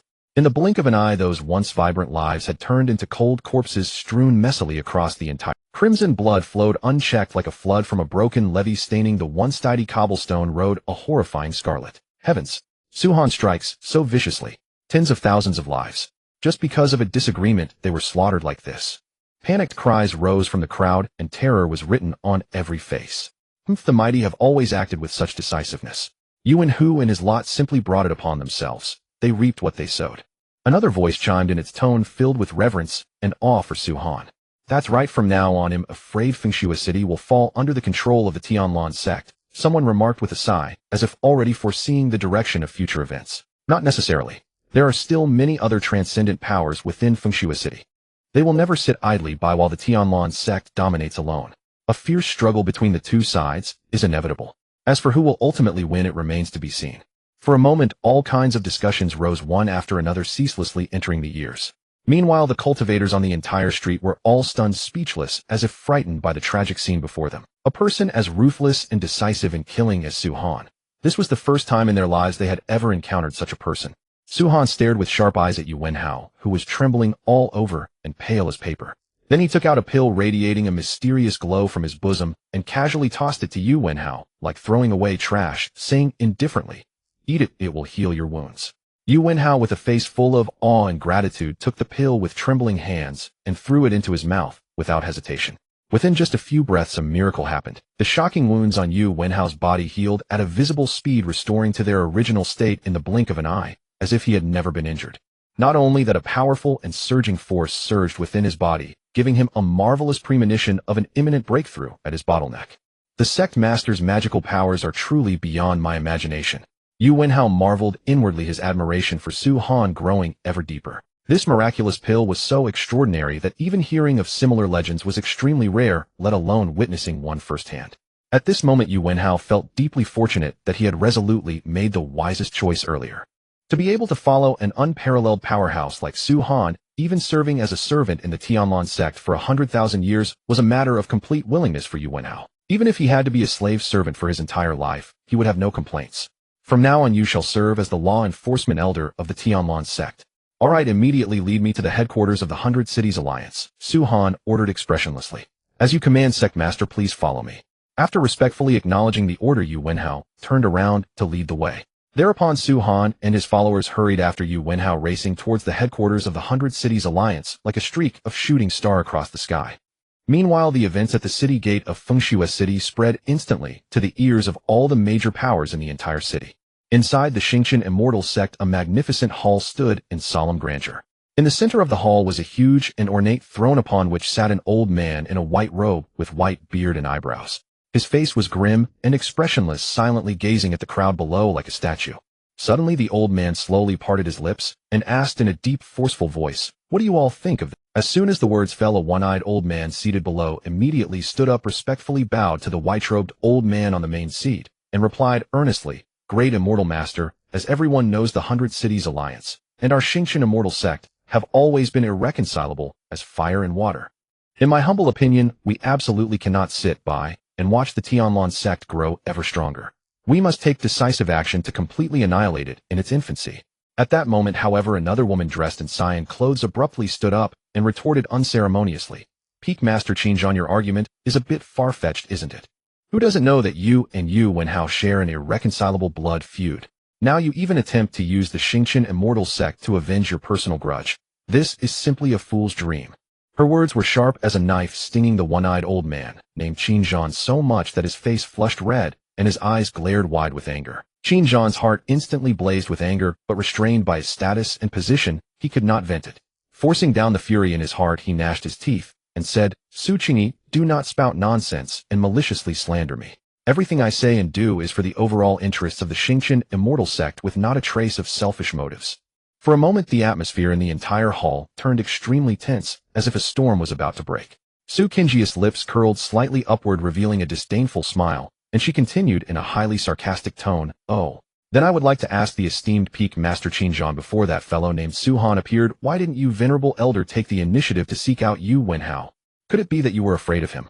But now that Su Han has barely shown up, you are already so anxious and restless. Could there be some untold secret behind this?"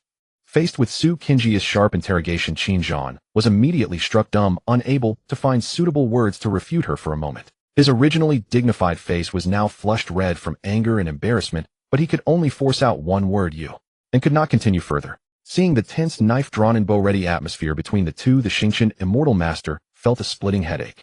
He quickly raised his hand to signal them to stop quarreling and shouted anxiously, "Enough? Can you stop arguing? Every time we meet it's endless bickering, unbearable. Qingyi, since you have opinions on this matter, why not tell us, do you have any good ideas or solutions?" Inwardly, he prayed silently, hoping that Su Qingyi would restrain her fiery temper and not clash with Qi. After all, with Su Qingyi's impulsive and irritable nature, if not stopped, she might come to blows with Qin Zhan at any moment. If that happened, the situation would probably become even more difficult to handle. Su Qingyi's expression was calm as water, as if everything were under control. She said slowly, "Don't worry, Immortal Master. In the Western Immortal Domain, those more anxious than us are as numerous as the fish crossing the river. We only need to watch coldly from the sidelines and wait for the situation to develop." Fengshui City, like a dazzling pearl, radiated alluring brilliance. This place was rich in resources and boundless business opportunities, truly a tantalizing land of plenty. However, to get a share of this fat piece of meat was no easy task. All factions eyed it covetously, attempting to seize it for themselves. Su Qingyi had already known in her heart that at this very moment someone unable to restrain themselves must have already gone to the headquarters of the 100 Cities Alliance to stir up trouble. Meanwhile, on the other side, Su Han and his companions had only just arrived at the headquarters of the 100 Cities Alliance and settled in. Before they could even catch their breath, they were met by a group of sudden, unwelcome visitors. The newcomers bore down with an intimidating air as though driven by some secret purpose. At the very front walked a young man clad in yellow robes, his expression haughty, and his eyes radiating an unmistakable air of superiority. This man was Tianlan, said to come from the mysterious Immortal Mansion, whose reputation shook the entire Western Immortal Domain. After all, this Snowwind City fell within the Immortal Mansion's sphere of influence and was under its jurisdiction. Beside Tianlan stood a maidservant in a white dress. Stepping forward, she was the first to speak, and her tone was severe as she admonished Yu Wenhao. "Yu Wenhao, how dare you lead the 100 Cities Alliance to submit to the bloodline of a criminal from the lower realm? This is an act of utter treason. Do you realize what an enormous sin you have committed?"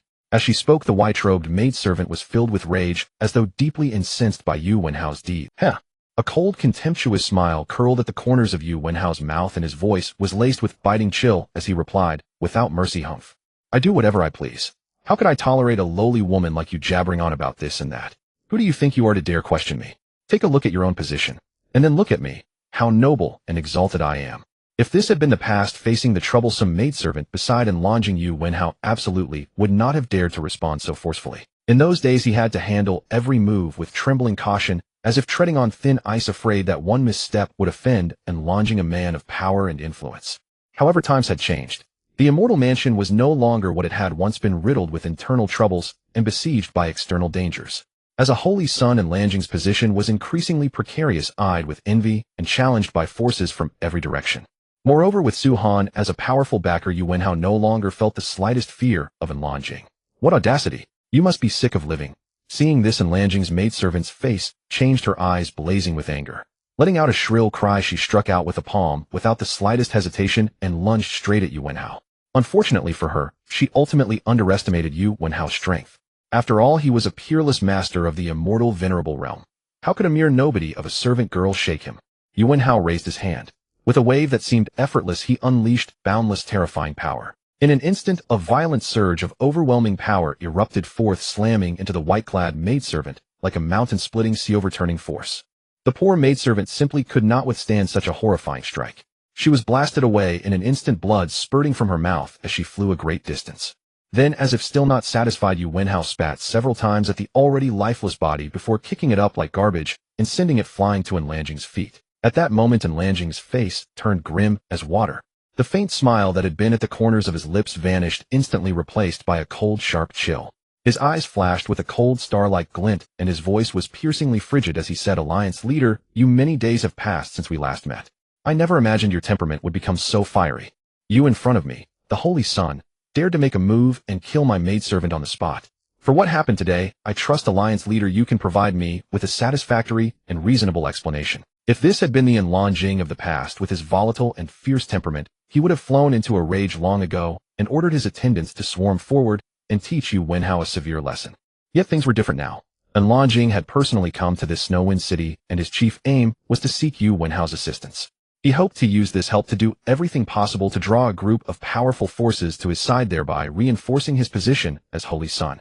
So despite the bitter hatred in his heart over Yu Wenhao's conduct, Tianlan was fully aware that he must never completely break with him or make him an enemy at this juncture. But if he simply swallowed this insult in silence and let the matter end there, it would truly undermine the dignity and prestige befitting a holy son. After pondering the matter over and over, Lanjing finally decided to resolve the conflict in a relatively moderate manner, so as not to make relations with Yu Wenhao too antagonistic while still barely preserving his own face. Yu Wenhao, on the other hand, clearly showed nothing but contempt and disdain for Lanjing and shot back without a moment's hesitation of, Lanjing, don't put on that sickeningly sanctimonious pose of a holy son here. Half a month from now, the next grand selection for the holy son of the Immortal Mansion will be held. Who in the world doesn't know that the sole reason you and Lanjing were able to ascend to this holy son position is the support of your stunningly beautiful, incomparably beguiling mother?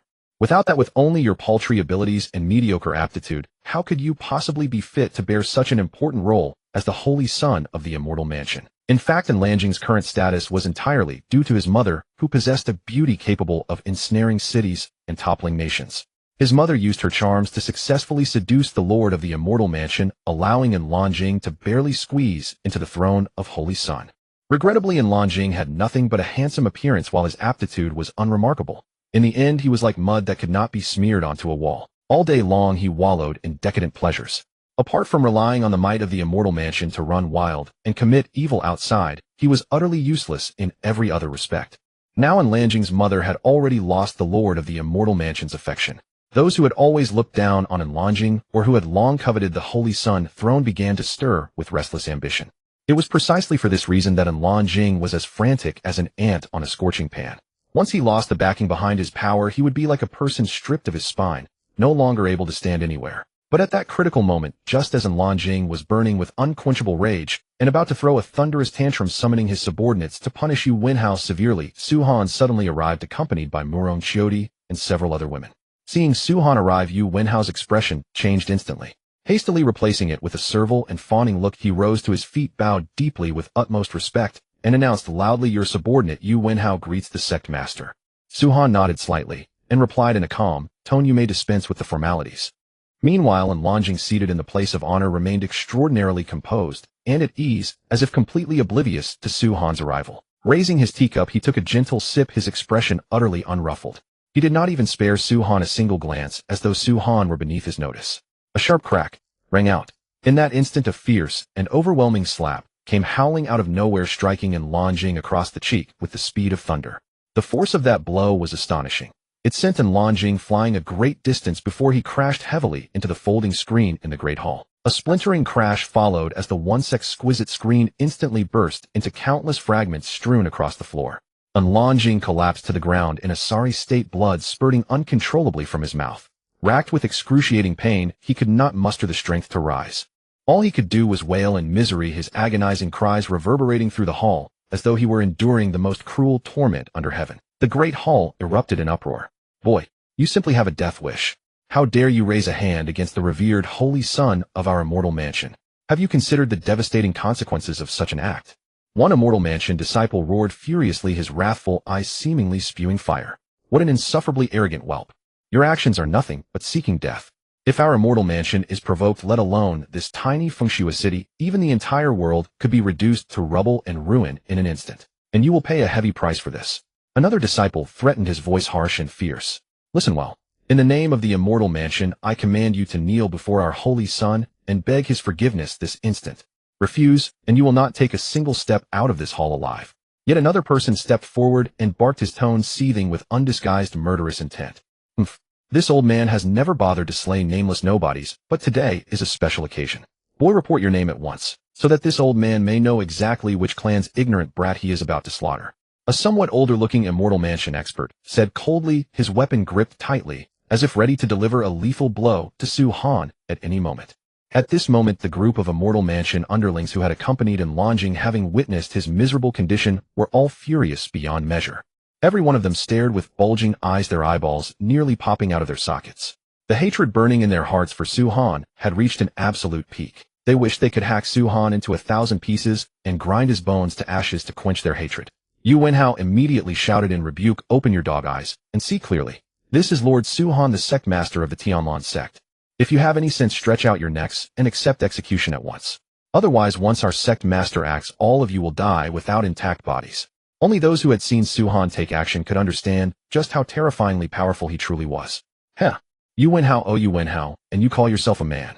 You're nothing but a weak and useless piece. That so-called 100 cities alliance of yours is just a flock of worthless good-for-nothings who know only how to eat, drink, and amuse themselves. One Immortal Mansion disciple mocked with a face full of scorn. Exactly. With Elder Wang stationed here, what waves can that Su-Han stir up? He's only a tiny, insignificant nobody, a ridiculous clown putting on a pathetic show. Another disciple chimed in, his tone dripping with contempt and disdain. Ha ha ha. In my opinion, let's all strike together, kill that Su-Han, and take all these beauties for ourselves. Then we brothers can have ourselves a grand time. A third disciple proposed with a lewd grin, lust and greed glittering in his eyes. Ha ha. Absolutely brilliant. The rest of them joined in laughing and voicing their approval. In an instant, the entire scene turned clamorous and chaotic, as if these Immortal Mansion disciples already held victory in their hands and could act with impunity. Yet at that very moment, a formidable and terrifying pressure descended, without warning, crashing down on the Immortal Mansion crowd with the force of Mount Tai crushing eggs. In a flash, an earth-shattering boom rang out. Those same arrogant, domineering Immortal Mansion disciples, devoid of even the slightest power to resist, were instantly blasted into swirling ashes by the pressure. Not even a single intact corpse was left behind. How noisy! The one who struck was none other than Su-Han, his voice carrying an ice-cold fury. It turned out that these reckless Immortal Mansion disciples had been so loud and rowdy that they seriously disturbed Su-Han, who had been leisurely savoring his tea. To Su-Han, such conduct was undoubtedly an unforgivable crime worthy of death. And so, without the slightest hesitation, he unleashed his mighty power and delivered a fatal strike with overwhelming thunderous force. Spare me. Please spare me. Watching his underlings, usually so imposing and arrogant, lose their heads and end up in bloody heaps in the blink of an eye, without even a complete corpse left behind, and Lan Jing was frightened out of his wits. His face was a mask of terror, and his body trembled convulsively. At this moment, not a shred of his former arrogance remained, and Lan Jing mustered every ounce of his strength and desperately crawled forward, trying to escape the great hall, this dreadful place reeking of death. With each inch he advanced, his terror mounted, while fear and reverence for the man named Su-Han surged over him like a flood. This Su-Han was a demon, plain and simple, far too terrifying. Had he been able to foresee today's events, and Lan Jing would never have dared set foot in Fengshua City, even with 100 times his courage. After all, a man like Su-Han followed no conventions. If anything displeased him, he would kill without the slightest hesitation. What made Lan Jing's blood run cold was that Su-Han's cruelty and ferocity were unrivaled by anything he had seen in his entire life. Sect Master, what shall we do with this? And Lan Jing. Watching Lan Jing crawling with difficulty, Yuan Hao asked with a mocking grin. Who could have imagined that the once exalted holy son of the Immortal Mansion would fall to such a plight today? Su-Han's expression remained as calm as still water, as though he were discussing something utterly trivial. He said coolly, cut off his head and hang it above the gate of that blizzard-shrouded city. As for his body, nail it securely to the cloud-piercing city wall. The instant those words reached in Lan Jing's ears, he felt as though he had been struck by lightning, and an uncontrollable wave of terror surged through his heart. In that moment, Lan Jing's legs turned to jelly, and he could barely keep himself upright. A large damp patch spread across his crotch. He had been so terrified that he lost control of himself. Then, as if clutching at his last lifeline, he dropped to his knees with a heavy thud, tears and snot streaming down his face, as he begged piteously, "Please, my lord, have mercy and spare me this once. Please don't do this. No, please." Yet the coldly gleaming saber in Yuan Hao's hand did not hesitate in the slightest because of Lan Jing's pleas. With a cold gaze, he swung his arm, and the razor-sharp blade traced a fierce arc through the air. A blood-curdling scream followed as blood splattered in every direction. In one clean stroke, Yuan Hao severed Lan Jing's head. With the blood-drenched head held firmly in his left hand, and the lifeless body grasped in his right, he strode out of the hall, with resolute, unrelenting steps, never once looking back. All that remained were pools of blood and a dead silence bearing witness to the brutal slaughter. Long Jiawu gave a light laugh, her tone laced with amusement. "Sect Master Su, by acting this way you are ruthlessly trampling the Immortal Mansion's dignity into the dirt and grinding it back and forth again and again. If you ask me, the Immortal Mansion will be furious beyond measure, hopping mad and wild with rage." However, Su-Han did not make any response to Long Daiwa's words. His expression dark as still water, he said coldly, "I give you 3 days to make every faction within Windsnow City submit to the Tianlan sect, and any who refuse shall be slain without mercy."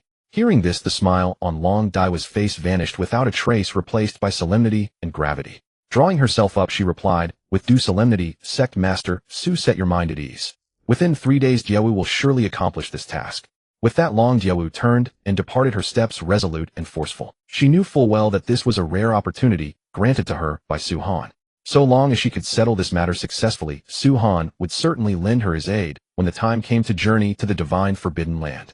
However, when the mighty experts of the Dragon Clan learned of this matter, they could not help but sink into deep hesitation. They had a vague, unsettling feeling that Su-han intended to use them as vanguards, to wield them as sharp weapons at his command. This suspicion gave rise to resistance in their hearts, making them most unwilling to carry out the order. One Dragon Clan member said to the young lord, worry heavy in his voice, "Young lord, must we truly go through with this? If we do, won't our Dragon Clan incur a blood feud with every power in the entire Western Immortal Domain?" Even the usually composed and calm Grand Elder now revealed an unprecedented look of concern. The mysterious realm of Windsnow City was unique in that behind it lurked the lofty, transcendent, and exalted powers of the Western Immortal Domain. The city was like a vast chessboard where countless factions schemed and clashed like pieces upon it, each representing its own interests and ambitious designs. Yet the Tianlan sect's move was like a stone cast into a placid lake, stirring ripple after ripple. By trying to snatch control of Windsnow City from these mighty factions, they were practically asking a tiger for its hide, utterly reckless and hopelessly overestimating themselves. After all, if the Dragon Clan were to help the Tianlan sect fight over this juicy prize and force others into submission, it would undoubtedly be an extremely arduous and perilous mission. One slight misstep could plunge the Dragon Clan into an abyss of utter ruin. After all, doing so could easily make the Dragon Clan the common enemy of every power in the entire Western Immortal Domain. With so many powerful enemies surrounding them, this was by no means a wise move for the Dragon Clan in its current. Perhaps this seemingly magnificent and stirring adventure would ultimately drag the Dragon Clan only into boundless darkness and exact a bitter price from them. Therefore, the Dragon Clan must carefully weigh the gains and losses and never let a moment's impulse lead them into a wrong decision that would leave endless regret behind. The corner of Long Daiwa's mouth lifted as she countered with a faint, enigmatic smile. "Grand Elder, in your view, between Su-han and me, who is truly stronger?" The Grand Elder answered without hesitation. It should be difficult to separate the two. He knew his young lord's strength all too well. After all, a supreme expert who had reached the Immortal King realm at such a young age was as rare as phoenix feathers and Shielenhorns peerless in any era. Yet the Grand Elder was not blindly flattering, for he knew well that Su-han's strength was equally unfathomable and absolutely not inferior to that of their own young lord. But at this moment, standing before so many Dragon Clan members, the Grand Elder naturally had to choose his words with care. How could he raise another's prestige while deflating his own side's confidence? Hearing the Grand Elder's answer, Long Jiawu could not help but let out a soft laugh, slowly shaking her head. "Everyone, you truly underestimate Su-han far too much. Before Su-han, I am nothing more than a firefly's glow trying to vie with the bright moon. There is simply no comparison. Su-han is the greatest fortune our Dragon Clan has ever encountered." Her eyes glimmered with determination and eager anticipation, as if she could already see the glorious future where the Dragon Clan would rise because of Su-han. Then Long Jiawu parted her crimson lips and spoke once more. "Grand Elder, have you already investigated this matter thoroughly? Which forces in Windsnow City are the most powerful?" In fact, from the very moment Long Jiawu set foot in Windsnow City, she had already issued orders to the Grand Elder and her other subordinates. That was because Long Jiawu had long foreseen that the first great matter Su-han would attend to after wiping out the 100 Cities Alliance would surely be to make every power in Windsnow City submit to him. In this way, Long Daiwa's move could well be described as far-sighted guarding against trouble before it ever arose. Hearing this, the Grand Elder hurriedly bowed in salute and replied respectfully in reply to the young lord. "After a thorough investigation, the strongest forces currently known in the city are the Ji family, the Jiang family, the Luotian Gate, as well as the Azure Cloud Sect and the City Lord's Mansion." Long Jiawu gave a slight nod, and after a moment's thought said, "In that case, let us first go to the City Lord's Mansion." With that, she led the elders and the rest of the group, racing without pause toward the City Lord's Mansion. Within the majestic and imposing City Lord's Mansion, at the center of a spacious, brilliantly lit, and exquisitely decorated hall, stood an ornate sandalwood table upon which rested a fine set of teaware. At that moment, a middle-aged man in luxurious robes sat leisurely behind the table. Cradling a small, delicate teacup in his left hand, he gracefully lifted the lid with his right, gently blew away the rising steam, and took a light sip of the fragrant tea, his face beaming with contentment. Flanking him stood two comely young maidens with graceful figures, watching his every move with rapt attention, ready to cater to his slightest whim. The entire scene was one of ease and comfort. Yet this tranquil bliss was not destined to last. Before long, a flurry of urgent footsteps shattered the peace, and a young man in servant's attire, his expression frantic, came rushing into the hall like a whirlwind. So hasty was his entrance that he stumbled before he could even steady himself, then dropped to his knees with a heavy thud, his voice trembling as he reported to the middle-aged man, "City Lord, this is terrible. Something dreadful has happened." The middle-aged man who had been basking in idyllic comfort was instantly enraged by the sudden disruption. He sprang to his feet, his face contorted with fury, and viciously kicked the kneeling servant. A dull thud echoed through the hall as the servant was sent tumbling backward several paces. But heedless of his injuries, he scrambled back up, knelt properly once more, and trembled with his head bowed, not daring to utter a sound. Gazing at the utterly wretched servant before him, the middle-aged man's anger had yet to subside. His eyes bulging, he pointed a finger at the servant and roared, "You worthless wretch! How many times must I tell you? When trouble strikes, stay calm and composed, not panic-stricken. Can the lot of you not learn from me, your city lord, and conduct yourselves with a measure of steadiness?" No sooner had the words left his mouth than he delivered several more kicks and resounding slaps to the servant. Only after his wrath had somewhat subsided did he straighten his robes and with a satisfied air return to his seat. This middle-aged man was named Dugushan, the city lord of Stormwind City. Although his own cultivation was nothing remarkable, the formidable power backing him ensured that virtually no one in Stormwind City dared to provoke him lightly. And the backing Dugushan relied upon was none other than the illustrious Great Tang Immortal Sect, whose prestige shook the entire western immortal domain. It was precisely for this reason that he could lord it over the city and revel in wealth and glory. Bang! Just as Dugushan had settled back into his seat and reached for his cup of hot tea, a deafening, sky-splitting explosion thundered through the room, as if it would tear the very roof off. Like a bolt from the blue, the sudden crash startled the unprepared Dugushan so violently that his hand jerked, and the delicate teacup he had been holding slipped from his grasp, plummeting straight down to meet the hard floor with a sharp, resounding shatter. Damn it! Who dares with such audacity? Shocked, his heart racing and seething with fury, Dugushan's eyes flew wide open, a piercing cold gleam flashing within them as a sinister, killing intent surged forth like a tidal wave. He initially assumed the commotion had been deliberately stirred up by that disgruntled servant from earlier and was just about to teach the insolent fool a harsh lesson.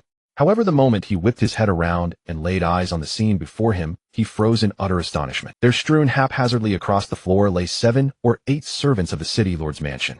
Their faces were as pale as paper, their breaths faint and labored, clearly grievously wounded and hovering on the brink of unconsciousness. At the sight, of foreboding unease surged within Dugushan's heart. His brows knitted tightly, and his expression darkened with growing grimness. "City Lord Dugu, quite the leisurely mood you're in." Just as Dugushan was lost in thought, a cold, faintly mocking voice drifted into his ears. In the next instant, a graceful figure in a striking red dress materialized in the hall, like an apparition, followed closely by a group of unfamiliar faces. These people radiated a formidable, heart-chilling aura that made one's blood run cold. Seeing his own seat usurped by another, Dugushan's expression instantly turned bleak and sinister. His sharp, eagle-like eyes fixed intently on the uninvited guest before him, and in a frigid tone laden with fury, he demanded, "Who exactly are you? How dare you barge into the city lord's mansion with such audacity, and even slaughter my people? Have you not considered the dire consequences of such an act?" Just as the words left his mouth, a crisp crack rang out. The stunning woman in the flowing red dress, Long Diawu, raised her jade-like hand without the slightest hesitation and delivered a sweeping strike. This seemingly casual blow contained boundless, overwhelming power, surging toward Dugushan like an avalanche crashing down. In an instant, Dugushan was sent flying backward like a kite, with its string cut his body, slamming heavily into the solid wall. With a tremendous earth-shaking crash, the once impenetrable wall collapsed in a heap, reduced to a desolate. And there amid the rubble lay Dugushan in a wretched state, his breathing as feeble as a guttering candle flame on the verge of death. "Now then, allow me to introduce myself. Remember my name. I am Long Diawu. From this day forward, this city lord's mansion will be fully taken over by our Tianlan sect. Do you have any objection to that?" Long Diawu looked down from her exalted height at Dugushan, who lay slumped and powerless before her. Her beautiful eyes glimmered with icy, piercing light, and her voice was crisp and pleasant to the ear, yet the majesty and overbearing dominance it carried was enough to strike terror into any heart. Hearing these utterly merciless words from the woman in red, Dugushan was filled with resentment and unwillingness, but he knew full well that he was no match for her. Forcing down the rage burning in his chest, he gave a slight trembling nod of acquiescence. Yet deep within his heart, he secretly swore that the moment a suitable opportunity arose, he would make this arrogant, domineering woman pay a grievous price and avenge today's blood-deep grievance. What a pity. You should not have harbored such killing intent. Long Diawu departed, and the mighty experts of the Dragon Clan proceeded to purge the entire city lord's mansion, leaving no one alive. All because of a single trace of killing intent from Dugushan. When Long Diawu and her companions arrived at the Ji family estate, they were astonished to discover that 4 formidable forces, the Ji family, the Jiang family, Luoxing sect, and the Star Constellation sect, had already laid an inescapable net with meticulous precision. Clearly, these adversaries intended to slaughter every last member of the Dragon Clan. Moreover, in terms of sheer numbers, the enemy possessed an overwhelming advantage, and in top-tier combat power, the G family and their allies likewise held the upper hand. Worth noting was that members of the Star Constellation Sect had even gone so far as to travel to the Star Constellation Immortal Sect and invite two mightily renowned sovereigns of the Immortal King realm.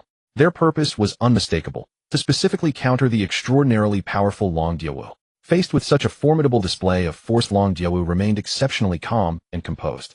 A faint smile curved at the corners of her lips as she said softly, "It seems all of you have gone to great lengths to cross swords with me." Hearing this, the G family patriarch let out a cold, disdainful sneer. His piercing gaze locked tightly onto Long Diawu as he declared sternly, "Long Diawu, your dragon clan has always coexisted peacefully with us. Yet you dared to annihilate the city lord's mansion, an outright provocation against us. Today none of you shall escape your doom. You will all perish here." For a long time, the various powers within Wind and Snow City had maintained a delicate balance. Now, with the Tianlan sect attempting to forcibly intrude and claim a share of the spoils, they would naturally never permit it. After all, the rise or expansion of any single faction could shatter the existing order and trigger an unbroken chain of unpredictable upheaval and strife. Thus, this fierce battle was inevitable. Both sides had readied themselves for a life-or-death struggle. At that moment, two elders stepped forth from the crowd, one clad entirely in black, the other entirely in white. The black-robed elder cast a brief glance at Long Diawu, then spoke, "This Long Diawu shall be ours. The rest are yours to handle." As his words fell, the black-robed elder made the first move, hurling a devastating punch straight at Long Diawu. "Immortal King realm. Young master, be careful." The Grand Elder immediately sensed the danger and moved to intervene, but Long Diawu blocked his path. She said calmly, "No need. I shall handle these two myself." As for those two old hounds, though they appeared aged and frail, they were in truth hiding formidable secrets. Yet even against such powerful foes, fighting two against one, Long Diawu showed not the slightest trace of fear. Her figure moved like lightning, graceful as a startled swan, and in an instant she was locked in fierce combat with the black-robed and white-robed elders. In that moment, flashing blades and darting sword shadows interwove as surging energy swept wildly in every direction. With their explosive clash, the entire G family estate seemed to suffer an apocalyptic calamity. Houses collapsed, towers crumbled, and everything was reduced to a stretch of rubble and ruins. Meanwhile, the once bustling and lively streets fell into utter chaos. Numerous cultivators were shaken by the breathtaking scene before them, their gazes irresistibly drawn to the spectacle as they fixed their full attention upon this earth-shaking battle between immortal kings. Heavens! Is this the legendary duel between immortal king realm powerhouses? Merely watching from afar, I can feel an overwhelming pressure so suffocating that my life seems as if it could end at any moment. Someone exclaimed in sheer astonishment. Another chimed in, "Indeed. Did you see that just now?" Those cultivators who moved even a moment too slow were instantly blasted to ashes by the shockwaves of the trio's clash. Absolutely terrifying. A person nearby nodded in agreement. Exactly so. Every gesture of an immortal king realm powerhouse embodies the profound mysteries of the heavenly Tao. The true contest between them lies in the depth of their comprehension of the Tao. Whoever grasps its secrets more profoundly shall gain the upper hand. At that moment, another voice emerged from the crowd. "As far as I know, these two black-robed and white-robed immortal kings are the two emissaries of reward and punishment from the Star Constellation Immortal Sect. Their arrival here must surely be to carry out some important mission. It seems Long Diawu is fated to meet her end today." Before the words even finished, an uproar erupted all around. "Second brother, no more stalling. Hurry, let us unleash our ultimate technique," the elder brother urged impatiently. "Understood, big brother," the younger brother responded. Then they both cried out in unison, "Black-white calamity light." It turned out that the reward and punishment pair, realizing they had long failed to bring down Long Diawu, knew they could not afford to waste more time. Without hesitation, they unleashed their renowned combined ultimate technique. In an instant, the sky seemed to split apart, and a colossal celestial gate burst open high above, resembling a passage leading to some mysterious, unknown world. And within that gate of heaven, a crystal-clear, immaculately pure beam of black-white calamity light descended abruptly, like divine punishment, descending from the 9 heavens to the mortal world, striking with lightning speed straight toward Long Diawu. Completely off guard, Long Diawu took the full brunt of the blow. Her body, like a kite with its string snapped, was sent hurtling backward in an instant. Along the way, she smashed through countless majestic structures and splendid palaces, kicking up a dust storm that blotted out the sky. "Young master." Seeing this, the Dragon Clan clansmen all turned pale, with terror, their hearts burning with desperation as they yearned to rush forward and rescue Long Diawu. Yet how could the experts of the G family and the other forces allow them to do as they wished? These enemies clung tightly to the Dragon Clan members, preventing them from moving even a single step, completely unable to break free and go to their young master's aid. My heavens! The experts of the star constellation Immortal Sect truly possess such astonishing power. A technique like that, even an Immortal Emperor realm powerhouse would hardly be able to withstand it. Someone exclaimed in awe. Another echoed, indeed. Unless some miracle occurs, Long Jiawu has likely already met her end by now. Then another person added, speaking of which, Long Jiawu is truly foolish beyond belief. As the esteemed young master of the Dragon Clan, she should hold an incomparably lofty status and identity, yet she chose to become a blade in the hands of Su Han, the master of the Tianlan sect, courting death of her own accord. Exactly. It's all because Su Han is such a coward that he never dared to face the reward and punishment envoys of the star constellation Immortal Sect Hedon. That's why he's hiding away like a turtle pulling its head back into its shell. The crowd buzzed with discussion, their words dripping with contempt and derision towards Su Han. The entire scene descended into an uproar. People were stunned dumb by the overwhelming power displayed before their eyes, and at the same time, they felt profound disdain for Su Han's choice to flee and evade. Accusations and mocking voices rose one after another, as if seeking to drown Su Han beneath their relentless tide. However, these voices could not alter the established fact, and the once glorious young master of the Dragon Clan Long Jiawu might have already left this world forever. Rumble. Deafening thunderclaps shook the heavens and the earth as if the entire world trembled. Those who had thought the battle was already over were stunned by the sudden scene before their eyes. The shattered ruins suddenly burst apart, sending countless fragments of stone flying in all directions like rain. Amid this chaos, a dazzling purple light shot into the sky like a rising sun breaking through the dawn. Upon closer look, it was a majestic and awe-inspiring purple dragon soaring into the air, its vigorous form gliding through the highest heavens. Although the dragon's scales had suffered considerable damage and faint traces of bloodlight flickered in some places, it was clear that its vital core remained unharmed. Long Daiwa's fury blazed within her. Eyes wide with rage, she glared fixedly at her enemy and ground her teeth. Despicable wretches of the Xingqian Immortal Sect! How dare you collude secretly with the Heavenly Dao Hall and mobilize the Heavenly Dao Tribulation to deal with me? Utterly shameless. At this moment, Long Jiawu finally realized that the black and white tribulation light she had encountered earlier was purely the power of the Heavenly Dao Tribulation, forcibly borrowed by unscrupulous means. Had it not been for the extraordinary defensive power of her own dragon scales, she would have already died by now. Facing Long Daiwa's rebuke, the black-robed old man only curled a corner of his mouth into a sinister sneer and replied dismissively, "Even so, what of it? Today you are doomed to die." Before the words faded, the two envoys of reward and punishment standing by launched another attack, without any hesitation. The Dharma treasures in their hands gleamed with a heart-stopping light, endlessly releasing terrifying beams of Heavenly Dao Tribulation light that hammered toward Long Jiawu like a violent storm. For a moment, thunder roared, and lightning flashed, the wind and clouds changed color, and the whole space was enveloped by this world-destroying power. Long Jiawu knew full well that she was no match for the Heavenly Dao Tribulation, and despair welled up in her heart. Yet she refused to give up so easily and immediately strained her voice to cry out, "Sect Master Su, if you do not show up to lend a hand now, this little life of mine will be finished right here." Before her voice faded, a heaven-shaking, earth-rending boom sounded, as if the entire world had been ripped up. The void then burst open, and a figure in a pure white robe slowly stepped out of the shattered space. Seeing this, the black-robed old man frowned, his face turning grave, and asked in a deep voice, "Could you be Su Han, the master of the Tianlan sect?" His voice carried a note of wariness and doubt. "That's right," Su Han replied with an indifferent expression. His piercing gaze swept across the assembled crowd before finally settling on the two envoys of reward and punishment. At that moment, the two envoys of reward and punishment exchanged a glance, each catching an unconcealable joy flickering in the other's eyes. It turned out that their original plan was to first put Long Jiawu to death, then find an opportunity to eliminate Su Han. Now, however, Su Han had voluntarily appeared, which undoubtedly made matters far simpler. All they needed was to use the power of the Heavenly Dao Tribulation to wipe Su Han out in one stroke. Unfortunately, the two envoys had clearly overestimated their own strength and the might of the Heavenly Dao Tribulation. The terrifying lightning bolts came crashing down upon Su Han's body, yet they were like ants trying to shake a great tree, not even enough to tickle him. Su Han looked at the sight with utter contempt and said disdainfully, "Humph, is this all the ability you two have?" Originally, he had held great expectations for Immortal King realm experts, believing they surely possessed heaven-reaching abilities. But after seeing them today, they were so pathetically fragile that he was greatly disappointed. "Su Han, you are too arrogant.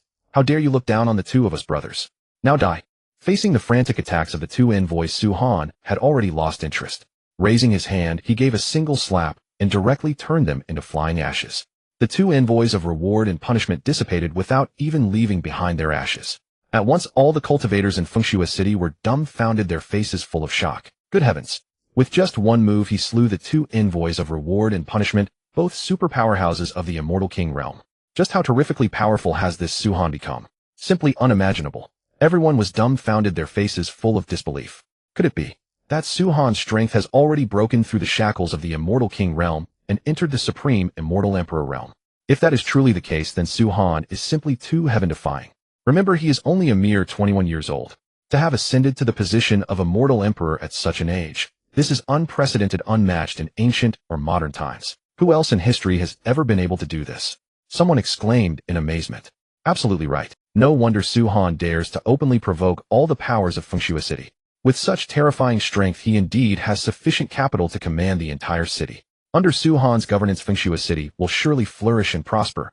We are all convinced. Many people nodded in agreement. Damn it, even if you are unconvinced, what can you do? He is an absolute peerless expert of the Immortal Emperor realm. A single sneeze from him can wipe you out. But then again, the Xingqian Immortal Sect will definitely not let this go easily. After all, they have suffered heavy losses and utterly lost face, so they will surely try every means to regain their footing. Another person analyzed the situation worriedly. The scene fell into silence, and every heart was filled with worry and expectation for the future. Just then Su Han's figure flickered, and he launched another attack like a ghost. With a wave of his hand, an overwhelming force descended with a thunderous roar.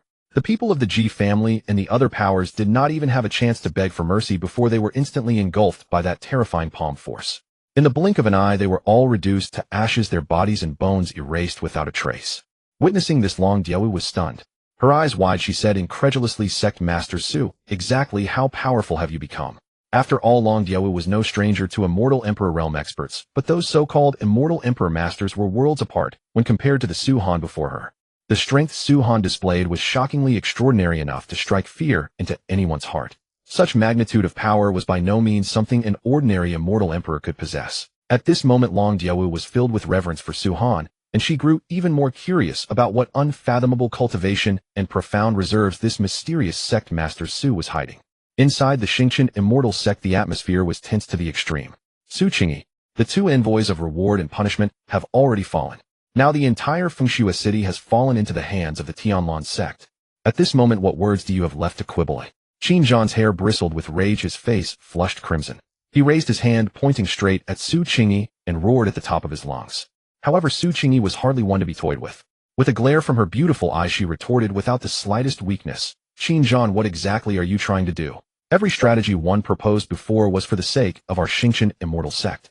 Are you trying to pin the deaths of the two envoys of reward and punishment on me?" In truth, Su Qingyi had to admit that Su Han's unfathomable strength was far beyond her imagination. What she had never anticipated was that Su Han could actually slay powerhouses as formidable as the two envoys of reward and punishment. This was undoubtedly a heavy blow to her, plunging her into deep bewilderment and unease. After all, in her original plan, she had never foreseen such a turn of events. And now, facing Qin Zhan's accusations and interrogation, Su Qingyi felt a surge of inexplicable anger burning within her. She resolved to hold her ground and never allow herself to be swayed by others. "Enough! Silence, all of you. I did not summon you here to listen to your endless bickering. That Su Han has already become a grave threat to us, and we absolutely cannot allow him to continue growing unchecked. Now someone must step forward to lead a force to Fengshui City and eradicate Su Han and the entire Tianlan sect once and for all. So who among you is willing to serve as the vanguard of this operation?" The Sect Master of the Xingqian Immortal Sect, seated at the head, furrowed his brow, tightly feeling his head buzzing as if it were about to explode. Qin Zhan and Su Qingyi were both pivotal figures within the Xingqian Immortal Sect, the very pillars of the sect. What was truly exasperating was that whenever these two met, they would clash like mortal enemies. Sometimes a single disagreeable word was enough to make them come to blows utterly regardless of the occasion. Just then Qin Zhan abruptly rose to his feet. After cupping his fist in salute, he said urgently, "Great Sect Master, please rest assured and entrust this heavy responsibility to me. I will not fail this mission. I shall lead a mighty army to campaign against Fengshui City, take Su Han's head, and wipe out the Tianlan sect." Qin Zhan would naturally never let such a rare opportunity to render meritorious service slip by. After all, if he successfully slew Su Han, it would unquestionably be a magnificent military achievement. At that time, his status within the Xingqian Immortal Sect would rise to an even higher level, granting him greater power and prestige. Meanwhile, Su Qingyi was not to be outdone. She quickly rose and volunteered to the Sect Master, Sect Master Qingyi, is likewise willing to lead an army to annihilate that arrogant brat Su Han and destroy the Tianlan sect in one stroke. Such a tremendous merit. How could she simply hand it over to Qin Zhan? If Qin Zhan truly seized the initiative, then in the future within the Xingqian Immortal Sect his faction would inevitably suppress hers. And that was absolutely not a scenario Su Qingyi wished to see. Yet at that moment the Grand Elder Shangwan Longqing, who had remained silent all along, suddenly spoke up in rebuttal. Forgive me for speaking bluntly. In terms of your current cultivation realms, the two of you are in no significant way different from the envoys of reward and punishment. Do the two of you truly believe you stand a chance of defeating Su Han?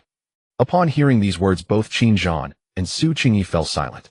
Although Shangwan Longqing's words were unpleasant to hear, they were irrefutable. After all, if they failed to defeat Su Han and the Tianlan sect under his command, the Xingqian Immortal Sect would inevitably suffer another devastating, painful blow.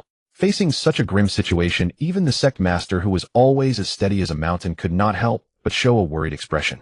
He asked the Grand Elder in a soft voice, "Grand Elder, in your opinion, how should we handle this matter?" It must be known that Shangwan Longqing was someone who had wholeheartedly assisted the Sect Master from beginning to end, dedicating his entire life to the Xingqian Immortal Sect with utmost diligence, exhausting every ounce of his energy until his last breath. For this reason, the Sect Master had always held the esteemed Grand Elder in deep trust and gratitude. Sect Master, in this old man's opinion, we must join forces with other powers and launch a single massive assault on Fengshui City. Relying solely on our Xingqian Immortal Sect, even if we could take the city, the cost would be far too great. That is what this old man suggests, Shangwan Longqing proposed. The Grand Elder speaks sense. The Sect Master nodded slightly in agreement. But how exactly do we rally these other powers? Shangwan Longqing said with confidence. The major powers in the Western Immortal Domain are all waiting to see how things unfold. We can send envoys to contact them. Furthermore, we can entice them with treasures and interests. Fengshui City is a juicy morsel they will not let slip away. Indeed worthy of the Grand Elder. A glint of admiration flashed in Su Qingyi's eyes, and she immediately chimed in. With that, our chances will be much greater. Seeing this, Qin Zhan was unwilling to be outdone and said, I am willing to personally lead a contingent to contact the various major sects. The Sect Master looked at Qin Zhan and nodded. Very well, I shall trouble Peak Master Qin then. There is no time to lose. Act as soon as possible. Thus everyone took their orders and departed, beginning preparations for the assault on Fengshui City. A mighty war was about to unfold. Soon major powers such as the Luanhui sect and the Tian sect responded one after another to the call of the Xingqian Immortal Sect, agreeing to raise their armies and march against Fengshui City. At the bustling, crowded Yunmeng tavern, a group of people sat huddled together, whispering and discussing something. One of them said with a grave expression, "Have you all heard? The Xingqian Immortal Sect, a transcendent force above the mortal world, has actually issued a public announcement. They have ordered Fengshui City to submit within a mere 3 days. If not, they will slaughter without mercy, butchering the entire city to the last person." Another person chimed in. Yes, I've heard something about that too. It said that many joint proclamations signed by the Xingqian Immortal Sect and other major powers have already been posted throughout the city. Judging by this situation, I'm afraid Fengshui City is truly doomed this time, destined to be plunged into chaos. At that moment, another person cursed indignantly, absolutely detestable. All of this is the fault of that Tianlan sect and that brat Su Han. If not for Su Han's stubborn seizure of Fengshui City, daring to snatch food from a tiger's mouth, how could the Xingqian Immortal Sect and the other transcendent forces have been provoked to such an extent, going to the trouble of mobilizing troops and spending resources to deal with us? Someone hearing this felt a chill of fear and suggested perhaps we should leave this place at once. If we remain in this city of wind and snow, we will only end up as innocent sacrifices. The others exchanged uneasy glances and fell silent for a moment. But leaving was easier said than done. All 4 exits of the city of wind and snow were firmly guarded by experts from the Stellar Immortal Sect. To try to force their way out would be tantamount to seeking death. From the very beginning, the Stellar Immortal Sect and its allies had never intended to let them leave the city of wind and snow. Young Lord, what do you think? Should we withdraw from this place after all? To be perfectly honest, even the Dragon Clan's venerable Grand Elder, whose strength was unfathomable, could not help but feel overwhelmed when confronted with a force as transcendently powerful as the entire Stellar Immortal Sect. Back then, the trouble Su Han stirred up grew like a snowball rolling downhill. And by now the impact of his actions had already become far more serious. If this were allowed to continue unchecked, perhaps one day the entire Immortal Realm would become an enemy of the Tianlan sect. When that day came, where would the Dragon Clan go? Must they truly make an enemy of the whole world? Or should they choose to play it safe and distance themselves from this dispute? Yet if they did, where would the Dragon Clan's millennia of glory and dignity stand? For a moment, they all fell into deep contemplation, as if shrouded by a heavy dark haze. No one could know where the path ahead would lead. Long Daiwa's expression was as resolute as if carved from stone. Her gaze burning, she stared straight at the Grand Elder, and said in a voice ringing with unyielding determination, "Grand Elder, rest assured. Since I have already made my choice, I shall not have the slightest regret.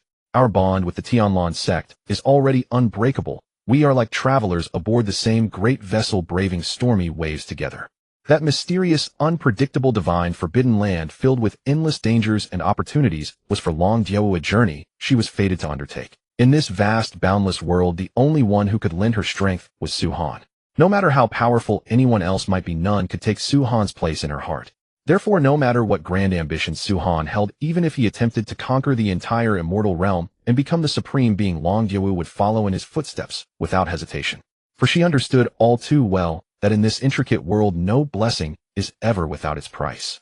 Behind every gain lies a corresponding sacrifice. There is no need to sound so tragic. The stellar immortal sect and their ilk are nothing but worthless rabble. At some unknown moment, Murong Chiodi and the other women had already appeared in the inn. The appearance of Murong Chiodi and the other two women caused an immediate stir. Wow, look at these 3 fairy maidens. They are beautiful beyond compare. To have even one of them would be the greatest fortune in life, someone exclaimed. However, a scolding voice immediately came from the side. "Shut your stinking mouth. Do you have a death wish? These 3 women are all the treasures of Su Han's heart. How dare you harbor such wicked thoughts towards Su Han's women? If you want to die, go on your own, and do not bring disaster upon the rest of us." Hearing this, the man who had spoken turned pale with fright and quickly waved his hands. "I'll forget everything I said. I was wrong, all right. We cannot afford to offend such a mighty figure. Let us get out of here quickly." Just then another cut in what is there to... Once the warriors of the stellar immortal sect charge in and slay Su Han, will these beauties not be ours for the taking? For a moment the crowd was silent. Murong Chiodi, Shimin Qingshuang, and Meng Feishuan were indeed women of a beauty that eclipsed the moon and shamed the flowers, and their status was surpassingly noble. But as long as Su Han died, an opportunity would present itself to men like them. A bunch of spineless cowards. Just watch me, the Sacred Ruins young master, capture them with effortless ease. With that cold snort, a dashing young man holding a folding fan strode with his head held high toward where Murong Chiodi and the other women were standing. When he drew near, he bowed slightly, and then said, "My heavenly beauty, allow me to introduce myself. I am the Sacred Ruins young master, hailing from the mysterious and mighty Daiyo immortal domain." However, just as he was about to elaborate on his origins, Murong Chiodi harshly cut him off. "Scram. Do not disturb us while we are dining." Hearing this, the Sacred Ruins young master was taken aback, and then his eyes flew wide with utter disbelief. Clearly it had never occurred to him that this seemingly fragile woman would dare to speak to him so ruthlessly, and in an instant an inexplicable rage surged from his heart and swept through his entire body. His hand clenched around the folding fan, fingers whitening from excessive force, and he said through gritted teeth, "What an arrogant, ignorant shit. How dare you speak to this young master in such a manner? Have you never considered the serious consequences that might follow?" After all, he was the lofty Sacred Ruins young master, long accustomed to reverence and the focus of all eyes wherever he went. Having been treated with such contempt, how could he let the matter rest? Slap. A crisp, thunderous slap suddenly rang out, as deafening as a thunderbolt from a clear sky. At that very instant, an enormous palm, like a meteor plunging from the sky, shot into the inn through the doorway with the speed of lightning. That palm bore boundless power and might, and like a towering mountain collapsing, it slammed fiercely down at the Sacred Ruins young master. The poor Sacred Ruins young master had not even time to react before the sudden colossal palm sent him like an out-of-control meteor. He traced a miserable arc through the air and crashed heavily into the solid. With an earth-shaking crash, the entire wall gave way, instantly blasted into a shocking gaping hole. Debris flew in all directions, and dust filled the air in utter chaos.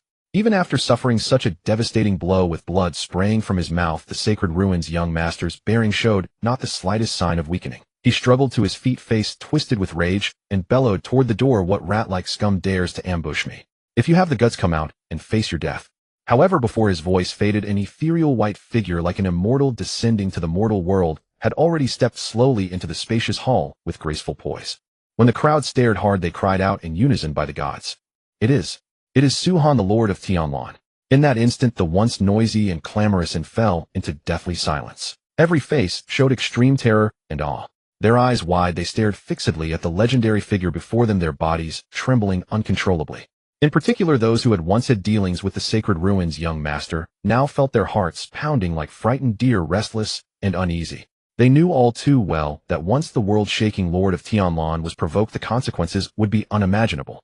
And at this moment what they feared most was being implicated by that utterly foolish Sacred Ruins young master, and thereby bringing death upon themselves. Xingshu Gongzi's lips curled slightly, and undisguised arrogance spread across his face. Every word he spoke carried a condescending, lofty air. As for the paltry Tianlan sect, he clearly did not regard it as a threat. One might even say he dismissed it with utter contempt. Indeed, Suhan's expression was as cold as still water.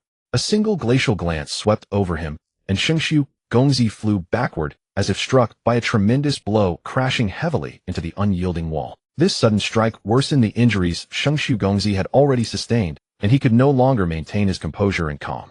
In that instant, Xingshu Gongzi's shame turned to fury, and his emotions spiraled completely out of control. He glared wide-eyed and demanded in rage, "Suhan, you are after all a person of some status and standing. Yet when you made your move, you did not even have the courtesy to give any warning. Do you have absolutely no regard for your own dignity?" By now, Xingshu Gongzi could no longer care about appearances, his heart filled with resentment and refusal to yield. When the crowd heard his words, the entire hall erupted into an uproar. Damn it! Xingshu Gongzi is simply a hopeless brain-dead idiot. He actually dared to covet Suhan's woman. Now he's really in for it. And on top of that, he demands that others give him notice before making a move. Is this fellow's brain full of water, or what? Someone said indignantly. I'd say 9 times out of 10, that's exactly it. Any normal person with even half a brain could never come up with such an idiotic idea. Another person agreed. I truly can't figure out from which godforsaken corner this imbecile Xingshu Gongzi crawled out to be stupid to such an extent.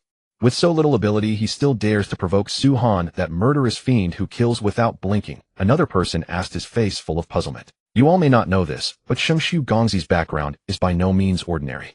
It is said he comes from the wasteland, one of the 7 forbidden zones of life. At this, a well-informed person spoke up. What? Damn, his origins are that impressive. But if he came from the wasteland, then why is his strength so pitifully weak? He has no power to fight back at all in front of Suhan. The crowd was stunned. In my opinion, it is not that Xingshu Gongzi is too weak, but that Suhan is far too powerful. That is why standing before Suhan, Xingshu Gongzi appears so utterly useless, like a piece of trash, someone analyzed. For a moment, silence fell all around. The people began to ponder all the connections between Xingshu Gongzi and Suhan, and the forces each represented. This storm, however, seemed to have only just lifted its curtain, and no one could predict how it would develop in the future. Go on. Tell me what manner of death you wish to meet. Suhan's face remained as calm as still water, and his voice was entirely devoid of emotion. Just moments earlier, Xingshu Gongzi had been filled with confidence and arrogance.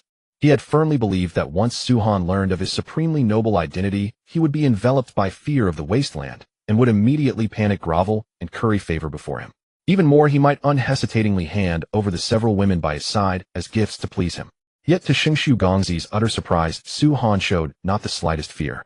Instead, a chilling, murderous intent surged from him, as if he could not rest until Xingshu Gongzi was dead.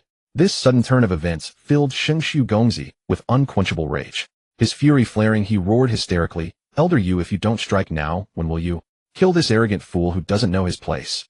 Before the words faded, the void behind Xingshu Gongzi suddenly rippled violently, and a black figure flashed into view like a ghost. Looking closely, one saw a figure clad in an all-black robe, exuding a ghastly, sinister aura that made one's skin crawl.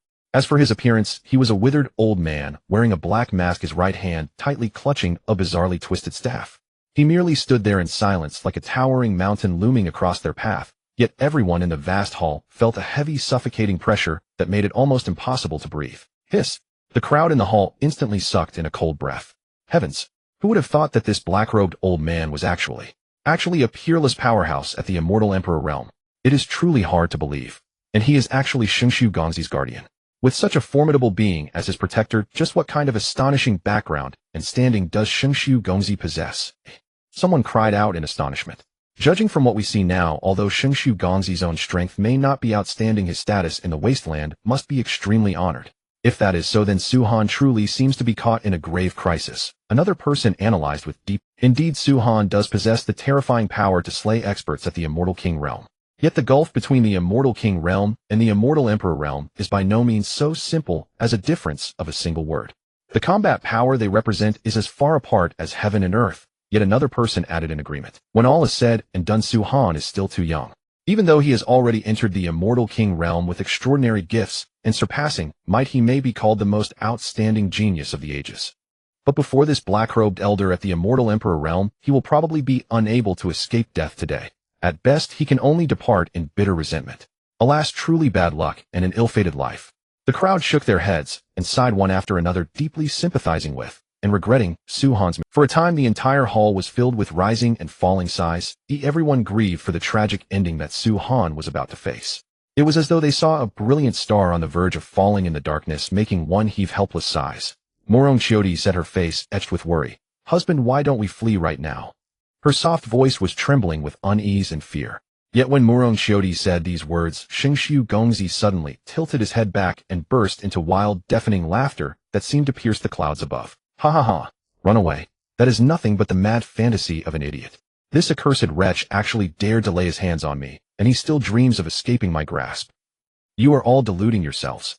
Unless you 4 women obediently stay here and drink with this young lord to your heart's content, perhaps, if I am in a good mood and choose to show mercy, I may spare Su-han's worthless life." Young Master Xingshu swept his gaze across the crowd smugly as he spoke, a cunning and cruel glint flickering. At this moment, the pleasure of controlling others' fates and holding everything at his fingertips surged through him, filling young Master Xingshu with incomparable ease and satisfaction. He reveled in the feeling of standing high above all, wielding the power of life and death, as if the entire world trembled beneath his feet. Just then Shimin Qingshuang, who had remained silent until now, finally could not keep herself from speaking. She mocked him with cold contempt. "Drink with you? Take a piss and look at yourself. Do you even have the right? Apart from our husband, no man in this world has the honor of having us drink and make merry beside him." With that, Shimin Qingshuang shot young Master Xingshu a vicious glare, her face making no effort to hide the disgust and scorn she felt for him. Seeing young Master Xingshu's ugly, power-flaunting show of bullying others with borrowed might, Shimin Qingshuang could not help but feel a surge of violent anger in her heart. At that moment, Long Diawu was caught in an awkward position because everyone had taken her to be one of Su-han's women as well. Yet far from being embarrassed, she accepted the situation with calm, open composure. After all, Long Diawu was more than eager to become Su-han's woman.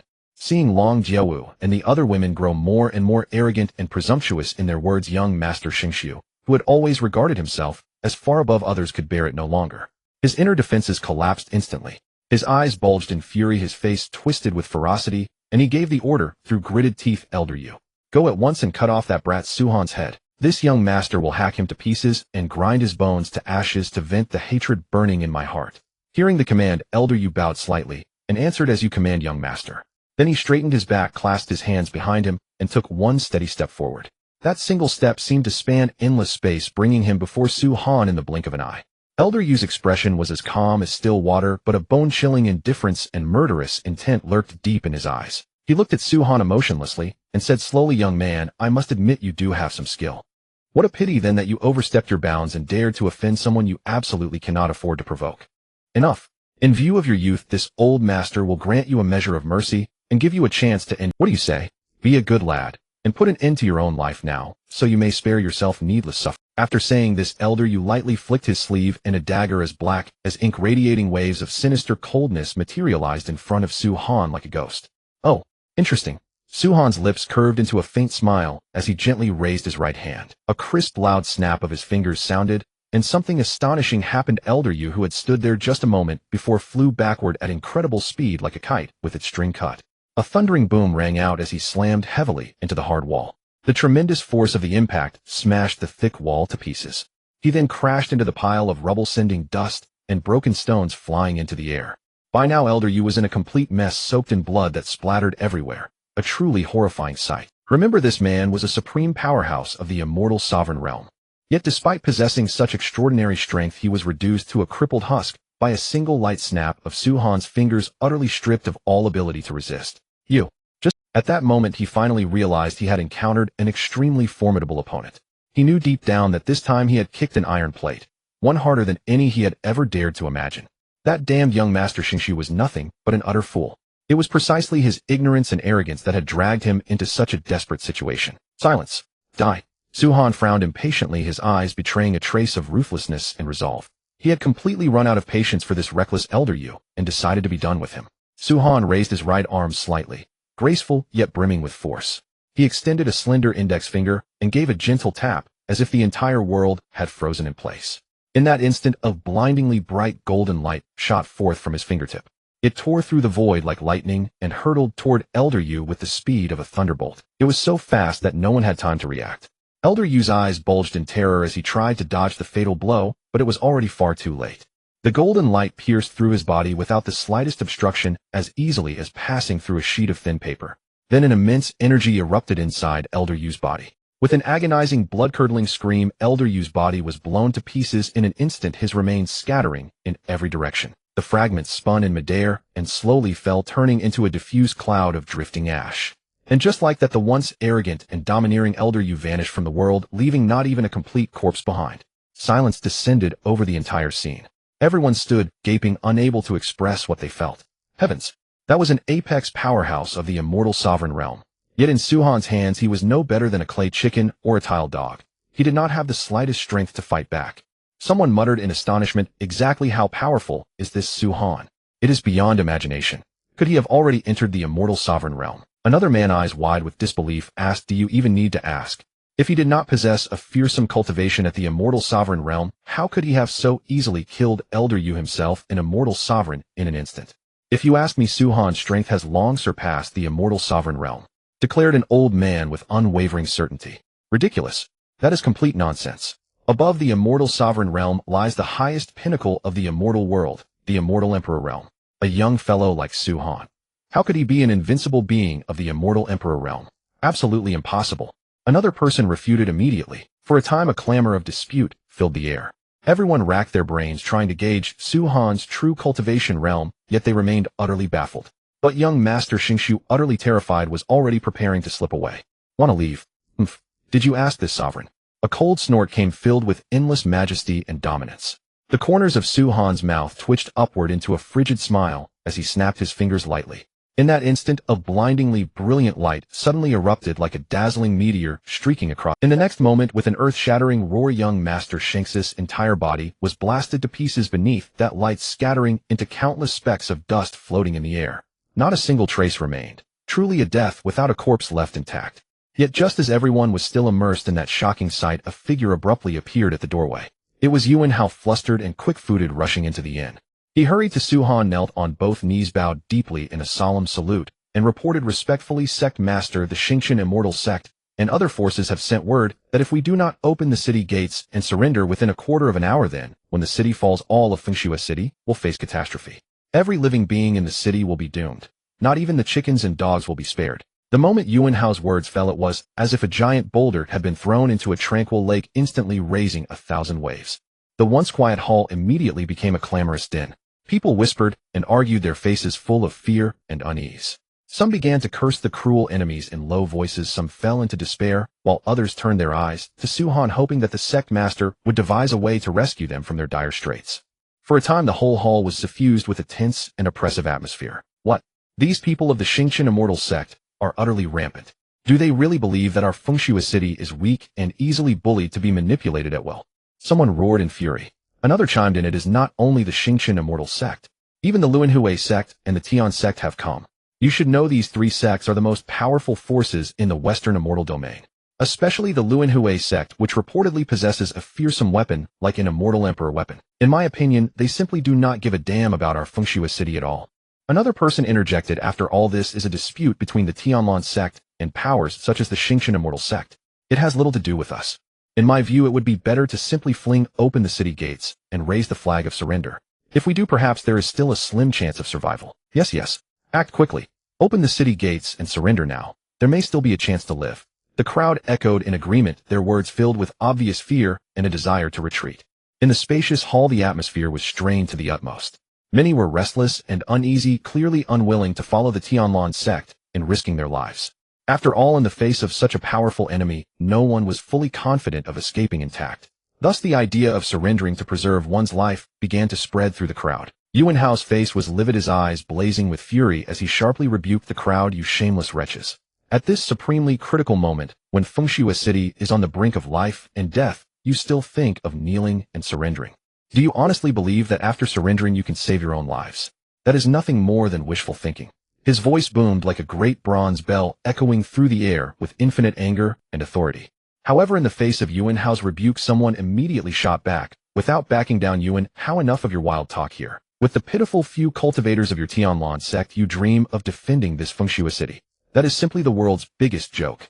If you are so eager to die, by all means lead your rabble to their doom, but do not drag us along." His words were sharp, dripping with contempt and mockery. Shortly after, a large crowd left the hall rushing toward the city gates. Yuan Hao intended to stop them, but Su Han spoke up to restrain him. Elder Yuan, there is no need to stop them. A bunch of ants scared out of their wits is of no use to keep. Long Diawu immediately said, Sect Master Su, I heard that the Luanhui sect might possess an Immortal Emperor weapon. Should we evacuate Fengshui City first? An Immortal Emperor weapon, as the name implies, is an immortal weapon forged by an Immortal Emperor with the power of his origin, even if the one who wields it does not possess the cultivation of the Immortal Emperor realm. But at the very least it can unleash 1 or 2/10 of the power of an Immortal Emperor weapon. The power of an Immortal Emperor weapon is absolutely terrifying.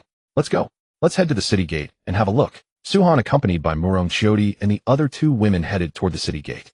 As for something as trashy as an Immortal Emperor weapon, Su Han could not be bothered to spare at a second glance. Flurries of snow drifted down in a swirling, ceaseless dance, as if the entire world had been draped in silver.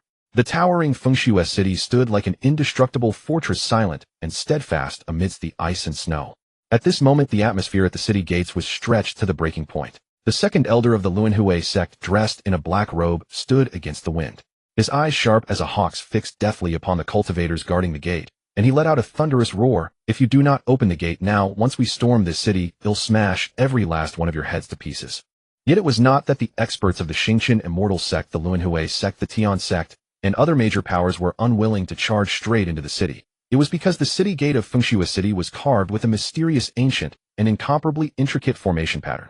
The formation masters sent from the various factions gathered around the pattern, racking their brains and studying it over and over for a long time, yet still failed to unlock its secret. Helpless in the face of this obstacle, they ultimately had no choice but to resort to such crude, abusive shouting in an attempt to force the city's occupants to open the gate.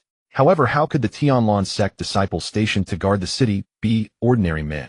They immediately shouted back in anger, "Old fool, stop spouting nonsense and irresponsible lies here. Our sect master has long declared that he alone in this world is capable of breaking the great formation laid over this city gate and its walls. Rotten old fools like you from the Luanhui sect trying to break through this formation. It is simply a fantasy, a daydream." On the surface, these Tianlan sect disciples seemed to be guarding the city with diligence and care.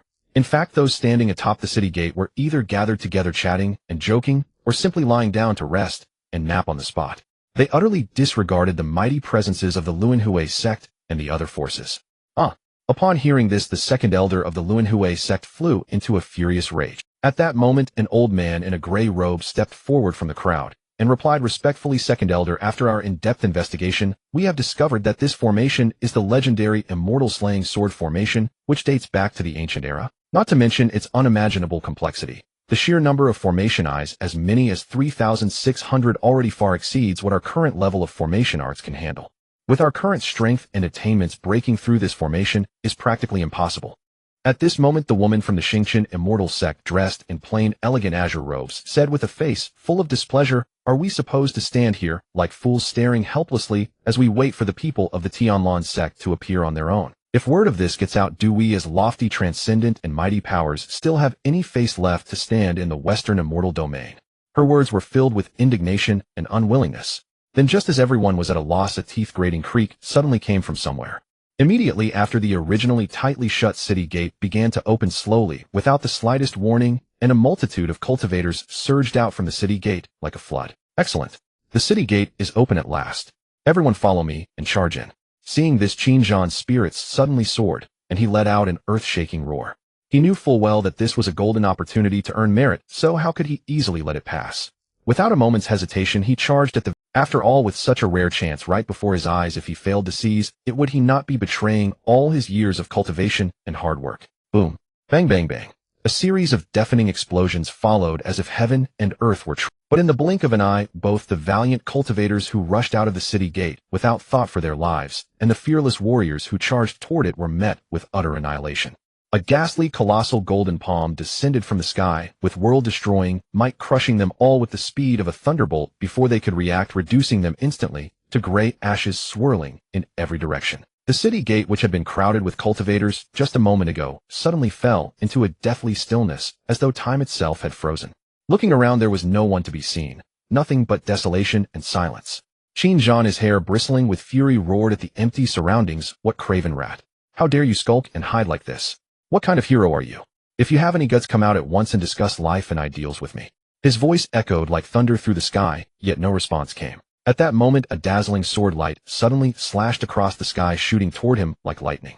Before Qin could react, all he heard was a crisp sound, slap. In the next instant, as if struck by an irresistible force, Qin's body burst apart, turning into a cloud of scarlet blood mist that drifted in the air.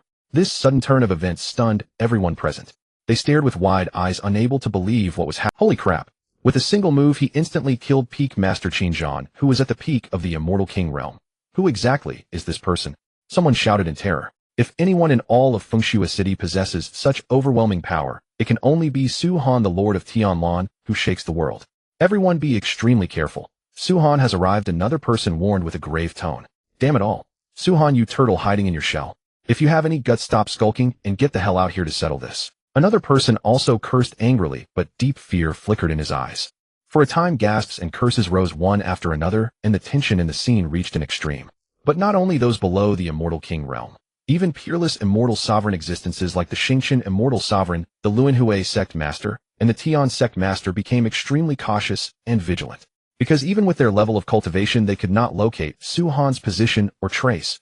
How terrifying. In an instant, countless brilliant golden rays gushed out like a flood, illuminating the entire sky. These dazzling golden lights converged swiftly into an incomparably broad and majestic golden road.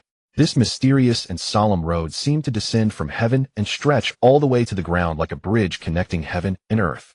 At the same time, a heart-shaking power of the golden great Tao poured down endlessly from the void like surging waves, and wherever it passed, even space seemed to warp slightly. Even more astonishing, chaos azure lotuses kept emerging from nothingness all around the golden road.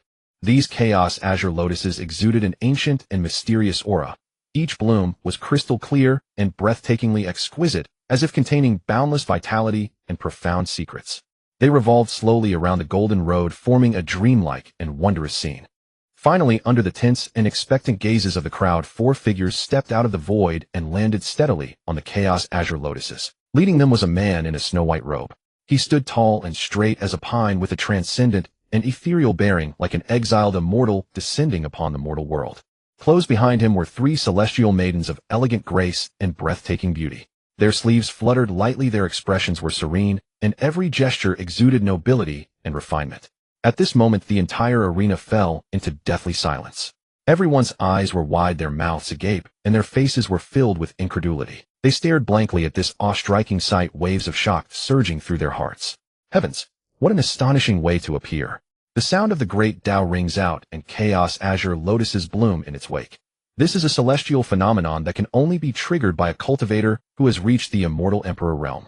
Could this man in white be Su Han, the Lord of Tianlan?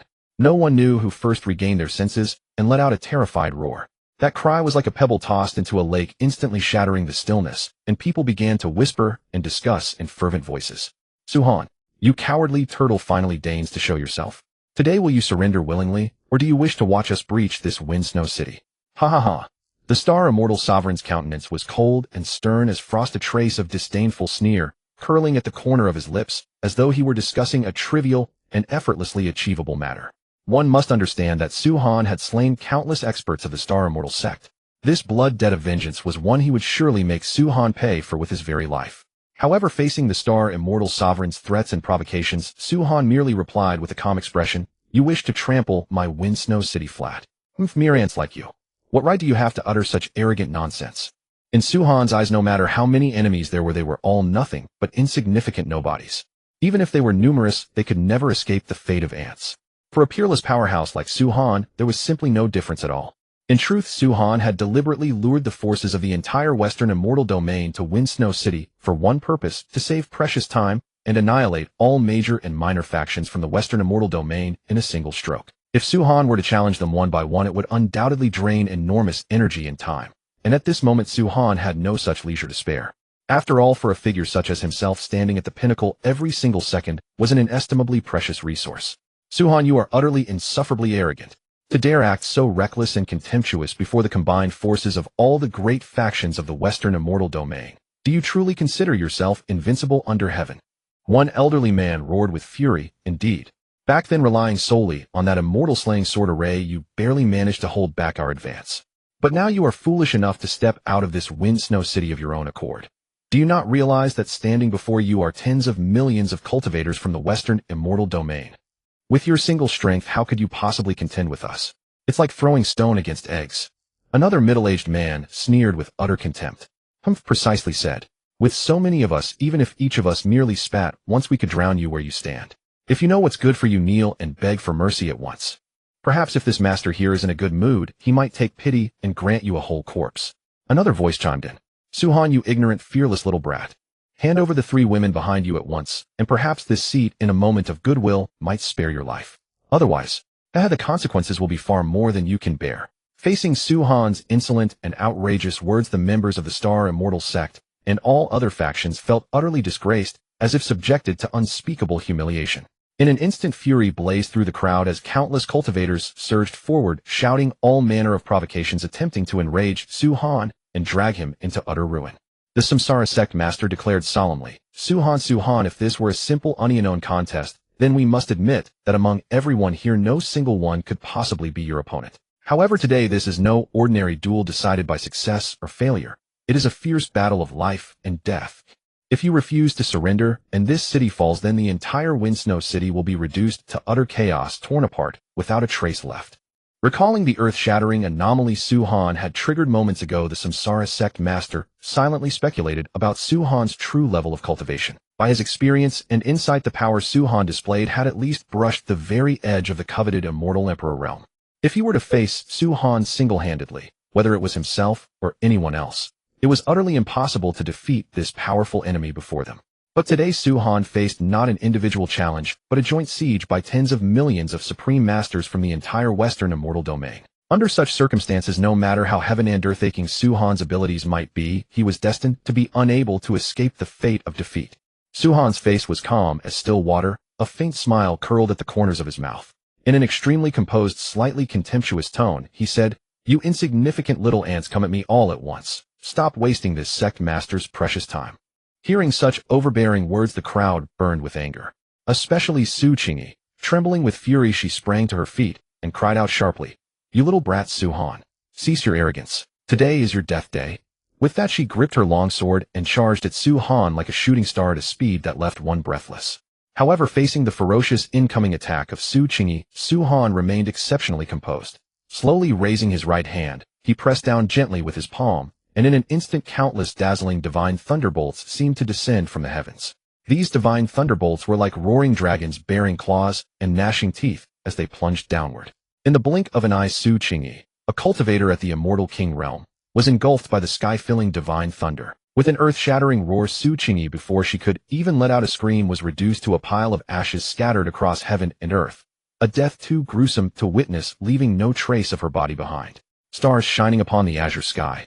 With this furious cry, the very heaven and earth seemed to tremble. Su Qingyi's lifeless body lay collapsed upon the ground, her blood staining the earth beneath her feet, a sight that pierced the Star Immortal Sovereign's heart like a sharp sword. Anger erupted like a volcano. Without the slightest hesitation, he summoned the most powerful force within himself, his innate immortal body, and unleashed that awe-inspiring ultimate technique, stars shining upon the azure sky. In an instant, the originally clear sky became filled with countless radiant stars. Dense as raindrops, they ceaselessly emanated boundless stellar power. Interweaving and merging, they swiftly coalesced into a colossal formation of imposing might and unmatched power. Like the eye of the universe, this formation radiated a suffocating pressure that struck dread into the heart, engaging in a soul-stirring confrontation with the divine thunder summoned by Su-Han.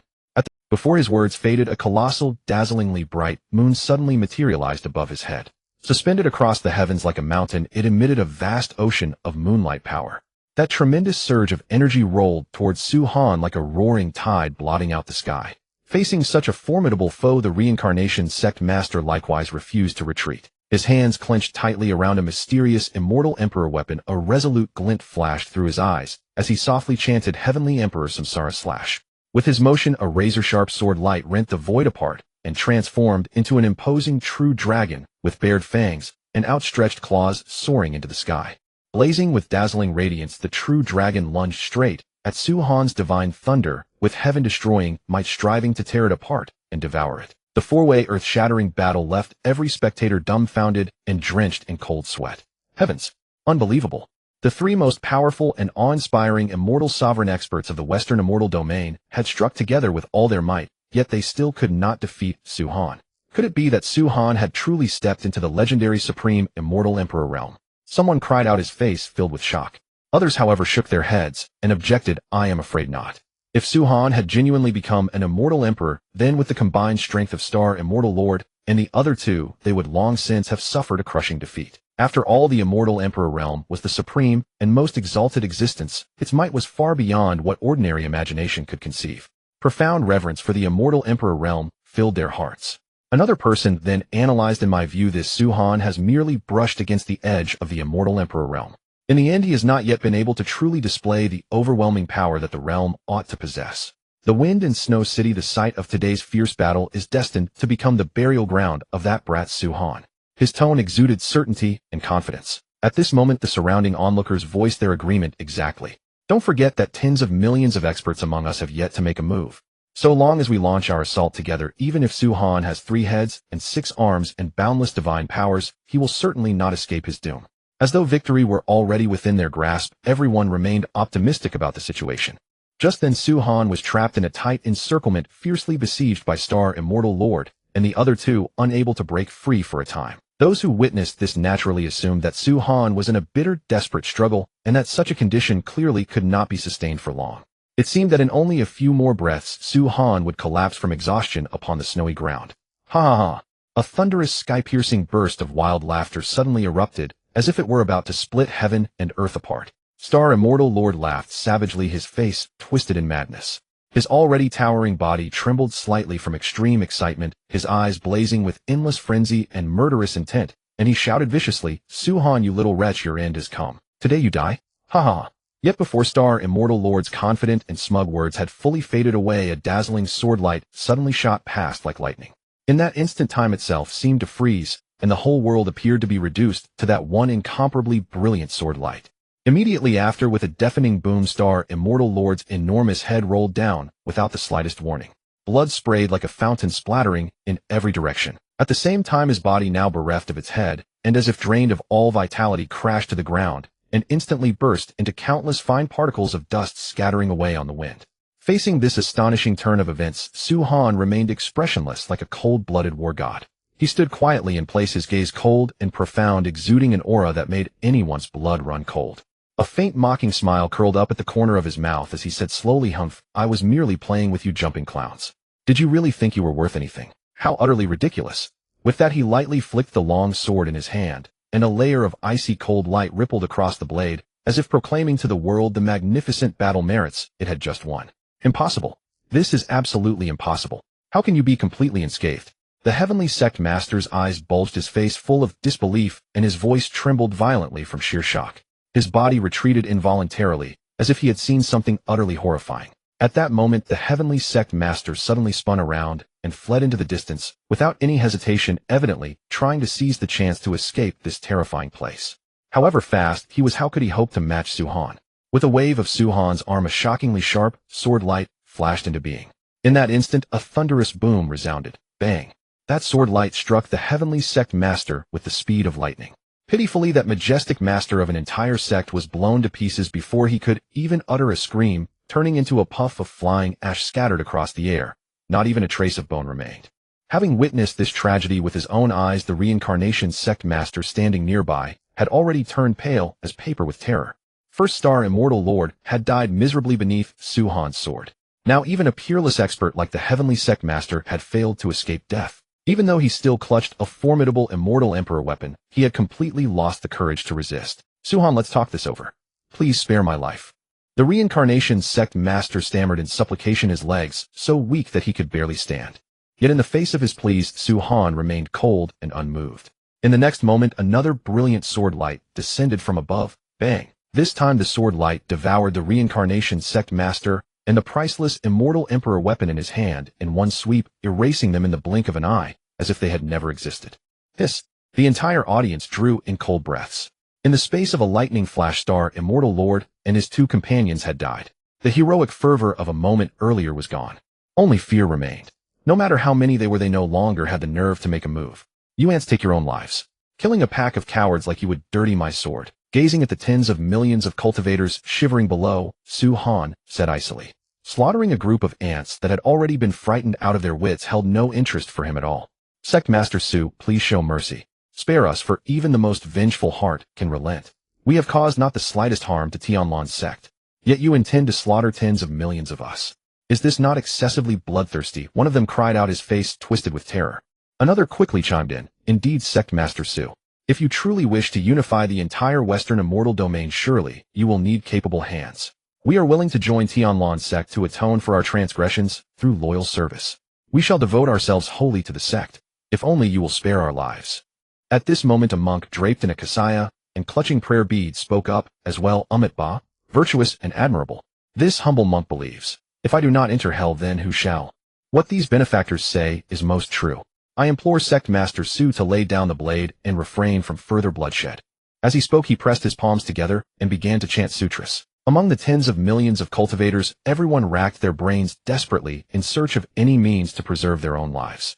Some knelt and begged for mercy, weeping until their voices cracked. Others offered up treasured artifacts and secret manuals accumulated over the years, pledging their allegiance, and a few skilled in flattery heaped praise upon Su Han, extolling his brilliance and compassion in hopes of swaying his heart. For a time utter chaos reigned as countless voices rose and fell in a ceaseless clamor. Silence. Die.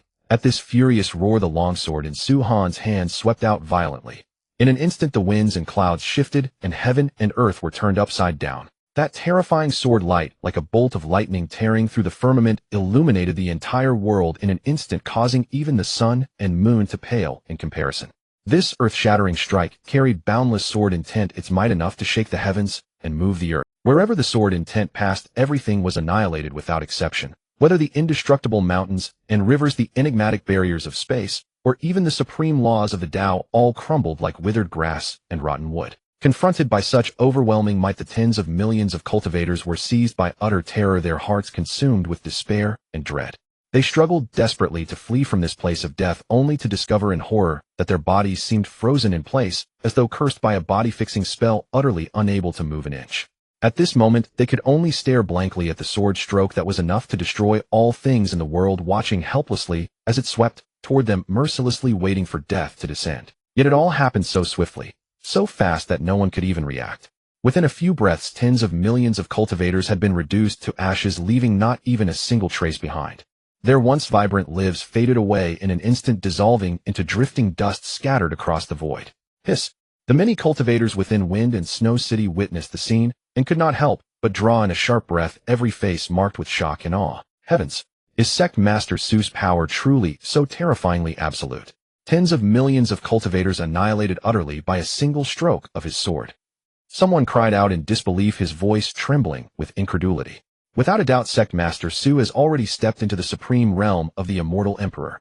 From this moment onward, the #1 sect in the Western Immortal Domain can only be Tianlan's sect, another cultivator declared with deep reverence, fervent light gleaming in his eyes. What a blessing! Fortunately, we chose not to abandon Wind and Snow City back then, but instead stood firmly with Sect Master Su. Look at those who left the city. Now they wish to return, but that is utterly impossible.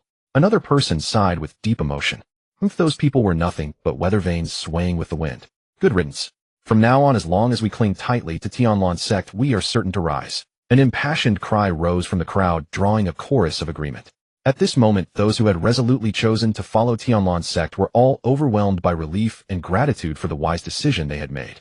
They knew deep down that only by relying on a supreme existence like Sect Master Su could they secure a firm foothold in this vast and boundless immortal realm and carve out a brilliant future of their own.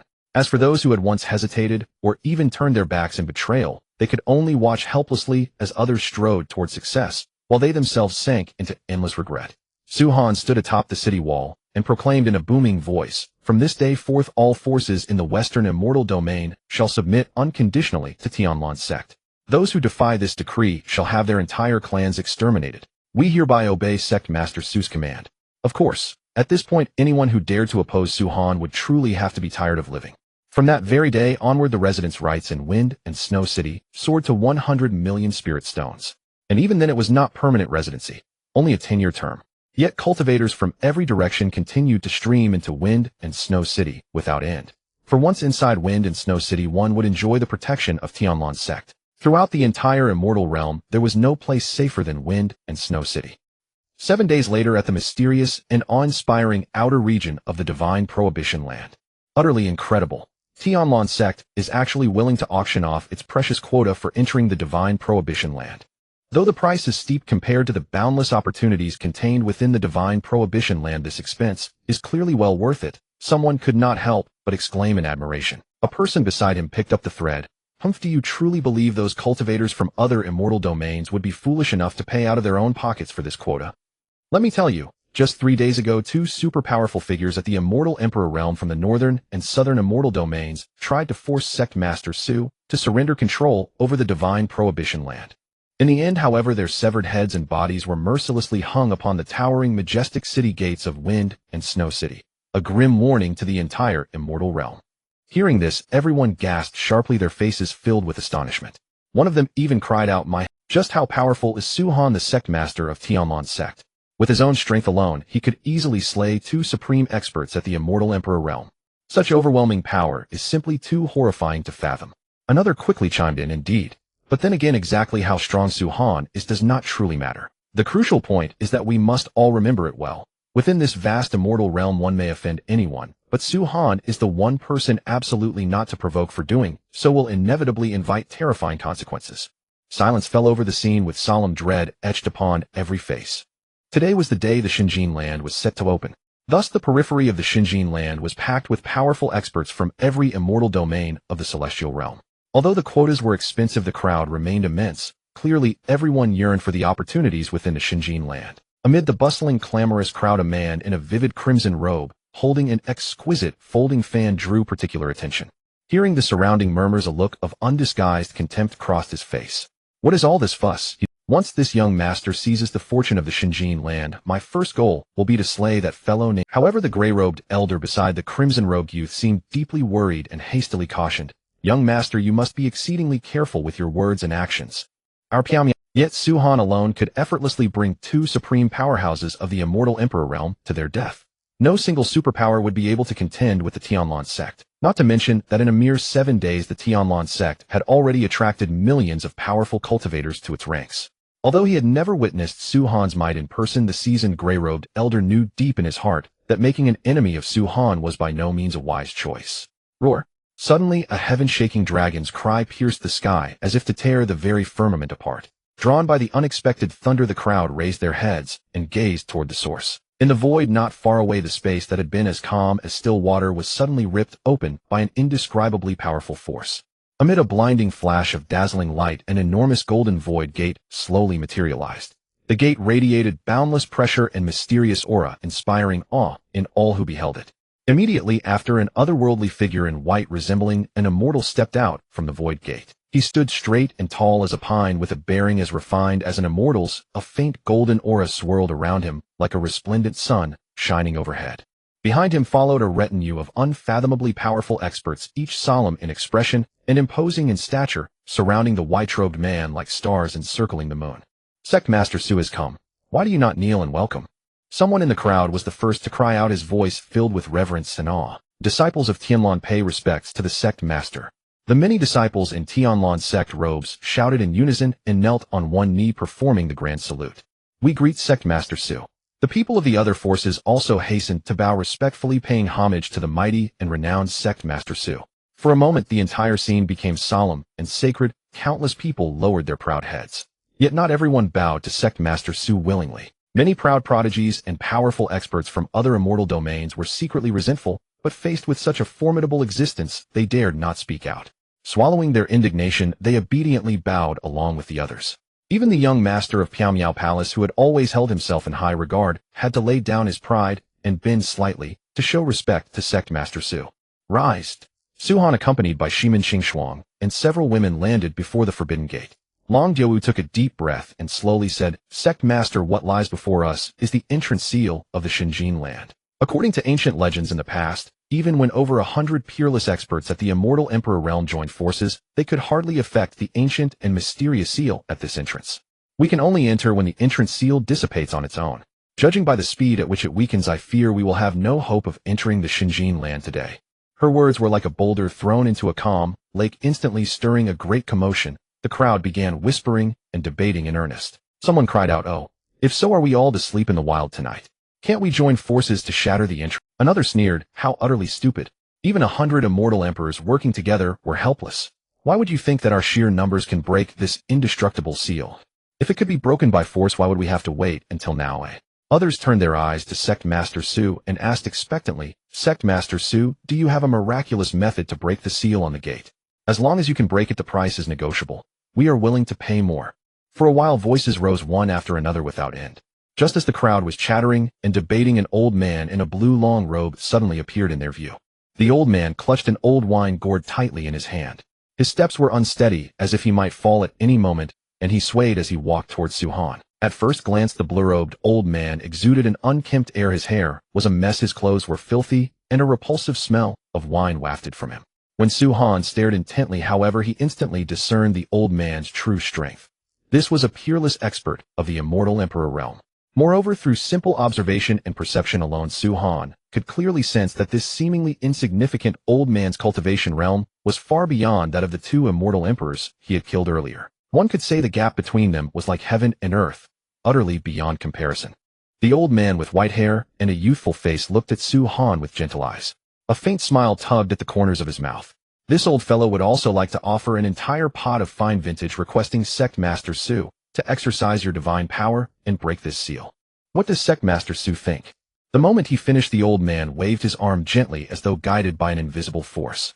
A delicate jade wine gourd, translucent and fine as mutton fat, jade materialized out of thin air in front of Su-Han. In an instant, the entire area beyond the Xinjiang land was filled with a rich, intoxicating aroma of wine that refreshed the heart and captivated the soul.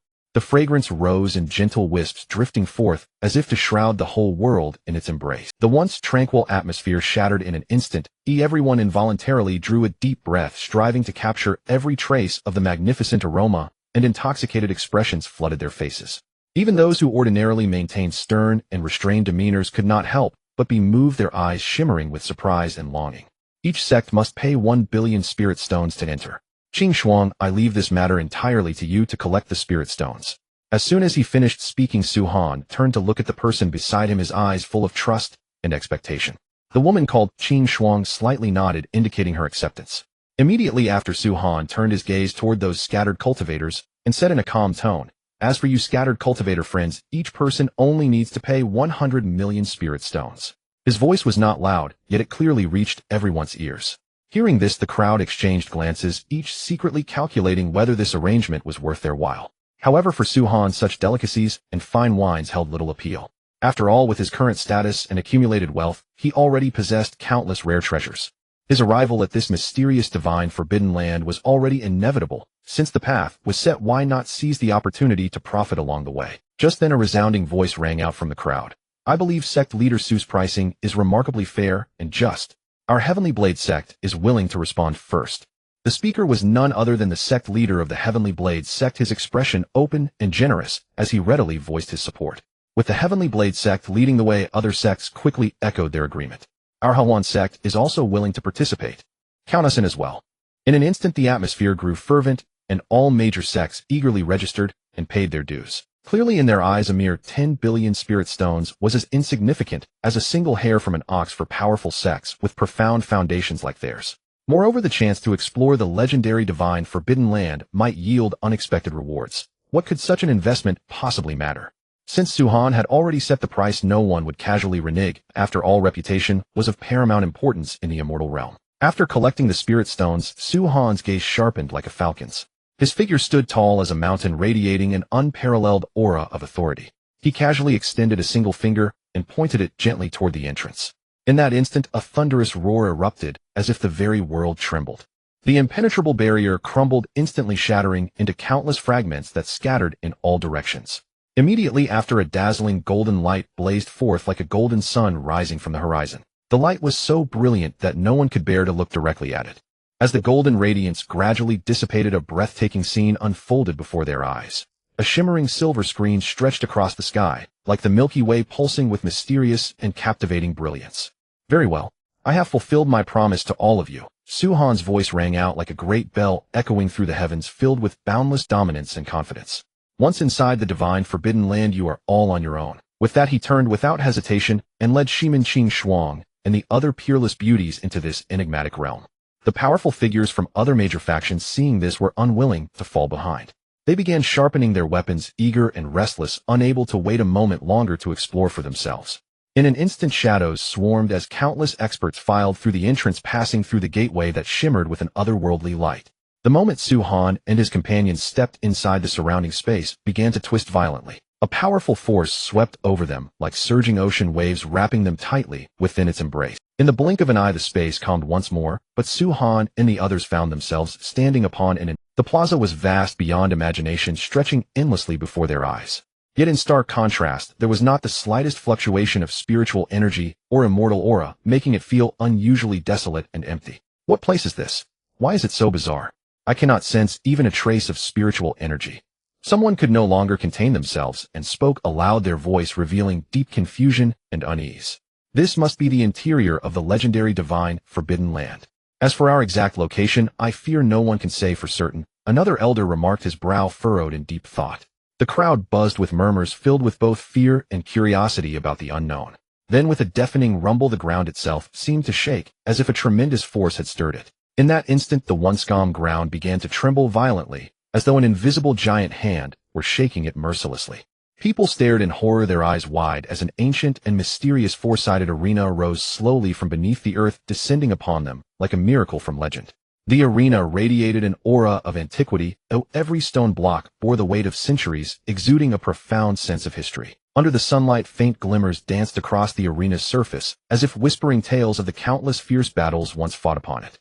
Intricate patterns and mysterious runes were carved around the arena's perimeter, their enigmatic symbols seemingly containing boundless power and wisdom. Just as the crowd marveled in astonishment, their attention was drawn to a towering divine statue nearby. Rising dozens of zhang into the clouds, its colossal form carried an overwhelming sense of pressure. Its face wore an expression of solemn dignity, its gaze radiating boundless authority that inspired both reverence and fear. Yet what shocked them most was yet to come, for the statue suddenly spoke. Its voice boomed like thunder across the heavens. Welcome, brave challengers, to this mysterious divine Forbidden Land.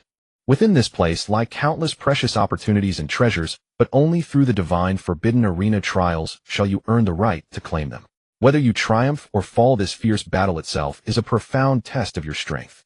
The statue paused, then continued. Every victory brings tremendous rewards, further enhancing your power. Yet you must also understand, the dangers here are real and ever-present. A single misstep could cost you your life. Therefore be sure to prepare thoroughly. Summon all your courage and wisdom and face the brutal battles that, having spoken, a glimmer of expectation flashed within the statue's eyes, as if awaiting the true display of strength from the crowd. Hearing these words, the crowd erupted into murmurs once more. The crowd exchanged bewildered glances, their hearts filled with confusion and bewilderment. Right from the start they want us to fight on the arena with the very real danger of death. What could this mysterious statue possibly intend? Someone could not help but mutter under their breath. However, another voice resounded steadily. What the divine statue intends matters not. Compared to other paths, as long as one can defeat opponents and win the arena bouts, one may obtain the fortunes of the God-sealed land. From this perspective, this already counts as the choice with the lowest risk. With a steadfast gaze, that person seemed to have long seen through the pros and cons. Immediately after, another chimed in. Indeed, through this method, everyone relies solely on their own true strength. Whoever possesses greater strength is qualified to obtain more opportunities. This is undoubtedly a fair and reasonable rule. Their words revealed approval and acceptance of this regulation.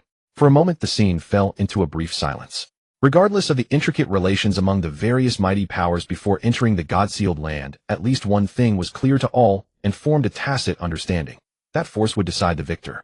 After all, only the strong held the right to speak here, and only the strong were worthy of more precious opportunities. Shimin Qingshuang asked with a face full of curiosity, "Husband, tell me, what exactly does this divine statue intend to do?" Su Han fixed his gaze on the towering and majestic statue ahead and said slowly, "This statue is no ordinary object. It is a true deity. It bears a heavy responsibility, serving as the ultimate arbiter of this mysterious God-sealed arena. Yet as for its specific purpose, even I cannot fathom it. Only by continuing to observe will the answer be revealed." Ever since stepping into this place, Su Han had keenly sensed the dense, pure divine power pervading the air. Unlike the mundane world, there was not the slightest trace of immortal qi or spiritual energy fluctuations here. For this very reason, other ordinary cultivators found it difficult to perceive the mystery within. Hearing these words, Shimin Qingshuang and the other women could not help but draw sharp breaths, shock appearing on their faces. They cast reverent gazes toward the divine statue, as if facing a supreme being. After all, for them this was the first time in their lives they had laid eyes upon the true form of a deity. At that moment Long Dai Wu broke the silence and asked softly, "Sect Master Su, do you intend to take part in this arena competition?" A faint smile tugged at the corner of Su Han's mouth as he replied calmly, "There is no harm in it, since I have nothing better to do. Besides, I am rather intrigued by the so-called precious treasures of the God-sealed land. This is a fine opportunity to see for myself what makes these treasures so extraordinary." His words carried an unhurried, confident poise. Long Dai Wu hesitated briefly, then bowed with clasped hands, and said, "If Sect Master Su is able to obtain the divine spark, Dai Wu humbly begs that you might transfer it to me. Whatever conditions Sect Master Su proposes, Dai Wu will gladly accept."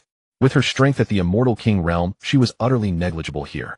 The difficulty of relying on her own power to seize the divine spark was all too easy to imagine. "This sect has already promised to assist you, and I will not go back on my word. As for the so-called conditions, forget it." Su Han paid little heed to a mere divine spark. Yet Long Dai Wu responded with unwavering determination, "No, I cannot accept your grace for nothing. But the dragon clan to which I belong can hardly offer you any substantial assistance. Dai Wu's body remains pure and untainted. If Sect Master Su does not despise me, Dai Wu is willing to serve you with my body and attend to you by your side for the rest of my life." Ahem. Su Han let out a dry cough and nodded slightly. "Since you insist, so then do as you will." "Thank you, Sect Master Su." Long Dai Wu nodded with a smiling face. Yet at this critical moment, a young figure clad in a vivid red robe darted onto the arena stage as swiftly as a lightning bolt. His countenance was arrogant and overbearing, his eyes brimming with endless pride and arrogance as he shouted, "Listen well, all of you. I am Luo Tianhong of the Piaomiao Palace. I hereby declare, among those below the Immortal Emperor realm who dares to step onto this stage and contend with me, for him how could he easily miss such a perfect chance to distinguish himself and spread his fame across the immortal world?" Before his voice had even faded, an angry shout followed. "An arrogant whelp who knows neither heaven nor earth dares to act so insolent. Today let me, Overlord Blade Immortal King, personally teach you a lesson."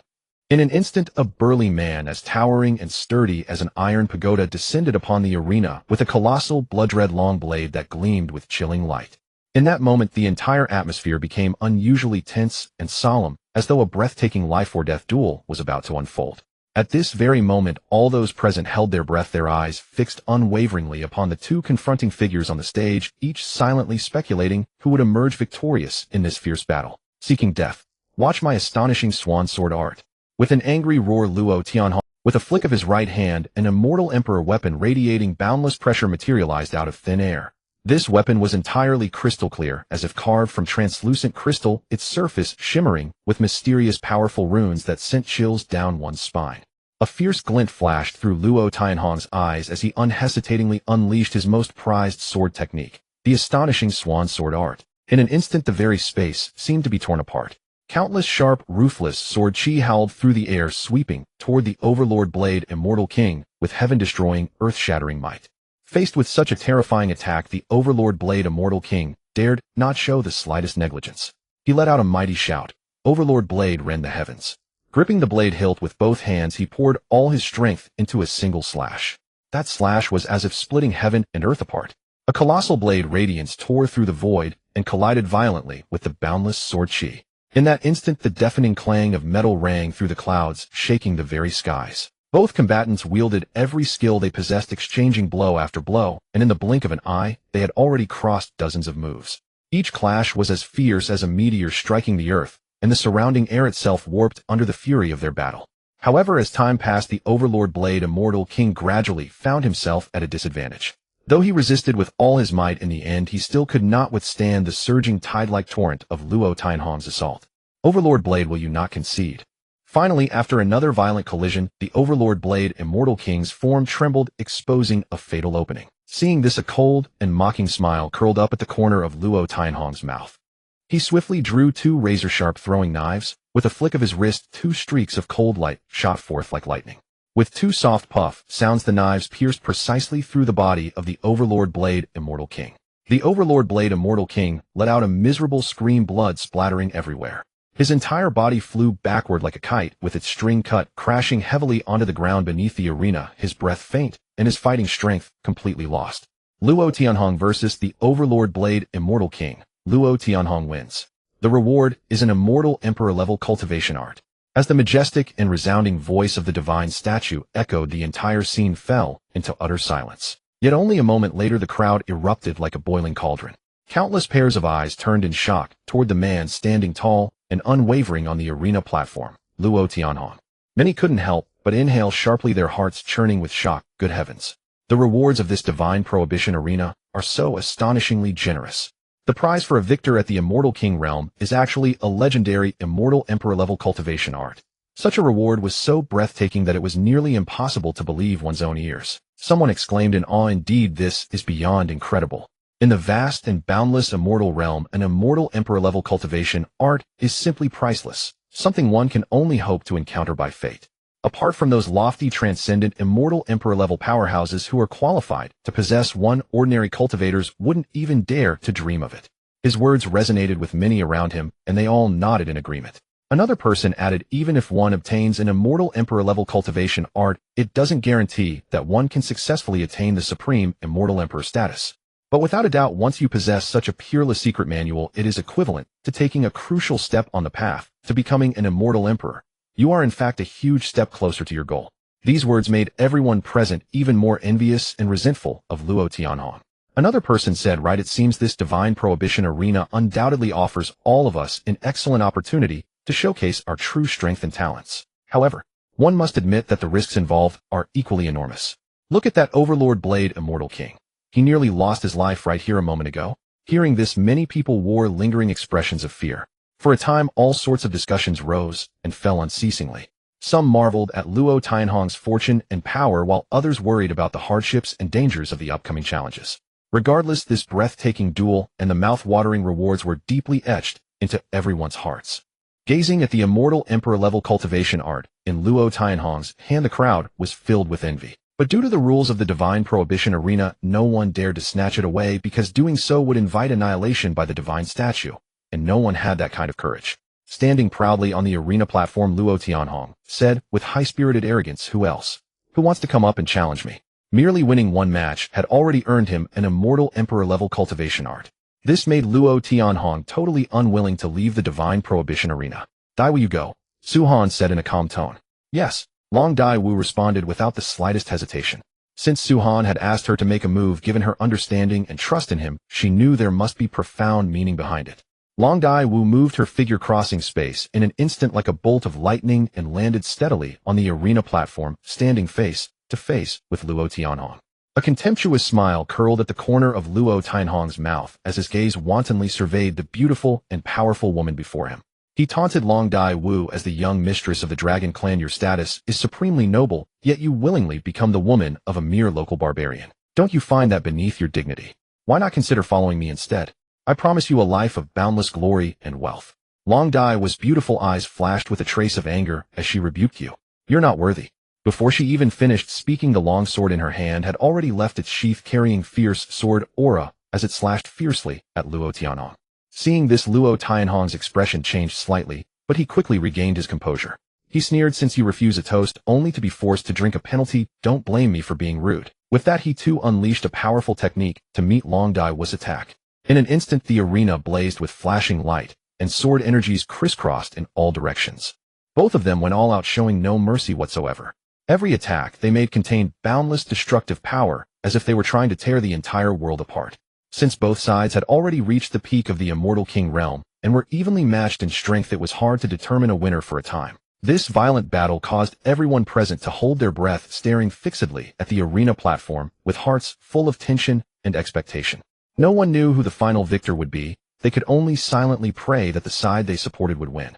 This battle at the Immortal King realm was simply astonishing. In terms of displayed might and destructive power, it was actually more formidable than many fierce clashes between immortal sovereigns. Could this be what a true peak showdown looks like? Everyone couldn't help but marvel in admiration. At that moment, someone beside them sneered, "Don't underestimate those two, Long Dai Wu and Luo Tianhong. They are no ordinary figures. Both of them are peerless geniuses renowned throughout the entire immortal realm, the cream of the chosen ones.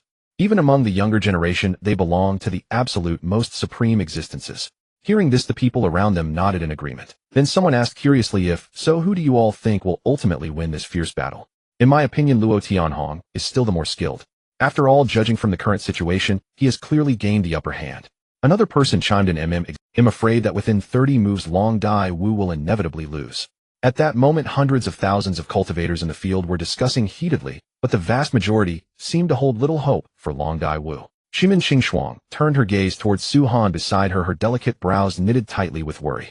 She said softly, husband, do you think Lady Long is she truly going to lose this match? Her words were filled with concern and anxiety for Long Dai Wu's predicament.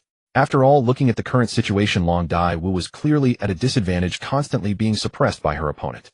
If this situation continued, winning would seem hopeless. However, Su Han remained completely calm and composed, a confident smile curving at the corners of his mouth as he reassured her, do not worry, my lady. She will never lose. His voice was neither loud nor soft, yet every powerful cultivator present. Upon hearing Su Han's resolute words, the assembled experts of the Piaomiao Palace were immediately filled with one elder clad in a gray robe, and having already reached the immortal sovereign realm, could no longer restrain himself. He retorted on the spot, Sect Master Su, are those words not far too hasty? Anyone with eyes can see that our young lord currently holds the upper hand. Yet you insist that Long Jiawu cannot lose. Might I ask, where exactly does this so-called basis of yours lie? Facing the gray-robed elder's challenge, Su Han's expression remained indifferent, a trace of disdain flickering in his eyes. He responded coldly, who exactly do you think you are? You dare demand evidence before this emperor? Do you truly believe you possess such a qualification? The coldness in his tone was absolute, as though it could instantly freeze the very air around them. The gray-robed elder, who had been about to argue further, was so thoroughly cowed that he dared not utter another word. At that moment, Shangguan Yuhui, the vice palace master of the Piaomiao Palace, hastily stepped forward and raised a hand to stay the elder, fearing that continued provocation of Su Han might spark unnecessary trouble. Shangguan Yuhui wore a smile so ingratiating that it made any onlooker deeply uncomfortable. His lips parted in a practiced manner as he said, Sect Master Su, look at how the situation stands now. We are all idle with nothing to do, aren't we? How about we have a little wager? As he spoke, his eyes, appearing friendly yet brimming with calculation, locked tightly onto Su Han. A silent sneer rose within Su Han's heart, yet his countenance betrayed none of it. Oh, and what sort of wager did you have in mind? Curiosity stirred within him, as well, wondering what trick Shangguan Yuhui could possibly be up to. Shangguan Yuhui smiled softly and said in a light tone, then let us wager the Immortal Emperor level cultivation art held by our young lord. What do you think of that? Upon hearing this, Su Han was taken aback for a moment before bursting into hearty laughter. Ha ha ha. Shangguan Yuhui, are you here to amuse me? That kind of worthless second-rate cultivation art would only be good for propping up a table leg in my Tianlan sect. And you dare offer it as a wager? Utterly laughable. Su Han then felt a wave of boredom wash over him. He had thought there might be some challenge, but the other party had offered something so worthless that it left him deeply disappointed. A collective gasp rippled through the entire crowd at Su Han's words. Su Han, you certainly have a big mouth. To claim you could use Immortal Emperor level arts to prop up a table, your Tianlan sect really knows how to boast. Aren't you afraid of biting your own tongue with such boastful words? Someone finally spoke up, unable to resist the urge to taunt.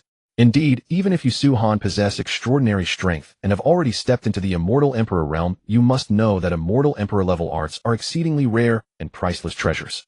At most you might hold one or two in your possession. Those words might fool a 3-year-old child.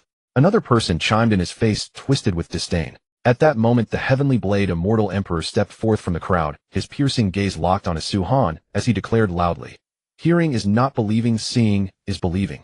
Su Han, if you truly have the ability to produce more than 3 Immortal Emperor level cultivation arts, I will kneel before you on the spot, kowtow, and honor you as my sworn father. How about it? Do you dare accept this wager with me? Yes, we're all willing to. As long as you can do it well, I'll call you father. Su Han, do you dare take this bet or not? The others began to jeer in unison. Looking upon Su Han's arrogant demeanor, their hearts had long been consumed by resentment and envy.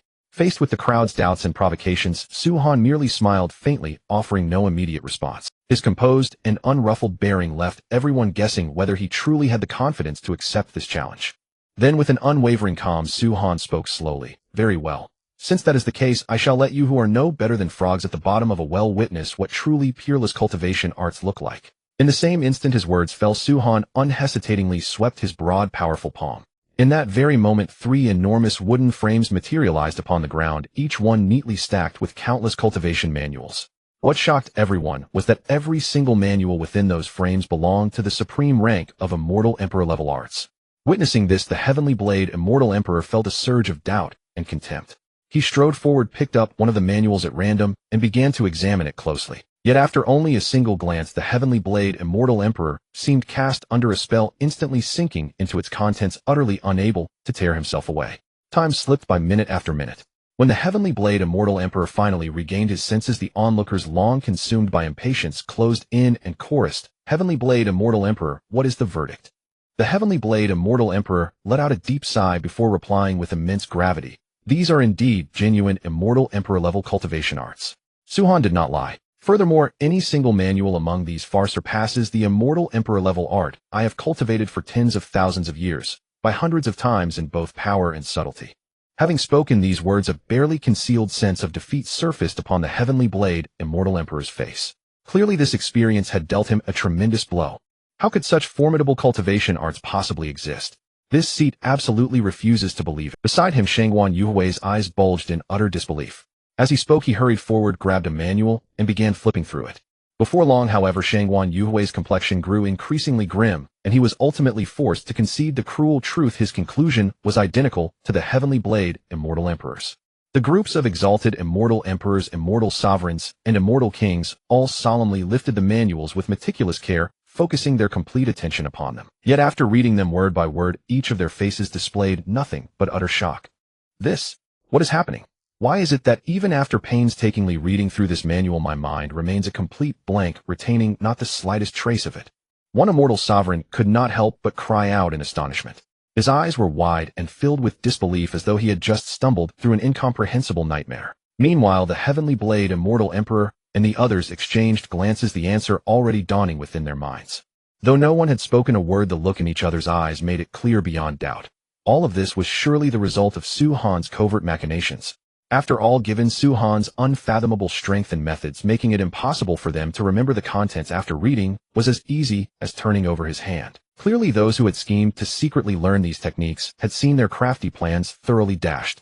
Confronted by such an uncanny situation, they could do nothing but marvel at Su-Han's extraordinary abilities, while an even greater wave of helplessness and dejection washed over them. For they knew full well that before a being as formidable as Su-Han, every scheme and deception was nothing more than futile effort. Heavenly Blade Immortal Emperor pays his respects to honored father.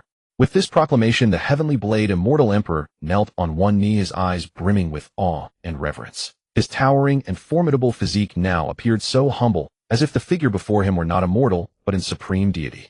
Immediately after, Shangguan Yuhui hurried forward and paid his respects with deep reverence. Shangguan Yuhui pays his respects to honored father. His voice was resonant and resolute, revealing profound respect for Su-Han. Soon everyone followed suit, calling out in unison, "We pay our respects to Father Su." The scene became lively and bustling, yet carried an air of absurd comedy. These figures, who were usually majestic and untouchable, now obediently bowed to Su-Han like children, addressing him as honored father or simply father. Yet behind this seemingly absurd scene lay the crowd's profound understanding and steadfast commitment to the concept of honor. They knew well that as prominent figures, face certainly mattered, but losing one's word meant losing everything. Since the wager had been made, regardless of the outcome, they must accept defeat gracefully to preserve their dignity and reputation. Su-Han watched this scene quietly, a surge of emotion rising within his heart. He understood that these people were willing to set aside their pride, not merely out of fear of failure's consequences, but more importantly from their recognition of his strength and respect for the rules. At that very moment, the breathtaking battle between Luo Tianhong and Long Dai Wu had entered its most intense. Both of them were covered in wounds, both light and heavy, like warriors who had just survived a brutal slaughter. Luo Tianhong glanced at his own injuries, his eyes cold as ice, and spoke in a chilling voice, "Long Dai Wu, your dragon clan truly possesses formidable strength. However, the defeated one today shall still be you." Hearing this, Long Dai Wu's lips curled into a slight smile, a look of disdain flashing across her face as she replied, "Oh, then let me see what capabilities you still possess." Before her words had even finished echoing, her aura suddenly exploded like surging tides, sweeping outward in an unstoppable wave. Immediately, Luo Tianhong and Long Dai Wu unleashed their ultimate techniques without reservation. Luo Tianhong gripped his sword hilt tightly with both hands, raised his long sword high toward the heavens, and roared, "Nine heavens, thunder summoning art." In an instant, heaven and earth changed color. The once clear sky suddenly became shrouded in dark clouds, with lightning flashing and thunder roaring. Thick bolts of lightning slashed across the sky like silver serpents, dancing wildly, falling continuously until the entire arena was engulfed, transforming into a terrifying sea of thunder. Witnessing this scene, all spectators were utterly astonished, their faces etched with disbelief. Their eyes wide, they stared blankly at the thunder-ravaged spectacle before them, secretly marveling at the shocking power of Luo Tianhong's technique. Everyone wore expressions of utter astonishment, gazing disbelief at Luo Tianhong in the arena, their thoughts racing. Truly unexpected. We had always assumed Luo Tianhong's mastery lay in other arts, never expecting his greatest strength to be that mysterious and awe-inspiring Thunder Dao technique.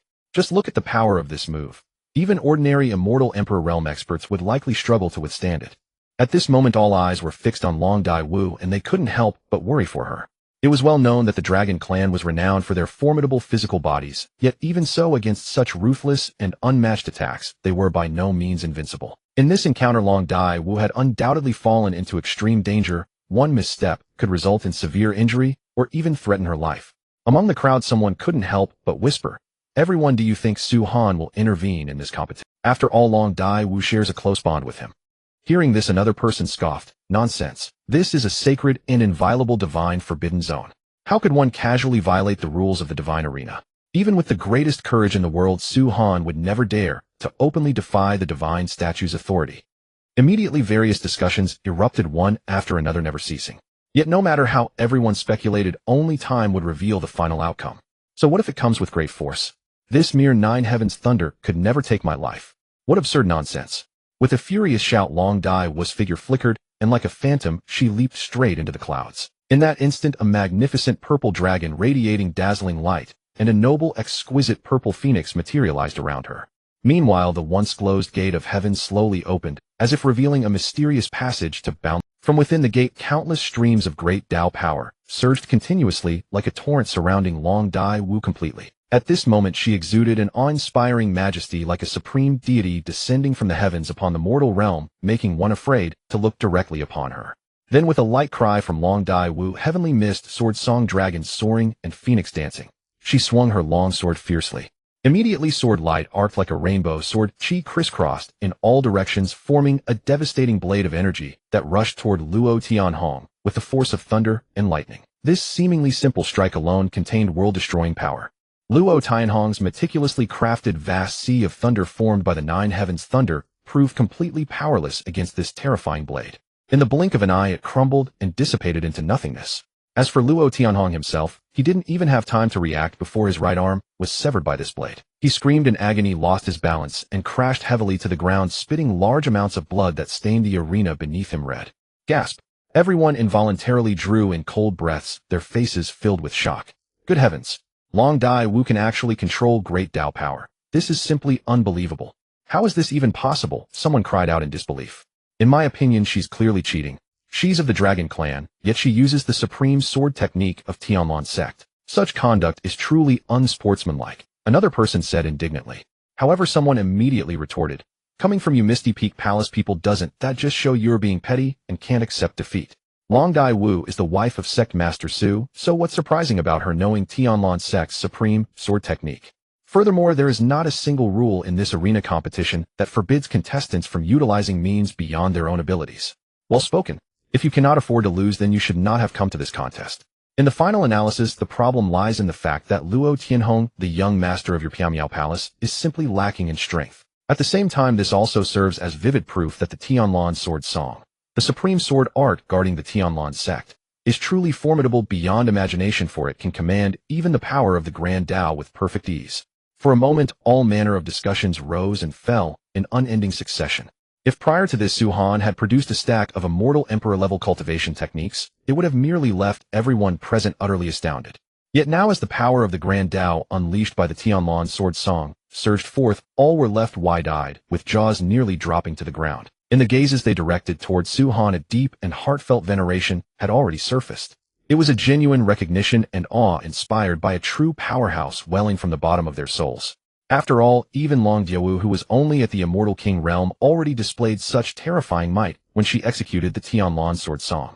One could well imagine, then, that if the one performing this sword art were Su Han himself, no one would be able to fathom to what inconceivable heights of power the Tianlan sword song could ascend. Perhaps its might could destroy heaven and earth, shattering the very void Or perhaps it could sever the cycle of karma and reverse the workings of creation.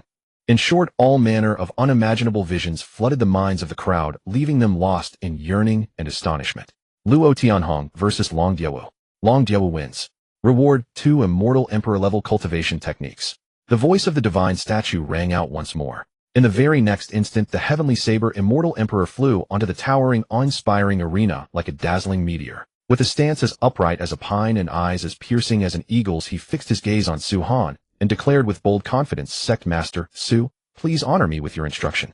At this moment, the heavenly saber Immortal Emperor had already ceased to care about those so-called rewards and honor. For deep in his heart, his only desire was to engage in a breathtaking, soul-stirring pinnacle battle with a truly supreme powerhouse. And the man before him, Su Han, was undoubtedly the most ideal and irreplaceable opponent.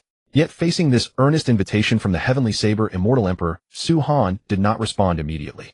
Instead, he slowly shifted his gaze to the solemn, mysterious divine statue and asked softly, "If 2 Immortal Emperor powerhouses clash fiercely, will the one who ultimately wins be qualified to obtain the legendary godhood?" The moment his words faded, the entire scene fell into a dead silence. Everyone held their breath, staring fixedly at the divine statue, waiting for its answer. After a brief pause, the divine statue appeared to hesitate slightly, but soon answered firmly, "Yes." They had never imagined that this arena battle would involve such a priceless question as the ownership of the god. In an instant, a swirl of complex emotions surged in their hearts. Some were excited and thrilled, some were anxious and uneasy, and others secretly calculated their own gains and losses. Heavens! Utterly unbelievable. How dare Sect Master Su speak to the divine statue in such a manner? Does he not realize what grave consequences this could bring? Said someone with eyes wide in astonishment. The crucial thing is the divine statue's tone seemed to carry a hint of fear towards Su Han. "How is that possible? We must be hallucinating," another said, frowning with suspicion. "Absolutely impossible. No matter how one thinks about it, even if Su Han's power is pushed to the extreme, he still stands merely in the Immortal Emperor realm. Yet this statue represents a deity. The gap between the two is as wide as heaven and earth. Su Han can never be a match for the divine statue." Another person refuted categorically. "Perhaps it is because the divine statue sees Su Han as a peerless genius unprecedented in 1,000 ages and thus cherishes his talent. That is why it behaves so humbly and politely towards Su Han." Another offered a seemingly reasonable explanation. Meanwhile, people around fell into fervent discussion, with all sorts of speculation and opinions emerging one after another. They were shaken by the bizarre scene unfolding before them, and at the same time filled with curiosity and confusion about the relationship between Su Han and the divine statue. Each person tried to make sense of this unimaginable sight from their own perspective, yet no one could determine what the true reason actually was. "Heavenly Saber Immortal Emperor, I the Divine Sword Immortal Emperor, shall have a decisive showdown with you today." A furious roar tore through the sky, and a man in an azure robe with a long sword on his back stood proudly on the arena.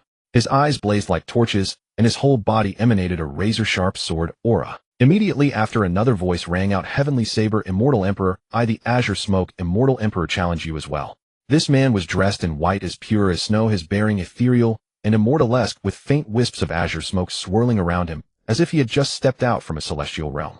"Heavenly Saber Immortal Emperor, I the Lonely City Immortal Emperor, have come to cross swords with you." The third Immortal Emperor appeared draped in a black war cloak and wielding an enormous battle axe radiating awe-inspiring might and overbearing dominance.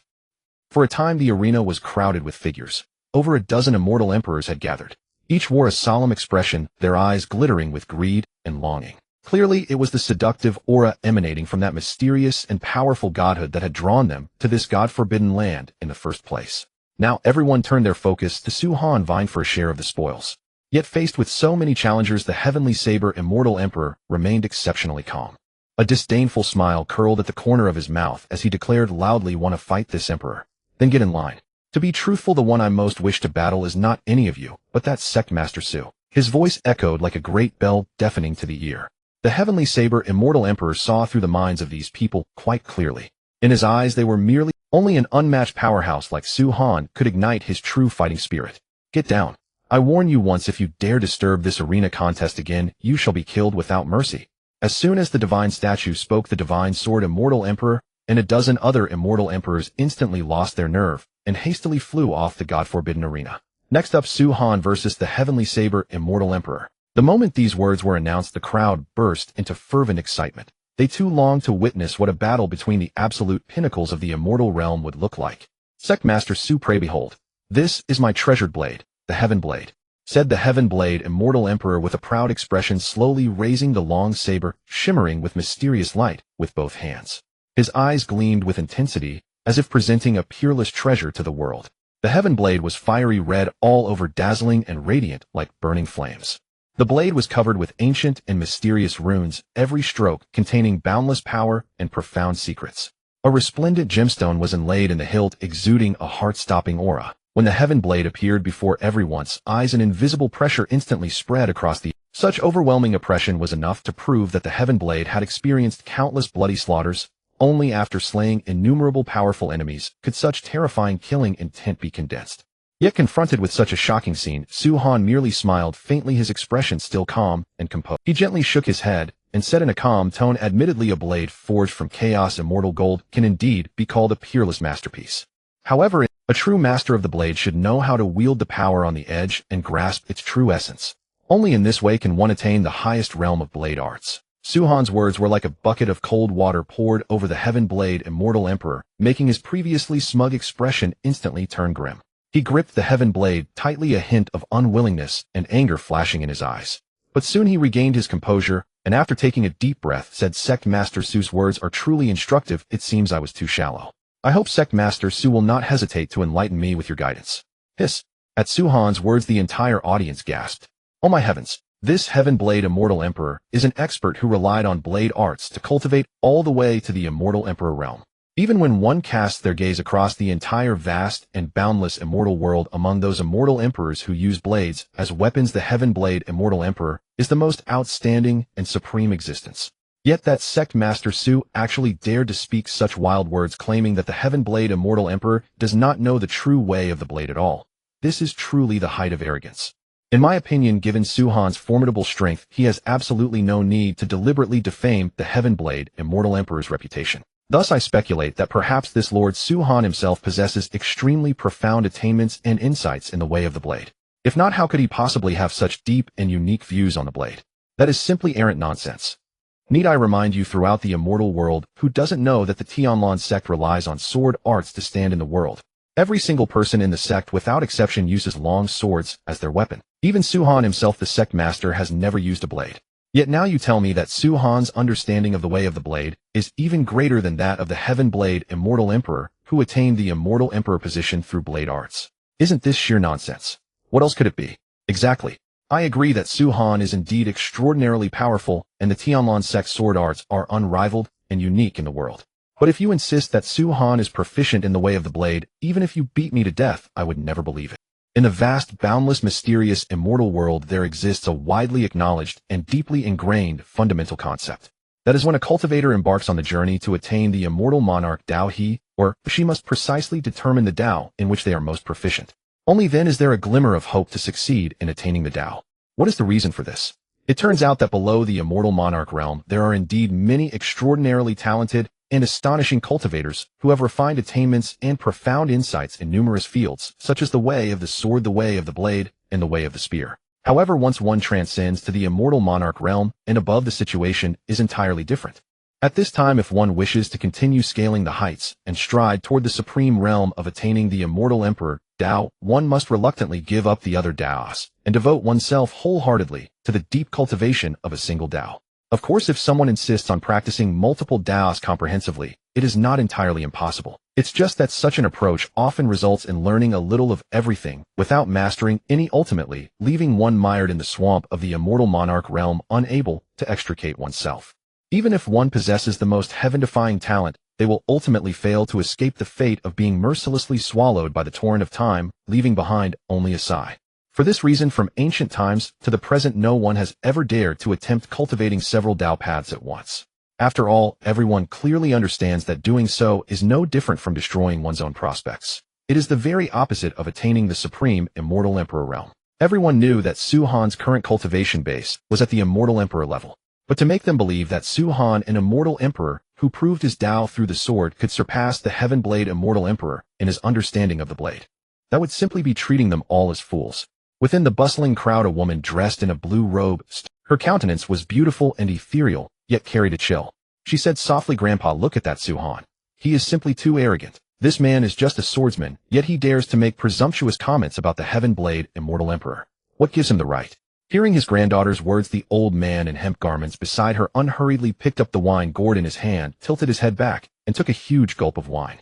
Then in a calm and placid tone, he replied, Sienna, you must know that there are always masters beyond masters and strength beyond strength. The Heaven Blade Immortal Emperor is certainly formidable, but in terms of blade mastery, he is by no means invincible. As for this Su-Han, even your grandfather cannot see through him.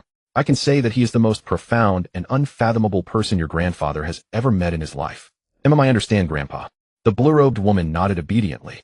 She knew better than anyone her grandfather's skill and ability. After all, within the vast and boundless immortal world, those who could receive her grandfather's personal praise were exceedingly rare. And someone like Su-Han who obtained such high praise was the first she had ever heard of in her lifetime. Seeing the Heaven Blade Immortal Emperor act so humbly and reverently, Su-Han pondered for a moment, then no longer declined, saying aloud, since that is the case, considering your sincere intention. Today this Sect Master shall surely broaden your horizons and let you witness what the true essence of the way of the blade really is. The moment his words fell, Su-Han let out a sharp cry, blade come. Then in his palm a seemingly ordinary silver long blade suddenly flashed into view. The long blade gleamed throughout with piercing silver light. Although it had no ornate decoration, it exuded a pressure that struck dread into the heart. Su-Han gripped the long blade, looked up at the boundless sky, and then with a violent sweep of his arm, slashed fiercely at the heavens. In an instant the winds and clouds shifted and the face of the sky changed drastically. The once radiant sun and moon lost all their luster, as if enshrouded by a dense heavy gloom. All across the vast boundless world of the heavens, earth-shaking upheavals erupted. Mysterious and mighty powers of the great. At the same time, chaotic chi began to spread, wildly saturating every corner. The waters of the nine heavens silver river, suspended high above, plunged downward like runaway wild horses, forming one breathtaking waterfall after another. Astonishingly, amid this turbulent and magnificent scene, at the very center of the silver river's weak water, a colossal threshold suddenly appeared, gleaming with radiant golden light. The threshold towered into the clouds, majestic and towering like an impregnable fortress. Above the doorframe, two huge, glittering golden characters were inscribed in flamboyant calligraphy, Divine Realm. Everyone present was struck dumb with shock at the sight. Heavens! This is utterly incredible. Sect Master Su severed the legendary Heavenly Gate with just one strike. After all, legend says that behind the Heavenly Gate lies the mysterious and unfathomable Gate of the Divine. Yet the Gate of the Divine Realm had always been concealed within the chaos. Countless immortal emperors exhausted their lifelong efforts searching for it, yet none ever found its trace. How exactly did Sect Master Su manage to do all this? Oh, it is far more than that. Look at the chaotic power and the power of the great Tao swirling around the Gate of the Divine Realm. It seems the effect they once had of concealing heaven's secrets has already failed. Now they actually fear the blade in Sect Master Su's hand and dare not draw near it at all. No wonder Sect Master Su said the Heavenly Blade Immortal Emperor does not understand the true essence of the Tao of the blade. Now I finally grasp the reason. I'm afraid that even if every blade user in the world were gathered together, they could not compare with Sect Master Su, not even match one of his toes. What? The person who spoke these words in rebuttal was none other than Shangwan Xian, the woman in blue-gray. Heavens! What kind of terrifying Tao of the blade is this? The Heavenly Blade Immortal Emperor's face was full of horror, his body trembling involuntarily, and his lips quivering without any way to stop. Compared to Su-Han, the Heavenly Blade Immortal Emperor suddenly realized that his own Tao of the blade, which he had always taken pride in, was nothing more than worthless garbage. At this moment, however, no one was more panicked than the divine statue. It instantly became trembling and fearful, and said in a shaking voice, Sect Master Su, please stop immediately. If we let this go on, and allow the silver river's weak water to pour out through the Gate of the Divine Realm, the cultivators of the entire immortal realm will suffer a disaster beyond recovery. Hearing this, Su-Han nodded slightly in agreement. He then raised the long blade in his hand once more and slashed forward fiercely. In an instant, dazzling light blazed, blinding and mesmerizing. As the blade descended, the Gate of the Divine Realm vanished in an instant, and the mighty chaotic power and the mysterious, unpredictable power of the great Tao dispersed like smoke. And the silver river's weak water, once surging and terrifying, vanished without a trace, as if it had never. This was the most tense moment of the divine statue's entire life. One of the purposes of the divine Forbidden Land was to supply fresh blood to the divine realm, selecting monstrous talents with heaven-defying gifts and nurturing them. Looking at the Heavenly Blade Immortal Emperor across from him, whose expression was wooden and statue-like, Su-Han remained impassive and said flatly, enough. Since everything is ready, let us begin. Thud. Then, however, the unexpected happened. The moment Su-Han's words died away, the Heavenly Blade, tightly held in the Heavenly Blade Immortal Emperor's hand, fell to the ground with no warning whatsoever. At the same time, as if his body had lost all support, the Heavenly Blade Immortal Emperor's knees buckled, and he fell to his knees right in front of Su-Han. Oh my heavens! What is the Heavenly Blade Immortal Emperor trying to do? Sect Master Su hasn't even struck at him yet. Could he be putting on a shameless act to extort him? Gasps came from below the arena. Seeing this, Su-Han looked puzzled as well, and asked with a frown, Heavenly Blade Immortal Emperor, why are you doing this? The Heavenly Blade Immortal Emperor, while kowtowing, repeatedly murmured, Heavenly Blade's one wish is to join the Tianlan sect. Please, Sect Master Su, grant this. His manner was utterly sincere, with not the slightest hint of falseness. Crack! A crisp, piercing sound burst through the air like a clap of thunder, instantly throwing the entire scene into an uproar. Everyone was shocked, and all eyes turned in unison to the person who had spoken. Heavenly Blade Immortal Emperor, you certainly think things look easy. Do you really imagine that kneeling alone is enough to join the Tianlan sect? That's nothing but a fool's dream. A furious shout came from the crowd, carrying boundless contempt and disdain. Immediately after, another voice rang out, that's right, Sect Master Su. Every single one of us here genuinely wishes to join the Tianlan sect. We beg you to show mercy and make it happen. These words were filled with earnestness. Yet this was only the beginning. As if a fuse had been lit, more and more voices rose one after another. All at once, requests, pleas, and professions filled the entire space. The divine forbidden land, which had been utterly silent, was now astir with clamorous excitement, like a cauldron boiling over. In what seemed like the blink of an eye, the cultivators throughout the divine forbidden land, as if summoned by some mysterious power, fell to their knees in unison. Some wore devout expressions, while others were full of hope. Some had unwavering eyes, while others were slightly nervous. But without exception, each one was expressing in their own fashion their desire and determination to join the Tianlan sect. The densely packed figures stretched out beyond the horizon like an endless ocean. They shouted in unison, their voices piercing the clouds as if they would shake the heavens and the earth itself. Such a spectacular scene was truly astonishing. Su-Han, standing above and overlooking it all, appeared especially dignified and imposing. His face betrayed no emotion, but his heart must have been surging with waves of thought. The Tianlan sect does not accept trash. But in light of your devout sincerity, this sect shall show great mercy and grant 10 of you entry into the Tianlan sect. As for who among you shall join the Tianlan sect, that depends on each of your own abilities. Su-Han said with an indifferent expression. Gasps swept through the crowd. Every onlooker was stunned, their faces filled with shock. The cultivators of the God-sealed land number in the hundreds of thousands. Yet only 10 among them can become Sect Master Su's followers. This elimination rate is simply astonishing, someone exclaimed in awe. Indeed. By the look of it, the Tianlan sect seems to welcome only powerful cultivators at the Immortal Emperor realm, and moreover only the pinnacle experts among Immortal Emperors. Without the cultivation of an Immortal Emperor, one doesn't even qualify to contend for a seat. It truly is merciless, another cultivator chimed in. However, a person suddenly sneered. You fools, can't you see? Sect Master Su was able to open the gate to the Divine Realm with ease, which means he will soon leave the Immortal Realm and head for the Divine Realm. Therefore, the 10 followers he chooses will inevitably be peerless powerhouses at the peak of the Immortal Emperor realm, beings only a single step away from ascending to godhood. That's right, even a mighty cultivator at the Immortal Sovereign realm. What use is it to obtain the chance to follow Sect Master Su? The moment they cross through the Divine Realm gate, they will definitely die, without a doubt. On the contrary, a peak Immortal Emperor might still have a slim chance of survival. Another person nodded in agreement. The crowd buzzed with discussion, filled with both anticipation and tension toward this election. After all, becoming a follower of Sect Master Su would be a rare opportunity and also a tremendous challenge to one's own strength. Within the Immortal Realm, there was a fundamental consensus. Only those at the peak of the Immortal Emperor realm had any chance of passing through the Divine Realm gate, and even then it was almost always a journey of 9 deaths to 1 life. For the Divine Realm gate was prepared exclusively for cultivators who had already attained godhood. Heaven's Blade Immortal Emperor frowned, lost in his own thoughts. This method of Su-Han's was indeed simple and direct, but it also meant the competition would be extraordinarily fierce. He glanced at the other Immortal Emperors and noticed their varied expressions. Some revealed excitement, seemingly eager for the coming battle, while others were solemn, looks clearly aware of the difficulty involved. Heaven's Blade Immortal Emperor took a deep breath, then said calmly, Sect Master Su, this method is indeed concise and unambiguous, but as such the competition will become extremely intense, and the casualties may be quite severe.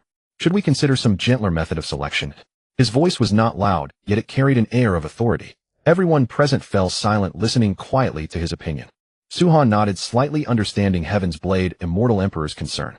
After all, these Immortal Emperors were sovereigns of their own domains. Should an accident occur during combat, it would be a great loss to the entire Immortal Realm. What Heaven's Blade Immortal Emperor says is most reasonable. This sect indeed failed to consider all aspects. However, the purpose of this selection is to choose the 10 most outstanding immortal emperors, so we need a method that can fully display their strength. Su-Han said after a moment of deep thought. He looked around, his gaze falling upon the arena stage. Perhaps we can set certain restrictions on the arena, for instance forbidding the use of certain powerful treasures or immortal arts. This would reduce the danger of combat, while also testing the true strength of each immortal emperor. Heaven's Blade Immortal Emperor and the others nodded one after another in approval. This suggestion could ensure the fairness of the selection while reducing casualties. Indeed a sound approach. Seeing that everyone agreed, Su-Han continued, in addition, we can add more evaluation criteria, such as comprehensive scoring based on the Immortal Emperor's performance in battle tactical application, and so forth rather than merely judging by who remains standing on the arena at the end. This way we can more thoroughly assess every Immortal Emperor's abilities. After a round of discussion, the crowd finally settled upon a new selection plan. What followed was tense preparation. Each Immortal Emperor adjusted their condition, readying themselves for the coming challenge. Throughout this process, Su-Han quietly observed every single one of them. He knew that this selection was not merely a matter of personal honor, but also closely tied to the future landscape of the immortal realm.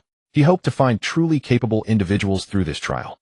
Heaven's Blade Immortal Emperor was the first to soar onto the arena stage, and shortly thereafter over 100 Immortal Emperors all landed upon the stage. Even the mysterious elderly man in hemp robes appeared on the arena as well. Of course, some Immortal Emperors did not participate, for they had their own factions and had no desire to join the Tianlan sect.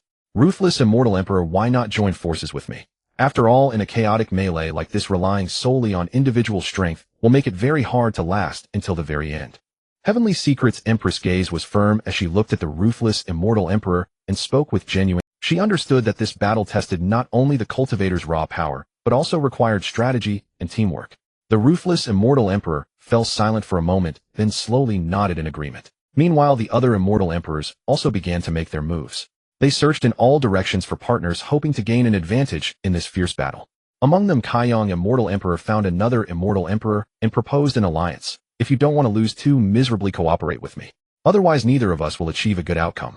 That Immortal Emperor pondered for a moment, then nodded in acceptance. In an instant, the atmosphere on the field turned tense and fervent. Over 100 Immortal Emperors quickly sprang into action, either proactively inviting others to ally or accepting the proposals of those around them. They were keenly aware that on this brutal battlefield, only by uniting and cooperating with one another could they hope to overcome the many powerful enemies and remain standing till the end. Just then, the Divine Sword Immortal Emperor at the edge of the arena suddenly spoke up. Everyone, why don't we join forces? As long as that old scoundrel Heaven's Blade doesn't make it into the top 10. Hearing these words, the surrounding Immortal Emperors nodded one after another in agreement. Exactly, we must take him down. Azure Smoke Immortal Emperor echoed. In her heart, she harbored deep resentment toward Heaven's Blade Immortal Emperor, for he had previously dared to look down upon her and the other Immortal Emperors in front of everyone. And now it was the perfect opportunity for them to unite and stand against him. Lonely City Immortal Emperor stared in the direction of Heaven's Blade Immortal Emperor, a cold, sharp glint flashing in his eyes as he growled viciously. This emperor will use the divine axe in his hands to smash Heaven's Blade Immortal Emperor's skull to pieces. The killing intent in his heart could no longer be suppressed, and he could hardly wait to strike together with the other Immortal Emperors. The arena grand competition now begins. The divine statue raised no objection to Su-Han's arrangement, and even voluntarily assumed the role of. Before the words even faded, Lonely City Immortal Emperor could no longer contain himself. Gripping his giant axe, he charged at Heaven's Blade Immortal Emperor like a ferocious lion, bellowing furiously, "Old bastard, Heaven's Blade, your life is mine." Emperor Tiandao was no ordinary figure. Facing Emperor Guqing's provocation, he responded without backing down, "Old bald Guqing, come and fight." In an instant, both sides launched fierce attacks. Their first moves were lethal strikes, each carrying the power to destroy heaven and earth. The aftermath of their battle shattered space itself, overturning heaven and earth. Stars exploded, the world changed color, and the sun and moon lost their radiance. Had not the divine statue intervened, the cultivators around the divine prohibition arena would also have been caught in the crossfire. Witnessing this, everyone present felt their scalps tingle with dread. Good heavens! The battle between peak Immortal Emperors is truly terrifying. Indeed, we couldn't even approach the battlefield. The residual energy would reduce us to dust. Moreover, judging by how Emperor Tiandao and Emperor Guqing are fighting, this isn't a competition. It's a matter of life and death. Exactly. If they continue like this, both sides will be severely weakened, leaving an opening for other Immortal Emperors to seize the advantage. Wait, look. Emperor Qingyan and Emperor Xinjian have moved. Their attacks seem aimed at Emperor Tiandao. Could these three have formed an alliance to besiege him? No way. If that's true, it's incredibly unfair. Overwhelming one opponent with numbers is hardly honorable. But in the immortal realm, what fairness is there to speak of? The strong prey on the weak. That is the eternal truth. Seeing Emperor Qingyan and Emperor Shenjian suddenly break free from their respective opponents and converge upon Emperor Tiandao, everyone present watched with bated breath. Everyone understood that the outcome of this battle would shape the entire landscape of the immortal realm. If Emperor Tiandao fell, the faction he represented would suffer a devastating blow. Conversely, if Emperor Qingyan and Emperor Shenjian were defeated, their own positions would be jeopardized. Thus, everyone awaited the final outcome with intense anticipation. Trouble. Sensing the danger, Emperor Tiandao's expression darkened. Without hesitation, he prepared to retreat. But how could Emperor Guqing allow him such an opportunity?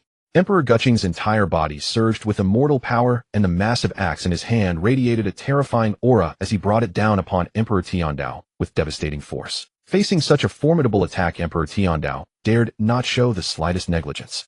He immediately unleashed his most powerful technique, clashing with Emperor Guqing Heiden. At the same moment, the swords of Emperor Shenjian and Emperor Qingyan struck like lightning toward Emperor Tiandao's left and right shoulders. He had no time to dodge, and both his arms were instantly shattered into ashes. Bang! Seeing this, Emperor Tiandao hastily kicked away Emperor Guqing's massive axe and swiftly flew backward. Regaining his balance, he cursed furiously, "You three old scoundrels, truly despicable and shameless. Save your breath. Today is your death day." Emperor Shenjian showed no mercy. His sword gleamed with cold light once more as he charged toward Emperor Tiandao. Clearly, they had no intention of sparing him. However, facing the combined assault of the three immortal emperors, Shenjian, Qingyan, and Guqing, Emperor Tiandao was defeated in short order. Severely wounded, he lay upon the arena floor, barely clinging to life. Among the hundreds of immortal emperors present, not a single one stepped forward to aid Emperor Tiandao. No one was willing to face all three of them simultaneously. "Patriarch Su, save me!" Emperor Tiandao cried out in terror, his voice trembling with desperation and pleading. His once proud demeanor had completely vanished, leaving only fear and helplessness in his eyes. Emperor Qingyan hesitated, his gaze shifting towards Su Han's location. He bowed deeply and said respectfully, "If Patriarch Su wishes to spare Tiandao, the three of us are willing to abandon the kill." Their original intention had been to join the Tianlan sect. There was truly no need to provoke Su Han by killing an immortal emperor, as it would only bring them further trouble and losses. After all, it would only create additional complications for them. However, Su Han's expression remained cold and unmoved.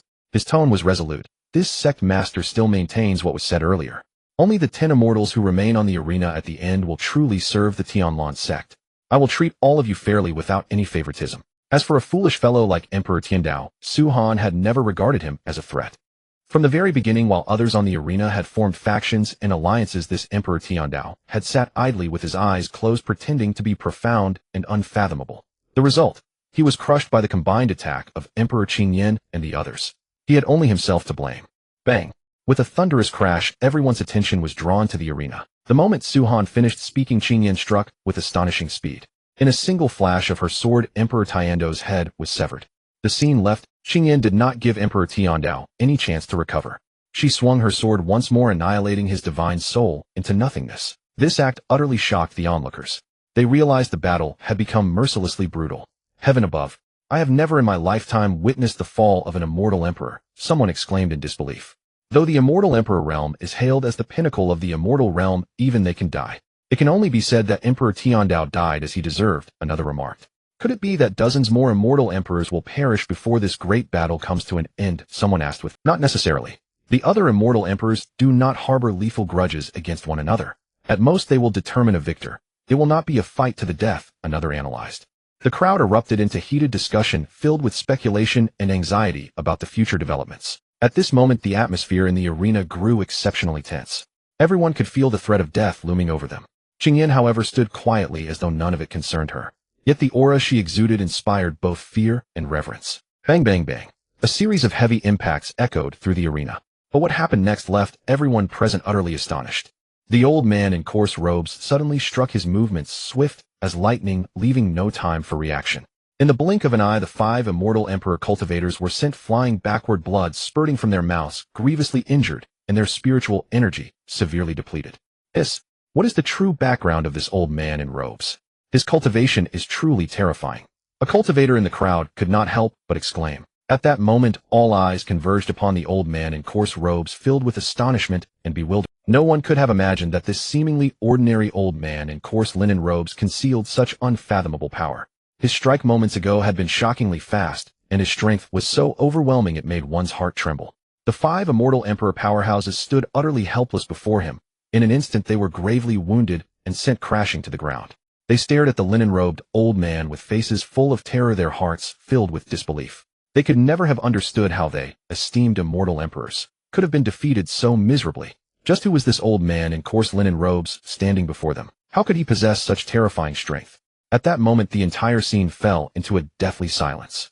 Everyone was shaken by the power the linen-robed old man had displayed, secretly wondering about his identity and origins. The linen-robed old man remained standing quietly in place, a faint smile still on his face, as if everything was well within his grasp. "Who are you, sir?" Tianlan, Immortal Emperor, and the others looked on with wary expressions, for the old man's strength had far exceeded their expectations. At this rate no one except the linen-robed old man could be confident of lasting to the end. "I am Old Man Tianjue." At these words everyone present wore shocked expressions, some even cried out loud. "Good heavens, it's actually him. Wasn't there a rumor that he had already fallen after entering Mount Yinshan? Someone couldn't. Who is Old Man Tianjue? Why does everyone tremble at the sound of his name?" Someone unfamiliar with the matter asked. A nearby person promptly explained, "Old Man Tianjue was the mightiest being in the immortal realm 100,000 years ago. It is said that in order to save his wife he risked entering Mount Yinshan to search for a way to the divine realm. But after he and his wife entered Mount Yinshan, there was no word from them ever again. Everyone thought they had died. Who could have imagined seeing him again today? Is that true? Then why has he appeared here now? Did he find the road to the divine realm?" The others began speculating in earnest. For a time the scene grew exceptionally lively. Everyone was filled with curiosity and reverence for the mysterious powerhouse who had suddenly appeared. Old Man Tianjue sighed. 100,000 years have passed. I never imagined anyone would still remember this old man. It truly feels like another life.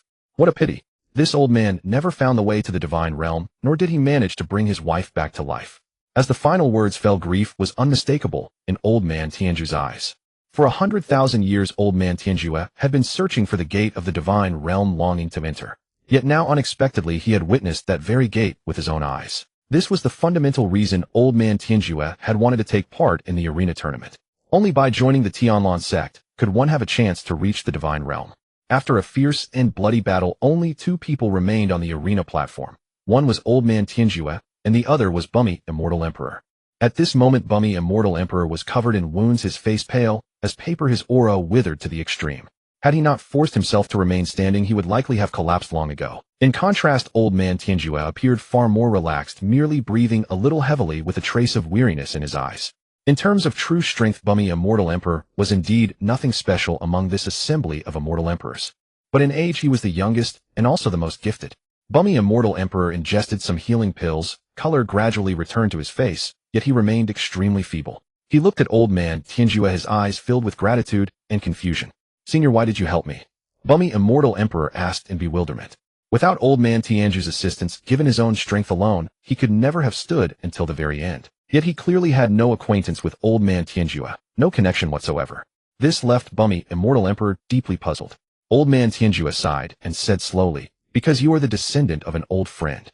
Hearing these words, Bummy, Immortal Emperor, felt his heart jolt, countless thoughts flashing through his mind. He gazed at Old Man Tianjue, trying to find the answer in the old man's expression. However, on Old Man Tianjue's face there was only deep emotion and sorrow. At that moment the divine statue turned to Su Han and asked, "Sect Master Su, you wanted 10 people, but now only 2 are left. Would you like another round?" "No need. 2 is quite enough." Su Han refused flatly. Whether it was Old Man Tianjue or Bummy, Immortal Emperor, the talent of these 2 far outstripped everyone else. Taking these 2 into the Tianlan sect was an excellent decision. If there were too many people, Su Han truly couldn't keep an eye on them all. "On what grounds?" "We refuse to accept this." It was agreed there would be 10 places. There are still 8 unfilled. This emperor thinks Sect Master Su should select 8 more from us defeated immortal emperors to join the Tianlan sect. Exactly. We immortal emperors all suffered severe wounds fighting in the tournament. No matter what, the Tianlan sect ought to give us a chance. That's right. We hope Sect Master Su will keep his word. If he said 10, then it must be 10. However, Su Han's words were evidently met with objections from Qingyan, Immortal Emperor, and a host of other immortal emperors. They had nearly lost their lives for those 10 places. To have them walk away with nothing now, they absolutely wouldn't stand for it.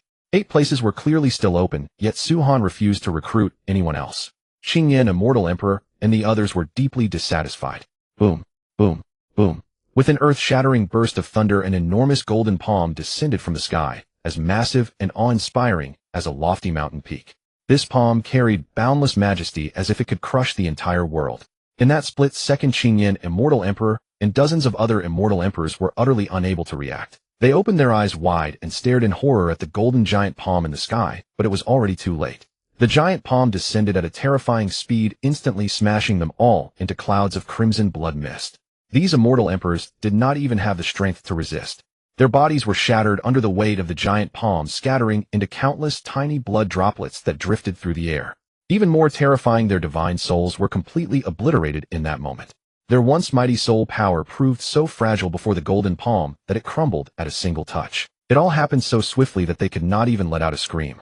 The people around witnessing this appalling spectacle turned pale with fright and trembled uncontrollably. Good heavens! Dozens of Immortal Emperors, killed by Sect Master Su before he even said a word. Someone screamed, his voice filled with disbelieving horror. They deserve to die. This is what happens when you can't read the situation. Qingyan, Immortal Emperor, and the others thought that just because they were Immortal Emperors they could do whatever they pleased. They even ganged up to threaten Sect Master Su. And what came of it? A single move from Sect Master Su annihilated them all. How satisfying. Another person said through gritted teeth. Another person said through gritted teeth. Exactly. Sect Master Su's willingness to grant us benefits is already a blessing. Yet they failed to appreciate it and insisted on lecturing him. They deserve to die. Others chimed in agreement. The crowd erupted into clamor, voices buzzing with shock and outrage over what had just transpired. They had originally harbored some expectations for Qingyan, Immortal Emperor, and the others, hoping they could reach some agreement with Sect Master Su that would benefit everyone. However, now they witnessed the arrogance and folly of Qingyan, Immortal Emperor, and his companions, as well as Sect Master Su's decisiveness and ruthlessness. I knew these fools would reap what they sow. They were too presumptuous, thinking they could use their strength to coerce Sect Master Su. Little did they know he was far more powerful than they imagined. He eliminated them all in a single move. An elder remarked with emotion. Another person nodded in agreement. This incident is also a lesson to us. Do not lightly challenge Sect Master Su's authority. His decisions are all for our benefit. We should trust him and follow his arrangements, another added. As time passed, the scene gradually returned to calm. People began to clean up the aftermath, wiping away the bloodstains and debris on the ground. Though the battle had caused considerable destruction, it did not shake Sect Master Su's standing or prestige. On the contrary, their reverence for him only deepened. In the days that followed, everyone continued to. They knew well that only by constantly strengthening their power could they remain undefeated in this cruel cultivation world. At the same time, they looked forward to Sect Master Su leading them toward an even more glorious future. Su-Han looked at the divine statue, curiosity flickering in his eyes, and asked casually, "Exactly how many divine essences do you hold in your hands?"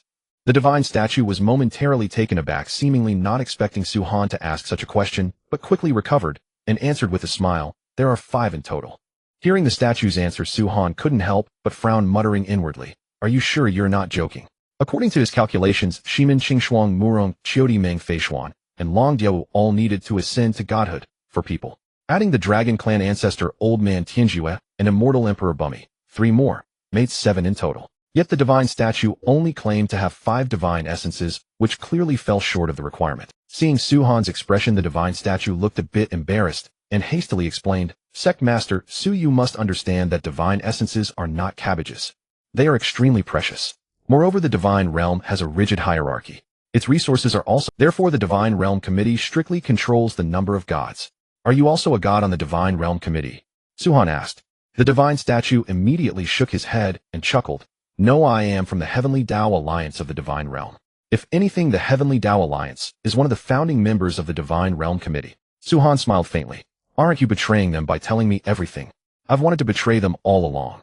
To be precise, my grievances with the Heavenly Tao Alliance run deep." The divine statue explained calmly. At this, Su-Han understood. No wonder the statue had been so forthcoming from the very start. So this statue is a rebellious one after all. This actually made things simpler. Then the statue continued, "I want to join the Tianlan sect, but I hope that after we go to the Divine Realm, Sect Master Su will help me kill someone." The next moment, the divine statue waved his hand, and 5 divine essences appeared before Su-Han. "We need 2 more divine essences. Tianjue and Bummy don't have theirs yet. If they cannot become gods, even in the Divine Realm, Old Man Tianjue and Immortal Emperor Bummy would be mere ants. One day they might be slaughtered by someone. If that happened, how could they serve Su-Han?" The statue seemed to have anticipated this and immediately smiled. After you pass through the Divine Realms Gate, you will arrive at the Divine Pool. The Guardians of the Divine Pool are precisely 2 lower-rank gods of the Heavenly Tao Alliance. Wait for me here. I will return in 7 days. With a wave of his hand, Su-Han left with Long Jiawu and the others heading toward the Dragon Clan. The Dragon Clan, a powerful and mysterious race possessing unparalleled strength and majesty. However, this once glorious race was now embroiled in a fierce internal conflict. Within the Dragon Palace, arguments and sounds of fighting rose one after another, filling the entire hall with tension and chaos. The spark of this civil war was the struggle for the Patriarch's seat.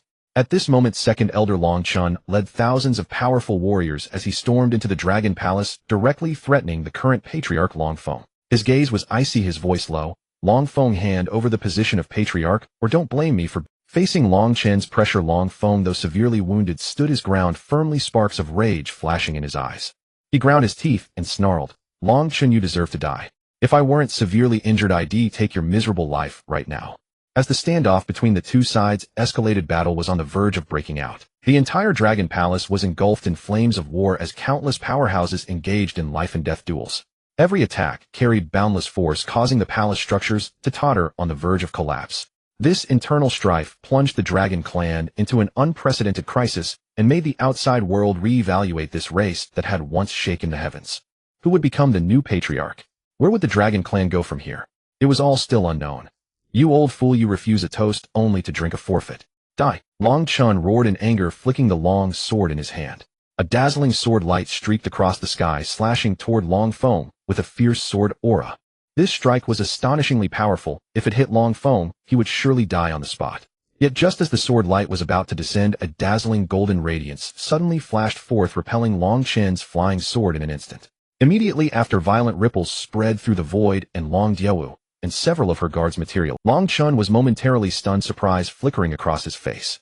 But it quickly turned into ecstasy, and he burst into laughter. "Long Jiawu, it's actually you. I didn't expect you to come in person. Fine, today you'll send both father and daughter to the afterlife together." His laughter brimmed with smugness and confidence, as if he could already see the dawn of victory. "You damned beast, you deserve to die." Long Daiwa's face was grim as she immediately raised her sword and charged at Long Chun, hellbent on grinding his bones to dust and scattering his ashes. You dare to try to kill me, utterly overestimating yourself." Long Chen's voice echoed through the air, dripping with endless mockery and disdain. His eyes gleamed with a cold, cruel light, as if he had already regarded Long Jiawu as prey within his grasp. As his words fell, Long Chun unhesitatingly unleashed his full power and engaged Long Jiawu in a fierce clash. Their figures interweaved in midair, and the clash of their blades rang out with crisp impact as sparks flew in all directions. Every strike carried immense power, causing the very space around them to tremble. The destructive force of this battle was astonishing. The buildings throughout the Dragon Palace suffered severe damage. Walls shattered, rooftops collapsed, the ground caved in, a scene of utter devastation. Yet neither showed the slightest intention of stopping, continuing their fierce battle. After 100 exchanges, Long Daiwa's face turned pale, her aura noticeably weakened, and she was clearly at a disadvantage. Seizing the opportunity, Long Chun slashed out with his sword. The sword chi was fierce, carrying unmatched momentum. Long Jiawu barely managed to block, but was still sent flying and crashed heavily to the ground. Long Daiwa's figure flew backward, smashing through several palace halls before finally coming to a stop. Blood trickled from the corner of her mouth, her face pale as paper, clearly gravely injured. "Ha ha ha." Long Chen stood in the void, laughing uproariously. His laughter was filled with smugness and pride, as if victory had already been secured. He trod upon the void and walked step by step toward Long Jiawu, murderous intent flickering in his eyes. "Long Jiawu, today is your day of death," Long Chun said coldly, his voice carrying grim finality. He raised the long sword in his hand, preparing to deliver a fatal blow to Long Jiawu. Clang! Just as Long Chen's immortal sword was about to strike down upon Long Daiwa's body, suddenly a golden light blazed around Long Daiwa's body. The light was extraordinarily brilliant, dazzling like the sun itself, and it instantly repelled Long Chun. Long Chun was driven back by the powerful force, retreating more than 10 meters before barely stabilizing himself. He lowered his head to glance at his right hand gripping the sword, and discovered that his palm had been split open, blood seeping out and staining the sword hilt red. Long Chun glared at Long Jiawu with fury written all over his face and roared, "Who is this cowardly wretch? How dare you ambush me? If you have any ability, come out and fight me for 300 rounds."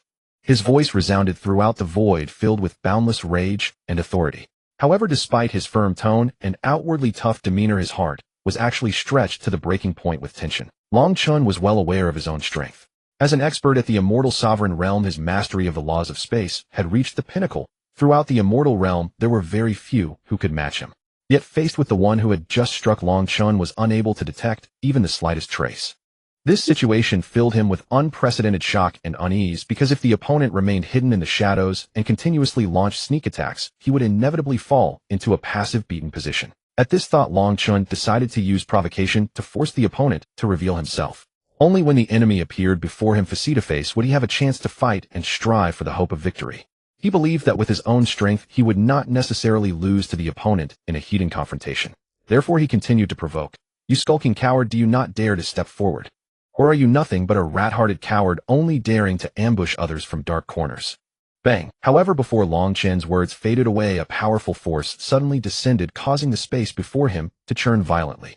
Immediately after, a giant handprint materialized out of nowhere and slammed down toward Long Chun with the force of Mount Tai crashing down.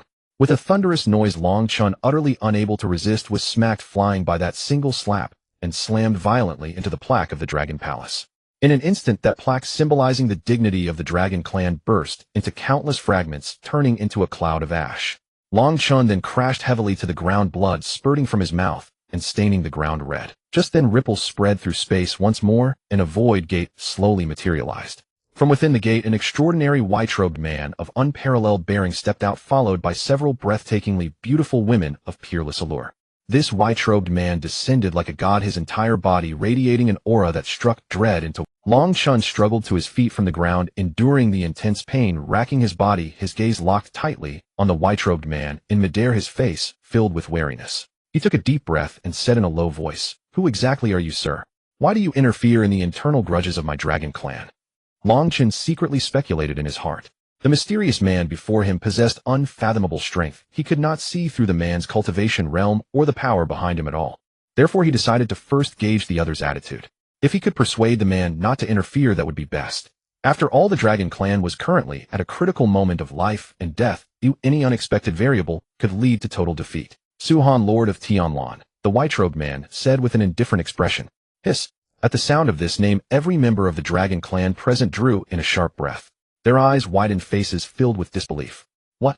He is Suhan, the Sect Master of the Tianlan sect, the super powerhouse who within just a single month nearly unified the entire immortal realm. Who would have thought that Suhan would be so young? It's truly unbelievable, a Dragon Clan elder exclaimed in astonishment. Aspirations do not depend on age. Without ambition, living 100 years is in vain. Judging by his bone age, Suhan is only 23. At such an age, he already possesses terrifying cultivation, surpassing the supreme Immortal Emperor realm, and is about to unify the immortal realm. Such a powerhouse is truly unmatched in ancient and modern times. Another Dragon Clan elder could not help but sigh. Another Dragon Clan elder could not help but remark, "Humph, so what if he is the Lord of Tianlan? This is our Dragon Clan. No matter how powerful he is, he must lie low here. If he knows what's good for him, he will leave immediately. Otherwise, this Dragon Palace will be his burial ground." The Dragon King let out a cold snort, his gaze icy as he looked at Suhan. "That's right. The internal affairs of our Dragon Clan are none of his business, a mere human. He should get out of here now. The Dragon Clan does not welcome him." Some Dragon Clan members echoed in agreement. Although the other Dragon Clan members did not speak, they too were filled with hostility towards Suhan. Facing the provocations of the Dragon Clan, Suhan curled the corner of his mouth slightly into a contemptuous smile. "Just because of you lot of trash you want me to leave? Absolutely laughable." His voice was not loud, yet it carried an indescribable authority and dominance, inspiring awe in all who heard it. Slap! A loud noise rang out as Suhan's palms slammed heavily onto the ground. The immense force caused the earth to tremble violently. The Dragon Clan members who had just been clamoring were instantly smashed into pulp in the blink of an eye. Bodies flew in all directions, blood splattering everywhere. In an instant, the entire Dragon Palace was plunged into deathly silence. Everyone stared at Suhan in terror, their hearts filled with fear and reverence. They had once believed themselves to be the proud dragon race, entitled to oppress others at will. Yet now they realized that before this mysterious and formidable man, they were nothing but insignificant ants. Suhan swept his gaze across the crowd with an expressionless face. His eyes were as cold as ice, sending chills down everyone's spines. Slowly he spoke. "Is there anyone else who refuses to yield? Step forward." His voice was not loud, but it carried an irresistible authority, as if proclaiming his existence to the entire world. The dragons lowered their heads, and no one dared to make a single sound. They understood that the man before them was a true powerhouse, his strength unfathomably deep, so immense that he could easily slay any one of them. Though rage burned within their hearts, not a trace of defiance dared to remain. A faint smirk tugged at the corner of Su-Han's mouth, revealing a look of utter contempt. These so-called dragons were utterly beneath his notice. He cared nothing for their status or station, nor for their fury or protest. In his view, only those with sufficient strength could seize control of their own destiny. So what if you were dragons? If I wished to kill you, it would be as easy as turning my hand. Su-Han sneered coldly. His tone brimmed with confidence and overbearing dominance enough to make others. Seeing that all remained silent, Su-Han spoke once more. From this day forth, Long Jiawu shall be the chieftain of the dragon race. I have said my piece. Who approves? Who dares to oppose? A single stone stirred 1,000 ripples. Voices erupted in succession. On what grounds? Whether in cultivation, seniority, or contributions to the dragon race.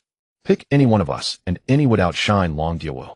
Another chimed in. Exactly. Su-Han, we know you, but if you think you can force the dragon race into submission with your own power alone, you are merely dreaming. Someone else retorted, that's right. That woman Long Jiawu has already become your woman, hasn't she? All you are doing is trying to merge our dragon race under the banner of your Tianlan sect. Your scheme is far too transparent. Still others murmured on and on.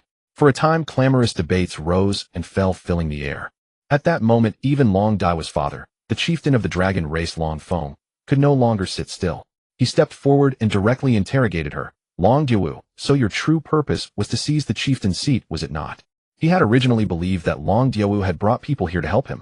Never did he imagine that she was coveting his position as chieftain. Facing her father's accusation, Long Jiawu refused to back down. She shot back, Long Feng, you are nothing but a useless waste.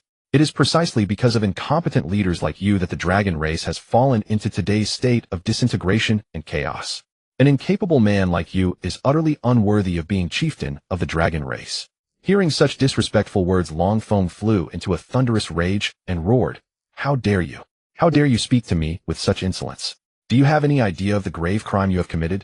Yet Long Daiwa's words immediately provoked Long Feng's fury even further. Just as Long Feng was about to erupt, Su-Han suddenly struck out, slapping him viciously. A dull thud rang out as Long Feng instantly turned to ashes, scattering into the air. With a contemptuous look, Su-Han said, Too much useless prattle. This sovereign will give you 3 seconds. If anyone still refuses to submit, then await death. With that, he began his countdown. 3. Then he called out 2. Finally, he shouted 1. Every single member of the dragon race knelt down, except Long Chun. Bang! Long Chun had assumed Su-Han would give him a chance to bargain, but what greeted him was Su-Han's heavy boom. The next second, the dragon palace shook violently. From the forbidden grounds at the rear mountain, a pillar of blue light blazed skyward, and a streak of azure radiance came speeding toward the dragon palace. You brats, slaughtering members of my dragon race wantonly. You are courting death. The newcomer was clad in blue robes with graying hair. It was none other than the dragon race's grand ancestor Long Guang. His form flickered as he appeared above the dragon palace, radiating an imposing aura. Seeing this, Long Daiwa's heart tightened, and she hurriedly said, Grand ancestor, stop. Do not act rashly. She knew full well how powerful Su-Han was. If the two sides clashed, the consequences would be disastrous. Long Guang frowned slightly at her words, yet still halted his movement. He looked down at Su-Han, a flicker of doubt and wariness flashing within his eyes. Old bastard, you are a man on the verge of death. Who are you trying to intimidate before this sovereign? Su-Han said with an indifferent tone, his eyes brimming with contempt and scorn. If not for Long Jiawu pleading on your behalf, this sovereign could kill you with a snap of his fingers. His attitude toward Long Guang was utterly cold, as if he did not regard the other party in the slightest. Ha ha ha.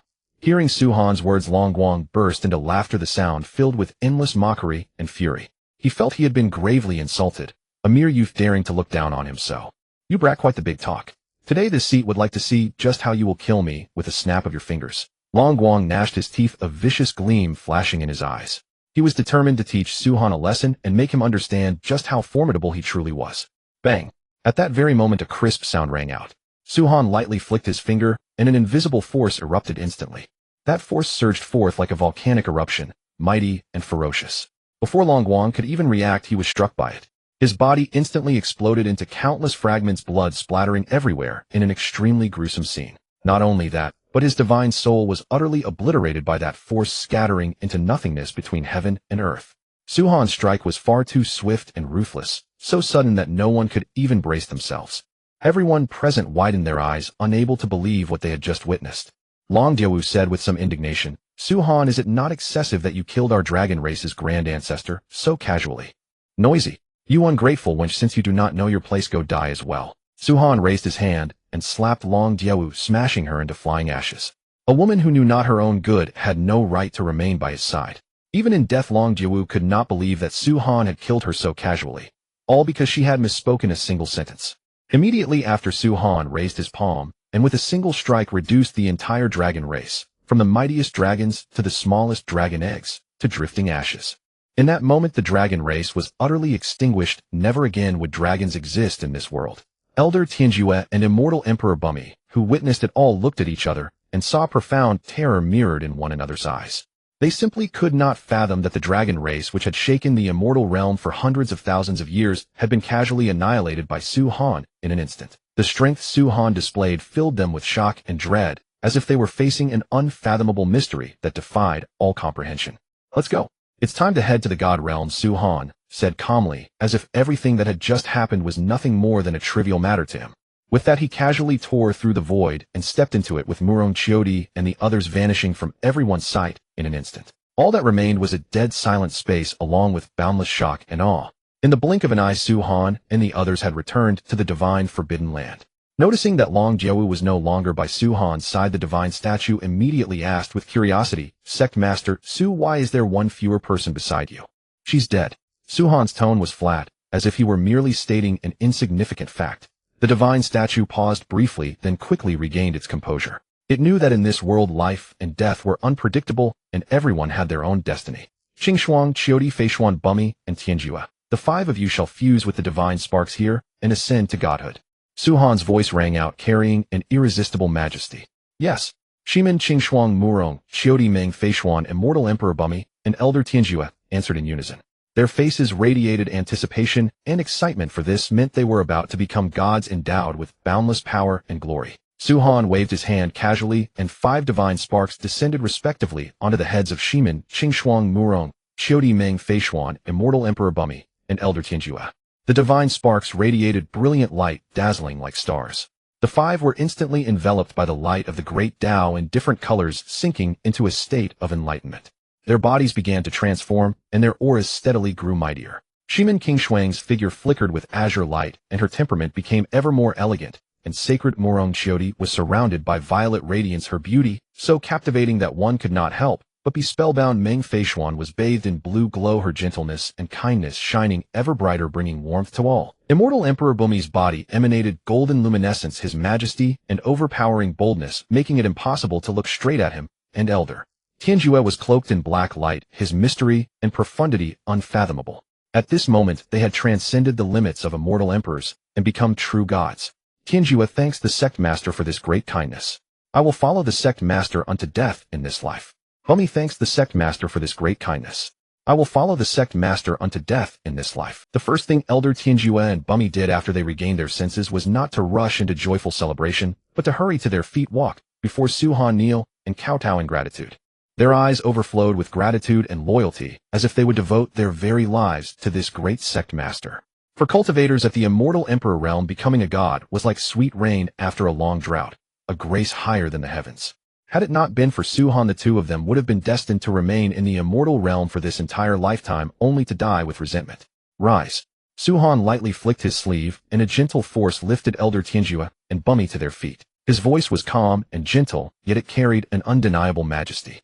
The 2 rose at his words and stood respectfully before Suhan, reverence flickering in their eyes. Which of the 2 of you knows about the Tiansheng immortal dynasty? Suhan's gaze swept across them, his tone even. Elder Tianjue and Bummy exchanged a glance. Then Elder Tianjue spoke to answer the Sect Master. The Tiansheng immortal dynasty is a paramount superpower with profound heritage and immense strength, ruling over a vast starry domain. Oh, then how strong is it? Suhan pressed. Bummy replied, the Tiansheng immortal dynasty boasts numerous powerhouses at the Immortal King realm, and there are even immortal emperor level beings. Its strength ranks among the absolute top of the immortal realm. Moreover, the Tiansheng immortal dynasty commands enormous resources and cultivation techniques, wielding tremendous influence over the immortal realm. Suhan nodded slightly. Elder Tianjue looked puzzled and asked in a low voice, Sect Master, could it be that the Tiansheng immortal dynasty has offended you? If so, this subordinate is willing to go personally and wipe out the Tiansheng immortal dynasty in one fell swoop. Bummy, standing beside him, also hastened to volunteer, saying in a firm tone, Sect Master, please allow this subordinate to go along as well and support Senior Tianjue. Rest assured we will surely reduce the Tianqing Immortal Dynasty to nothing. Not a single piece of armor will. Elder Tianjue and Bummy were both among the most extraordinary beings in the immortal realm. Yet although there were countless transcendent powers in that realm, Su Han had singled out the Tianqing Immortal Dynasty. Clearly the Tianqing Immortal Dynasty must have incurred Su Han's anger. As members of the Tianlan sect, they naturally felt it their duty to relieve Su Han of his concerns. That is not the case. The Tianqing Immortal Dynasty bears a grudge against Feishuan. The Tianqing Immortal Dynasty should be handled by Feishuan personally. Yes, Sect Master. Hearing this, Elder Tianjue and Bummy understood at once.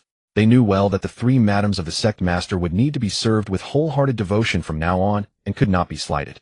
Before long, Meng Feishuan, Shimin Qingshuang, and Murong Qiudi also broke through to the god realm. Husband, I have finally become a god. Thank you.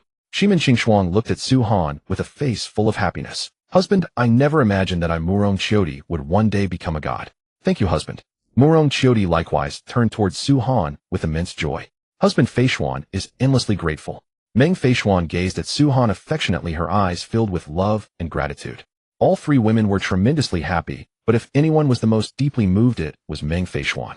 In her previous life, she had pursued the opportunity to become a god at any cost, only to fail in the end, and even sacrifice her life. In this life, however, she had not only succeeded in becoming a god, but she could also stand by the side of the one she loved. This filled her with incomparable happiness and contentment. Now looking back, it truly felt like a world apart. Meng Feishuan was overcome with emotion, her heart filled with reflections on fate and anticipation for the future. She knew in her heart that all of this was because of Su Han's company and support. He was the benefactor of her life and the eternal source of reliance in her heart. Let's go. We're going to the Tianqing Immortal Dynasty to avenge you. Su Han waved his hand, tore through the void, and vanished into it, with Meng Feishuan and the others. The Tianqing Immortal Dynasty. You rats.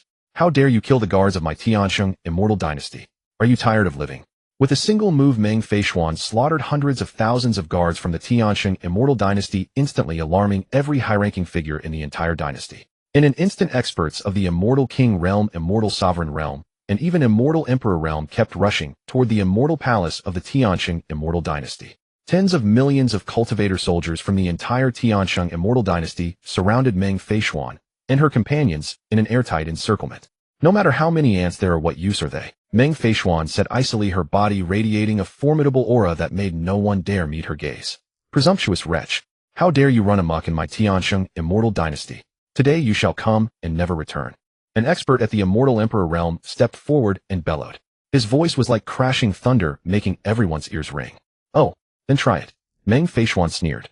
A flicker of light appeared in her hand, and a peerlessly sharp, treasured sword materialized. She lightly swung the sword, sending a fierce streak of sword chi slashing toward the Immortal Emperor realm powerhouse.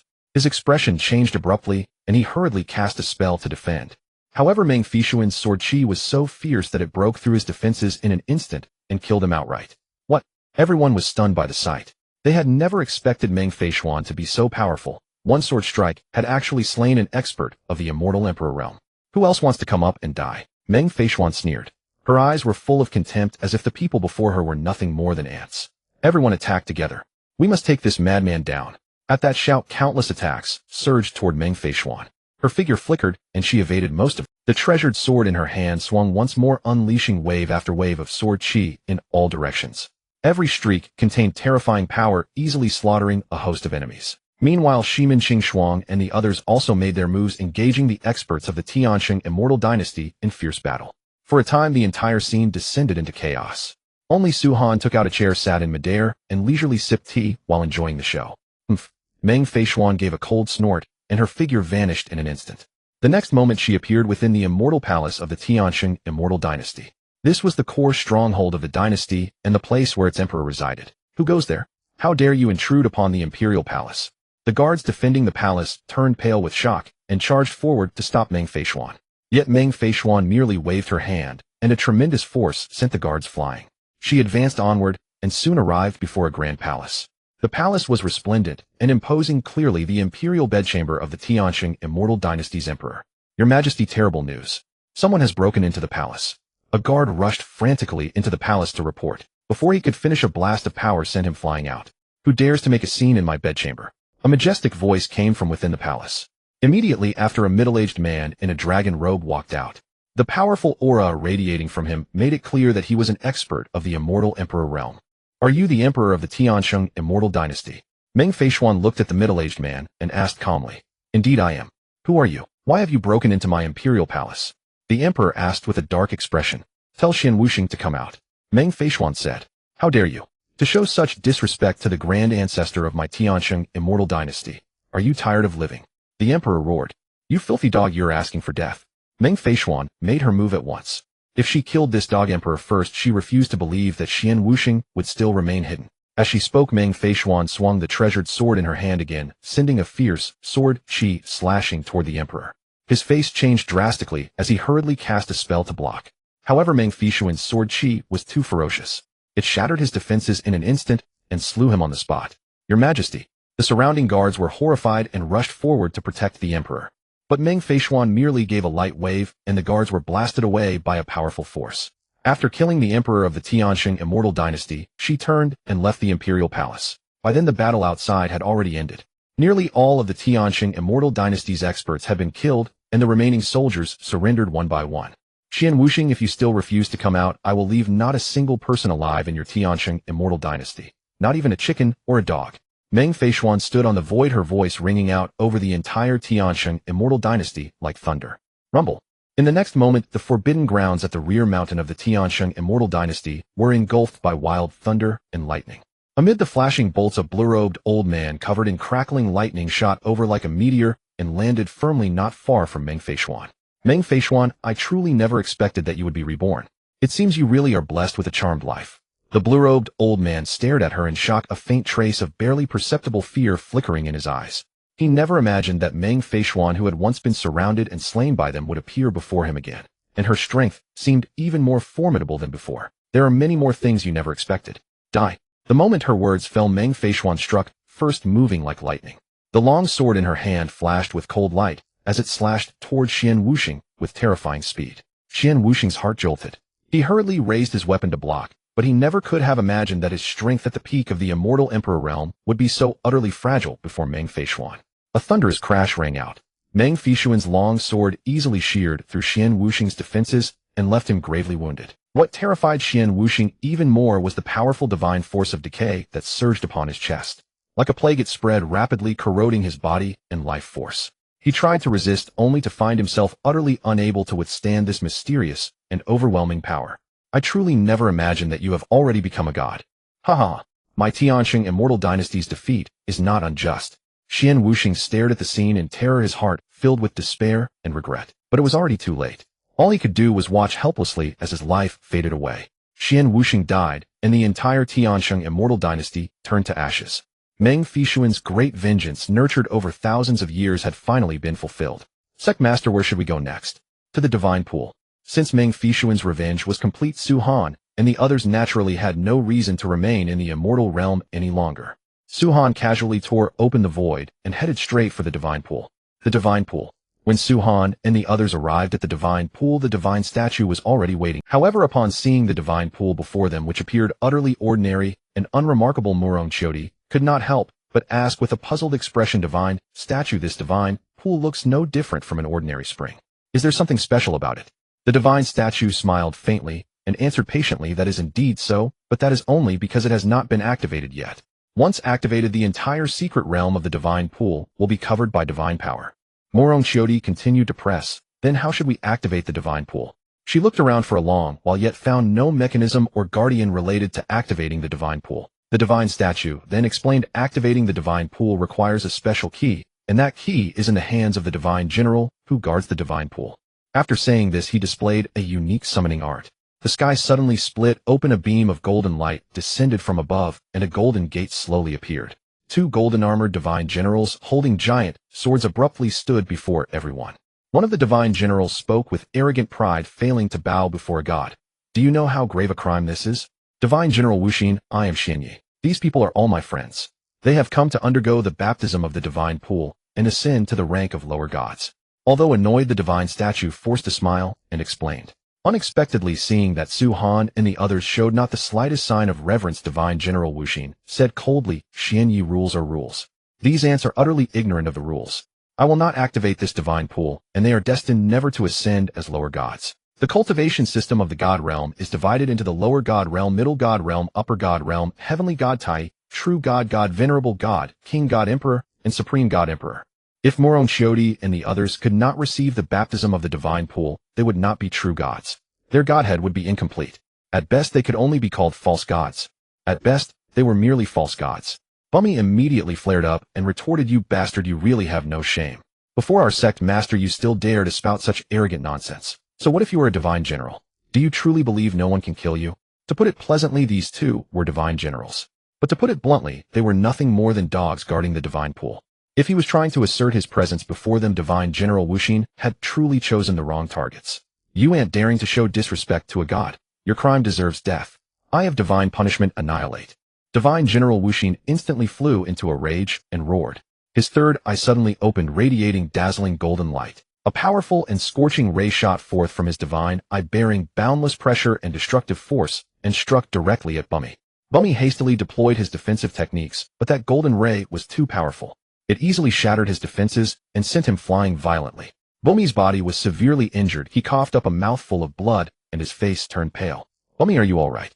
Elder Tianjua, burning with anxiety, swiftly flew over and caught the tottering Bummy. He quickly unleashed his healing power, trying to stabilize Bummy's injuries. Bummy coughed a few times, forced a faint smile, and waved his hand to indicate that he was fine. Yet in his heart he understood that compared with Divine General Wuxin's strength, they still had a very long way to go. Despite the brief exchange, Bummy was keenly aware that they were now nothing more than false gods, and a massive gap existed between them and true deities. This gap was like an unbridgeable chasm, filling them with unprecedented pressure and challenge. Seeing this, Divine General Wuxin's laughter grew louder and louder, as if it would shatter the entire sky. His eyes were filled with disdain and contempt, as if everyone before him were as small as ants. His laughter was like thunder from the 9 heavens, resounding through the clouds and startling all who heard it. "With only this little strength you still dare to roar before me? Do you truly think that by possessing godhead and becoming false gods you can contend with me? How ridiculous. Ants like you. I can wipe you out with a single finger." Divine General Wuxin laughed wantonly. His words were full of ridicule and contempt. Although Divine General Wuxin was but an insignificant character in the god realm in this place, the immortal realm, he was the supreme existence, a god who ruled over everything. Anyone who dared to challenge his authority would face death. However, at this very moment, a voice laden with murderous intent suddenly rang out like a thunderbolt cutting across the sky, instantly shocking Divine General Wuxin. That voice was icy and imposing, as if it came from a demon in the abyss, chilling to the bone. The smile on Divine General Wuxin's face instantly vanished, replaced by shock and wariness. "Oh, you seem quite pleased that you injured this emperor's people." The voice rang out again, carrying boundless pressure and domineering authority. Divine General Wuxin's expression turned extremely ugly. He stared intently in the direction of the voice as a powerful unease surged within him. Then a man dressed in white slowly stepped forward. His steps were steady and resolute, each one carrying an irresistible force. A powerful aura radiated from him, making it impossible for anyone to look directly at him.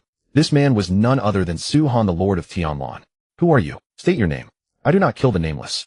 Divine General Wuxin looked at Su Han with a flicker of wariness in his eyes. He could sense that this man was by no means an ordinary figure. His strength was unfathomable, perhaps even greater than his own. Faced with such a powerful enemy, Divine General Wuxin had no choice but to discard his contempt and treat him seriously. "Lord of Tianlan, Su Han." Su Han's voice was calm and unwavering, without the slightest trace of emotion. His eyes were like torches, glaring fixedly at Divine General Wuxin, as if trying to see through it. The corner of his mouth curled upward in a disdainful sneer, and he cursed without restraint, "A pretentious ant like you, die for me."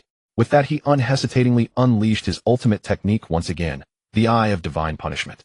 A dazzling beam shot from Divine General Wuxin's divine eye, bringing boundless pressure and destructive power straight towards Su Han.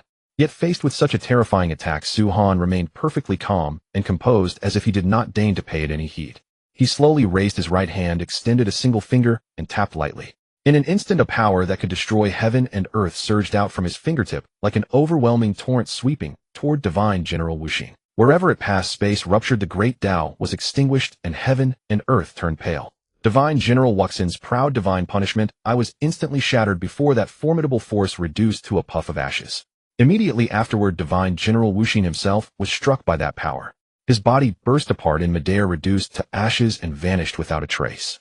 Seeing this, another divine general beside him turned pale with terror and trembled uncontrollably. He hurriedly knelt in midair, kowtowing and begging for mercy. "Senior, spare my life. All of this was Wuxin's own idea. It had nothing to do with me. Please show mercy and let me live. How could he have imagined that a cultivator from the immortal realm could be so terrifyingly powerful? Before even undergoing the baptism of the divine pool, he had already killed Divine General Wuxin. Such terrifying strength was enough to shatter one's mind. Enough nonsense. Open the divine pool immediately. Yes, yes, yes. The divine general hastily took out a golden token and cast it into the divine. As the token fell into the water, the entire divine pool's secret realm shook, and an ancient majestic palace emerged from the water before everyone's eyes. This palace was exceedingly ancient and mysterious, exuding a breath that made one's heart tremble. Its architectural style was unique, brimming with sacred power. Senior upon the divine pillars in front of this palace lies the purest divine power. Those who receive its baptism can be elevated to lower gods. The divine general hastily explained to Suhan. Suhan nodded slightly to show that he understood. He turned to Murong Chiodi and the others and said softly, "It is your turn now." Hearing this, a glint of excitement flashed through Murong Chiodi and the others' eyes. They flew up one after another, heading toward the mysterious palace. When they reached the front of the palace, the 5 divine pillars sent down divine power in 5 different colors. Like 5 gigantic rainbow ribbons, it coiled around Murong Chiodi and the others. The baptism of divine power had begun. Murong Chiodi and the others were shrouded in divine power, both their souls and bodies. They could feel an immense force remaking their bodies and spirits. At the same time, the immortal power in their bodies began to transform into divine power. This was a long and arduous process, but under the influence of divine power, its speed greatly accelerated. Suhan quietly watched the scene before him, silently anticipating the transformation of Murong Chiodi and the others. He knew that this baptism of divine power was a rare opportunity for Murong Chiodi and the others, the crucial step toward a higher realm. Xuanya, after passing through the divine realm gate, where will our first stop be? With deep-set eyes, Suhan looked at Xuanya beside him and asked in a low voice. He knew that once they passed through the divine realm gate into the divine realm, they would arrive at a particular place, but he was not certain where. Reporting to the Sect Master, the first destination is Shuya Divine City. Xuanya answered with a solemn expression. He was thoroughly familiar with the divine realm and fully understood Shuya Divine City's peculiarities and dangers. Shuya Divine City is the seat of the Shuya Divine Dynasty and is extremely prosperous. Xuanya continued with a hint of reverence in his tone. He depicted the city's flourishing scene and its vital position in the divine realm. Then he added, however, this place snows all year round. That made Suhan furrow his brows. Besides, the divine sovereign of the Shuya Divine Dynasty is a woman of very strange temper. Xinya's voice carried a note of worry. He described the divine sovereign's character and conduct in detail, stressing her inscrutability. For the most part, her whole life is spent waging war. Xuanya let out a heavy sigh, helplessness flickering in his eyes. He knew all too well the divine sovereign's bellicose nature and the threat she posed to everyone around her. Finally, Xuanya summed up, therefore almost all cultivators who ascend to the divine realm are unwilling to remain in Shuya Divine City. His words conveyed a common understanding. Living in Shuya Divine City was fraught with uncertainty and danger. Having heard Xinya's account, Suhan fell into contemplation. This godforsaken place was certainly no fit site for the Tianlan sect's headquarters. Suhan narrowed his eyes slightly and asked again, Xuanya, in your opinion, where in the divine realm has the most resources and gathers the most outstanding prodigies? Hearing this, Xuanya answered without even thinking, reporting to the Sect Master that would naturally be Guangming Divine City, known as the City of 10,000 Cities. Guangming Divine City is the seat of the Divine Realm Council's headquarters and is the most prosperous place in the Divine Realm, with the most abundant resources and the greatest congregation of prodigies. However, at this point Xuanya paused, then went on, although Guangming Divine City is rich in resources, the competition there is exceptionally fierce. To establish your own power in Guangming Divine City, you must obtain the approval of the Divine Realm Council. Otherwise, it is absolutely impossible. As he spoke, Xuanya closely observed Suhan's expression. For some reason, he kept feeling that Suhan had already made up his mind to go to Guangming Divine City. Sure enough, in the next moment, Suhan said decisively, very well, then we go to Guangming Divine City. Since he wanted the Tianlan sect to shake the entire divine realm with its reputation in the shortest time, in Suhan's eyes the best method was to annihilate the Divine Realm Council and establish the Tianlan sect directly at its headquarters. In this way, the name of the Tianlan sect would inevitably thunder across the entire divine realm in the very Xuanya was thoroughly alarmed, his face filled with astonishment, and he said with a trembling voice, Sect Master, would you kindly give this more careful thought? He knew that Suhan's strength was formidable and fearsome. Yet, Guangming Divine City was no ordinary place. Not only did it house the Divine Realm Council, it also gathered countless transcendent powers of the Divine Realm. The moment they arrived, they would be confronting the most. This course of action was far too risky, and he couldn't help but worry about what lay ahead. The divine general nearby was equally shaken and couldn't help advising, "Senior, please don't act rashly." This course of action was far too risky, and he couldn't help but worry about what lay ahead. The divine general nearby was equally shaken and couldn't help advising, "Senior, please don't act rashly. If Suhan went to throw his life away, wouldn't he be doomed as well?" Suhan looked at the divine general and said calmly, "You may go." "Thank you, Senior." The divine general left at once. Xuanya hastily urged, "Sect Master, once that scoundrel reaches the divine realm, he will certainly lodge a complaint against you with the divine realm council. How about we kill him? This Sect Master knows. This is precisely the outcome I want." Suhan smiled calmly. He had his own plans for letting the divine general go. After passing through the gate of the divine realm, Xuanya summoned a spacecraft and hoisted the banner of the divine council upon it. Bummy and the others looked at the unfamiliar surroundings, evidently filled with confusion and bewilderment, because this seemed somewhat different from the divine realm they had imagined. "Xuanya, is the entire divine realm this desolate?" Bummy couldn't help asking. Xuanya smiled faintly and explained, "Brother Bummy, the competition among the various star domains of the divine realm is far more brutal than that of the immortal realm. A single failure often results in the destruction of the star and the death of all its people. The entire planet will turn into a dead star, no longer hospitable for cultivators to dwell on. Therefore, the planets we saw earlier, though beautiful, are actually dead stars with no living beings inhabiting them." Hearing this, Bummy and the others nodded in understanding. So it turned out that the living conditions in the divine realm were so harsh, no wonder the atmosphere here felt especially tense. However, for them, this also presented a new challenge and opportunity. Only by continuously enhancing their own strength could they gain a firm foothold in this world. As the spacecraft advanced, a scene of bustling prosperity appeared ahead. Countless planets emitting strange, shimmering radiance came into view, each one exuding a powerful aura, as if concealing endless treasures and secrets. Bummy and the others couldn't help widening their eyes, their hearts filled with anticipation and curiosity. However, at that very moment, a stern shout rang out.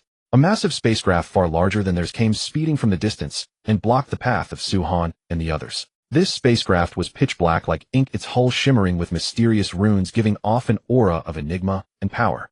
On the deck of that vessel stood a group of people clad in bizarre attire. Their expressions were stern, and their eyes revealed a cold and ruthless demeanor. Every one of them emanated a formidable aura, each at least at the lower deity realm, while the old man at the lead boasted a cultivation of the upper deity realm. Seeing his spacecraft intercepted, Xuanya's face darkened. A chill flickered in his gaze as he said coldly, "You bandits are so audacious as to dare intercept a vessel of the Divine Council. Do you not know that this is a provocation against the Divine Council?"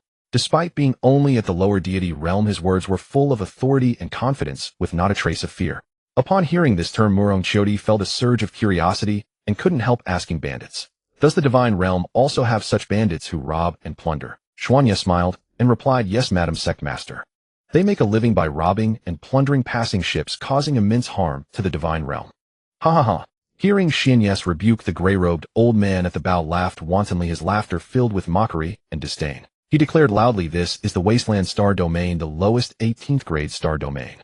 As far as I know, the Divine Council's warships never appear in star domains below the 15th grade. And you still dare to claim you're from the Divine Council? Who do you think would be fooled by such nonsense? Indeed, if it truly were a Divine Council warship, they would never dare to provoke it lightly." However, in this lowest 18th grade star domain, the sudden appearance of a Divine Council warship was utterly preposterous. Not even a 3-year-old child would believe it. Xuanya was secretly startled, realizing that he had been away from the divine realm for so long that he had overlooked such details. However, he quickly calmed down, composed himself, and said slowly, "I am Xuanya, the reception envoy of the... All of us have come from the immortal domain and are heading to the headquarters of the Divine Council. If you dare to obstruct us, you had better consider the consequences." After speaking, he swept his gaze coldly over the crowd, emitting a powerful pressure. "A lower deity realm ant dares to threaten us. You truly court death." One of them, a blue-robed youth with a sword strapped to his back, sneered contemptuously. He immediately drew his sword and lunged at Xuanya, the blade gleaming coldly as it stabbed straight toward him. Despite resisting with all his might, the gap in strength between him and the blue-robed youth was too vast. Within just 3 exchanges, he was struck down, coughing up blood, and severely wounded, lying on the deck, utterly unable to rise. Old man Tianju's face grew solemn, and he inwardly lamented. He knew well that the blue-robed youth's strength was far beyond what they could withstand. The opponent's cultivation was likely nearing the upper deity realm, while they themselves were merely a group of lower deity realm cultivators.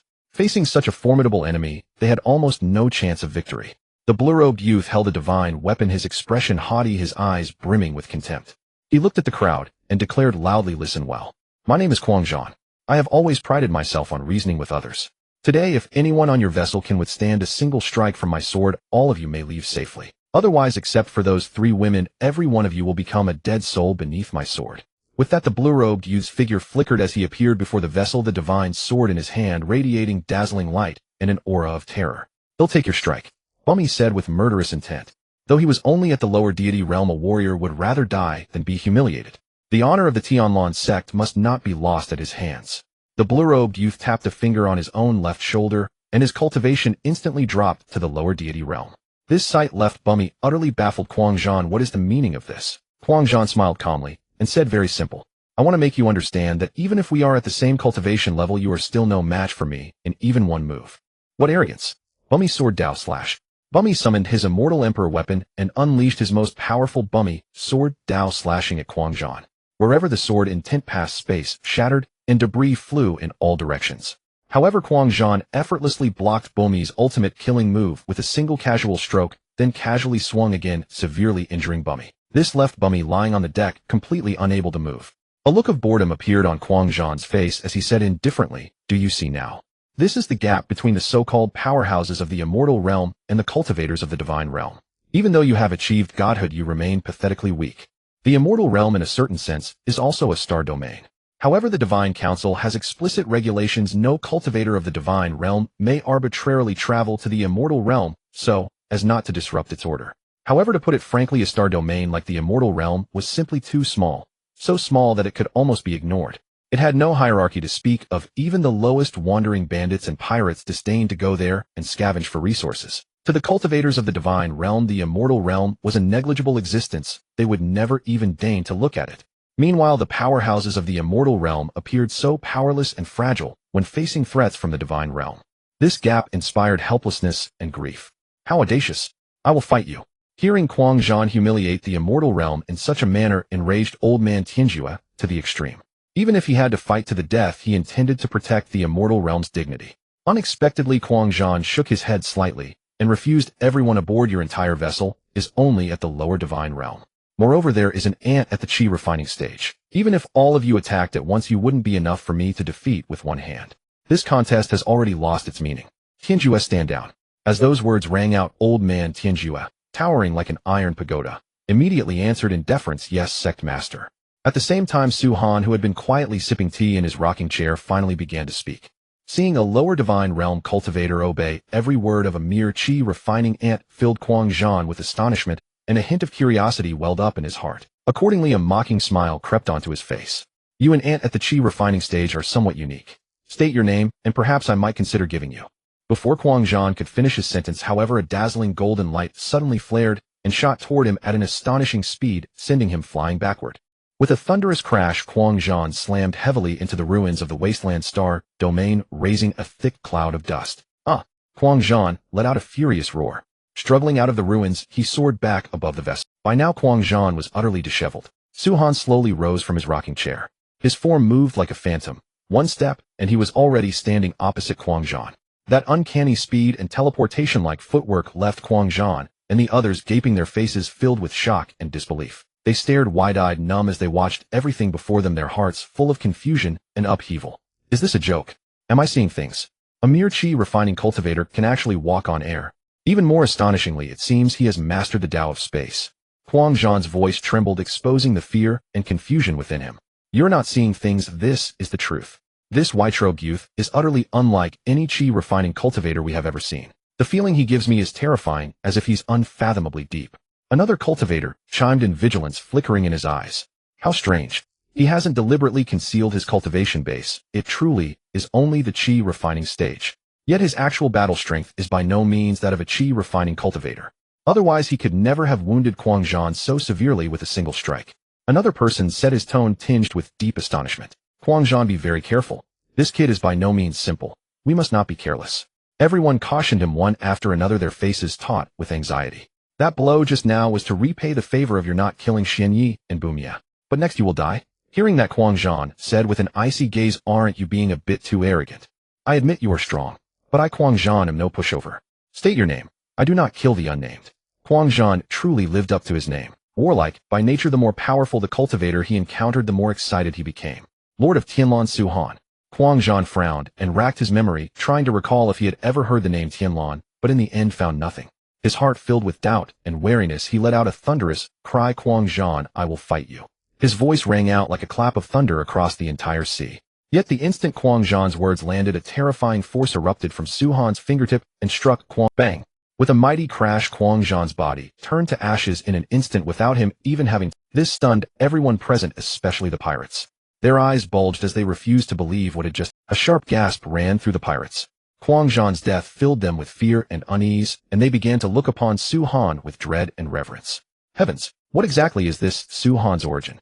How could such a powerful person appear in a garbage star domain like the Immortal Realm? Someone exclaimed in astonishment. A single finger was enough to kill Quang Zhan. This man's cultivation base has absolutely surpassed the upper divine realm.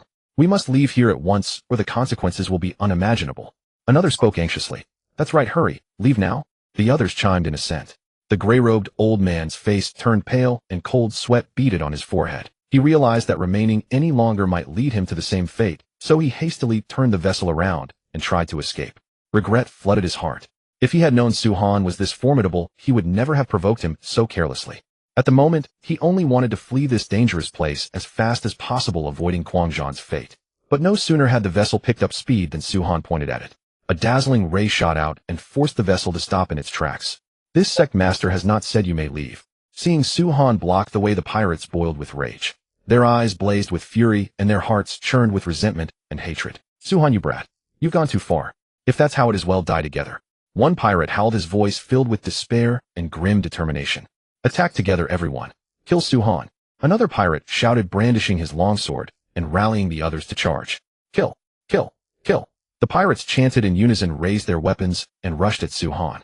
They knew this might be their final chance. If they failed to defeat him, every one of them would die here. The gray-robed old man moved first. His body flickered, and he lunged at Su Han like a phantom. The long sword in his hand flashed cold light as he slashed at Su Han with razor-sharp sword chi. At the same time, dozens of pirates raised their swords and charged at Su Han, their eyes betraying the resolve to die. Facing the siege of the crowd, Su Han remained exceptionally calm.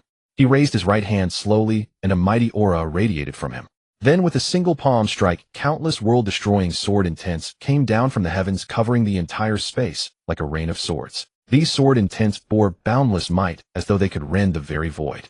Wherever the sword intent passed, the air itself was torn apart, shrieking with piercing howls. The gray-robed elder and the others felt crushing pressure. Their faces turned pale, yet they gritted their teeth and struggled to withstand that dreadful sword intent. However, their struggle was futile. In an instant, the sword intent descended upon the gray-robed elder and his companions. Their bodies were pierced through in the blink of an eye, blood splattering as agonized screams rang out one after another. Their life force drained away rapidly until at last they turned into wisps of drifting ash and scattered into the air. With a single move, Su Han had effortlessly wiped out the gray-robed elder and dozens of others. His strength left everyone present stunned. Bummy rose to his feet, his face steeped in dejection and chagrin, and said in a low voice, "Sect Master, I am sorry. I disappointed you. Bummy has brought shame upon you." However, Su Han showed no sign of anger or reproach. Instead, he encouraged, "It's fine. Just cultivate. Your talents are tens of thousands of times greater than those pirates. All you need is sufficient time to grow. The density of spiritual energy in the land of the divine realm far surpasses that of a tattered star domain like the Immortal Realm. Even a tier 18 star domain, such as the Fetus star domain, is tens of thousands of times mightier than the Immortal Realm. This is precisely why the people of the Immortal Realm spend their entire lives longing to ascend to the divine realm. To put it bluntly, even a pig, if raised from birth in the divine realm, would be tens of thousands of times stronger than a pig in the Immortal Realm." Su Han then turned to Xuanya and asked, "Xuanya, is there a suitable place in this Fetu star domain for us?" Xuanya pondered for a moment and replied, "Sect Master, there is an inn here called the Four Directions Inn, but it is filled with a motley crowd, a tangled mix of good and bad." "Then let's set off," Su Han answered without hesitation. In his eyes, there was no place in this world he would not dare to tread. No matter how chaotic the surroundings, Su Han remained utterly fearless. Inside the Four Directions Inn, the clamor of voices was deafening. "Have you heard? 3 days from now, the domain lord of the Feishua Star domain will host a contest to choose a son-in-law for his daughter, Yu Linglong, at Feishua City." A voice rang out instantly, drawing the attention of everyone nearby. "That's right, I've heard that too. Not only does Yu Linglong possess peerless beauty, but her cultivation talent is also heaven-defying. At just 200 years old, she has already stepped into the heavenly god realm. Even among all the tier 18 star domains, Yu Linglong is one of the most outstanding geniuses." Another person chimed in. Everyone nodded in agreement. Yu Linglong's reputation resounded throughout every Tier 18-star domain. Her beauty and talent inspired endless wonder. The only pity is that the selection is to be conducted through an arena tournament, and there is an age restriction for cultivators. They must be under 200 years old. Someone said with regret. That's right. Among those under 200 years old in the Tier 18-star domains, those who could defeat Yu Linglong can be counted on one's fingers. Even in the Tier 17-star domains, there are not many prodigies who can defeat Yu Linglong. Another person sighed. The crowd fell into thought. They were filled with anticipation for the husband selection contest, but they also realized just how fierce the competition would be. Still, such a chance is truly rare. If one could become Yu Linglong's husband, it would be an opportunity to rise to the heavens in a single step. Someone said excitedly. That's right. If one is lucky enough, one might even gain the support of the Feishue star domain, and one's future prospects would be boundless. The others chimed in one after another. For a time, discussion buzzed throughout the inn as people began debating which candidates might enter the husband selection contest, and guessing who would ultimately emerge victorious. Upon hearing this, Murong Chiodi revealed a sly smile, and said with a hint of playful expectation, "Husband, since it's so close by, and we have nothing to do right now, why don't we go take a look at the Feishue star domain together? A martial contest to pick a husband. That sounds like a lot of fun." Meng Feishuan also smiled and concurred. "I think that's a fine idea. This 4 directions inn is far too dull, and there isn't even a single beautiful dress to buy." Shimin Qingshuang added at once, "That's right. I've run out of rouge powder and clothes. It's a perfect chance to go to the Feishue star domain and stock up. Husband, what do you think?" Su Han felt a slight doubt. He turned to Xuanye with a questioning gaze, and said slowly, "Xuanye, could you give me a detailed account of just how prosperous the Feishue star domain is?" Xuanye immediately answered respectfully, "Sect Master, among the more than 10,000 Tier 18-star domains on the periphery, the Feishue star domain ranks in the top 5 in overall strength." How? Su-Han furrowed his brow, slightly sinking into thought. After a moment, he spoke again, turning his gaze toward old man Tianjue and Bummy, and asked with a firm and serious tone, "Tianjue, Bummy, if I decide to place the entire outer periphery, the more than 10,000 Tier 18-star domains, under the command of you two, do you have enough confidence and ability to bear such a heavy responsibility?" Upon hearing Su-Han's words, old man Tianjue knelt without hesitation and vowed with a resolute expression, "Your subordinate will devote himself wholeheartedly, even at the cost of his life, to spread the prestige of the Tianlan sect throughout every Tier 18-star domain." Bummy also knelt, declaring his complete agreement with old man Tianjue, and expressed to Su-Han his determination and confidence in the road ahead. Though staying beside Su-Han would bring them protection if they wanted to grow quickly and truly increase their strength, they would need to leave his shelter and learn to face challenges and dangers on their own. Only then could they fully unleash their potential and abilities. Su-Han nodded slightly and looked at Xuanye. "Xuanye, you will go with Tianjue and Bummy. From now on, Tianjue will be the first elder, Bummy the second elder, and you will be the third elder of the Tianlan sect. This is the Hongming divine art." If Su-Han wanted to unify the divine realm, he would inevitably need many talented people. Killing was easy, but governing the star domains he had conquered was not. In the end, Su-Han alone could not attend to everything. This trip to the Feishue star domain was a tremendous opportunity. 3 beauties, how about keeping this young master company for a drink? Just as Su-Han was lost in thought, a red-robed youth holding a wine cup staggered over to Murong Chiodi and the other 2 women. His eyes were filled with greed. Murong Chiodi said with a look of disgust, "Where did this ugly freak crawl out from? Get away from me. You actually dream of drinking with me. Look at yourself. Do you think you're worthy, eh?" Shimin Qingshuang also sneered in agreement. "Exactly. A creature like you actually wants to have a drink with us. That's nothing but a fool's fantasy. You don't have the right in the slightest. Now get lost at once, or you'll be asking for trouble. Don't blame me when that happens."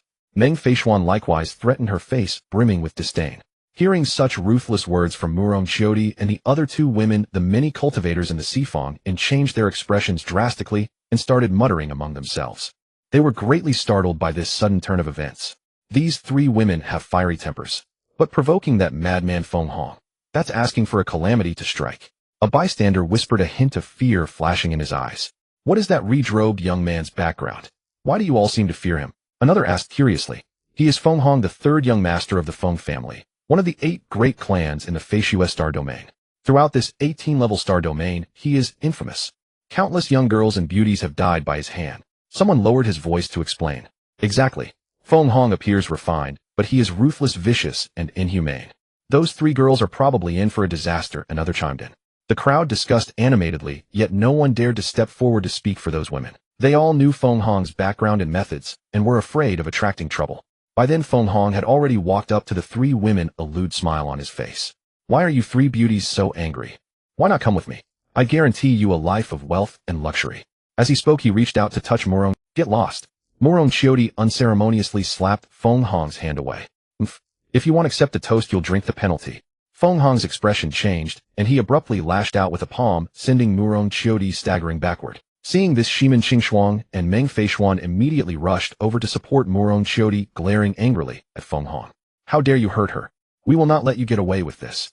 At this moment, bummy old man Tianjue and Xian Yu wanted to step in and help, but Su Han stopped them. Su Han said calmly, the three of them need to grow eventually. This Feng Hong is quite a worthy target for hunting. Yes, Sect Master. Since Su Han's intention was to let Murong Chiodi, Shimin Qingshuang and Meng Feishuan hone their skills, there was naturally no need for them to intervene. Haha, not let me go? Who do you think you are? You're nothing but a few ants in the lower divine realm. Feng Hong sneered, a trace of contempt flashing in his eyes. Murong Chiodi cried out, sisters, form the Tianlan sword formation and execute this scoundrel. With that, the three women unleashed the Tianlan sword formation, instantly trapping Feng Hong within it. Although Feng Hong's cultivation base far exceeded the lower divine realm, he simply could not break through the Tianlan sword formation cast by the three women, leaving him at their mercy. Damn it! What the hell is this Tianlan sword formation? Why is it so terrifying? My divine power is completely suppressed. If this continues, I'm afraid I'm in mortal danger. Feng Hong fought off the attacks of the three women, while continuously searching his mind for a way to crack the formation. But after a quarter of an hour had passed, not only had Feng Hong failed to come up with a way to break the formation, he had been severely wounded by the three women. Furthermore, the might of the Tianlan sword formation continued to increase. Left with no choice, Feng Hong bellowed. Feng Biao, break the formation immediately, and save your young master. Yes, young master. The next second, a rugged man with a long saber strapped to his back drew his blade and charged toward Feng Hong, intending to break the Tianlan sword formation. But suddenly a violent gale swept through and a white-robed figure kicked Feng Biao flying. Seeing someone dare to prevent Feng Biao from rescuing him, Feng Hong completely lost his composure. Who might you be, sir? How dare you meddle in my affairs? Feng Hong frowned, glaring at the man in front of him. Sect Master of the Tianlan Sect, Su Han. The white-robed man stated coolly, his voice icy. Tianlan Sect. I've never heard of such garbage. Feng Biao killed this chi refining at first. Feng Hong gave a cold laugh, a flash of murderous intent in his eyes. Feng Biao was an expert of the heavenly god realm. A mere chi refining brat like Su Han was simply asking for death. Rest easy, young master. Watch me kill him with one cleave. Feng Biao said calmly, an intimidating aura radiating from his body. Since you're courting death, don't blame me for being impolite. Feng Biao ground his teeth and struck at Su Han. Facing Feng Biao's attack, Su Han wore an indifferent expression and casually dodged it with a light step. Then he pointed a finger, and a torrent of formidable power struck Feng Biao in an instant. Feng Biao screamed as his left arm exploded into a cloud of blood mist, a truly horrifying sight. The sudden incident left everyone in the Sifang utterly stunned. Good heavens! What is the origin of this Tianlan Sect Master? A chi refining cultivator actually managed to cripple the left arm of a heavenly god realm expert in one move. How terrifying! Someone exclaimed in awe. Hard to say. There doesn't seem to be any Tianlan sect in this 18-level star domain. Maybe it's a small unknown sect, but Su Han is indeed a rare talent, another analyzed. It's the first time I've seen a chi refining cultivator defeat a heavenly god realm master in a single move. Has the chi refining stage become this formidable? Another asked in confusion. It was merely a sneak attack. If Feng Biao had been on guard, Su Han could never have succeeded. If they go head-to-head next, Su Han will certainly be defeated. Some also sneered at Su Han. Exactly. Su Han must be hiding some powerful treasure on him, which allows him to unleash terrifying combat power in a short span of time. Once the effect wears off, that brat Su Han's death knell will toll.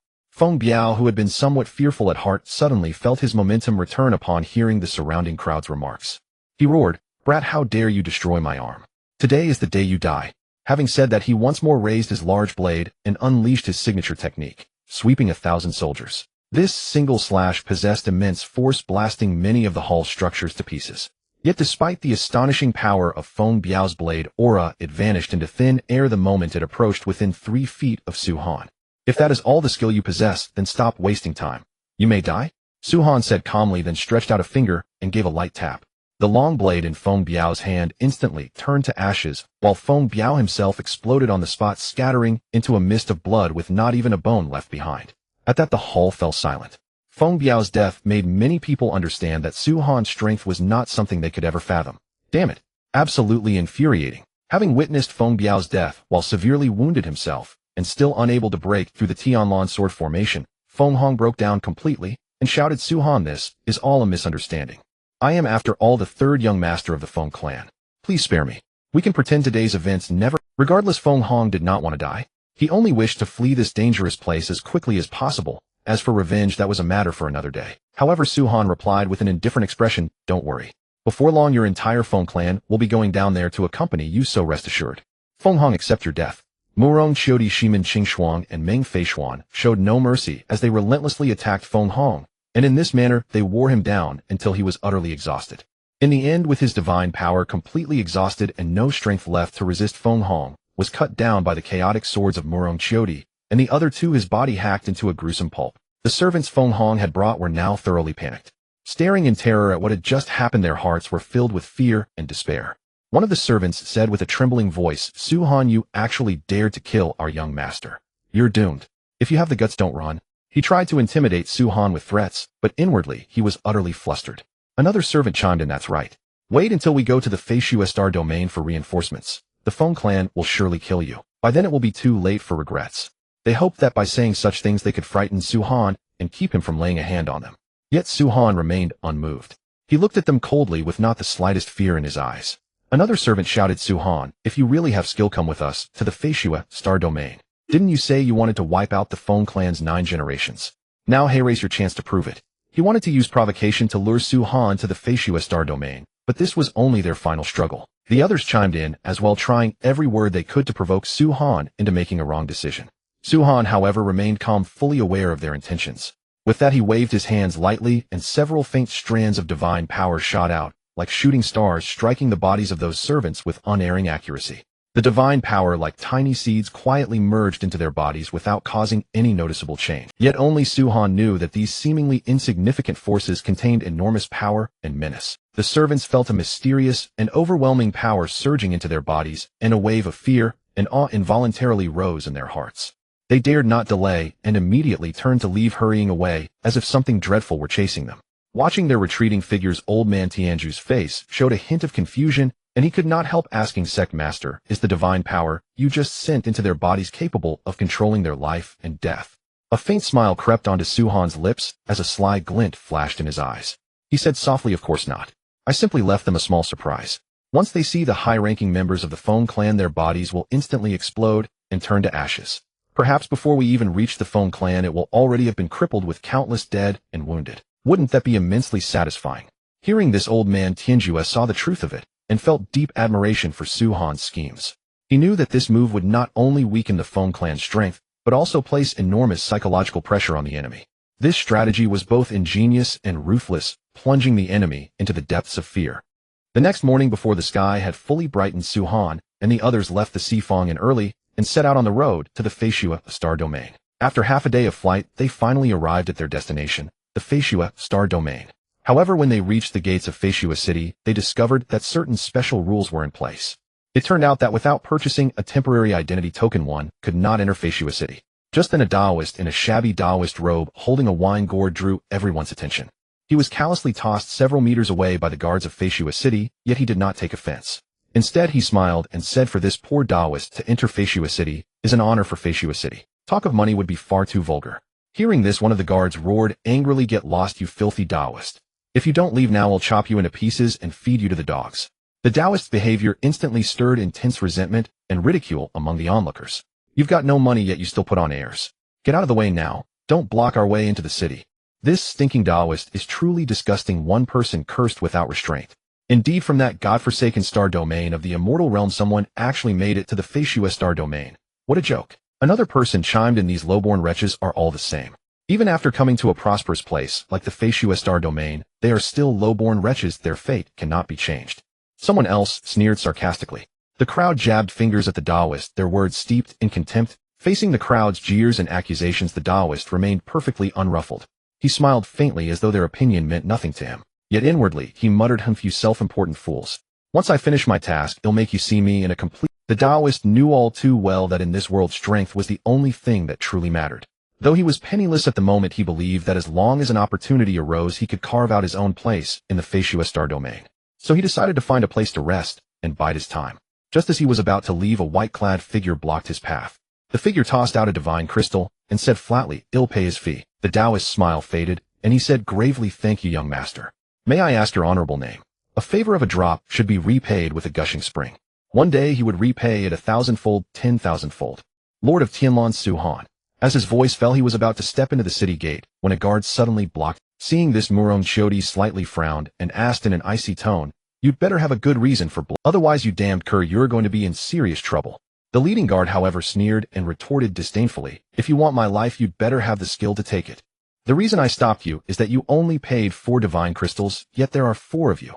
You should have paid." Hearing this, the Taoist flew into a rage and snapped, "Bullshit. For millennia, the price of an identity token in Feishua City has been 1 divine crystal. Yet you want to charge young Master Su and his companions 8 divine crystals. You're clearly jacking up the price and looking for trouble, aren't you?" However, the surrounding cultivators all wore expressions of gloating delight. They evidently regarded the low-level cultivators from that trashy star domain, the Immortal Realm, with contempt and hostility. Since Su Han wanted to stand up for the Taoist, they were more than happy to watch.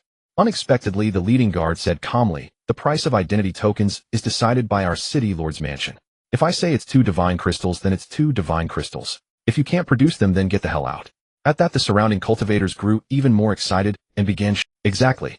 Whatever you are, Lord of Tianlan, if you can't come up with the divine crystals, then scram. Feishua City doesn't welcome trash from the lowest tier star domain." A middle-aged man said with disdain. A powerful aura radiated from him, clearly marking him as an expert. "One should act according to one's station. Trash belongs where trash should stay." Another old man chimed in, his eyes dark and grim as he stared at Su Han and the others with hostility. "What kind of goddamn Lord of Tianlan is that? Among the 18-tier star domains, I've never heard of the word Tianlan. You don't mean to say you're also from the Immortal Realm, the lowest-ranked star domain, are you?" Another person mocked with a sneer, his tone utterly dismissive of Su Han. 3 ravishing beauties, yet they've chosen a fair-skinned pretty boy at the chi refinement stage. What a waste. I say 3 beauties, how about considering following me? I guarantee you'll eat well and drink well. At that moment, a tall and burly cultivator stepped forward, greedily staring at Murong Chodi, Shimin Qingshuang, and Meng Feishuan. Lust flickered in his eyes, and a lewd smile tugged at the corner of his mouth. The cultivators of Feishua City chimed in one after another, their voices growing louder with provocation and insults. These people were all powerhouses of Feishua City, used to lording over others and bullying the weak. Now that they saw Su Han's group, they naturally wouldn't let this chance slip away. They mocked and cursed heartily, trying to humiliate Su Han and the others and leave them feeling ashamed and helpless. However, they had no idea that they were not facing ordinary cultivators. They were completely different from the Immortal Realm cultivators they had encountered before. A swarm of noisy ants, die. With a furious roar, Su Han struck out with his palm. In an instant, a powerful force gushed out like a flood, sweeping across the entire city gate entrance. The cultivators of Feishua City were horrified to find that their bodies could not move, as if bound by an invisible. Immediately after, that force raged through them like a storm, tearing their bodies into shreds. Thousands of cultivators, whether at Chi Refinement Foundation establishment or higher realms, were all annihilated in an instant, reduced to ashes without a single survivor. Not even a trace of residue was left, as if they had never existed. A hiss broke the deathly silence. Oh, everyone was utterly stunned. The Taoist's eyes widened in sheer disbelief at the sight before him. He could never have imagined that Su Han possessed such terrifying strength. This completely exceeded his understanding. Good heavens! What exactly is young Master Su's background? Why is his strength so heaven-defying? Among those people were even experts of the heavenly god realm. The Taoist muttered to himself, his voice shuddering with shock and fear. It was the first time he had seen a Chi refinement cultivator whose power was so terrifyingly strong. He couldn't help doubting his eyes, wondering whether he was hallucinating. But the truth before him told him that it had all really happened. After he ascended to the god realm, he had clawed his way from the lower god realm, taking 300 years just to rise to the middle god realm. Then he had spent another 500 years to reach the upper god realm. His purpose in coming to Feishua City this time was to find a way to advance to the heavenly god realm. By the time the Taoist snapped back to his senses, Su Han and his companions had long since disappeared. Inside the spacious and resplendent city lord's mansion, a plump middle-aged man was lounging lazily in the center of the hall, surrounded by luxurious ornaments and precious works of art. He kept his eyes closed, enjoying the tranquility and comfort while listening to a melodic tune. All of a sudden, a burst of hurried footsteps shattered the peace. A young man in servant's attire rushed into the hall, his face full of panic, shouting, "City Lord! Disaster! Disaster!" The sudden cries awakened the plump man from his leisurely reverie. However, before the servant could finish speaking, he moved in a flash and delivered a ringing backhand slap that sent the servant flying. The servant slammed heavily into a hall pillar, spitting out a mouthful of blood, his body gravely wounded. The plump man stood up, eyes blazing with rage, and bellowed, "You don't even understand basic rules. Are you tired of living? I, the city lord, have repeatedly told you no matter what happens, keep calm, state things slowly, and never panic. Even if the sky collapses, so what? What's there to be so startled about? Yais. Your lesson is right, city lord. This one will remember." The servant dared not show any grievance. He hastily scrambled up and knelt on the ground to confess his fault. This was because the obese man before him was none other than Yu Chengdao, the city lord of Feishua City. Yu Chengdao lifted his teacup, took a gentle sip, then said unhurriedly, "Go on, what urgent matter?" The servant took a deep breath and hurriedly reported, "City lord, a while ago at the city gate a man calling himself Lord of Tianlan came. Not only did he kill our city guards, but he also slaughtered several thousand cultivators of Feishua City." Hearing this, Yu Chengdao thought he might have misheard. He immediately said with a rigid expression, "What? Say that again." The attendant was startled and hurriedly explained again, "City lord, this is a memory crystal." To avoid being beaten again, the attendant promptly produced the memory crystal, lest Yu Chengdao that After viewing the memory crystal, Yu Chengdao smashed the table beside him with a single palm, murderous intent flooding his face. "Suhan, you little brat, you dare to kill my people. No matter where you come from, I will have your dog of a life." Immediately, Yu Chengdao gave the order, "Spread the word. All experts at the heavenly god realm and above are to mobilize and follow me to Feishua and to kill." "Yes, city lord." And so in just half a quarter of an hour, the city lord's mansion had gathered several thousand heavenly god realm and above experts, even deploying a flying ship, and headed straight for Feishua. Inside Feishua, everyone was savoring a fine meal. Just then the waiter brought out the house specialty, Flame Mountain Under Snow, and warmly invited them all to taste it. After Suhan and the others had eaten and drunk their fill, they were about to put down their chopsticks. But seeing how enticing the newly served dish was, Murong Shodi picked up her chopsticks without the slightest hesitation. However, just as she was about to take the first bite, a clear, cold female voice suddenly rang out, "Wait. Our young mistress wants this Flame Mountain Under Snow." Everyone turned at the sound and saw several stunningly beautiful women appear at the inn's entrance. The one in the lead was dressed in a green immortal gown, a green gauze veil over her face, as if she had stepped straight out of a painting. It was the blue-clad woman beside her holding a long sword who had spoken. Seeing this, the innkeeper hurried over with an apologetic smile. "Miss, this Flame Mountain Under Snow was ordered first by those guests at that table. How about I have the kitchen make another one for your young mistress? What do you think?" "No, we want that very one. Our young mistress' time is precious, and she cannot wait." Unexpectedly, upon hearing the innkeeper's words, the blue-clad woman simply tossed out a snowflake-shaped token. Terrified, the innkeeper fell to his knees and begged forgiveness. This old man did not know the young mistress of Feishua had come in person. "I failed to welcome you properly. Please forgive me." Gasp. Hearing this, the hall immediately erupted into an uproar. The young mistress of Feishua. Could she be the legendary Yu Linglong, the young mistress of the Feishua Star Domain, the prodigy born once in 10,000 years? It is said that when she was born, extraordinary phenomena appeared between heaven and earth, and she was already at the upper god realm the moment she came into the world. Truly a sign of heaven-defying talent. It must be her. The snowflake token belongs to only two people. One is the domain lord of the Feishua Star Domain, and the other is the young mistress Yu Linglong. I truly never imagined that I would get to see a peerless beauty like Yu Linglong here at Feishua Inn. This meal, those people at that table really don't know what's good for them. They still haven't made the slightest move. Could they actually be courting, or do they mean to oppose the young mistress of Feishua Yu Linglong? If you ask me, those people must be outsiders who don't know the power of the Feishua Star Domain and Yu Linglong. Otherwise, how would they dare to provoke trouble at a moment like this? That's right. The Feishua Star Domain is one of the most powerful forces under this starry sky, and Yu Linglong is among its most outstanding figures. Her strength is unfathomable. No one knows exactly how powerful she is. Still, I am rather curious to see what happens next. Will these people pay a price for their own ignorance? Perhaps. But no matter what, we must not provoke Yu Linglong, otherwise the consequences would be unthinkable. Exactly. Let's just continue eating and not stir up. All right. The innkeeper walked over to Suhan's table and said tactfully and politely, "Honored guests, the young mistress of Feishua has an exalted status. How about bearing a small inconvenience and letting her have this Flame Mountain Under Snow first? This old man will immediately instruct the kitchen to prepare another Flame Mountain Under Snow." But Morong Shodi was no pushover. Without another word, she picked up her chopsticks and began eating, a trace of defiance on her face as she said, "Who does your young mistress think she is? How dare she shout and make a racket here? Get lost and don't disturb our meal. Insolence. When you were courting death." Hearing this, the blue-clad woman flew into a rage, drew her sword, and charged at Murong Shodi with murderous intent. Bang. "Insolence. You dare to kill our young mistress maidservant. Boy, what crime do you deserve? State your name. The old man at the lead roared angrily. He was Yu Linglong's personal bodyguard, and his cultivation had reached the mid-stage of the Tai True God realm. His strength was exceedingly formidable. Boy, come forward at once, kneel in apology, and then kill yourself. Otherwise, all 9 generations of your kin will be exterminated. Another expert at the early stage of the Tai True God realm echoed his tone full of menace and intimidation. The other experts also chimed in, hurling all manner of threats and warnings at Su Han.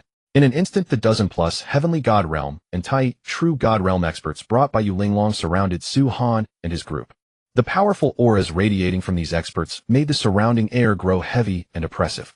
At a single command from Yu Linglong, they would strike at once and cut Su Han and the others down on the spot. Yet faced with so many powerful enemies, Su Han remained perfectly composed. He gave the crowd a cold glance, and the corner of his mouth curled upward into a contemptuous smile. Noisy. Die. As those words left Su Han's lips, he slammed the table, and more than a dozen chopsticks shot out in all directions like bolts of lightning. Whirling violently through the air with fierce killing intent, the chopsticks instantly pierced the bodies of the dozen-plus Heavenly God Realm and Tai True God Realm experts. The experts had no time to react before they were impaled and obliterated into flying ash, utterly powerless to resist. Gasp! At the sight, the entire hall fell silent, a deathly silence. Who is this kid? Is he insane? He actually dared to kill the young mistress of Fikshu's people. Someone cried out in shock. It's him. I recognize him. He is Su Han, the Lord of Tianlan. Good heavens. Why is this baleful star here again? It seems no matter where I go, I run into him. Everyone was shocked, fear written on their faces. For a moment, the crowd buzzed with murmurs, stunned and frightened by Su Han's identity and deeds. In Yu Linglong's hand had appeared a divine sword radiating piercing cold. Pointing it at Su Han, her eyes icy and clear, she said, "Tell me, how do you wish to die? You think you are worthy of killing this master? You are not even qualified." A chilling voice echoed as if rising from the abyss of hell. Immediately afterward, a thunderous boom rang out. The divine sword in Yu Linglong's hands shattered into countless fragments in an instant, scattering across the ground like brilliant stars. At the same time, Yu Linglong felt a powerful force strike her cheek, as if slapped by a giant palm. Her body involuntarily flew backward at an incredible speed, like a meteor streaking across the sky. Yu Linglong's figure traced a graceful arc through the air before crashing heavily into the wall of Feishuan. The wall shattered instantly under her impact, bricks and stones flying in all directions, forming a massive hole. Yu Linglong's body passed through the opening and continued flying backward until she collided with another wall and came to a stop. A trace of blood seeped from the corner of her mouth, and her eyes were filled with shock and fury. Everything had happened so swiftly that no one had time to react. Everyone was dumbfounded by the scene before them, unable to believe that Yu Linglong had suffered such devastating injuries in an instant. And Su Han, the one who had struck the blow, remained standing where he was, radiating an incomparable majesty and dominance, as though the entire world lay within his control. Damn it, who exactly are you? Yu Linglong widened her eyes, staring at Su Han in utter disbelief. Feeling the aura emanating from him, her heart was consumed by terror and confusion. She could sense that his bone age was merely in his 20s, yet his cultivation was so terrifying, far surpassed. How was this possible? In the 18th level star domain, no such heaven-defying figure had ever appeared. If such a genius truly existed, she could not have been unaware. She suspected that the person before her was not from the 18th level star domain, but rather from a higher-ranking star domain. However, before her speculation could be confirmed, Su Han interrupted. "Remember, the one who killed you is Su Han, Sect Master of Tianlan Sect." As these words fell, Su Han's figure appeared before Yu Linglong in the blink of an eye, moving like a phantom. His speed was so fast that Yu Linglong could not react in time. Panicked, she urgently cried out for mercy. "Please have pity." But before she could finish, Su Han had already struck.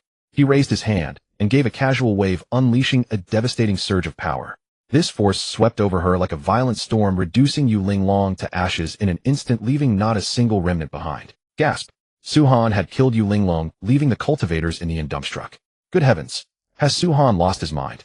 He actually killed Yu Linglong like that. Su Han is as good as dead. Someone cried out in terror, their voice filled with disbelief and fear. I heard that Yu Linglong is the most beloved daughter of Yu Wudi, Lord of the Feishua domain. In 3 days, a martial arts competition to select a husband will be held at Zuaxian Tower for Yu Linglong. Who would have thought she would die like this? Another person said with regret, sympathy for Yu Linglong and concern for the future evident in their eyes. They say it's a martial arts competition, but in reality, it's just a formality. I hear Yu Linglong has already caught the eye of the young master of Langia Pavilion from the Langia Star domain of the 17th level. So what Su Han has offended now is not merely the Feishua Star domain, but also the Langia Pavilion, the dominant force of the Langia Star domain. Someone added, their tone heavy and solemn. Wonderful. I'd like to see what ultimately becomes of this reckless fool Su-han.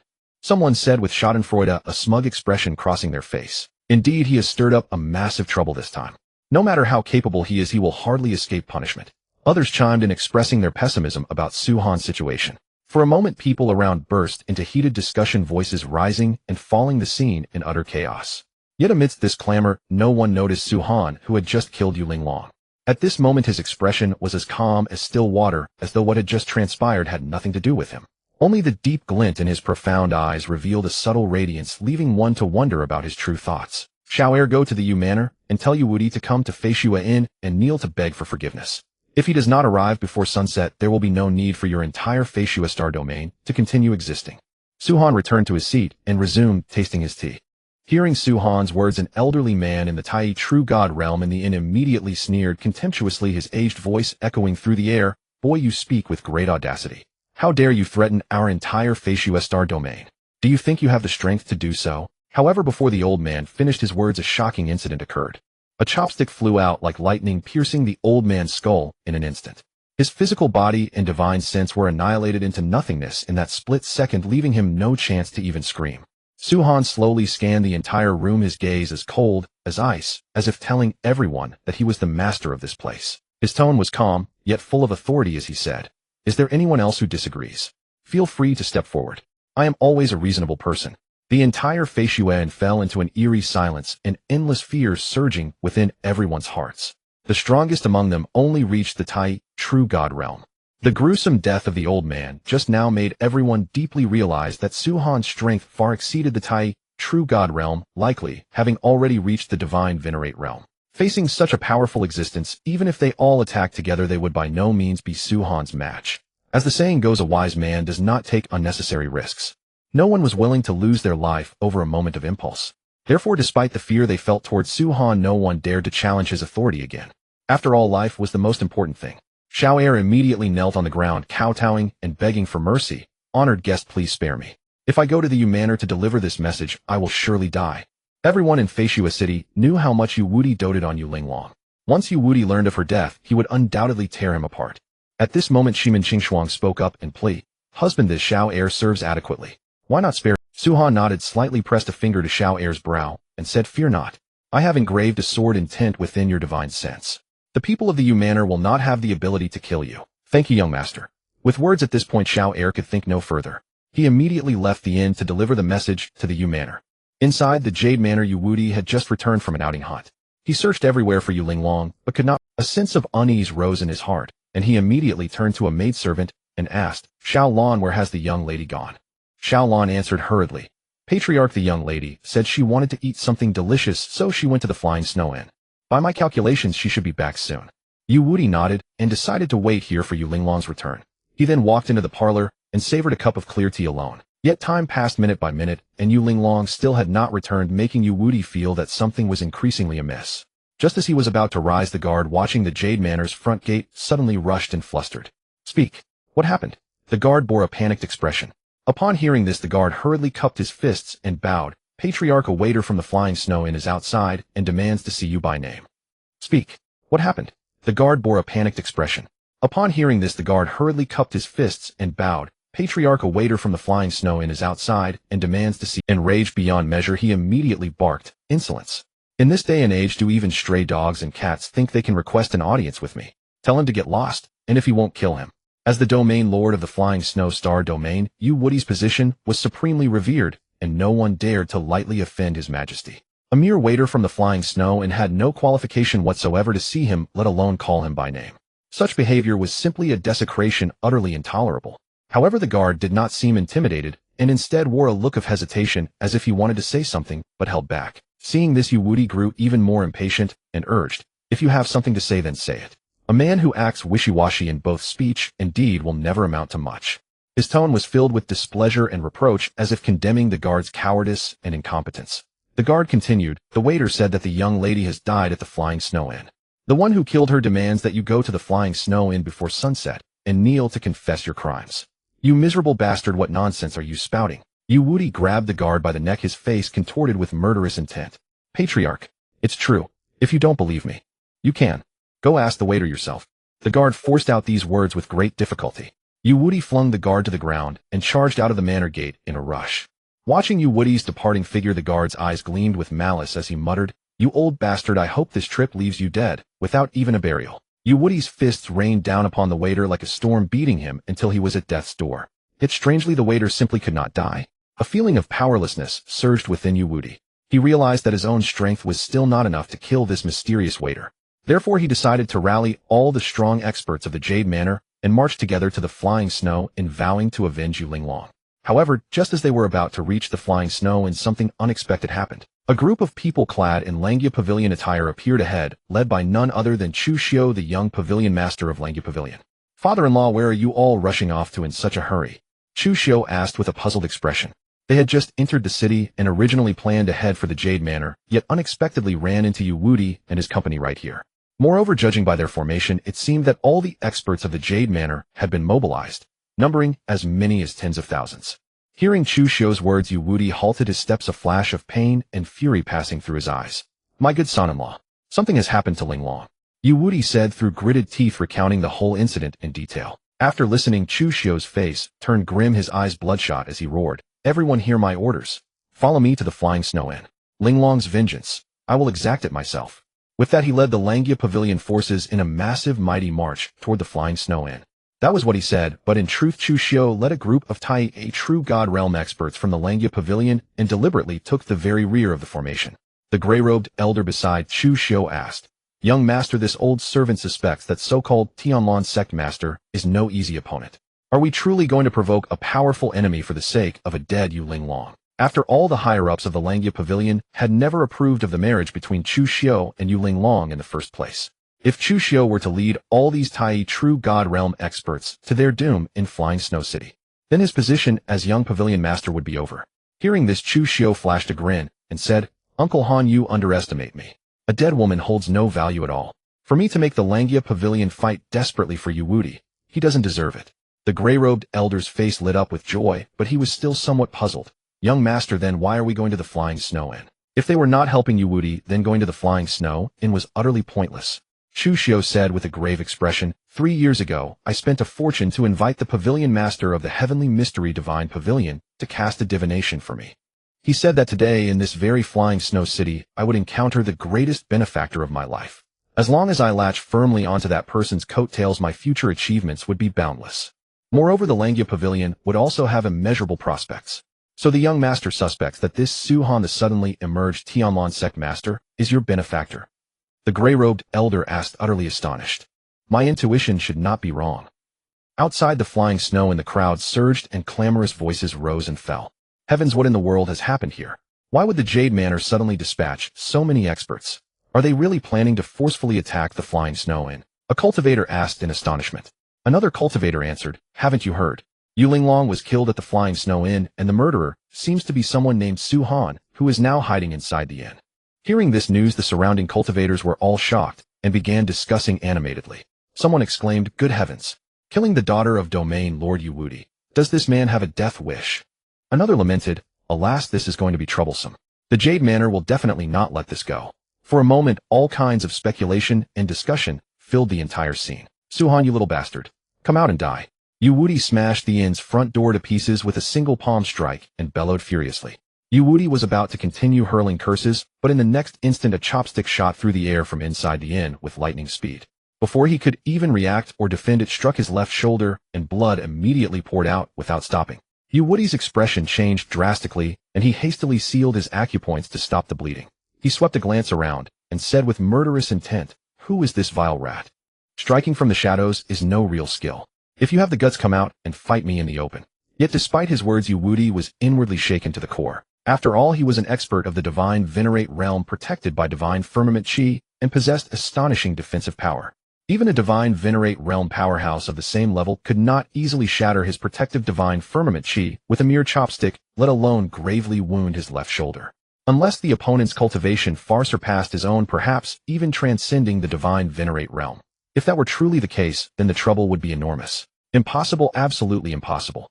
Yu Wuti frowned deeply, veins bulging on his forehead, and shook his head as he muttered, "This cannot be. I must be overthinking this." He took a deep breath, trying to calm himself, but the doubt and unease in his heart only intensified.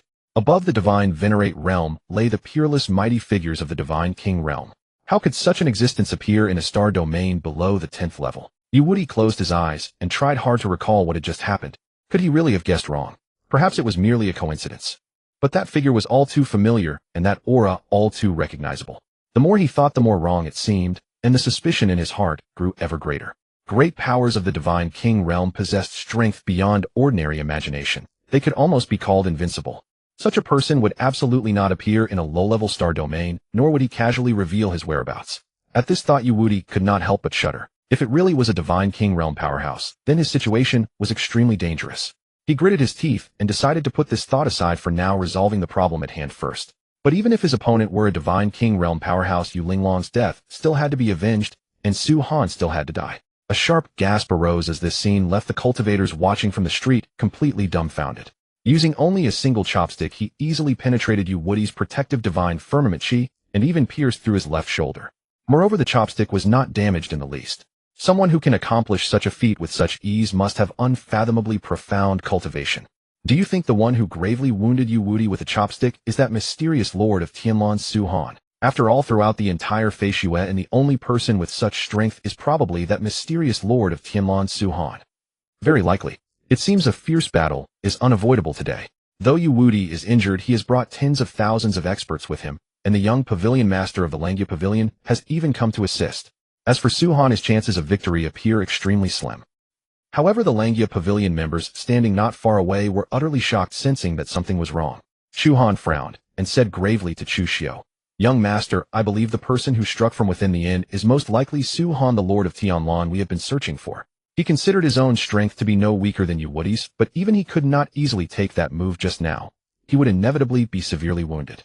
Throughout the entire Fei Xue star domain, every expert at or above the divine venerate realm was meticulously documented by the Langya Pavilion. However, there was currently no divine king realm powerhouse in the Fei Xue star domain. Not only that, even their own Langya star domain similarly lacked a divine king realm expert.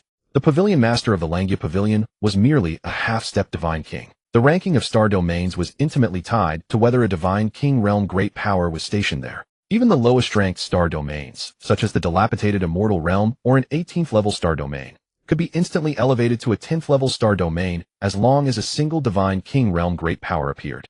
Of course, for a 10th level star domain to advance further, many more complex factors had to be considered. Chu Xiu nodded slightly and smiled. "I think the same as you. No one is to make a move without my order." "Yes, young master." Meanwhile, Su Han had already led the three women, Murong Qiudi Shimin Qingshuang and Meng Feishuan, out of the gate of Fei Xue Inn. Following behind them were all the guests of Fei Xue Inn. "Senior Yuwudi, your daughter's death has nothing to do with us. Every grievance has its culprit, and every debt has its debtor.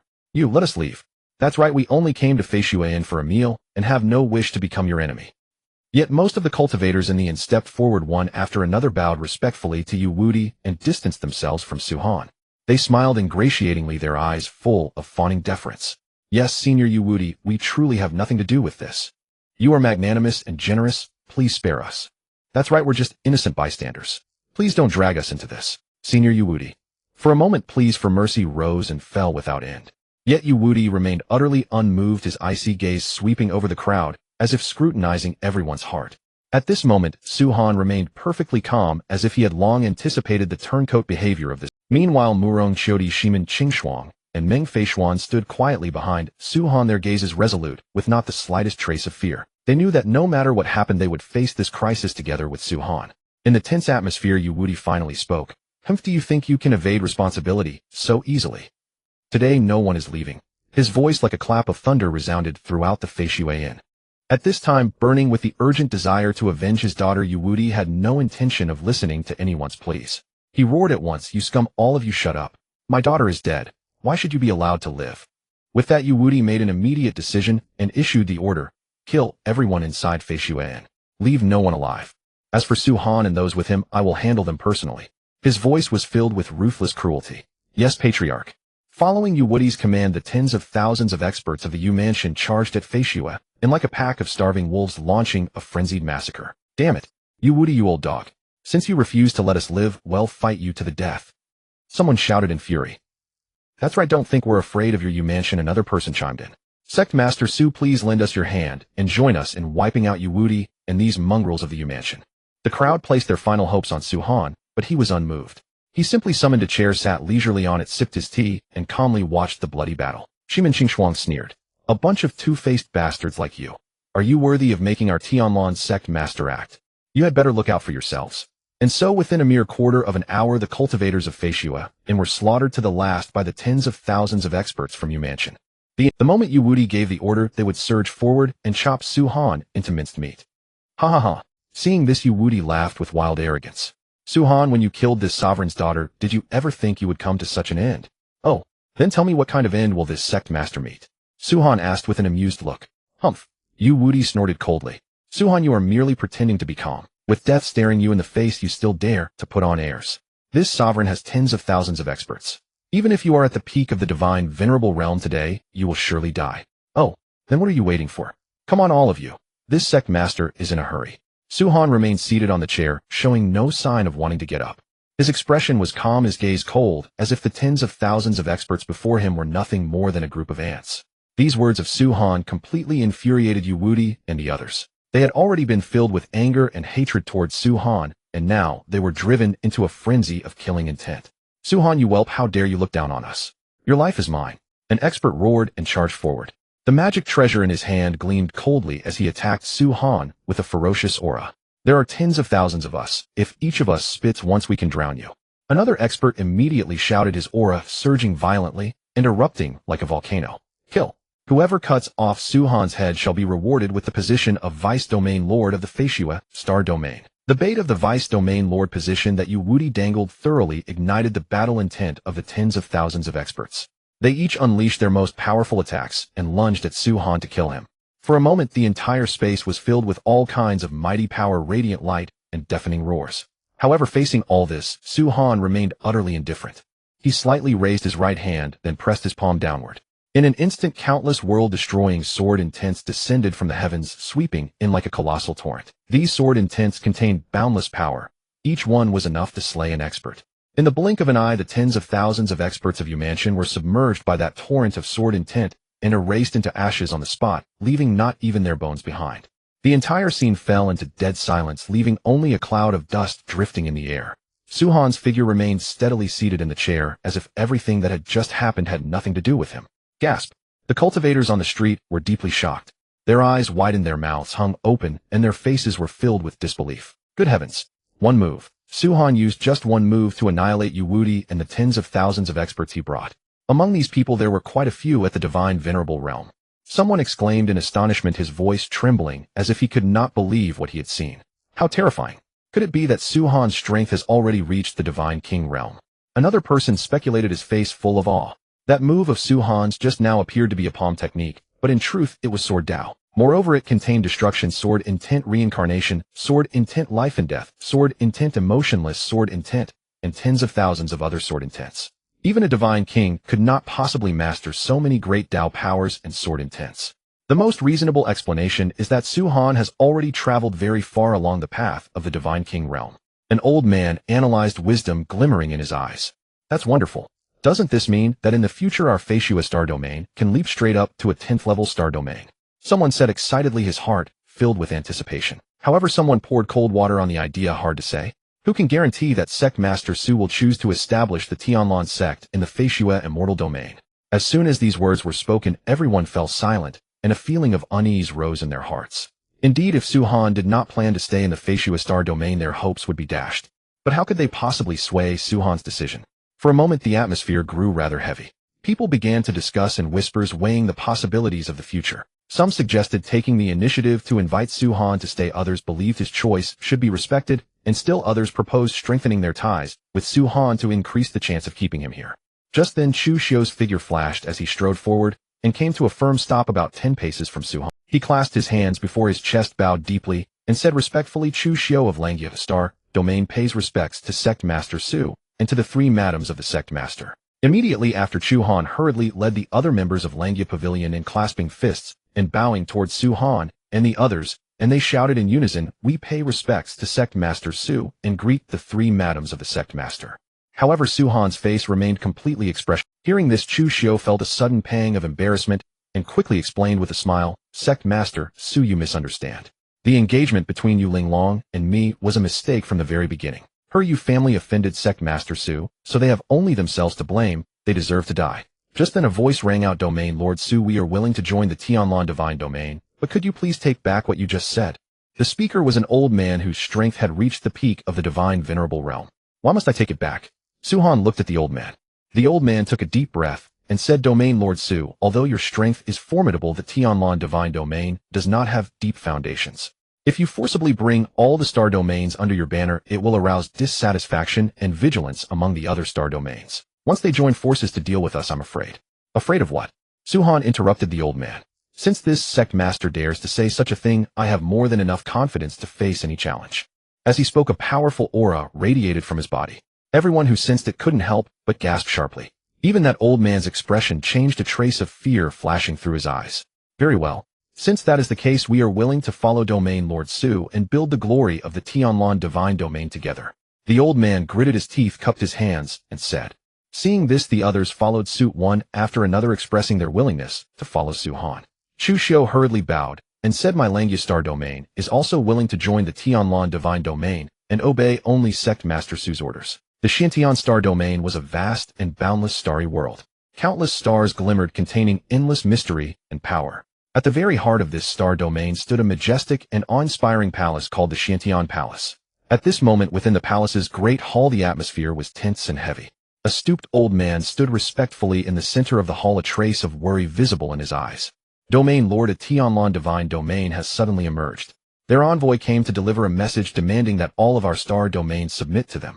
The stooped old man reported with a trembling voice. On the main seat at the head of the hall sat a white-robed old man radiating a chilling cold. He was like an iceberg exuding a heart-stopping aura.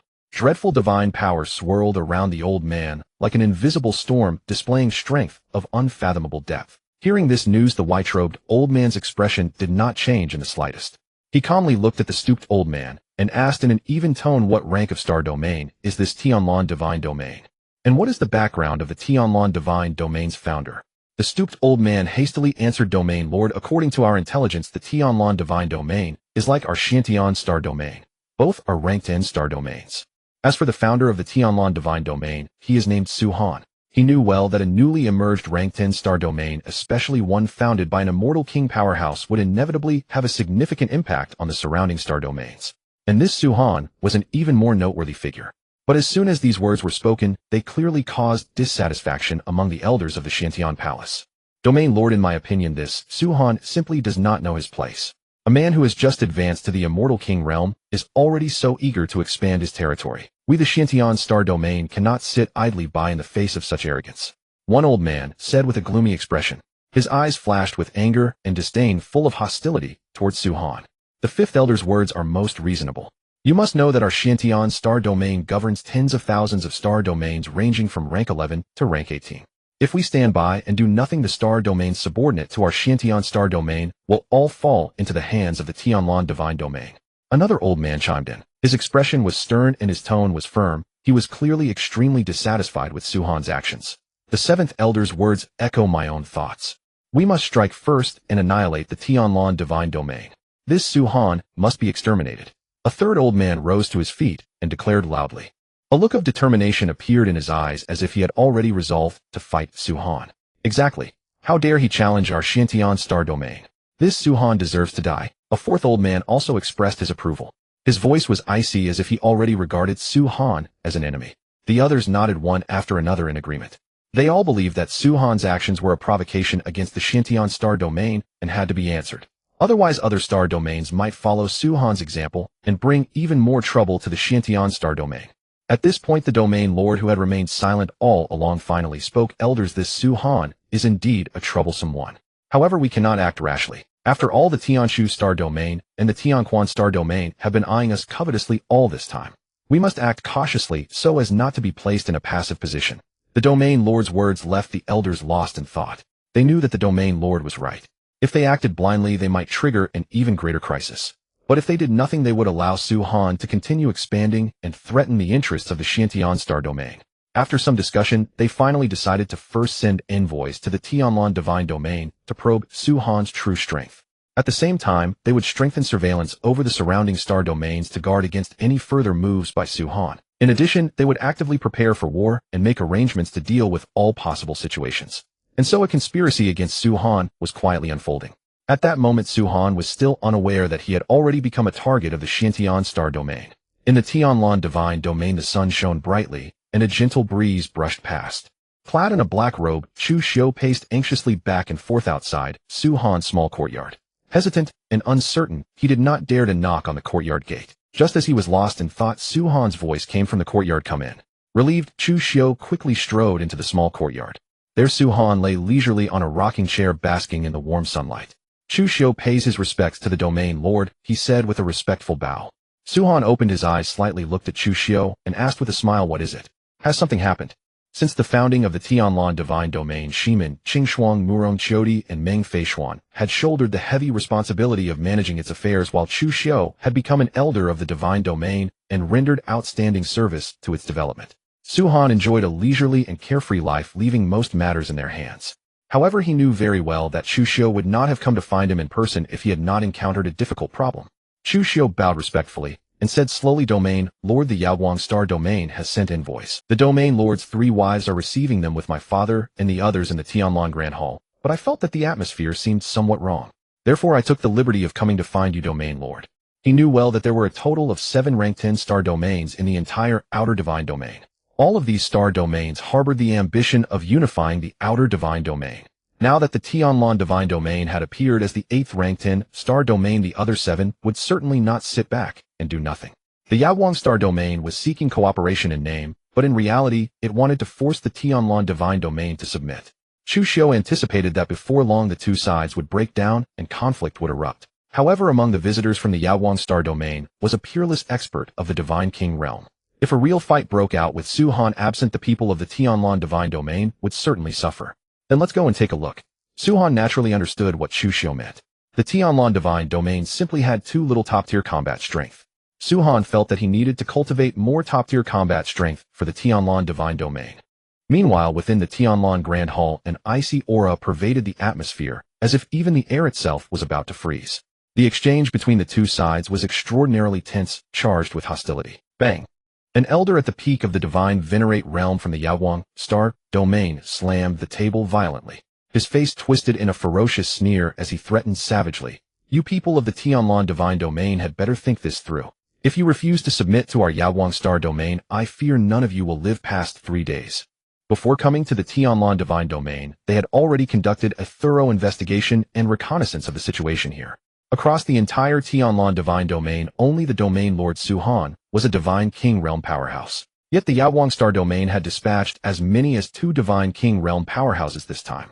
Although their numbers were relatively small, if war truly broke out, the Tianlan Divine Domain would undoubtedly be at a disadvantage. Hearing the other party's threat, Chu Guangxing was instantly consumed by rage. His face turned incomparably grim, and a furious blaze flickered in his eyes. He bellowed furiously, "You bastard, who do you think you are? How dare you threaten my Tianlan Divine Domain? I, this sovereign, will never let you walk out of this hall so easily. If you want the Tianlan Divine Domain to submit, your Yaowang Star Domain is not even qualified." His voice boomed like thunder, and the entire hall trembled at the sound. "Old bastard, you're asking for death." The Yaowang Star Domain elder glared with bulging eyes, flames of anger burning within them. Without hesitation, he thrust out his palm and slammed it viciously toward Chu Guangxing. The palm wind howled with tremendous force, as if it were about to smash Chu Guangxing into pieces. However, Chu Guangxing was not cowed by this oppressive aura. With that, he shot into the air like a fierce eagle, charging straight at the Yaowang Star Domain elder. The two met in midair and exploded into a violent battle. Their silhouettes interlaced as fists and palms clashed, each collision producing a deafening boom. The air around them seemed to be torn apart, giving rise to ripple after ripple of invisible shockwaves. The Yaowang Star Domain elder unleashed his most powerful martial technique, but Chu Guangxing was utterly unafraid. Relying on his agile footwork and consummate martial arts, he dismantled the enemy's attacks time and again. Finally, after one ferocious clash, the Yaowang Star Domain elder staggered back 5 steps and spat out a mouthful of blood. Chu Guangxing, in contrast, retreated only 2 steps and bore not a single injury. At the sight of this, the crowd from the Tianlan Divine Domain erupted in excitement, clapping and cheering. "Elder Chu, beautifully done. Your Yaowang Star Domain is nothing more than this. A peak divine venerate realm expert, yet so fragile. Haha, what a delight." Waves of cheers rose one after another, filling the entire hall. "Insolent. One of the green-robed old men who had been seated drinking tea shouted coldly with a grim expression. That one phrase exploded like a thunderclap and gravely wounded Chu Guangxing in an instant. Not only that, but the terrifying aftershocks swept across the entire Tianlan Grand Hall, wounding everyone within it. Even Shimin, Qingshuang, Murong Qiudi, and Meng Feishuan were not spared, and blood seeped from the corners of their lips. Yet despite his severe injuries, Chu Guangxing maintained a resolute bearing. Straightening his spine, he said fearlessly, "Divine King Realm powerhouses are indeed formidable. But this old man does not fear you." Even as blood spilled from his mouth, his eyes remained as iron with not the slightest hint of retreat. Hearing Chu Guangxing's words, the green-robed old man burst into wild laughter. "Ha ha ha! Chu Guangxing, this sovereign has heard your name. But I, the Qingyu Divine King, seldom make a move. Once I do, I never leave anyone alive. I will give you 3 breaths. If you do not choose to submit, all of you will die." As his words fell, an even more powerful pressure descended upon the Tianlan Grand Hall, suffocating all within it. "Old bastard, once my husband arrives, you will die without a whole corpse," Shimin Qingshuang said with fury written all over her face. "That's right. What, Qingyu Divine King? You're no more than an ant." Murong Qiudi also cursed. "Everyone, do not fear. Attack together and kill this old bastard. Once the domain lord arrives, it will be their death." Meng Feishuan let out a deafening roar and charged at the Qingyu Divine King, taking the lead. Facing the encirclement of the Tianlan crowd, the Qingyu Divine King wore a look of utter contempt and sneered, "A bunch of insignificant ants. You are wasting my time. All of you can die now." As soon as the words left his mouth, the Qingyu Divine King suddenly lashed out with a palm. Wherever the palm force passed, it seemed that heaven and earth themselves would be destroyed. Just as the Qingyu Divine King's giant palm was about to engulf Shimin Qingshuang and the others, a dazzling golden light suddenly blazed forth like a brilliant meteor streaking across the sky, instantly shattering the palm into pieces. The golden light did not slow down at all, but shot straight toward the Qingyu Divine King. "Not good. Would bend and stretch. Block it for me." The Qingyu Divine King's face changed drastically in alarm. Hastily mobilizing all of his divine power, he condensed a colossal cyan shield, trying desperately to halt the fierce advance of the golden light. Yet the cyan shield appeared utterly fragile and powerless before the golden light. In the blink of an eye, it shattered into pieces. Immediately afterward, the golden light mercilessly pierced through the Qingyu Divine King's body. His form instantly burst into countless fragments and scattered into the air, a death too miserable to behold. Hiss! The entire crowd drew in a sharp breath. One move killed the Qingyu Divine King. Just who is the one who made that move? What eminent master has descended? Please show yourself. The members of the Yaoguang Star Domain were They had never imagined that the Qingyu Divine King would be slain in a single move. He was a Divine King realm powerhouse after all, a top-tier existence even across the entire universe. And yet now he had been killed so effortlessly. Even the sole remaining Divine King realm powerhouse grew wary, uncertain whether this mysterious expert had any other tricks up his sleeve. Just then a white-robed figure accompanied by a black-robed figure strode into the Great Hall. Chu Guangxing pays his respects to the Domain Lord. We pay our respects to the Domain Lord. Rise, all of you. The newcomers were none other than Su Han and Chu Xiu. Their appearance left everyone astonished, especially the people of the Yaoguang Star Domain, who stared at Su Han with wide, incredulous eyes. This young man with sword-like brows and starry eyes was actually the legendary Domain Lord of the Tianlan Divine Domain. "Speak. How do you wish to die?" Su Han looked at the people of the Yaoguang Star Domain and said with an The mighty cultivators of the Yaoguang Star Domain all wore extremely grim expressions. "How dare you?" An elder at the peak of the Divine Venerate realm rose to his feet and roared, "So you are Su Han? Do you have any idea what the consequences will be for daring to slay a Divine King realm powerhouse of our Yaoguang Star Domain?" Su Han stared at this elder with a playful look, a faint smile curling at the corners of his mouth. "If you are wise, you will immediately lead the Tianlan Divine Domain in submitting to the Yaoguang Star Domain. Otherwise, every single person present here will die." Bang! Yet the moment those words left the elder's mouth, Su Han casually extended a single finger. A tremendous force erupted, instantly blasting the elder into nothingness. Su Han said with cold indifference. This sovereign had thought he might say something different. But this kind of foolish, hackneyed rhetoric is something this sovereign has no interest in hearing. Do any of you have something more original to say? The scene fell silent for a moment. Then the black-robed old man at the Divine King realm set down his teacup and, feigning composure, said, "I am the Heavenly Fire Divine King. Forgive me for speaking bluntly. If it truly came to unknown combat, Sect Master Su may not necessarily be my match. However, I have always preferred to convince others through reason. Brandishing blades and swinging spears is utterly meaningless."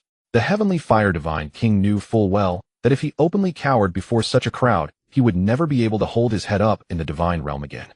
Yet he was no fool. If he chose to clash Eden with Su-Han, would that not be courting death? Therefore he decided on an approach that would neither lose face nor compromise his safety. He believed that as long as he remained calm and rational, he could avoid a direct conflict with Su-Han while preserving his dignity and status.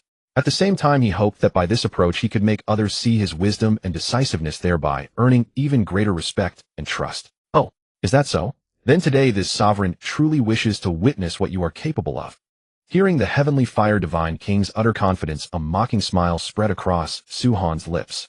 He raised his hand and immediately struck a palm toward the heavenly fire divine king. Yet this seemingly ordinary palm strike contained boundless might. Only when the force arrived before him did the heavenly fire divine king realize that he could not resist it at all. He did not even have time to react. With a dull thud, the body of the heavenly fire divine king burst apart, scattering into a mist of blood that drifted through the air. His divine soul let out a terrified shriek, desperately trying to flee the scene, but was directly slapped into nothingness by Su-Han's palm force. How boring. Watching the heavenly fire divine king die so effortlessly, Su-Han shook his head, disappointment flickering across his face. He had thought this heavenly fire divine king might possess some remarkable skill, only to find him utterly fragile. Still, since he had already made his move, Su-Han had no intention of stopping. He raised his palm once more and struck out toward the remaining members of the Yaoguang star domain. This time, wherever the palm force passed, every cultivator of the Yaoguang star domain exploded. Flesh and blood flying everywhere, not a single corpse left intact. Their eyes widened with absolute disbelief, unable to accept that they had died so easily. Just as Su-Han was about to leave, the disciple guarding the mountain gate hurried into the great hall and reported, "Sect Master, people from the three great star domains, the Xintian star domain, Tianquan star domain, and Tianshu star domain, have appeared together. Those leading them are all divine king realm powerhouses. Tell them that based on their respective strength, they have 3 days to choose to submit to the Tianlan divine domain. Otherwise, this sovereign will deal with them one by one." Hearing such domineering words from Su-Han, everyone in the great Tianlan hall was utterly stunned. To challenge 7 rank 10 star domains with the strength of the Tianlan divine domain alone, such arrogance and confidence could only be Su-Han's. The mountain guarding disciple was filled with shock, then clasped his fists and said, "Your subordinate obeys." Before the mountain gate of the Tianlan divine domain, the atmosphere was exceptionally tense. A host of powerhouses from the Xintian star domain, Tianquan star domain, and Tianshu star domain had gathered, their faces marked with displeasure and fury. They had been waiting for a long time, yet no one from the Tianlan divine domain had come out to receive them. This Tianlan divine domain really puts on airs, actually daring to make us wait so long before the mountain gate. Is this Su-Han tired of living? One divine venerate realm powerhouse said furiously, his voice brimming with discontent and rage. The other powerhouses also chimed in, voicing fierce protests against the Tianlan divine domain's conduct. Exactly.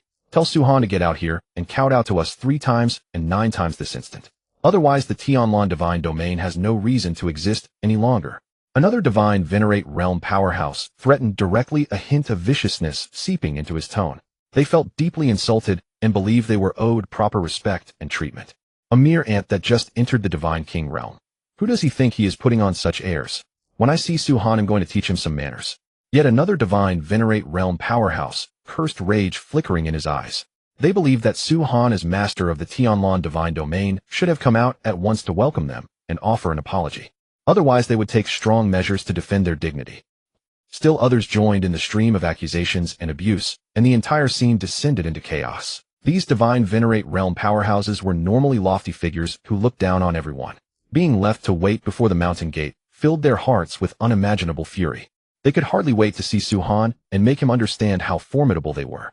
Yet at that very moment, the mountain gate of the Tianlan divine domain slowly opened and a figure walked out from within. Everyone looked closely and recognized the mountain guarding disciple from earlier. His expression was calm as his gaze swept across the crowd, a faint smile curving at the corners of his mouth. "Everyone's sorry for the wait. Our domain master has said that the forces you represent have 3 days to choose to submit to the Tianlan divine domain.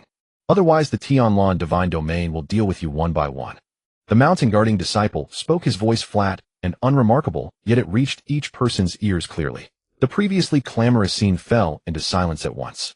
The crowd thought their ears must be playing tricks on them. One graybeard elder at the divine venerate realm laughed in fury, his face contorted with anger as he said, "What?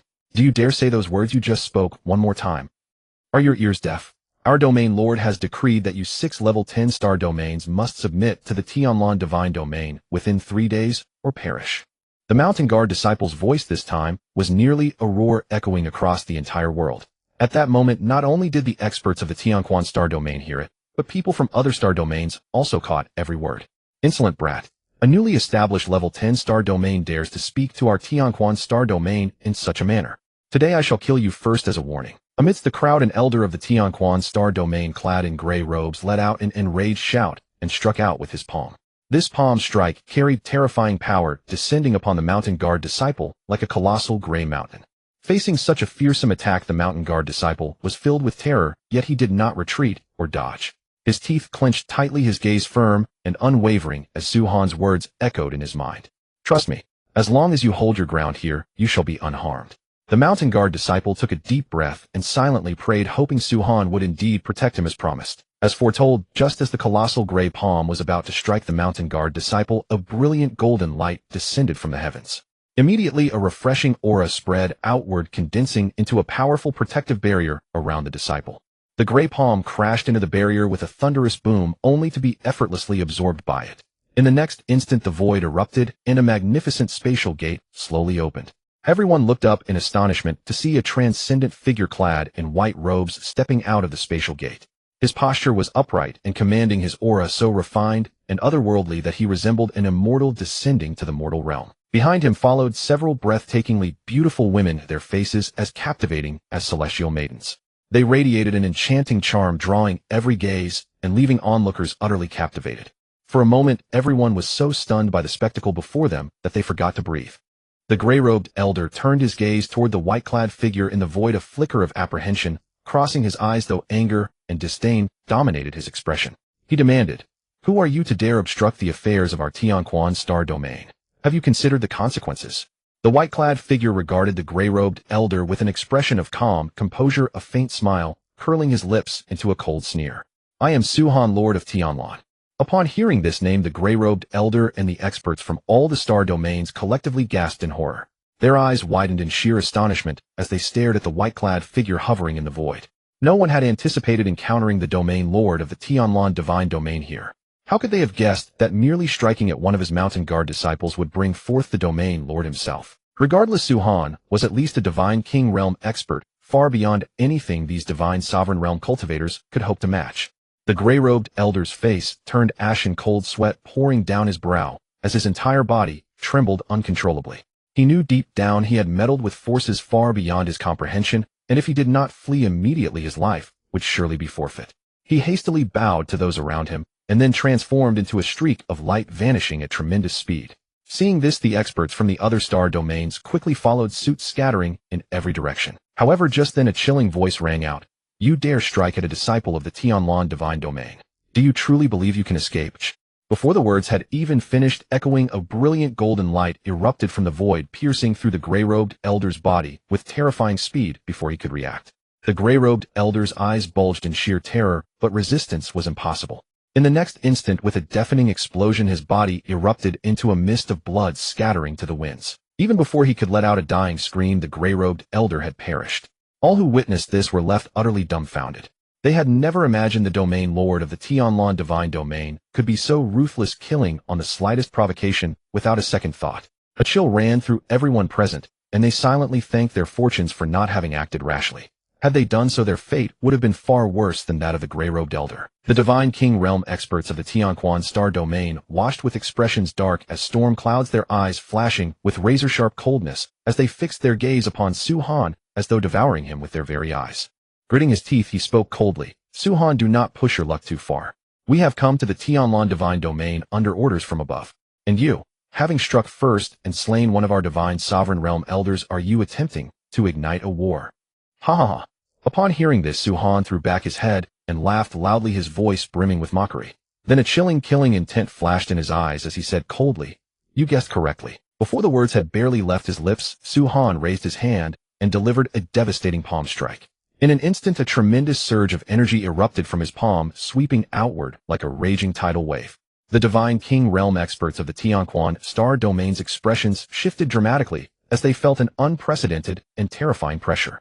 Yet before they could react, that surge of energy crashed into them with full force. With a deafening explosion, one divine king realm expert and 5 divine sovereign realm experts of the Tianquan star domain were instantly reduced to ashes, their bodies obliterated, without even a trace remaining. The remaining experts from the other star domains witnessing this carnage were seized with sheer terror. Their souls nearly fled their bodies as they trembled uncontrollably, gazing at Su Han with eyes filled with dread and despair. Lord Su, this is all a misunderstanding. Please calm your wrath. Let us discuss this peacefully. Exactly. Our Tianquan star domain had no intention of opposing your sect. Rather, we hope to explore cooperation. Another divine king realm expert quickly chimed in. Precisely so. Our Xiantian star domain feels the same. Should Lord Su be willing, we are prepared to provide all manner of resources and support for our mutual prosperity. The third divine king realm expert also hastened to declare. The remaining experts from the other star domains all spoke up, in turn expressing their willingness to establish friendly relations with the Tianlan divine domain and seek opportunities for cooperation. Come now. The experts from the Tianquan star domain had not stood a single chance against Su Han, having been effortlessly crushed.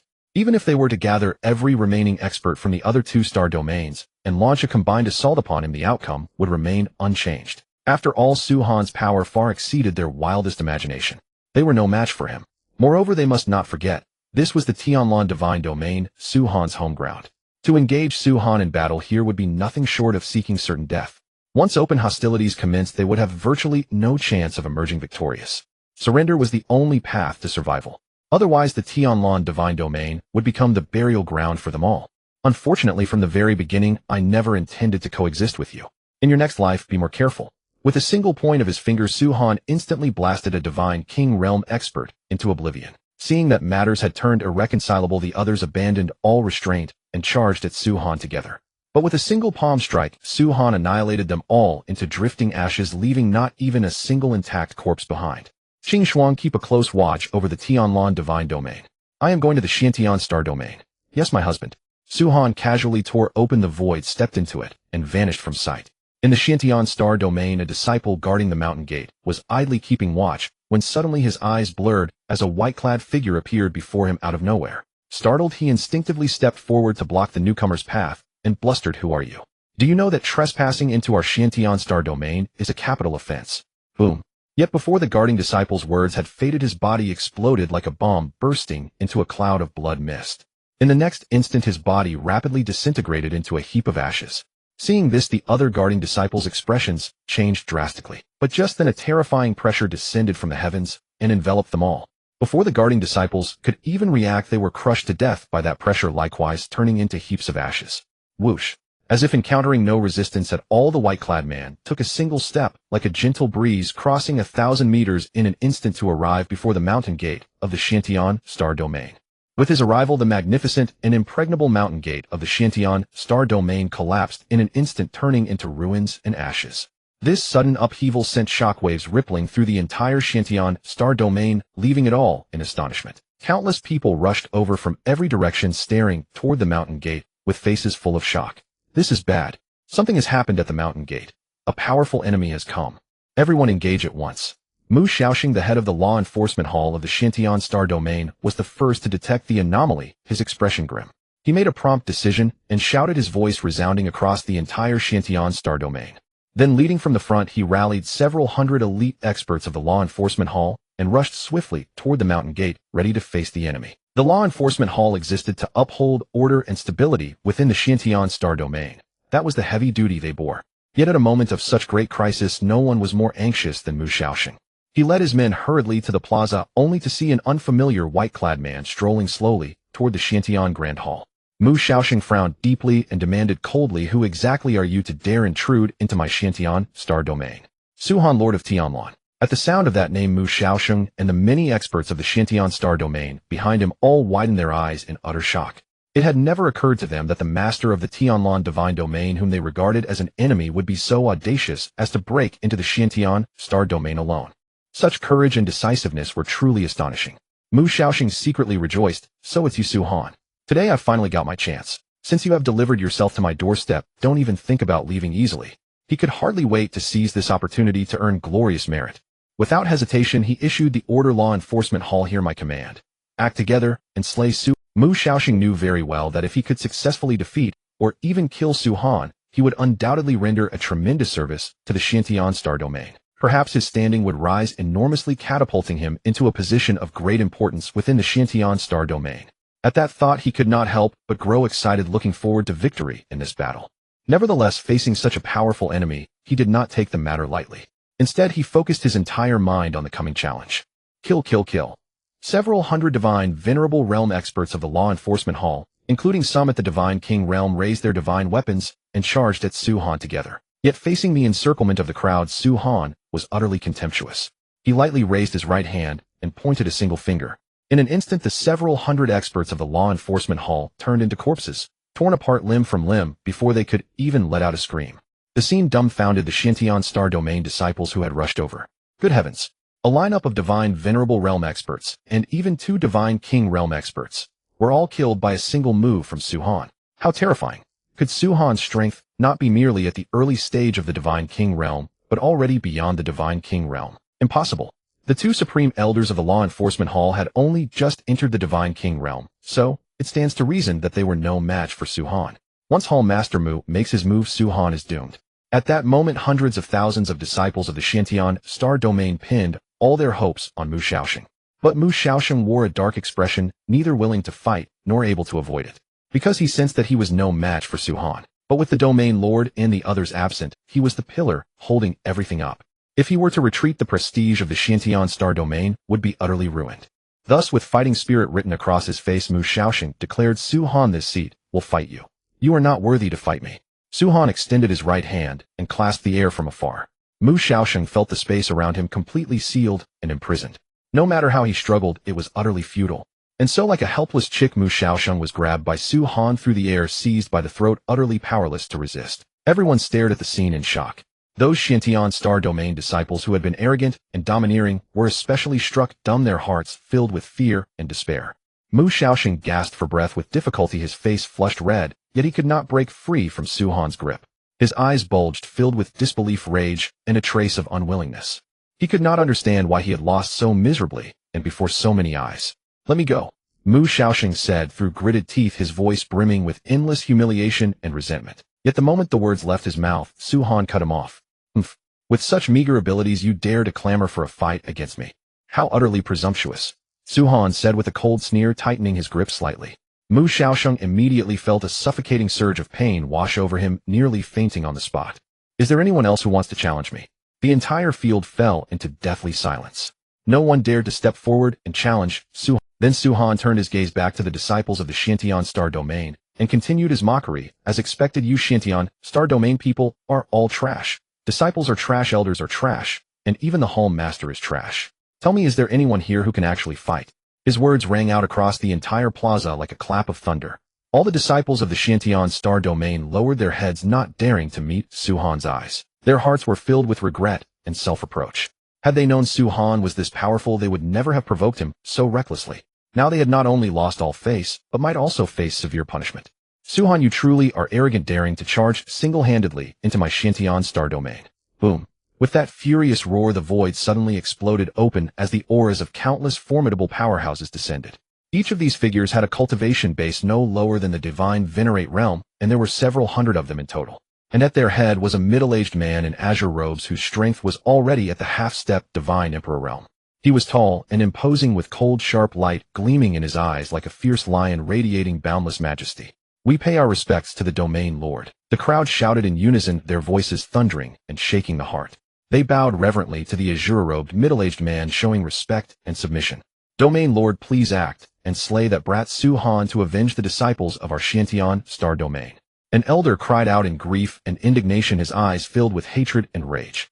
The other disciples also chimed in one after another, their voices rising and falling like a surging torrential flood. Slay Su Han! Slay Su Han! Slay Su Han! The whole crowd shouted in unison, their voices deafening, as if they would rend heaven and earth apart. Their expressions were marked by steadfast determination, and they were resolved to avenge their dead fellow disciples. At this moment, everyone's gaze converged on Su Han. They awaited the domain lord's action, hoping he would eliminate this arrogant enemy in one stroke. The atmosphere was strained to the extreme, as if a battle for life and death was about to break out any moment. The appearance of the azure-robed man gave the millions of disciples and elders of the Tianlan star domain a backbone in an instant. And what are you supposed to be? Su-Han said evenly with a slight curl at the corner of his mouth and a contemptuous sneer. He silently mused that these people were nothing more than insignificant ants. Yet they dared to put on airs before him, utterly ridiculous. Hearing this, Xuantian the Domain Lord shook with fury, his face turning incomparably dark. His eyes bulged as he glared at Su-Han, grinding his teeth and saying insolent, "How dare you speak to me like that? I am Xuantian the Domain Lord of the Xiantian Star Domain. If you don't kneel and surrender today, I will definitely not let you off." Su-Han looked at Xuantian the Domain Lord with undisguised scorn, a trace of mockery flashing in his eyes. He sneered, "You, a mere ant at the half-step Divine Emperor realm, dares to boast before me. You truly overestimate yourself." After saying this, he lightly shook his head, as if mocking the other's ignorance and conceit. Seeing Su-Han treat him with such contempt, Xuantian the Domain Lord flew into a towering rage. His face flushed red, and he roared in fury, "Fine, you damned pest. You dare insult me. Today I will let you taste my might." As he spoke, he was about to make his move to teach Su-Han a lesson. At that moment, the Flying Heaven Divine King suddenly stepped forward, glared at Su-Han, and shouted, "Su-Han, you whelp, you are too insolent. Watch how I, the Flying Heaven Divine King, take your dog's life." With that sword in hand, he lunged through the air towards Su-Han, seeking to slay him. "You ant." In the face of the Flying Heaven Divine King's terrifying killing move, Su-Han merely raised his right hand and lightly pressed out a finger. In an instant, a streak of resplendent light shot forth from his fingertip and collided thunderously with that divine sword. A heaven-shaking, earth-rending boom followed, and the divine sword was instantly blasted into countless fragments that flew in all directions.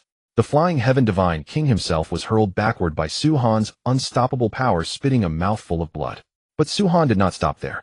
His body flickered, and like a wraith, he closed in on the Flying Heaven Divine King as he hurtled backward, reaching out with one hand to seize the king by the neck. With a forceful squeeze, the Flying Heaven Divine King's body began to twist and deform, and a series of miserable screams tore from his throat. As Su-Han's grip continued to intensify, the Flying Heaven Divine King's body was at last crushed alive into a puff of flying ash, dispersing into the void. Those agonizing screams lingered throughout the entire Xiantian Star Domain, sending a chill through millions of disciples' scalps and making their hearts tremble. Their fear of Su-Han had reached the absolute peak. Who else? Su-Han swept his gaze across Xiantian, and the others, a faint sardonic smile curling on his face. His voice was cold and merciless, as if issued by a demonic god from hell. At that moment, everyone felt an unbearable pressure bearing down on them, nearly suffocating them. No one dared to answer Su-Han. They did not even dare to breathe loudly. They knew that anyone who dared provoke Su-Han's majesty again would suffer a fate as miserable as the Flying Heaven Divine King's. Damn it! Xuantian's face turned ashen with rage, and he cursed inwardly. Burning with fury, he made a snap decision and commanded, "Undying and Indestructible, the two of you attack together." Hearing the command, the two elders, one in black and one in white, answered in unison, "Yes, Domain Lord." They did not dare to slack off and at once launched themselves at Su-Han together. Xiantian knew full well that neither of the two could match Su-Han alone, but he hoped that through their combined strength, they could find Su-Han's weak point and land a fatal blow. After all, as a Domain Lord, he possessed rich combat experience and keen insight. Sky-rending wave slaughter, thunderbolt half-moon slash, Undying and Indestructible's killing moves were flawlessly coordinated, leaving no gaps between their attacks. For a while they fought Su-Han to a deadlock. Yet the good times did not last long. In just a few moments, Su-Han saw through their techniques and swiftly gained the upper hand, pummeling Undying and Indestructible until they had no strength left to fight back. Su-Han's face remained impassive as he said calmly, "You two are husband and wife. Is that really all the ability you have? Don't you have any new tricks to show me?" Hearing this, Undying and Indestructible exchanged a glance, a glint of grim determination flashing in their eyes. They roared in unison, "Celestial Feather God-slaying dance." As the words fell, the two simultaneously unleashed a combined divine technique. In an instant, the skies seemed to be ripped open, and an incomparably immense, majestic divine dragon appeared before everyone. This divine dragon emanated an aura of world-destroying terror, making all who saw it quail. It opened its blood-stained maw and charged at Su-Han with a deafening roar. "Your momentum is impressive, but your power is far too lacking."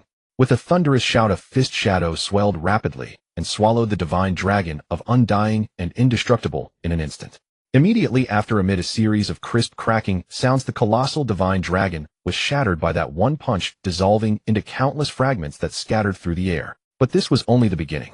The next moment, the fist shadow, its momentum not yet spent, blasted straight toward Undying and Indestructible, who were standing nearby.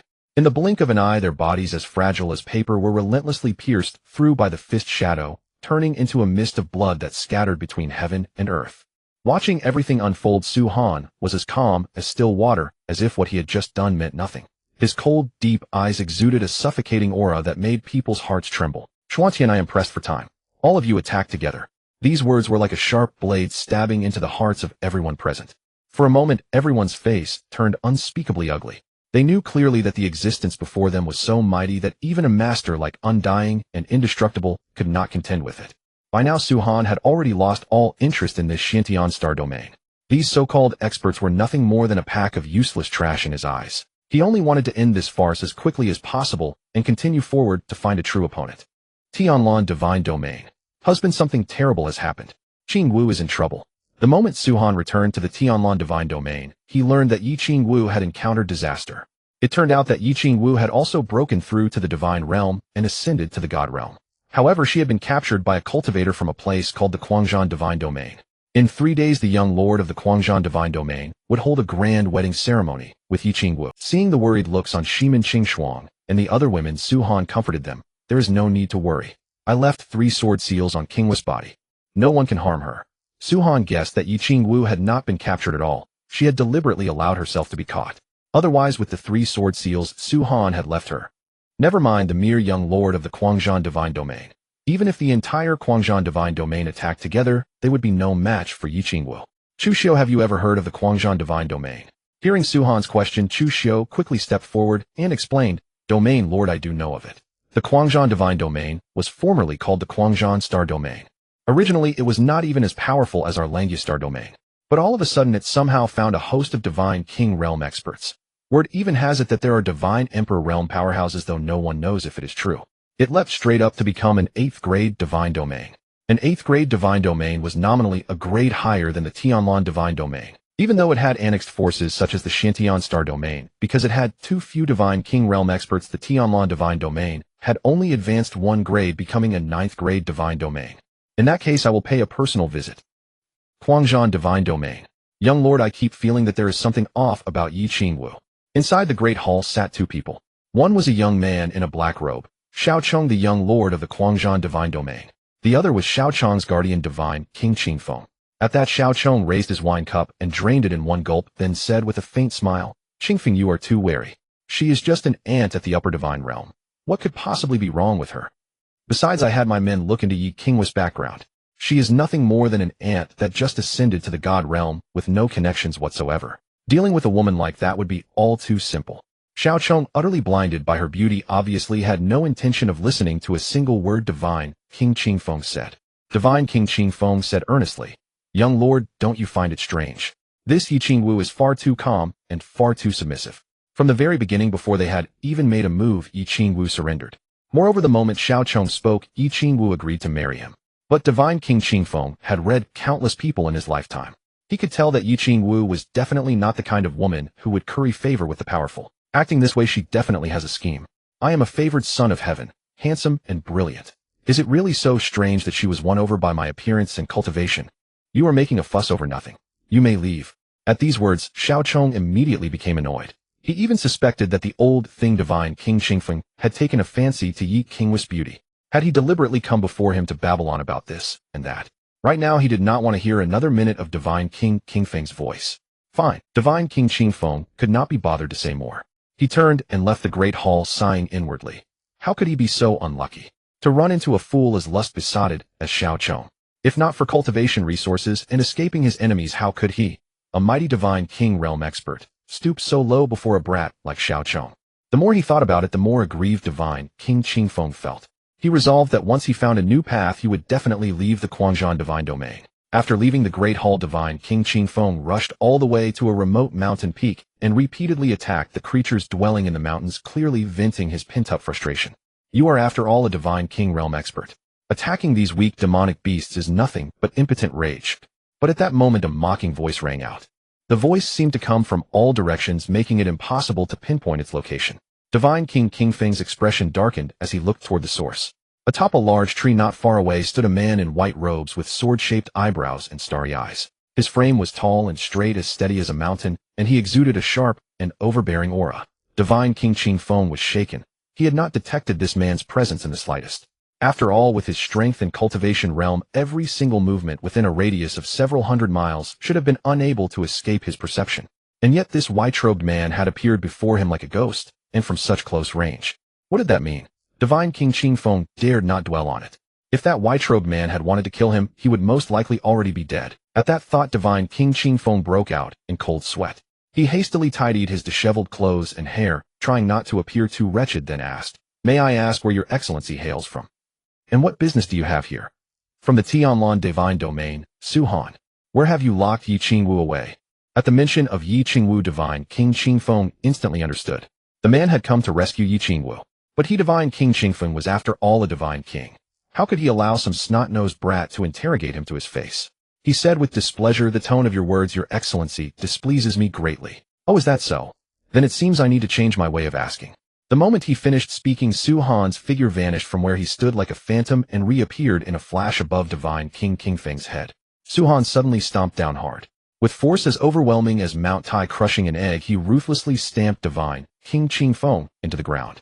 In an instant, Divine King Qingfeng's entire body was buried beneath the earth, leaving only his head exposed, and Su Han's foot was still planted firmly on it, leaving him utterly humiliated and disgraced. "Damn it! Release me. If you have the guts, let me out, and we will fight fair and square." Divine King Qingfeng was so furious that his lungs felt as though they would explode. He could not understand what kind of predicament he had fallen into. No matter how he struggled or used every trick he had, he could not budge an inch, as if he were imprisoned by an invisible force. Whack, whack, whack. Su Han casually plucked a willow twig from a nearby willow tree and lashed it fiercely across Divine King Qingfeng's face. He did not stop until Qingfeng's face had been beaten beyond recognition. "Stop! Stop! I yield. I truly yield. Don't hit me anymore." Feeling his cultivation base constantly dropping, Divine King Qingfeng wept like a child and promptly begged for mercy. "I still prefer the way you were so defiant and unbridled before," Su Han said with a mocking smile.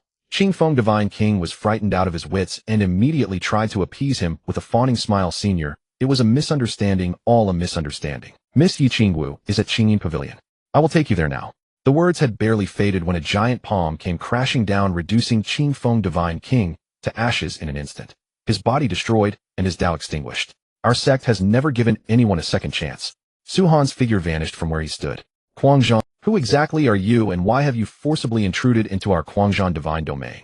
The mountain guarding disciples of the Quangzhan divine domain all stared wide-eyed, their faces filled with shock. In just the time it took them to doze off, the Quangzhan divine mountain had actually already been destroyed, and a white-robed youth had forced his way through the mountain gate. Boom. However, Su Han had no patience for these ants. He struck out directly, reducing the mountain guarding disciples to ashes along with the Quangzhan divine mountain. And so Su Han pressed forward, leaving desolation wherever he went. Disciples of the Quangzhan divine domain fell one after another, their corpses piled up like mountains and blood staining the earth red. By the time Su Han reached Qingyin Pavilion, more than 1,000,000 disciples and elders of the Quangzhan divine domain had already perished. At this moment, a host of Quangzhan divine domain experts gathered before Qingyin Pavilion. Every one of them wore a taut expression, their eyes blazing with hatred, as if they might charge forward and fight Su Han to the death at any instant. "State your name. This young master does not kill nameless men," Xiao Chong shouted with an arrogant, aggressive expression. He seemed completely confident in himself, yet entirely unaware of the gravity of the situation before him. He was the first to rush forward and question him. "Tianlan divine domain, Su Han." Su Han replied calmly, his voice low and forceful. "So you're the one who abducted Qingwu." As soon as he heard the other party mention Yi Qingwu, Xiao Chong's face instantly turned tense, and with displeasure written across his features, he demanded bluntly, "What if I am? What if I'm not?" Xiao Chong responded provocatively, but the moment the words left his mouth, a sharp, resounding slap echoed through the air. In the next instant, Xiao Chong flew backward like a cannonball and slammed violently into the plaque of Qingyin Pavilion. The plaque immediately burst into pieces, scattering into countless fragments in all directions. Xiao Chong crashed heavily to the ground, smashing a deep crater into it. When he finally struggled to climb out, he was drenched in blood, his hair disheveled, and his face so twisted and deformed that it was almost unrecognizable. "Audacious Su Han, you dare to injure our young master. Your life is forfeit." A furious roar exploded like thunder and echoed between heaven and earth. "Let me, Tianhua Divine King, test your skill." This was an old man in crimson robes, his entire body wreathed in blazing flames as though he had merged with the space around him. He held a fiery red long spear, its tip radiating a searing light too dazzling to behold. The next moment, Tianhua Divine King's form flickered, and he appeared directly before Su Han. With a sweep of his spear, a scorching torrent of flame howled straight towards Su Han. Heavenly Divine Spear Meteor Slaughter. As he struck, Tianhua Divine King stirred the power of the great Tao, seeking to suppress and slay Su Han with a single blow through the Tao of Fire. Clearly, Tianhua Divine King had already perceived that Su Han was no easy opponent and that he would have to go. Wielding a spear before me is nothing but a laughable attempt to show off before an expert. As his words fell, a white spear radiating biting cold appeared in Su Han's hand, a weapon that exuded a heart-chilling aura. Then let me teach you what the true way of the spear is. As his voice died away, Su Han slammed the white dragon spear into the ground. Not only the heavenly god spear arced through the air and came to rest with a solid thud firmly embedded atop. Impossible. This is impossible. I reached the God King realm through the spear. I will never lose. Unconvinced, Heavenfire God King immediately turned and flew toward the heavenly god spear, intending to retrieve it and battle Su Han again. At this moment, every gaze in the arena was fixed on the battlefield. The experts of Quanzhan Divine Domain were stunned, jaws dropping in disbelief at what they had just witnessed. They had always believed that Heavenfire God King was the #1 spear master in the Quanzhan Divine Domain. But now, watching him be defeated by Su Han in a single move, they were consumed by shock and confusion. Didn't they say that Heavenfire God King was the foremost spear master of our Quanzhan Divine Domain? How could he be defeated by Su Han in one move? Someone muttered in disbelief. I heard Su Han is a swordsman. Is this Heavenfire God King really that? Another person couldn't help murmuring. Shut up. At that moment, a loyal supporter of Heavenfire God King stepped forward and barked, what the hell do you know? Heavenfire God King was simply caught off guard moments ago, allowing Su Han to succeed. Next, you will all witness his true strength and understand his real terror. That's right. Another person chimed in. From here on, it is time for Heavenfire God King to reveal his true strength. All of you keep your eyes wide open and watch closely. Learn something useful. Faced with the doubts raised by some newly joined disciples of Quanzhan Divine Domain, the loyal supporters of Heavenfire God King stepped forward one after another, defending him and boasting of his power. Voices rose and fell one after another, full of adoration and confidence in Heavenfire God King. The atmosphere on the field became tense and fervent as everyone stared fixedly at the two men, eagerly awaiting the battle to come. Bang! However, when Heavenfire God King unleashed his ultimate technique, once again Su Han ran him through with a single spear thrust. Even his head was blasted into a mist of blood by another strike of the spear. By now, the newly joined disciples of Quanzhan Divine Domain were laughing their heads off. Is this what you meant when you said Heavenfire God King was about to get serious? Damn! He was turned to ashes by Su Han with one spear strike. Those who were just singing his praises come out and take 2 steps forward. A disciple ridiculed without the slightest hesitation. A trashy divine domain like this isn't worth staying in. Within an instant, millions of disciples from Quanzhan Divine Domain chose to lay down their weapons and surrender. The Quanzhan Divine Domain was far too trashy to deserve their loyalty. Facing the requests of the disciples from the Quanzhan Divine Domain, Su Han looked at them expressionlessly, his gaze as cold as frost, revealing not a flicker of emotional disturbance. He spoke coldly. You disloyal and unfilial scum, dreaming of joining my Tianlan Divine Domain is nothing but foolish fantasy. You traitorous wretches are utterly unworthy of becoming members of my Tianlan Divine Domain. The moment he finished speaking, Su Han unhesitatingly raised his palm and slammed it downward with tremendous. A surge of powerful energy erupted instantly from his palm, like a surging ocean wave sweeping toward the millions of disciples who had just betrayed the Quanzhan Divine Domain. Those disciples appeared as insignificant as ants before this terrifying force. Their bodies began to tremble violently, and one by one they exploded. Muffled explosions rang out continuously, one after another. Each blast was accompanied by flying flesh and blood and piercing screams, sending chills down the spine. The entire plaza of the Quanzhan Divine Domain had transformed into a bloody hell. The thick stench of blood permeated the air, making one nauseous. The ground was littered with severed limbs and shattered corpses, the blood staining the earth and forming alarming rivers of crimson. Amidst this devastation, some disciples who were not yet dead cursed at Su Han in the sky with fury as their bodies were about to explode. Why? We have already surrendered, yet you still want to kill us. Su Han, you demon, may you die a terrible death. Their voices were filled with despair and hatred, but they could not change their tragic fate. Su Han ignored their curses, still watching everything with cold ruthlessness. He knew well that showing mercy to enemies was cruelty to oneself. Only by completely eliminating these potential threats could he ensure the safety and stability of the Tianlan Divine Domain. These people could betray the Quanzhan Divine Domain today, and they could betray the Tianlan Divine Domain tomorrow. The moment they encountered a strong enemy, they chose to betray. Such fence-sitters, no matter how many or what their cultivation level, held no value in Su Han's eyes whatsoever. Death was the only gift Su Han bestowed upon them. Su Han, stop. Just as the disciples of the Quanzhan Divine Domain were about to be completely slaughtered by Su Han, the Domain Lord Xiao Zhantian of the Quanzhan Divine Domain appeared with dozens of Divine King Realm experts, and several Divine Emperor Realm experts. One of the Divine Emperor Realm elders in gray robes was escorting a breathtakingly beautiful woman in white robes, none other than Yi Qingwu. Master, you've come. Seeing Su Han appear, a smile instantly lit up Yi Qingwu's face. It had been a long time since she last saw him. Su Han smiled faintly. You used such a method just to find your master as quickly as possible, didn't you? Yes, master. Yi Qingwu had come to the Divine Realm for the first time and was unfamiliar with the place. With her low cultivation, choosing this method was the fastest and most convenient way. Shut up. Do you think the Quanzhan Divine Domain is a place you can come and go as you please, eh? Domain Lord Xiao Zhantian immediately shouted in anger. Su Han had killed his son and slaughtered tens of millions of disciples from the Quanzhan Divine Domain. For this blood debt, he would make Su Han pay with blood. Not only would Su Han and Yi Qingwu die, but everyone in the Tianlan Divine Domain would perish. Slap. However, the next moment, a giant palm flew over and directly knocked away Xiao Zhantian.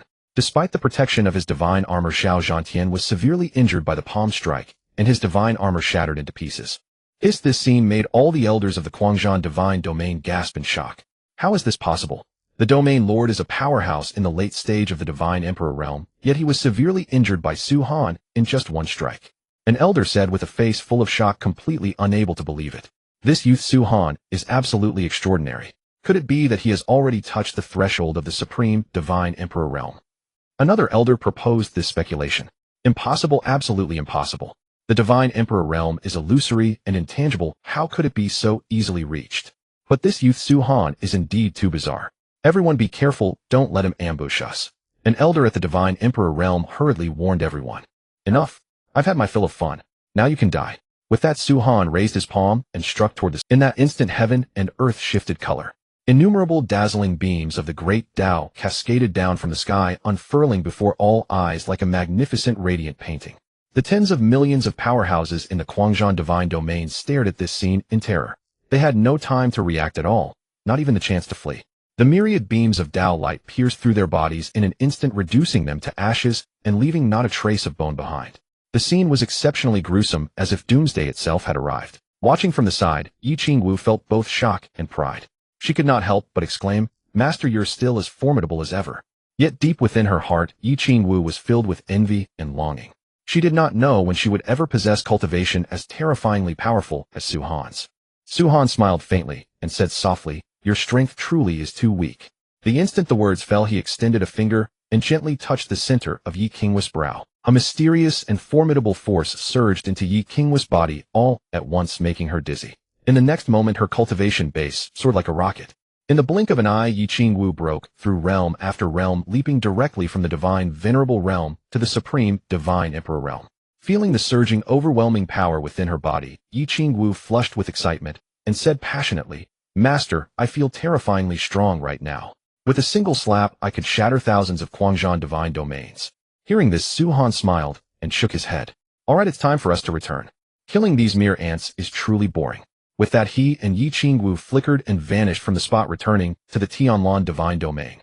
3 days later, Shimin Qingshuang and the others all broke through to the Divine Emperor realm, becoming pure. From then on, without Su Han ever needing to lift a finger, the four women, Shimin Qingshuang, Meng Feishuan, Murong Qiudi, and Yi Qingwu, brought the entire divine realm under the rule of the Tianlan Divine Domain in just half a month. In truth, however, the so-called unification was nothing more than the slaughter of all the forces that refused to. All the haughty powerhouses at the Divine King realm and above across the entire divine realm were slain by Shimin Qingshuang and the other three, leaving a great void in their ranks. Another year passed. Su Han felt that there was nothing left for him to pursue in the divine realm, and he was thoroughly. At that moment, Shimin Qingshuang suggested, Husband, I have heard them say that there are beings in the Hongming world who transcend the Divine Emperor realm. Why don't we go to the Hongming world and travel for a while? After all, in the divine realm, they could no longer find any opponents at all. Shimin Qingshuang and the other women all found life extremely dull. If things went on like this, existence would truly be meaningless. Then let's set out. Su Han led Shimin Qingshuang and the other women away from the divine realm. Later, throughout the entire Hongming universe, the universe sea, and even the realm above the heavens, legends of Su Han, Shimin Qingshuang, and the other women spread far and wide. Some said that Su Han alone had battled against the Weird Highland, annihilated the Weird clan, and destroyed the Highland itself. Others said that Su Han had gone to the end of the world, and out of boredom created all things in existence. Still others said that whenever one encountered injustice, one only had to kowtow 3 times toward the sky and silently recite the name of Heavenly Emperor Su, and every wish would be fulfilled. one would glimpse eternal life within the cycle of reincarnation. The legends of Su Han were too numerous to count and too endless to fully tell. Yet no one ever saw, for Su Han belonged neither to the past, nor to the present, nor to the future.